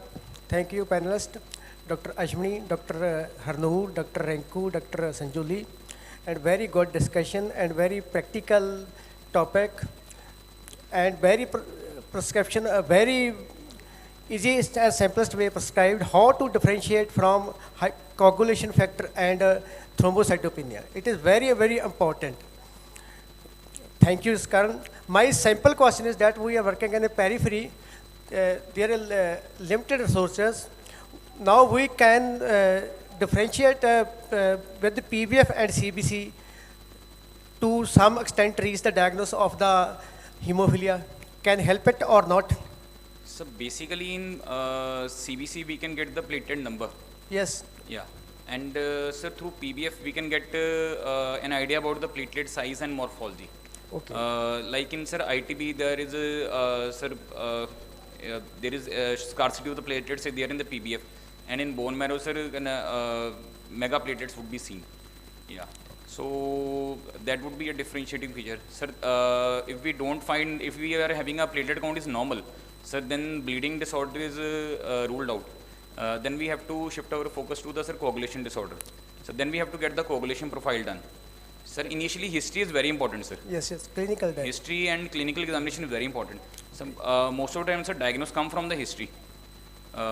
These patients are hemophiliacs, usually have a chronic history. And the patient presenting with leukemia would have been having other symptoms like sir, lymphadenopathy, hepatosplenomegaly, sternal tenderness, and other presentation could be there. So, so these are the differentiating features that we have to get. So first of all, sir, there is history.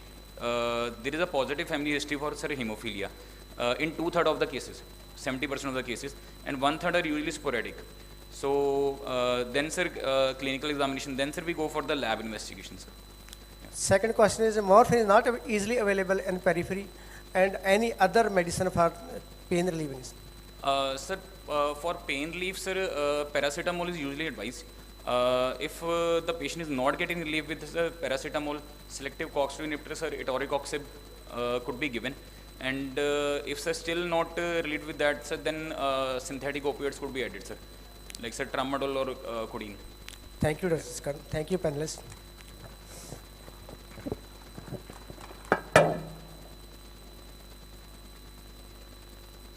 Thank you so much, sir. It was indeed a very enlightening session. Now I would request our chairpersons to kindly come and felicitate our moderators and panelists.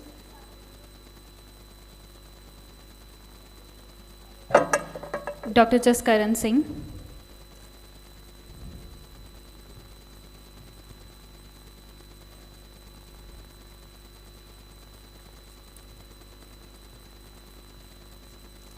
Dr. Ashwini.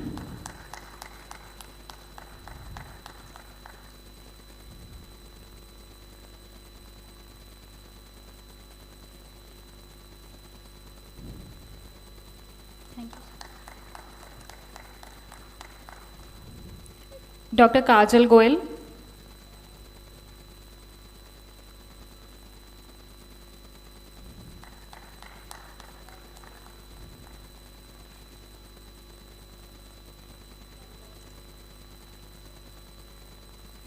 Dr. Rinku Chawla.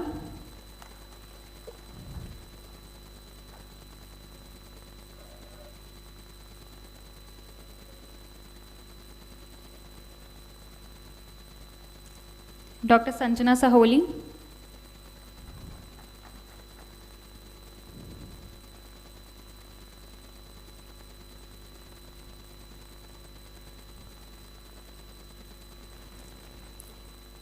Dr. Ajwinder.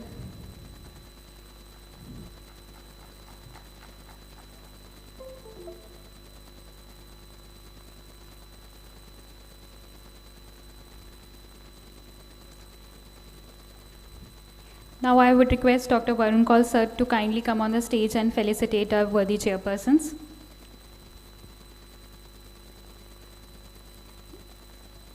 Dr. Chandrasekhar Kakkar.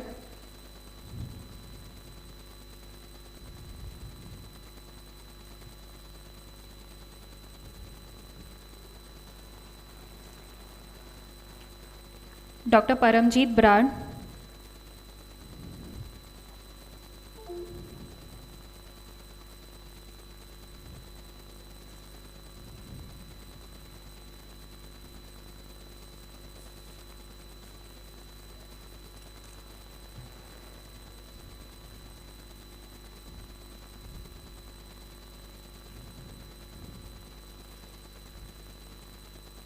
Thank you so much, sir. Now moving forward to our last session of this day. The session will be on the topic Hurdles and Best Practices in the Management of Hemophilia from Northern States of India. For this session, I would like to invite our chairpersons, Dr. Varun Kaul sir, Associate Professor, Department of Pediatrics, Guru Gobind Singh Medical College. Thank you. Thank you very much. I am here only, yeah. So I would like to invite my esteemed panelists for this session, first moderator for this session. So Dr. Sandeep Verma, who needs no introduction among the PWH of this state. And we need a clapping from all of you. ये पूरा जोर से सुनाई देना चाहिए, yes. So he is the president of the Hemophilia Advocacy Society and the torch bearer of the hemophilia movement in the state of Punjab. So all of us who are here as a part of this program, it is all because of his and his team's efforts. So over to you, Sandeep ji, for inviting your panelists. Thank you, sir. सबसे पहले मैं invite करूंगा haemophilia society Kashmir के president हैं सैयद माजिद कादरी, जो कश्मीर से हमारे पास आए हैं।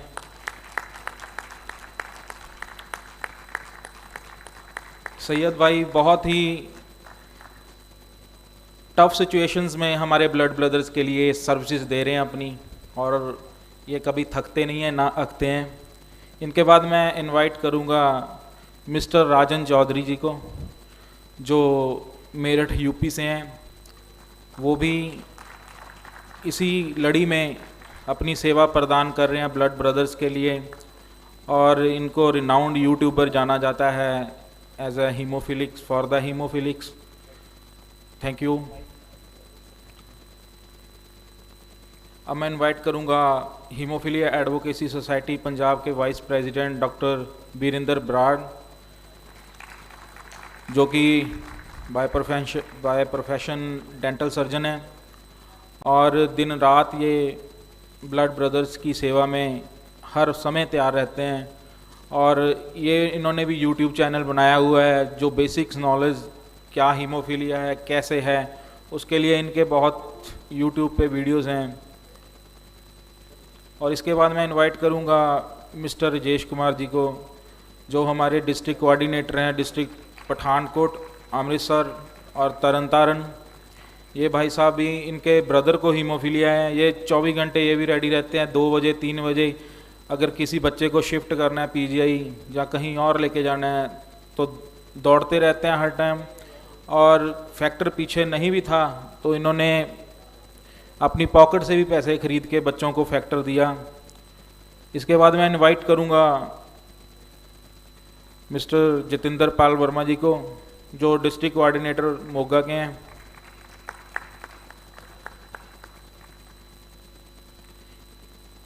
इसके बाद मैं इनवाइट करूंगा डिस्ट्रिक्ट कोऑर्डिनेटर कपूरथला के राजेश शर्मा जी, राहुल शर्मा जी,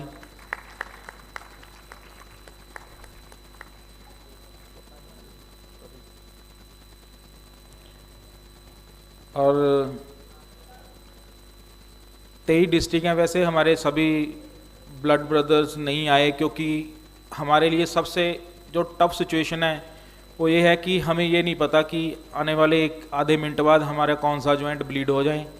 उसकी वजह से हमारे कुछ ब्लड ब्रदर्स नहीं पहुंच सके यहाँ, लेकिन वो ऑनलाइन ये सेशन देख रहे हैं और यूट्यूब, और आपकी सर टीम का बहुत थैंक्स है जो ये उपराला किया है कि जो नहीं आ सके हमारे ब्लड ब्रदर्स वो रेगुलरली सुबह से ये प्रोग्राम देख रहे हैं। मैं इनवाइट करूंगा प्रदीप सिंह जी को, डिस्ट्रिक्ट कोऑर्डिनेटर फ्रॉम होशियारपुर।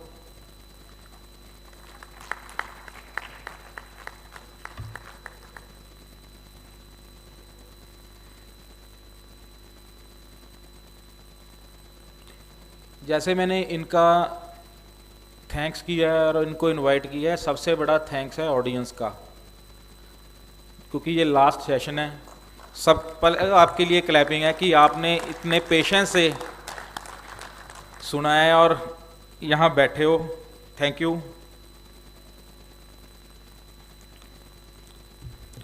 पहले मैं कुछ बताना ये शेयर करना चाहता हूँ कि हीमोफीलिया एडवोकेसी सोसाइटी वो 2014 में ओरिजिनेटेड हुई थी। सिर्फ हम 9 ब्लड ब्रदर्स थे जब ये सोसाइटी बनी। उसके बाद हमने पंजाब के अलग अलग डिस्ट्रिक्ट्स में जाकर स्कूलों में एक बैनर लेकर पकड़कर खड़ते थे, स्कूलों के बाहर, कॉलेजेस के बाहर, कि किसी के जो हेमाटोमा बना हुआ है, जहाँ बार बार खून निकलने की प्रॉब्लम है, कोई ऐसा बच्चा है तो आप बताइए। तो ऐसे हम सफ़र तय करते करते नवंबर तक हमने 220 हीमोफिलिक्स आइडेंटिफाई कर लिए थे। और उसमें जैसे लास्ट टॉपिक था, डॉक्टर जसकरण ने डायग्नोसिस पे छोड़ा। मैं सभी पैनलिस्ट से पूछता हूँ इसे ऐसे ही कि जो मेरा तजर्बा है डायग्नोसिस पे, जैसे हम पंजाब में गांव-गांव में गए, हमने क्या नोट किया कि अगर किसी के हेमाटोमा बना हुआ, जिसमें पंजाब में बोल देते हैं इसके नील पड़ गया है, तो अगर उसके रिगार्डिंग हम उसके पेरेंट्स से बात करते थे तो उनको कहते कि आपके बच्चे को ये प्रॉब्लम है। तो पंजाब में मेरे को जो रिमोट एरिया है वहाँ अक्सर ये सुनने को मिलता था, इसको कोई बीमारी नहीं है, हमारे फलाने बाबा जी ने बताया है कि इसको कसर हो गई है, इसको सुपर कोई ईवल सोल्स का कोई इफेक्ट है, कोई ये इसको बीमारी नहीं है। मैं माजिद भाई से पूछना चाहता हूँ कि आपके कश्मीर में भी कोई ऐसा है, सीन हुआ कभी, कोई एक्सपीरियंस आपका?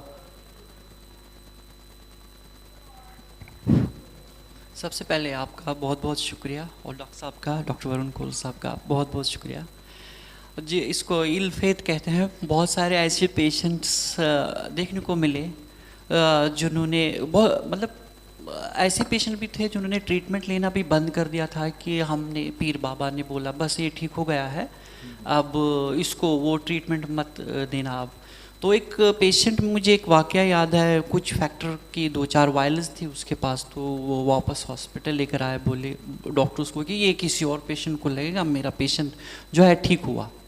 और वो उसने अब क्या लॉबिंग स्टार्ट की, पेशेंट्स को फ़ोन करना स्टार्ट कर दिया कि आप एक काम करें तो पीर साहब को दिखाऊंगा मैं, तो आप ये ट्रीटमेंट मत ले लो। तो मैंने उसको कॉल किया कि मिसलीड मत करो किसी को, अगर ऐसा होता तो अंग्रेज़ कश्मीर आकर फूक मरवा के पेशेंट्स ठीक हो जाते हैं जी। ये बहुत सारे ऐसे मैंने वाक़यात देखे हैं जी। ठीक है। और राजन चौधरी जी, आपके यूपी में क्या सीन है इसका? सर मैं ज़्यादा पुरानी बात भी नहीं करूँगा, रिसेंटली में अभी ऐसा होता है, आज के टाइम में हम काफ़ी मतलब सोशल मीडिया के थ्रू एटलीस्ट अवेयरनेस कर ही रहे हैं सभी लोग, बट इसके बाद भी कुछ लोग ऐसे हैं कि आज भी अगर हम उनको ये कहते हैं कि करने के लिए कि आप अलग अलग चीज़ों में ना पढ़ करके सीधा जो आपका ट्रीटमेंट है आप वो लीजिए, तो ये वाकई में आज भी ये प्रॉब्लम है कि कुछ लोग उसको अभी भी नहीं मानने को तैयार नहीं है, और वो वही कि हम किसी हकीम को दिखा लेंगे या किसी बाबा को दिखा लेंगे। आज भी कई जगह पे ये सारी प्रॉब्लम फेस करने को देखने को मिलती हैं, और इतना मतलब इतनी अवेयरनेस होने के बाद भी अगर मुझे लगता है कि इसके लिए शायद अभी और काम करने की ज़रूरत है, क्योंकि अगर हम ज़्यादा पुरानी बात करें तो बात अलग है, बट आज भी अगर कुछ चीज़ें ऐसी हैं कुछ जगह पे जो ज़्यादा दूर के गांव वगैरह हैं, तो ये वाकई में थोड़ा सा चिंता का विषय है। ठीक है जी, तो बेसिकली मैं डायग्नोसिस पे अपने मेन टॉपिक पे आता हूँ। जो मेरा मेन है भी, हमारे पंजाब में जो हुआ, पहले जो डायग्नोस्टिक फैसिलिटी थी वो पीजीआई में गवर्नमेंट इंस्टीट्यूट में थी और प्राइवेट तो सीएमसी में थी अवेलेबल। लेकिन डॉक्टर वरुण कौल जी और डॉक्टर नीतू कुक्कड़ जी की हेल्प से, इनकी कोऑपरेशन से, इनकी जो हर समय परमात्मा ने इनको एक ये गिफ्टेड किया है कि ये हमारा दुख समझते हैं सबका, इनकी वजह से अब फरीदकोट में जो टेस्टिंग पीजीआई में और सीएमसी वेलूर वगैरह में होती है वो अब फरीदकोट में भी होने लगी है। ठीक है ना? तो आपके वहाँ डायग्नोसिस का क्या स्टेटस है? आप कैसे डायग्नोसिस, कोई कैंपेनिंग करते हो श्रीनगर में, कैसे है, क्या डायग्नोसिस का क्या है? हमने काफ़ी जो अवेयरनेस फैलाई इस बारे में, तो बहुत हद तक अब जो हॉस्पिटल्स है, जो एसोसिएट हॉस्पिटल्स है, पेशेंट्स को भेज रहे हैं डायग्नोस के लिए जीएमसी श्रीनगर, जहां इनका डायग्नोस हो रहा है। लेकिन लेट डायग्नोस भी हो रहा है। बहुत सारे पेशेंट वो भी आते हैं जिनका बहुत लेट डायग्नोस हो रहा है। तो इस वक्त पहले तो वो फैसिलिटी नहीं थी, लेकिन जीएमसी श्रीनगर में है। तो बाकी जो एसोसिएट हॉस्पिटल्स हैं वहाँ से पेशेंट्स आते हैं और उनका डायग्नोज होता है। लेकिन कुछ बहुत सारे केसेस ऐसे भी देखे जिनका वो काफ़ी लेट डायग्नोज होता है। बाकी फैक्टर 8, फैक्टर 9 इनहिबिटर स्क्रीनिंग सारा होता है आपके वहाँ? इनहिबिटर स्क्रीनिंग भी हो रही है, फैक्टर्स भी सारे अवेलेबल है और ये लॉन्ग एक्टिंग फैक्टर्स भी अवेलेबल है। और बहुत बड़ी अचीवमेंट हमारी ये है कि पिछले 2-3 साल से कोई भी हीमोफीलिया ब्लीड की वजह से डेथ नहीं हुई है। बिल्कुल, ये तो हमने जो स्टेट लेवल की हमारी मीटिंग हुई मिनिस्टर्स के साथ, ऑनरेबल हेल्थ मिनिस्टर्स के साथ भी हुई, तो उनको भी हमने ये अपना एक्सपीरियंस शेयर किया कि हमने एक एफ़र्ट किया जॉइंटली कि हम जितने भी नॉर्थ के स्टेट्स हैं वो हम एक प्लेटफॉर्म पे आए। और वो इस वजह से आए कि हमें हर टाइम ये रहता है कि किस स्टेट में क्या बेस्ट हो रहा है, हमारी स्टेट वो अडॉप्ट करे। अल्टीमेटली बेनिफिट क्या है, हमें ब्लड ब्रदर्स को है। लेकिन टचवुड वो परमात्मा की दया से हमारे भी जो ब्यूरोक्रेट्स हैं और एडिशनल प्रोजेक्ट डायरेक्टर वो बहुत हेल्प करते हैं हमारी, तो हमारे भी इम्प्लीमेंटेशन अच्छा हो रहा है। जो आपका था अभी आर्किटेक्ट्स जो आपकी बनी वो हमने काफ़ी अडॉप्ट किए हैं। और आपका बहुत बहुत शुक्रिया कि आपने जो प्लेटफॉर्म फराहम किया है और जिस तरीके से आपने एक रूफ के नीचे सबको लाया है, बहुत कुछ सीखने को मिला है उससे। और मैं आपको रिसेंटली एक केस का बताऊंगा, जैसे कि डॉक्टर साहब के साथ हम कांटेक्ट में रहते हैं, आपके साथ। तो एक कॉम्प्लेक्स केस था जो कि मैं बताऊं आपको, एक बैकबोन ही हमारी सोसाइटी को, जिस सोसाइटी की जिसको ब्लीड हुआ था, सबड्यूरल या ऐसी ब्लीड। तो डॉक्टर साहब से काफ़ी मैं राब्ते में रहा हूं और आपके साथ आपको भी बड़े कंसर्न थे, आप पूछते रहते थे। तो अल्लाह का करम है, हमने अपनाया है जो इन्होंने गाइड किया, जिस तरीके से हमने उसको मतलब यूज़ किया है। और हम अपने डॉक्टर्स को भी मतलब बोलते रहे हैं, इनका नाम भी उनको पता है, शायद डॉक्टर साहब उनको नहीं जानते लेकिन उनको पता है डॉक्टर साहब कौन है। तो शुक्र अल्लाह का कि वो बिल्कुल ठीक हुए हैं। Thank you, thank you. Majid भाई, आपकी जो ये एफर्ट वाली बात है, उससे जब इससे पहले वाला सेशन चल रहा था तो मैं काफ़ी भावुक हो रहा था, क्योंकि मेरे को ना 2014 से मेरी जर्नी याद आ गई। जब हमने ये स्टार्ट किया ना तो मेडिकल कॉलेज में भी बहुत मुश्किल से लास्ट में पहुँचे थे हम फरीदकोट, भी पता नहीं कोई हमारी सुनेगा, पता नहीं कोई नहीं सुनेगा। लेकिन बाकी ये हॉली सिटी है, बाबा फरीद की कृपा से हमें वरुण सर ने हमारी वायु पकड़ ली। और तब हमें ये रहता था कि सर ने सर का कैसे ज़्यादा से ज़्यादा बेनिफिट लें। लेकिन उसकी झलक जो हमने पिछले साल से शुरू किया नॉर्थ को कलेक्टिवली ले आना, उसकी झलक लास्ट सेशन में दिखने को मिली। वो क्या मिली कि फाजिलका, मोहाली और एक हम शॉर्ट फॉर्म में वो है वैसे यहाँ निहाल सिंह वाला, उसको NSW भी बोलते हैं हम मजाक में, वहाँ के डॉक्टर, लुधियाना के डॉक्टर, वो सभी कितना अच्छे से बता रहे हैं कि हीमोफीलिया क्या है, कैसे डायग्नोज करना है, कैसे मैनेज करना है, कैसे फैक्टर चाहिए, what is the right dose, how to calculate the dose. कितना सुकून महसूस हुआ आपको? मैं बराड़ साहब से पूछना चाहूँगा ये बात, ये चीज़ देख के आपको। बिल्कुल, एक ये बहुत मिसकंसेप्शंस रहती हैं डॉक्टर्स के बीच में भी कि वो सही कैलकुलेट नहीं कर पाते। ज़्यादातर क्या होता है कि पेशेंट्स आके उनको बताते हैं कि जी मेरे को 1500 यूनिट लगता है, मेरे को 1000 यूनिट लगता है। लेकिन अगर डॉक्टर कॉम्पिटेंट हैं, जैसे अभी डॉक्टर रिंकू चावला भी बता रहे थे कि ऐसे ऐसे करने हैं कैलकुलेट, तो फिर उससे फैक्टर यूटिलाइजेशन है वो भी बेटर हो जाएगी, वेस्टेज जो है ना वो कम हो जाएगी। तो हमें जो मेडिसिन है वो और पेशेंट्स के लिए अवेलेबल हो सकती है। डॉक्टर अश्विनी जी ने वैसे बहुत एक्यूरेट बात पकड़ी। जो सर आज ये लग रहा था, हमें नहीं महसूस हुआ कि ये हमारे डिस्ट्रिक्ट के डॉक्टर्स थे लास्ट सेशन में। यस सर, आज ये महसूस हुआ कि जो हम तपस्या में लगे हुए हैं ना, वो बाबा फरीद कृपा कर रहे हैं। क्योंकि सर इसके बाद काफ़ी जो डिफ़िकल्ट है, इनके कंधों पे जिम्मेवारी आने वाली है। क्योंकि अगर हम वर्ल्ड फेडरेशन ऑफ हीमोफीलिया की रिकमेंडेशन देखें तो उसके हिसाब से अभी पंजाब में डायग्नोसिस हुए ही नहीं है। हम केस स्क्रीन नहीं कर पाए, हम केस ढूंढ ही नहीं पाए। अगर वर्ल्ड फेडरेशन की माने तो पंजाब में 4000 मिनिमम पेशेंट चाहिए और हमारे पास अभी हैं 550। और मैं सर कई पेशेंट्स को आइडेंटिफाई किया, उनको बोला रजिस्टर्ड हो जाओ, वो नहीं हुए। कहते हम नहीं चाहते कि हमारे बच्चे पे कोई सोशल स्टिग्मा लगे कि इसको हीमोफीलिया है, हमारी बेटी की शादी नहीं होगी, ये बहुत दिक्कतें हैं। तो मैं राजेश जी से पूछना चाहूँगा कि आपके कोई अमृतसर में क्या कोई डायग्नोसिस के लिए आप कहाँ जाते हो? देखो जी, मैं एक छोटा सा उपराला शुरू किया मैंने कि हर स्कूल और हॉस्पिटल में एक मैंने प्रिंट आउट लगाया है जिसमें मैंने ये लिखा कि जो भी आपके पास हीमोफिलिक पेशेंट आता है या आप उसको डायग्नोज करते हो तो काइंडली कॉल मी, हमारे साथ आप कांटेक्ट करो, हम उसको अच्छे से डायग्नोज करवाएंगे और उसके लिए जो बेस्ट मेडिसिन हो सकेगी वो हम उसको प्रोवाइड करवाएंगे। ठीक है जी। और ये तो हो गया डायग्नोसिस का। सर परमात्मा की दया से अब हम ये बड़े फ़ख्र से के साथ कह सकते हैं कि गुरु गोविंद सिंह मेडिकल कॉलेज में अब डायग्नोसिस फैसिलिटी अवेलेबल है अंडर प्रोग्राम निदान। उसके लिए आपका और डॉक्टर नीतू कुक्कड़ का दिल से धन्यवाद है।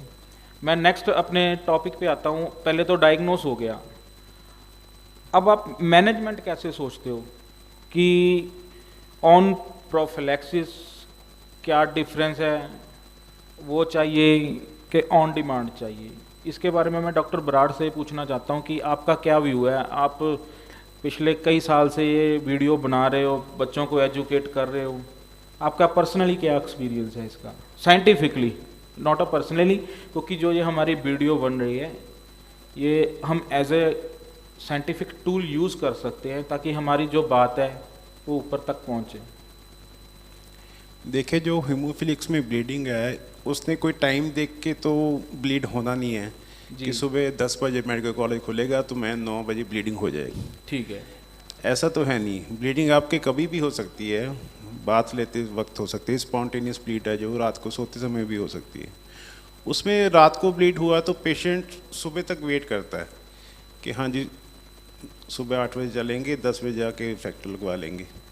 तो वो जो 6 घंटे का टाइम पीरियड है उसमें वो ब्लीड इतना फुल फ्लेज्ड हो जाता है कि यहाँ पे उसको ट्रीट करने में हमें 2000 यूनिट लगना था तो वो 6000 यूनिट में जाके 3 दिन में ठीक होगा। तो आपका मतलब भी प्रोफिलैक्सिस पे थी? Prophylaxis and home therapy 2 options हमारे लिए है। मीन्स अगर हम डेवलप्ड कंट्रीज़ के बारे में भी देखें तो जैसे कनाडा का भी बात करें, वहाँ पे एक उन्होंने ऐप बनाई हुई है, तो पेशेंट को प्रोफाइलैक्सिस के लिए वो ऐप के ऊपर उसका स्टॉक मेंटेनेंस हो जाता है कि इसको 10 इंजेक्शन दे दिए मैंने, सपोज करिए 2000 के 10 इंजेक्शन दे दिए, तो जब उसकी 2 डोजेस बच जाती हैं तो वो रिफ़िल हो जाता है उसका स्टॉक, तो उससे ब्लीड्स कम हो जाती हैं, डिसेबिलिटी भी कम होगी, तो home therapy is must. Brar साहब, आपको लगता है कि वो सिचुएशन पंजाब में हो सकती है भी कोई ऐप आ जाए ऐसी और हमें भी होम थेरेपी के लिए कुछ मिल जाए, लगती है पॉसिबिलिटी? देखिए, अगर हम उम्मीद रखेंगे तो पॉसिबिलिटी तो हर चीज़ की होती है। हमारी उम्मीद जिंदा है सर, हम होम थेरेपी के लिए अग्रसर हैं। मैं माजिद भाई, इन्होंने मेरे को एक होम थेरेपी के बारे में बात याद करा दी, क्योंकि मैंने लास्ट टाइम जब हम हेल्थ मिनिस्टर साहब से मिले ना, हमने कश्मीर की एग्जांपल दी भी होम थेरेपी कश्मीर में चल रही है, क्या आप वो बताओगे? वो बड़े उन्होंने पॉजिटिवली इस बात को कंसीडर किया कि वाकई ये तो बहुत अच्छा है कि अगर वहाँ हो रहा है हम कैसे कर सकते हैं। कुछ आप बताइए कि आप होम थेरेपी क्या करते हो, कैसे करते हो? जी डॉक्टर साहब, मैंने आपको बोला कि जो मोर्टेलिटी ग्राफ कम आया है वो होम थेरेपी की वजह से ही ज़्यादा उसमें कार फरमा है होम थेरेपी। ग्रेट। 2019 में जब कोविड आया तो डिसीजन हमारे डॉक्टर्स ने डिसीजन लिया है, और एचओडी मैडम थी उस टाइम और हमारे साथ मिल कर के, क्योंकि कश्मीर का जियोग्राफिकल स्टेटस आपको पता ही है, ये बहुत ट्राइबल एरियाज़ पर मुश्तमिल है, रास्ते कट जाते हैं 2-2, 3-3 महीने के लिए जब वेदर कंडीशन ख़राब हो जाती है। तो उन्होंने बोला ये कोविड की वजह से ये जो महीने निकल जाएंगे, फिर रोड कट ऑफ होने की वजह से बहुत सारे पेशेंट्स अपने एरियाज़ में फंस जाएंगे, तो हम क्या करेंगे कि एक होम थेरेपी, हमने तजवीज़ उसको दी, तो उन्होंने उस चीज़ को एक्सेप्ट किया कि हम होम थेरेपी स्टार्ट करेंगे। लेकिन उन्होंने बोला कि आपको ताउन करना होगा इस में हमारे साथ। हमारे पास एम्बुलेंस गाड़ी है, तो हमने उस टाइम बड़े सोच समझ कर ये बनाया कि हम जब उनको होम थेरेपी देंगे, जो वायरलेस हमने पेशेंट्स को दी है वो हम वापस कलेक्ट करके हॉस्पिटल अथॉरिटी को वो पेश करेंगे, और उसके बाद उस पेशेंट को फिर से होम थेरेपी के लिए हम ये फैक्टर्स जो है पहुंचा देंगे, दे देंगे। तो वही हमने अपनाया जो कंटिन्यूसली इस वक्त भी चल रहा है। जब तक ना पेशेंट वो वायल्स वापस एम्प्टी वायल्स करेगा तब तक उसको होम थेरेपी नहीं मिलेगी। लेकिन अब ये सारे, क्योंकि ये आपको पता ही हीमोफीलिया क्या चीज़ है, वो इमीडिएट और पेशेंट इस चीज़ को समझकर हमें वो सरेंडर कर रहे हैं एम्प्टी वायल्स, ताकि हम हॉस्पिटल अथॉरिटी को दे रहे हैं, और वो कंटिन्यूसली चल रहा है होम थेरेपी। ग्रेट। और मैं डिस्ट्रिक्ट कोऑर्डिनेटर से पूछना चाहता हूँ कि आपको लगता है कि जैसे एक इन्होंने बताया कि भरी हुई वाइलें दे दो, जब खाली मिलेंगी तब होम थेरेपी के लिए अप्रोप्रिएट वो वे है, क्या आप डिस्ट्रिक्ट लेवल पे ये जो लायबिलिटी है, जिम्मेवारी है, वो निभा सकते हो सकता है पॉसिबिलिटी ऐसी? जी बिल्कुल हो सकता है जी। ग्रेट। और जितेंद्र जी, आपका क्या व्यू है? हाँ जी सर, बिल्कुल हो सकता है जी। राहुल जी? यस सर, बिल्कुल। सबसे बड़ी बात है, जब तक वरुण सर है ना, सब कुछ पॉसिबल है, सबसे बड़ी बात। ग्रेट। प्रदीप जी? सर क्यों नहीं हो सकता? ओके, ਅਸੀਂ ਇੱਥੇ तक पहुँचे हैं, अगर यहाँ तक आए तो आगे भी जाएंगे, जीतने के लिए आसमान पड़ा है। तो ऐसा है कि अगर हमारे पास इतनी सुविधा हो जाएगी, इन्ना कुछ हो जाऊगा सर जो साढ़े कोल, ते मैं इस टाइम थल्ले बैठ के चौंकड़ी मार के नहीं बैठ सकता, पर मैं नहीं चाहना मेरा कोई भरा मेरे तो छोटी एज का इस कंडीशन च आवे। ते अगर साडे को होम थैरेपी होएगी तो आई थिंक कदे भी साडे किसी भरा नूं इदां दी प्रॉब्लम आएगी नहीं। सही है। ते दूसरी गल ये है, आप प्रोफिलैक्सिस की गल कर रहे हैं, अगर होम थैरेपी साडे कोल शुरू होएगी उस दे विच एक चीज़ होर होएगी कि असी जदों जरूरत दे टाइम ऑन टाइम असी लगा सकांगे इंजैक्शन, अपने आप साडी प्रॉब्लम भी घट आएगी ते साडी डिमांड जिन्नी ਹੁਣ ਬਣ ਰਹੀ ਹੈ, ਆਈ ਥਿੰਕ ਇਸ ਤੋਂ ਵਧੇਗੀ ਨਹੀਂ, शायद घट जाएगी।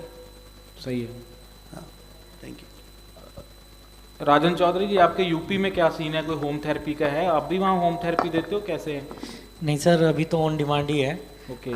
बट हमने रिसेंटली अभी मिनिस्टर्स को लिखा था लखनऊ, तो उसमें यही था कि अगर इसको आप एज ए बजट भी देखो तो कई बार ऐसा होता है कि जैसा राज सर ने अभी बताया कि जिस पेशेंट को 2000 यूनिट में आराम मिल जाएगा उसको 6000 यूनिट लगाना पड़ता है।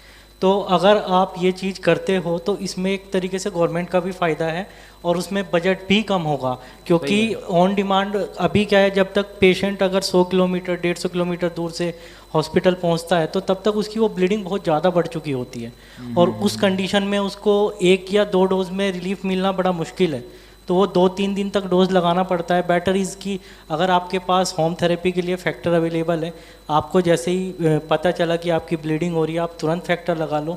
उसमें जितना मेरा एक्सपीरियंस है, अगर आप उसमें फॉर एग्जांपल मुझे 1500 यूनिट लग रहा है, अगर मैं 1250 भी लगा लूँगा वो तो भी काम कर जाता है। सो वो बेटर है और बेस्ट ऑप्शन है दोनों के लिए, पेशेंट के लिए भी और अगर एज ए बजट के उसमें देखा जाए तो गवर्नमेंट के लिए भी। ठीक है, सही है। अभी राजन चौधरी जी ने एक लफ्ज़ और हमें बता दिया, वो है बजट। तो मैं कश्मीर से, हमारा हेड है वो, तो माजिद भाई आपके एक्सपीरियंस से आपके पहले बजट कितना था और ऐसा क्या हुआ, क्योंकि सुनने में आया कि आपने बजट भी कम कर लिया और पेशेंट अच्छे से मैनेज कर लिए, वो कैसे हो गया? होम थेरेपी और प्रोफाइलैक्सिस जो पेशेंट ले रहे हैं, ऑन डिमांड में जब पेशेंट्स को ब्लीड हो जाता है तो जब वो हॉस्पिटल आते थे उनको 5-6 दिन नहीं बल्कि 7-8 दिन फैक्टर लगाना पड़ता था। वहाँ आपको मैंने बताया कंडीशन क्या होती थी, पेशेंट्स को वहाँ फिर एकोमोडेट करना पड़ता था वगैरह। लेकिन आज अगर पेशेंट्स को जल्दी ही मतलब वो रिकॉग्नाइज करता है अर्ली सिम्टम्स ऑफ ब्लीड, तो वो जब लगाता है फैक्टर तो उस सूरत में उसको बहुत कम, 3 डोज के बजाय 1 भी लगा सकता है, वो बहुत कम फैक्टर लग जाता है, जिससे वो जो क्राइसिस थी उसमें भी काबू पा लिया गया है और पेशेंट्स भी मतलब अब जो नए बच्चे हैं मुझे नहीं लग रहा है कि उनके जॉइंट ख़राब हो जाएंगे मेरी तरह उनको प्रॉब्लम हो जाएगी। ये बहुत बड़ा फ़ायदा है इसका जी। तो बजट कितना हुआ आपका? बजट कितना आता है आपको? पहले बजट के लिए बहुत ज़्यादा स्ट्रगल हमने की है, कोर्ट से लेकर ह्यूमन राइट्स तक बहुत ज़्यादा स्ट्रगल। तो बजट इस टाइम 10.5 करोड़ है, 10.5 से 12 करोड़ रुपए है बजट, लेकिन फुलफिल नहीं हो पा रहा है ये सारा, मतलब प्रोफाइलैक्सिस तो नहीं दे सकते हैं सबको और इसी तरह बाकी चीज़ें जो है वो पूरी तरह हमें वो बजट जो रिक्वायर बजट है वो नहीं मिल रही है। लेकिन हमने जो होम थेरेपी आप जिनको प्रोफाइलैक्सिस पर रखा है उससे जो ये बर्डन हो रही थी उस पर थोड़ा सा काबू पा लिया है जी। बराड़ साहब अपने मेरे को सॉरी मैं हिंदी में बोलूँगा क्योंकि माजिद भाई को पंजाबी अंडरस्टैंड करने में थोड़ी दिक्कत है, कि आपको क्या लगता है कि पंजाब का बजट कम हुआ बढ़ा, क्या कैसे है, क्या स्थिति है? क्योंकि हमने तो ये सुना था कि पंजाब को पहले लास्ट ईयर 18 करोड़ था, इस बार 12 करोड़ ही मिला।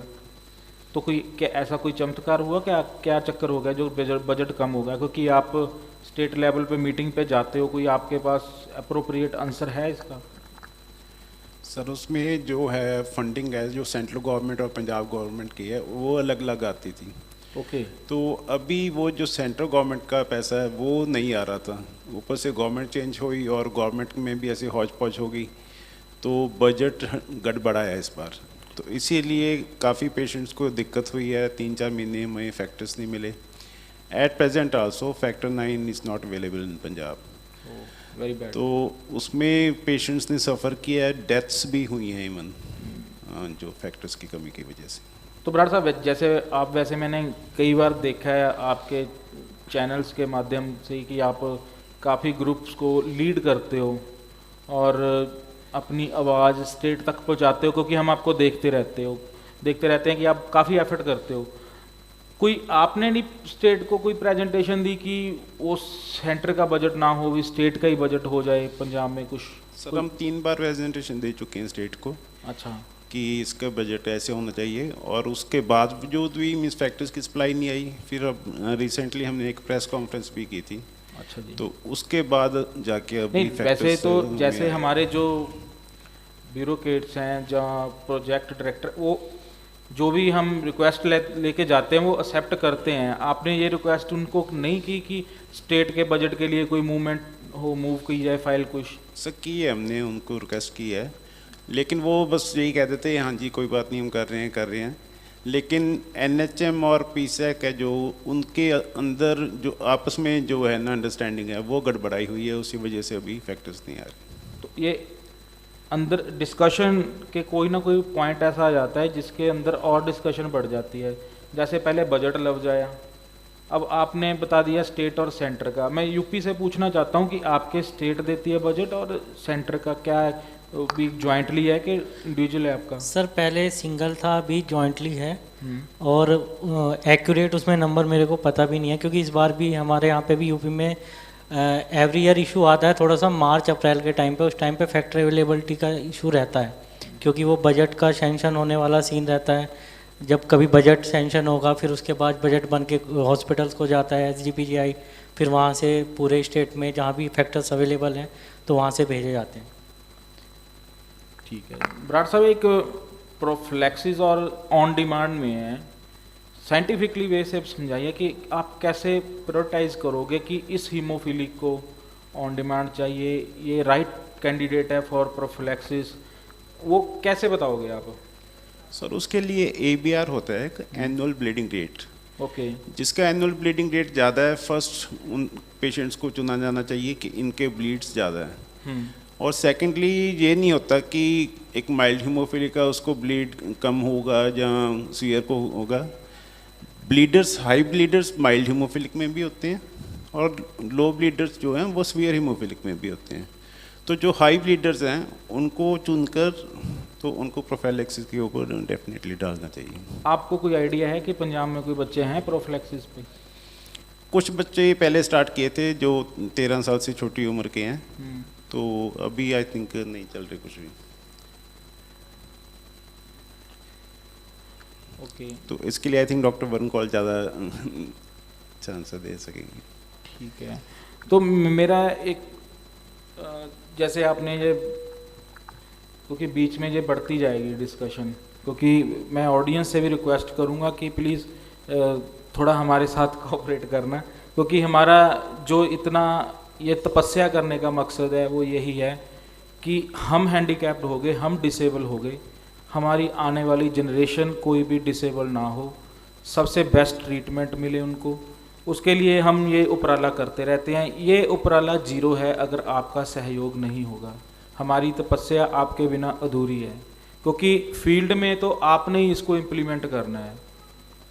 You are the real hero, क्योंकि आप लोग ने ही पेशेंट से डील करना है, आपको सब पता है। अकेले हम ये अपना सफ़र तय नहीं कर सकते, हमें आपकी ज़रूरत पड़ेगी ही पड़ेगी।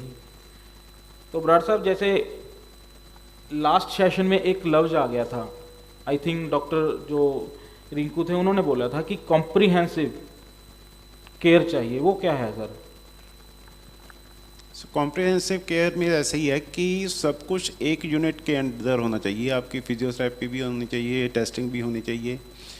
और अगर हम डिपेंडेंट हो जाती हैं कि हाँ जी आप पहले फ्री कोड जाओ जी वहाँ से टेस्ट करके लाओ, तो उसमें टाइम गैप जो है वो ज़्यादा आ जाता है और पेशेंट का केयर नहीं हो पाता। It should be under one roof. उसमें क्या क्या होगा? उसमें सब कुछ ही होना चाहिए। आपकी फिजियोथेरेपी भी होनी चाहिए, टेस्टिंग भी होनी चाहिए, डॉक्टर्स की अवेलेबिलिटी, पेडियाट्रिशियन, मेडिसिन के डॉक्टर, ऑर्थोपेडिशियन जो हैं वो अंडर वन रूफ होनी चाहिए। तो आपके यूपी में राजन जी मिल रही है कॉम्प्रिहेंसिव केयर के? अभी सिर्फ फैक्टर पे ही सीमित है काम? नहीं सर, मेरठ में अभी हुआ है, वहाँ पे लास्ट 2 ईयर से फिजियोथेरेपिस्ट अवेलेबल है, काउंसलर अवेलेबल है, और वो गवर्नमेंट के मेरे अकॉर्डिंग आई थिंक काफ़ी डिस्ट्रिक्ट में जहाँ पे फैक्टर आते हैं तो वहाँ पे कई जगह पे फिजियोथेरेपिस्ट अवेलेबल हो गए हैं, फिजियोथेरेपिस्ट और काउंसलर जो कि SGPGI से काफ़ी डिस्ट्रिक्ट में भेजे गए हैं। तो बाकी इससे अलग अभी चीज़ें नहीं हैं, फैक्टर्स और फिजियोथेरेपिस्ट इन पे अभी चीज़ें चल रही हैं। और माजिद भाई आपके? जहाँ तक कॉम्प्रिहेंसिव ट्रीटमेंट की बात मैं करूँ, कॉम्प्रिहेंसिव की ट्रीटमेंट नहीं है, मतलब सिर्फ फैक्टर पर ही रिलाई करते हैं पेशेंट। फिजियोथेरेपी सेंटर नहीं है, बाकी जो डायग्नोस्टिक लैब है, लेकिन डायग्नोस्टिक लैब अगर मैं बात बोलूँ कि एक्सेसिबिलिटी नहीं है पेशेंट के लिए तो गलत नहीं होगा, क्योंकि ये पेशेंट्स जो जब ब्लीड करते हैं या कोई रेडियोलॉजी डायग्नोज का ज़रूरत पड़ता है, यानी टेस्टिंग या MRI हो वगैरह, तो उसके लिए उनको एक बिल्डिंग से दूसरी बिल्डिंग जाना पड़ता है, तो उस दौरान ज़्यादा ब्लीड बढ़ जाता है, उनको क्यू में लाइन में रहना पड़ता है। तो वो चीज़ें सिर्फ फैक्टर जो है फैक्टर मिलता है, लेकिन कंप्रेहेंसिव, अगर मैं कंप्रेहेंसिव ट्रीटमेंट की बात करूं कि अभी हम उससे बहुत दूर हैं। ओके, तो वैसे मैं बाकी डिस्ट्रिक्ट कोऑर्डिनेटर से पूछना चाहता हूं, क्योंकि मैंने जो फील किया कि हम वो अभी कर ही नहीं पाए जो हम करना चाहते थे। ठीक है ना, करना क्या चाहते थे, कॉम्प्रिहेंसिव केयर है वो वॉलंटियर्स की एफर्ट्स पे डिपेंड करती है। अब जैसे ये हमारा प्रोग्राम रखा है, तो हमारी ये लाइबिलिटी और ड्यूटी थी कि हम अपने नोडल ऑफिसर से रिक्वेस्ट करते उनको भी, क्योंकि कॉम्प्रिहेंसिव क्या बनेगा, उसमें एक कंप्लीट टीम चाहिए, ठीक है ना, और उसमें doctors, lab technician, nurses, physiotherapist, psychologist, ये सारे चाहिए। क्या आपको लगता नहीं है कि हम वहाँ हमारे से वो चूक होगी कि हम यहाँ अपने अपने अपने डिस्ट्रिक्ट से सभी को ले आने में इस बार अभी कामयाब नहीं हुए, क्योंकि नई नई चीज़ें हम सीख रहे हैं ये, ठीक है। तो इसको आप क्या सोचते हो कि इसको बेस्ट कर दें कॉम्प्रिहेंसिव, क्योंकि अगर हम ये सोचें कि पहले हम बजट को देखेंगे, फिर हम प्रोफिलैक्सिस ऑन डिमांड देखेंगे, उसके बाद कॉम्प्रिहेंसिव की बात करेंगे, तो आपको क्या लगता है कि ऐसा क्या करें कि सारा कुछ इकट्ठा होता चले जाए? कुछ है कोई ऐसा तरीका आपके मन में?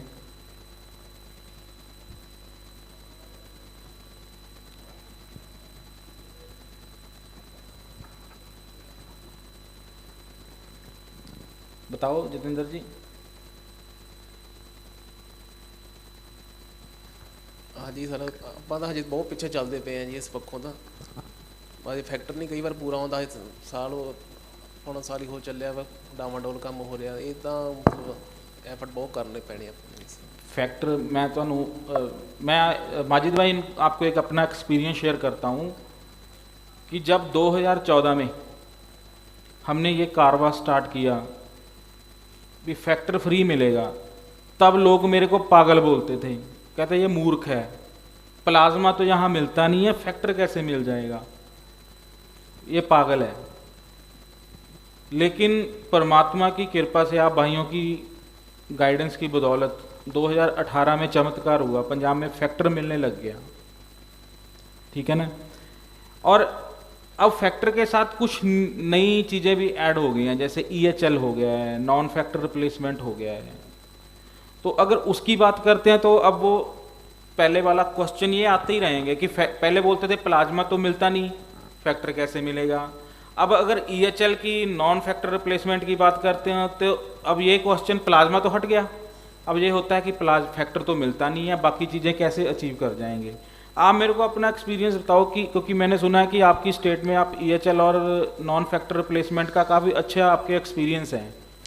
एग्जैक्टली अगर मैं बताऊं कि मतलब पहले हम क्या करें, मतलब खुद सोचते थे हमारी लाइफ इतनी है बस, इससे मतलब आगे क्रॉस नहीं करेंगे।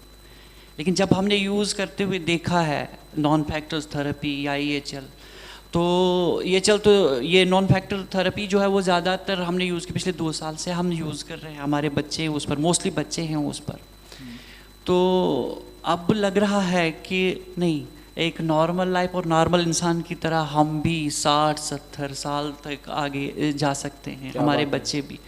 इवन कुछ बच्चे ऐसे हैं, मतलब वो अपने माँ बाप को क्या बोल रहे हैं कि अब मुझे अब वो हीमोफीलिया नहीं है, अब मुझे खेलने दो।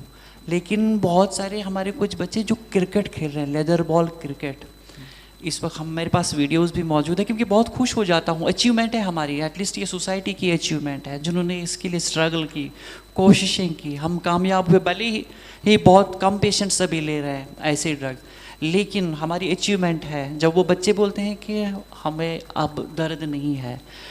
और वो स्कूल रिज्यूम किए उन्होंने अपने क्लासेस, और जिन्होंने काज छोड़ दिया था तो वो काम करना स्टार्ट कर गए हैं स्कूली बच्चे। हमारे पास कुछ एग्जाम्पल्स है, एक मेरे पास है, एक बच्चा था 10 साल तक उसको ये ना स्कूल में एडमिशन नहीं कराया गया।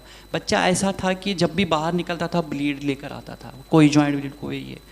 अब माँ ने डिसाइड किया, और उसकी जो ग्रैंड माँ है उसने डिसाइड किया इसको बांध के रखेंगे सॉफ्ट रस्सी से, तो बांध के हुआ करता था वो। बाकी जो उनकी माँ जो वो उनको दिन भर लुक आफ्टर करती थी। लेकिन जब उसको ये नॉन फैक्टर थेरेपी मिली तो 11 साल की उम्र में स्कूल में उसको एडमिशन किया गया, और अब तक कोई भी ब्लीड नहीं हुआ उसको पिछले 1.5 साल से। ये बिल्कुल ये रियलिटी है, हमारे पास एविडेंसेस है इसके। जी, मेरे को लगता है कि काफ़ी हद तक बॉडी एग्जॉस्टिक हो चुकी है, तो मैं जस्ट एक जल्दी से इस सेशन को क्लोज करूँगा, और मैं डिस्ट्रिक्ट कोऑर्डिनेटर्स को एक रिक्वेस्ट करूँगा कि हमारा गुड लक है कि हमारे जो ट्रीटिंग डॉक्टर्स हैं वो हमारी प्रॉब्लम अंडरस्टैंड करते हैं, और दूसरा सबसे बड़ा गुड लक ये है कि हमारी सरकार भी हमारी सुनती है। तीसरा गुड लक क्या है कि हमारे ब्यूरोक्रेट्स भी हमें सपोर्ट कर रहे हैं। तो आपको ये ना सोचना कि फैक्टर आया नहीं आया, चलो वो एक इशू है, फैक्टर ना आने की वो तो चलता रहेगा। आपको क्या लगता है कि ऐसा क्या किया जाए कि जो वर्ल्ड फेडरेशन की रिकमेंडेशन है वो हमारे नॉर्थ में, क्या पूरे इंडिया में, हमने अभी बात नॉर्थ की करनी है, कि हम सब वो अचीव कर जाएं, हमें क्या क्या काम करना पड़ेगा? बराड़ साहब से स्टार्ट करूंगा। फर्स्ट ऑफ ऑल तो अवेयरनेस है जी, कि पेशेंट अवेयरनेस होनी चाहिए एक तो, क्योंकि अभी भी जैसे हमने देखा कि जैसे फैक्टर्स आए तो कुछ पेशेंट्स मींस विड्रॉ कर रहे थे, वो कह रहे थे कि हमने कम फैक्टर लगाना है, तो कम फैक्टर लगाएंगे तो डिसेबिलिटी तो होगी। तो पेशेंट अवेयरनेस होनी चाहिए कि हमें इस ब्लीड के लिए इतना फैक्टर चाहिए ही चाहिए। तो जब पेशेंट अवेयरनेस होगी, फैक्टर यूटिलाइजेशन होगी, तो बजट भी अपने आप आई थिंक बढ़ेगा। ठीक है, तो आपको लगता है कि अपने पंजाब में भी EHL या नॉन फैक्टर रिप्लेसमेंट हो सकता है? आपको लगता है अपने पंजाब में है अभी कोई नॉन फैक्टर रिप्लेसमेंट पे? जी है, हमारे कितने बच्चे हैं? आई थिंक 15-16 बच्चे हैं। उनका क्या आप फैमिलीज को मिलते रहते हो? फैमिलीज आपके क्लिनिक को भी विजिट करती हैं, आपको रेगुलरली कॉल भी करती हैं? किसी का कोई एक्सपीरियंस बता सकते हो कि जिन्होंने बताया हो कि मिराकुलस रिजल्ट हुआ इस चीज़ से? कोई ऐसा है, कोई चीज़ आपके दिमाग में? जैसे माजी जी ने बताया, ऐसे ही हमारे एक दोस्त हैं डॉक्टर शक्ति जी, तो उनके बेटे को जब जैसे हिमलिब्रा मिलने लग गया, नॉन फैक्टर रिप्लेसमेंट थेरेपी जैसे हम कह देते हैं, तो 2-3 हफ्ते लगने के बाद उसने कहा कि पापा मेरे को खेलना है क्रिकेट और मेरे को बैट और बॉल लेके दो। तो उसमें जो सेल्फ एस्टीम है ना वो भी बढ़ता है, क्योंकि कहाँ पेशेंट को लगता है, मीन्स मैं भी जब छोटा था तो मेरी मदर, जब मैं बाहर खेलता था तो मेरी मदर डोर पे ऐसे खड़ी रहती थी देखती कि इसको कहीं चोट तो नहीं लगी। तो वो बच्चे को कॉन्फिडेंस भी बढ़ता है, सेल्फ एस्टीम भी बढ़ता है। ठीक है, गोविंद जी आप कैसे इसको अचीव करोगे, क्या सोचते हो? देखो जी, जैसे डॉक्टर साहब ने बताया कि डॉक्टर शक्ति के बेटे के बारे में, जब मैं उस बच्चे को फर्स्ट टाइम मैंने वीडियो कॉल पे देखा था, उसका नाम केशव है, वो बेड पे था, और हार्डली 2 महीने बाद जब मैं उसको चंडीगढ़ में मिला था तो वो बच्चा बहुत एक्टिव था। हम तो यही चाहेंगे कि हमें जितने भी पेशेंट ज़्यादा ब्लीड करते हैं उनको हिमलिब्रा मिलना चाहिए। ग्रेट। जितेंद्र जी। हाँ जी सर, साढ़े ना एक होया सी मोगे जो एक पेशेंट है बच्चा। नहीं, मेरा बस सवाल ये है कि ये प्रॉब्लम्स को हम कैसे एक साइड पे करके अपना गोल कैसे अचीव करेंगे, क्या करना पड़ेगा हमें? ये हमने नहीं डिसाइड करना कि हमारे सभी बच्चों को ये दवाई मिल जाए, ये डिसाइड करना ट्रीटिंग डॉक्टर का काम है, अभी किस बच्चे को क्या मिले। हमने कभी भी इस चक्कर में पड़ना ही नहीं है, ना आपने किसी डॉक्टर को ये बोलना है हमें ये दो हमें ना दो। ये पावर है जो वो ट्रीटिंग फिजिशियन की ही रहेगी, क्योंकि दे आर द बेस्ट जज, उनको पता है कि किसको किस चीज़ की ज़रूरत है। लेकिन मेरा सवाल ये है कि हम अपना टारगेट अचीव कर जाएं, हमें क्या करना पड़ेगा?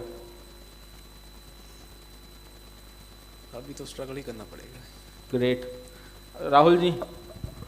सबसे पहले तो पेशेंट्स के साथ कन्वर्सेशन होनी चाहिए अपनी एक दूसरे से, और उससे बड़ी बात एकता होनी चाहिए। चाहे जितने भी पेशेंट हैं, कोई भी है, सबको एकजुट एक छत के नीचे आना चाहिए। कोई कुछ बोल रहा है, कोई कुछ, तो फिर थोड़ा सा आदमी डगमगा जाता है। तो अगर सभी के साथ कन्वर्सेशन एक होगी, सभी का एक मत होगा, तो फिर हम चीज़ को पॉसिबल कर सकते हैं। प्रदीप जी। सर पहला भी मैं कह के हटिया कि बहुत कुछ साडे को अजे बाकी है। जो कुछ है ਉਹਨੂੰ ਬੈਟਰ ਕਿੱਦਾਂ ਆਪਾਂ ਯੂਜ਼ ਕਰ ਸਕਦੇ ਹਾਂ, ਤੁਸੀਂ ਆਈ ਥਿੰਕ ਉਹ ਪੁੱਛ ਰਹੇ ਹੋ ਕਿ ਉਹਦੇ ਵਿੱਚ ਸਰ ਇੱਕ ਤਾਂ ਟੀਮ ਵਰਕ ਆ ਗਿਆ।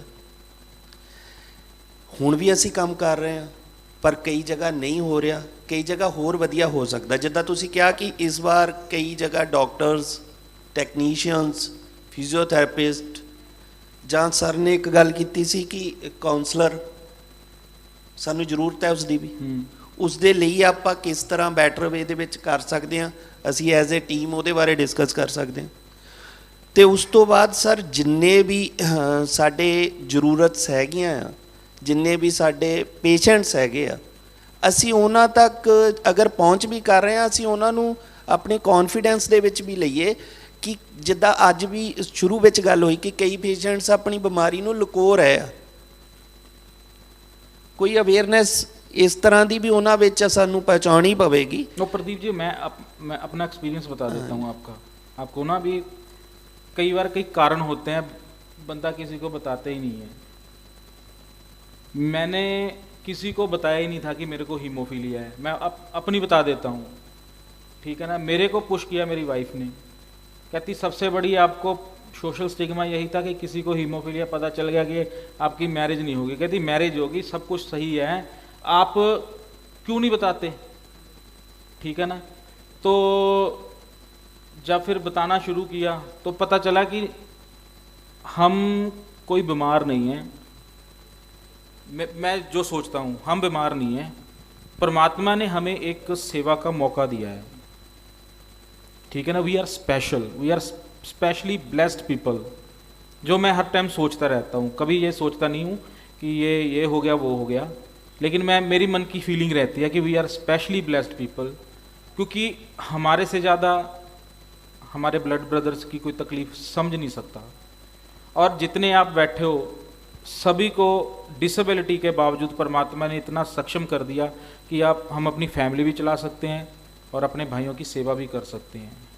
मेरे को ये लगता है कि अगर हमने ये टारगेट अचीव करना है तो हमें अर्जुन की तरह वो जो मछली की आँख है ना, बस उस पर कंसंट्रेट करना है।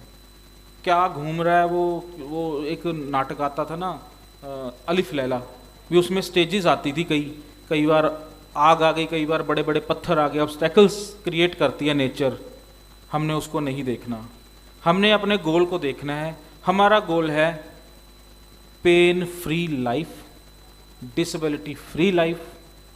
वो तब होगा अगर आप सोना छोड़ दोगे, मेरा ये तजर्बा है, क्योंकि बच्चों की तकलीफ हमें सोने नहीं देती, ठीक है ना। उसके लिए मेरे को ये लगता है कि अगर हमने अपना टारगेट अचीव करना है,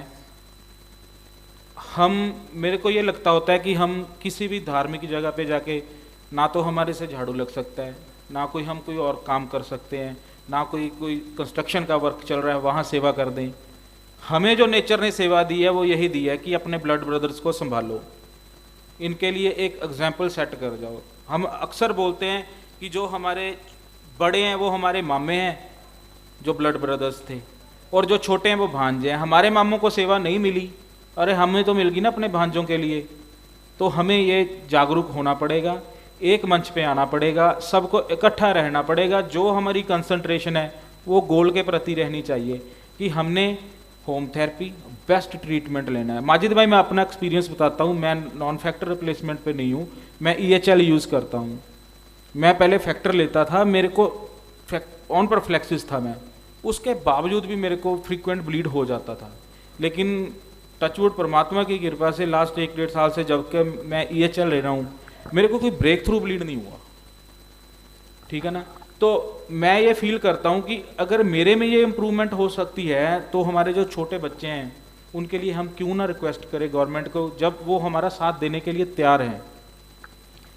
एग्जैक्टली मैं बताऊँ, ये चल कुछ पेशेंट्स ने हमारे पेशेंट्स ने यूज़ किया है, बदकिस्मती से फिर बाद में ब्रेक लगा वो फैक्टर 9 के पेशेंट्स, तो उनको भी जिस दौरान उन्होंने वो यूज़ किया है, ये बिल्कुल आपने सही बोला, प्रोफाइलैक्सिस के दौरान भी ब्लीड हो रहा है और वो मुझे भी हो रहा है।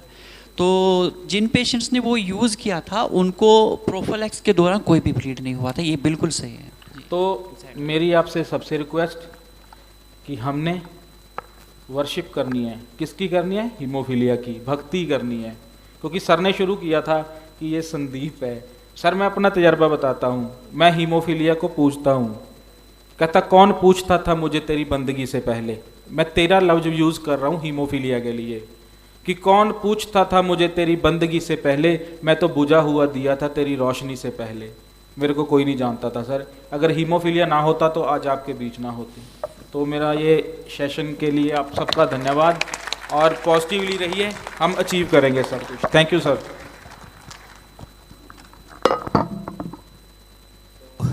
टाइम बहुत ज़्यादा हो गया, बट लास्ट कंक्लूडिंग रिमार्क्स मैं यही दूंगा कि जो मिशन आप लोगों का है वही मिशन हमारा है, bleed free without any disability. So हम कर रहे हैं, बहुत हद तक सफल भी हो रहे हैं, एंड सबसे इम्पॉर्टेंट चीज़ है कि सरकार हमारी बात सुनने को तैयार भी है और सरकार हमारी बात सुन भी रही है। That is the most important, and वो हमेशा प्रोएक्टिव रहते हैं। सो हमारी तरफ से उनको भी सपोर्ट चाहिए और हमें तो उनकी सपोर्ट चाहिए, ठीक है ना। So together as a team, government, we as care givers and you as the receivers, हम सब अगर इकट्ठे मिलकर काम करेंगे so it will be for the benefit of all. So win win situation की तरह काम करेंगे, तुम भी जीतो हम भी जीतो। और कहीं ना कहीं हमने, मैं बात हो रही थी रिगार्डिंग बजट भी, so budget is always a constraint in a country where in you know हर एक चीज़ चलती है, कितना देती है, गाड़ी भी लेते हैं तो कितना माइलेज देती है, ठीक है। तो यहाँ पे भी हमको उस हिसाब से देखना है कि जहाँ पे हम पैसे भी बचाएं और हमारे बच्चों को ब्लीड भी ना हो। सो आहिस्ता आहिस्ता we are in the process. कल हम आई केयर के बारे में सुनेंगे।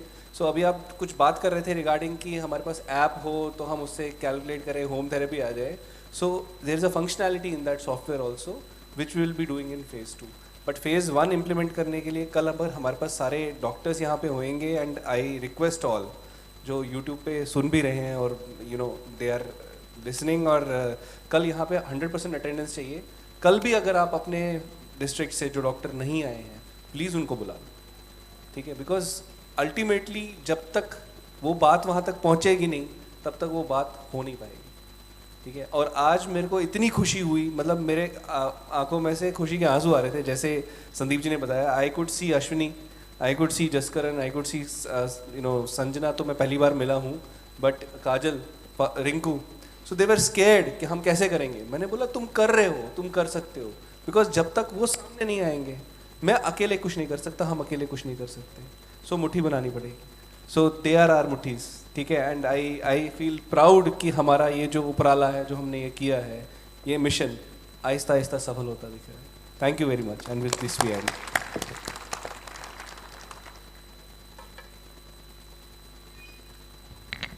Thank you so much, sir. Thank you, our respected chairperson, panelist, and moderator for this wonderful and interactive session. It was truly a knowledgeable session with experiences from various states of Northern India, and I surely believe that it will certainly influence our day-to-day practice. So, with this, I would request Dr. Varun sir to please felicitate our moderators and panelists. Dr. Sandeep Verma sir.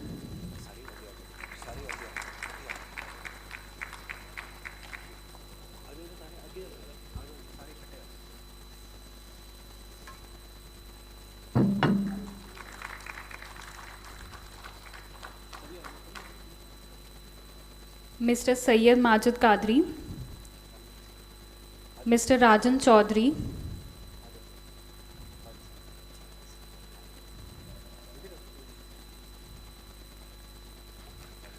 Mr. Rajesh Kumar.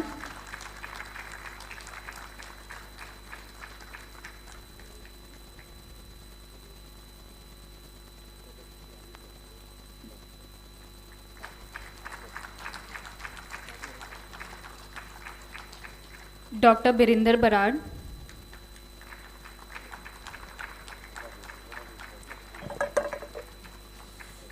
Mr. Rahul Sharma.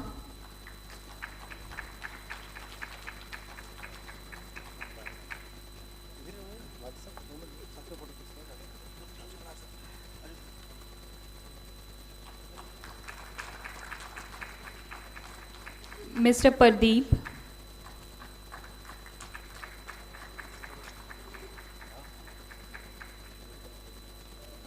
Mr. Jatinder Singh.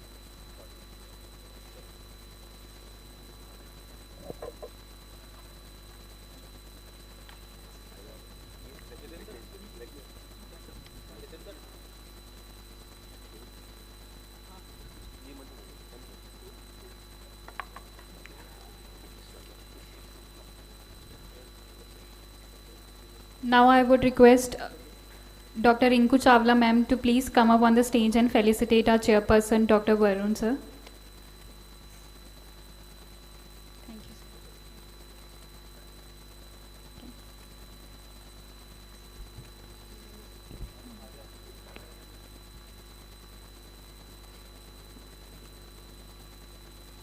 Sir.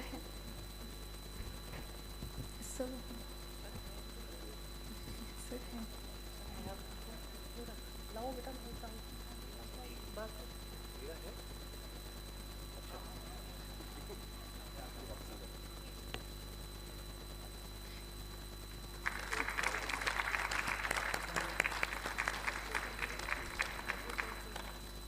Thank you, sir. Thank you, ma'am. So with this, we extend our gratitude to all of you for your participation in this enlightening event. Throughout the session, we had the privilege of hosting an exceptional group of speakers who have generously shared their knowledge and expertise. Each session has been intellectually stimulating and has equipped us with valuable insights to apply in the future. So with this note, I respectfully conclude the session for today and eagerly anticipate the opportunity to welcome and engage with all of you tomorrow for another day of scientific exploration. I would also like to invite our worthy dignitaries, faculty, and delegates to please join us for the dinner tonight at Dhingra Palace, 8 p.m. onwards. Thank you.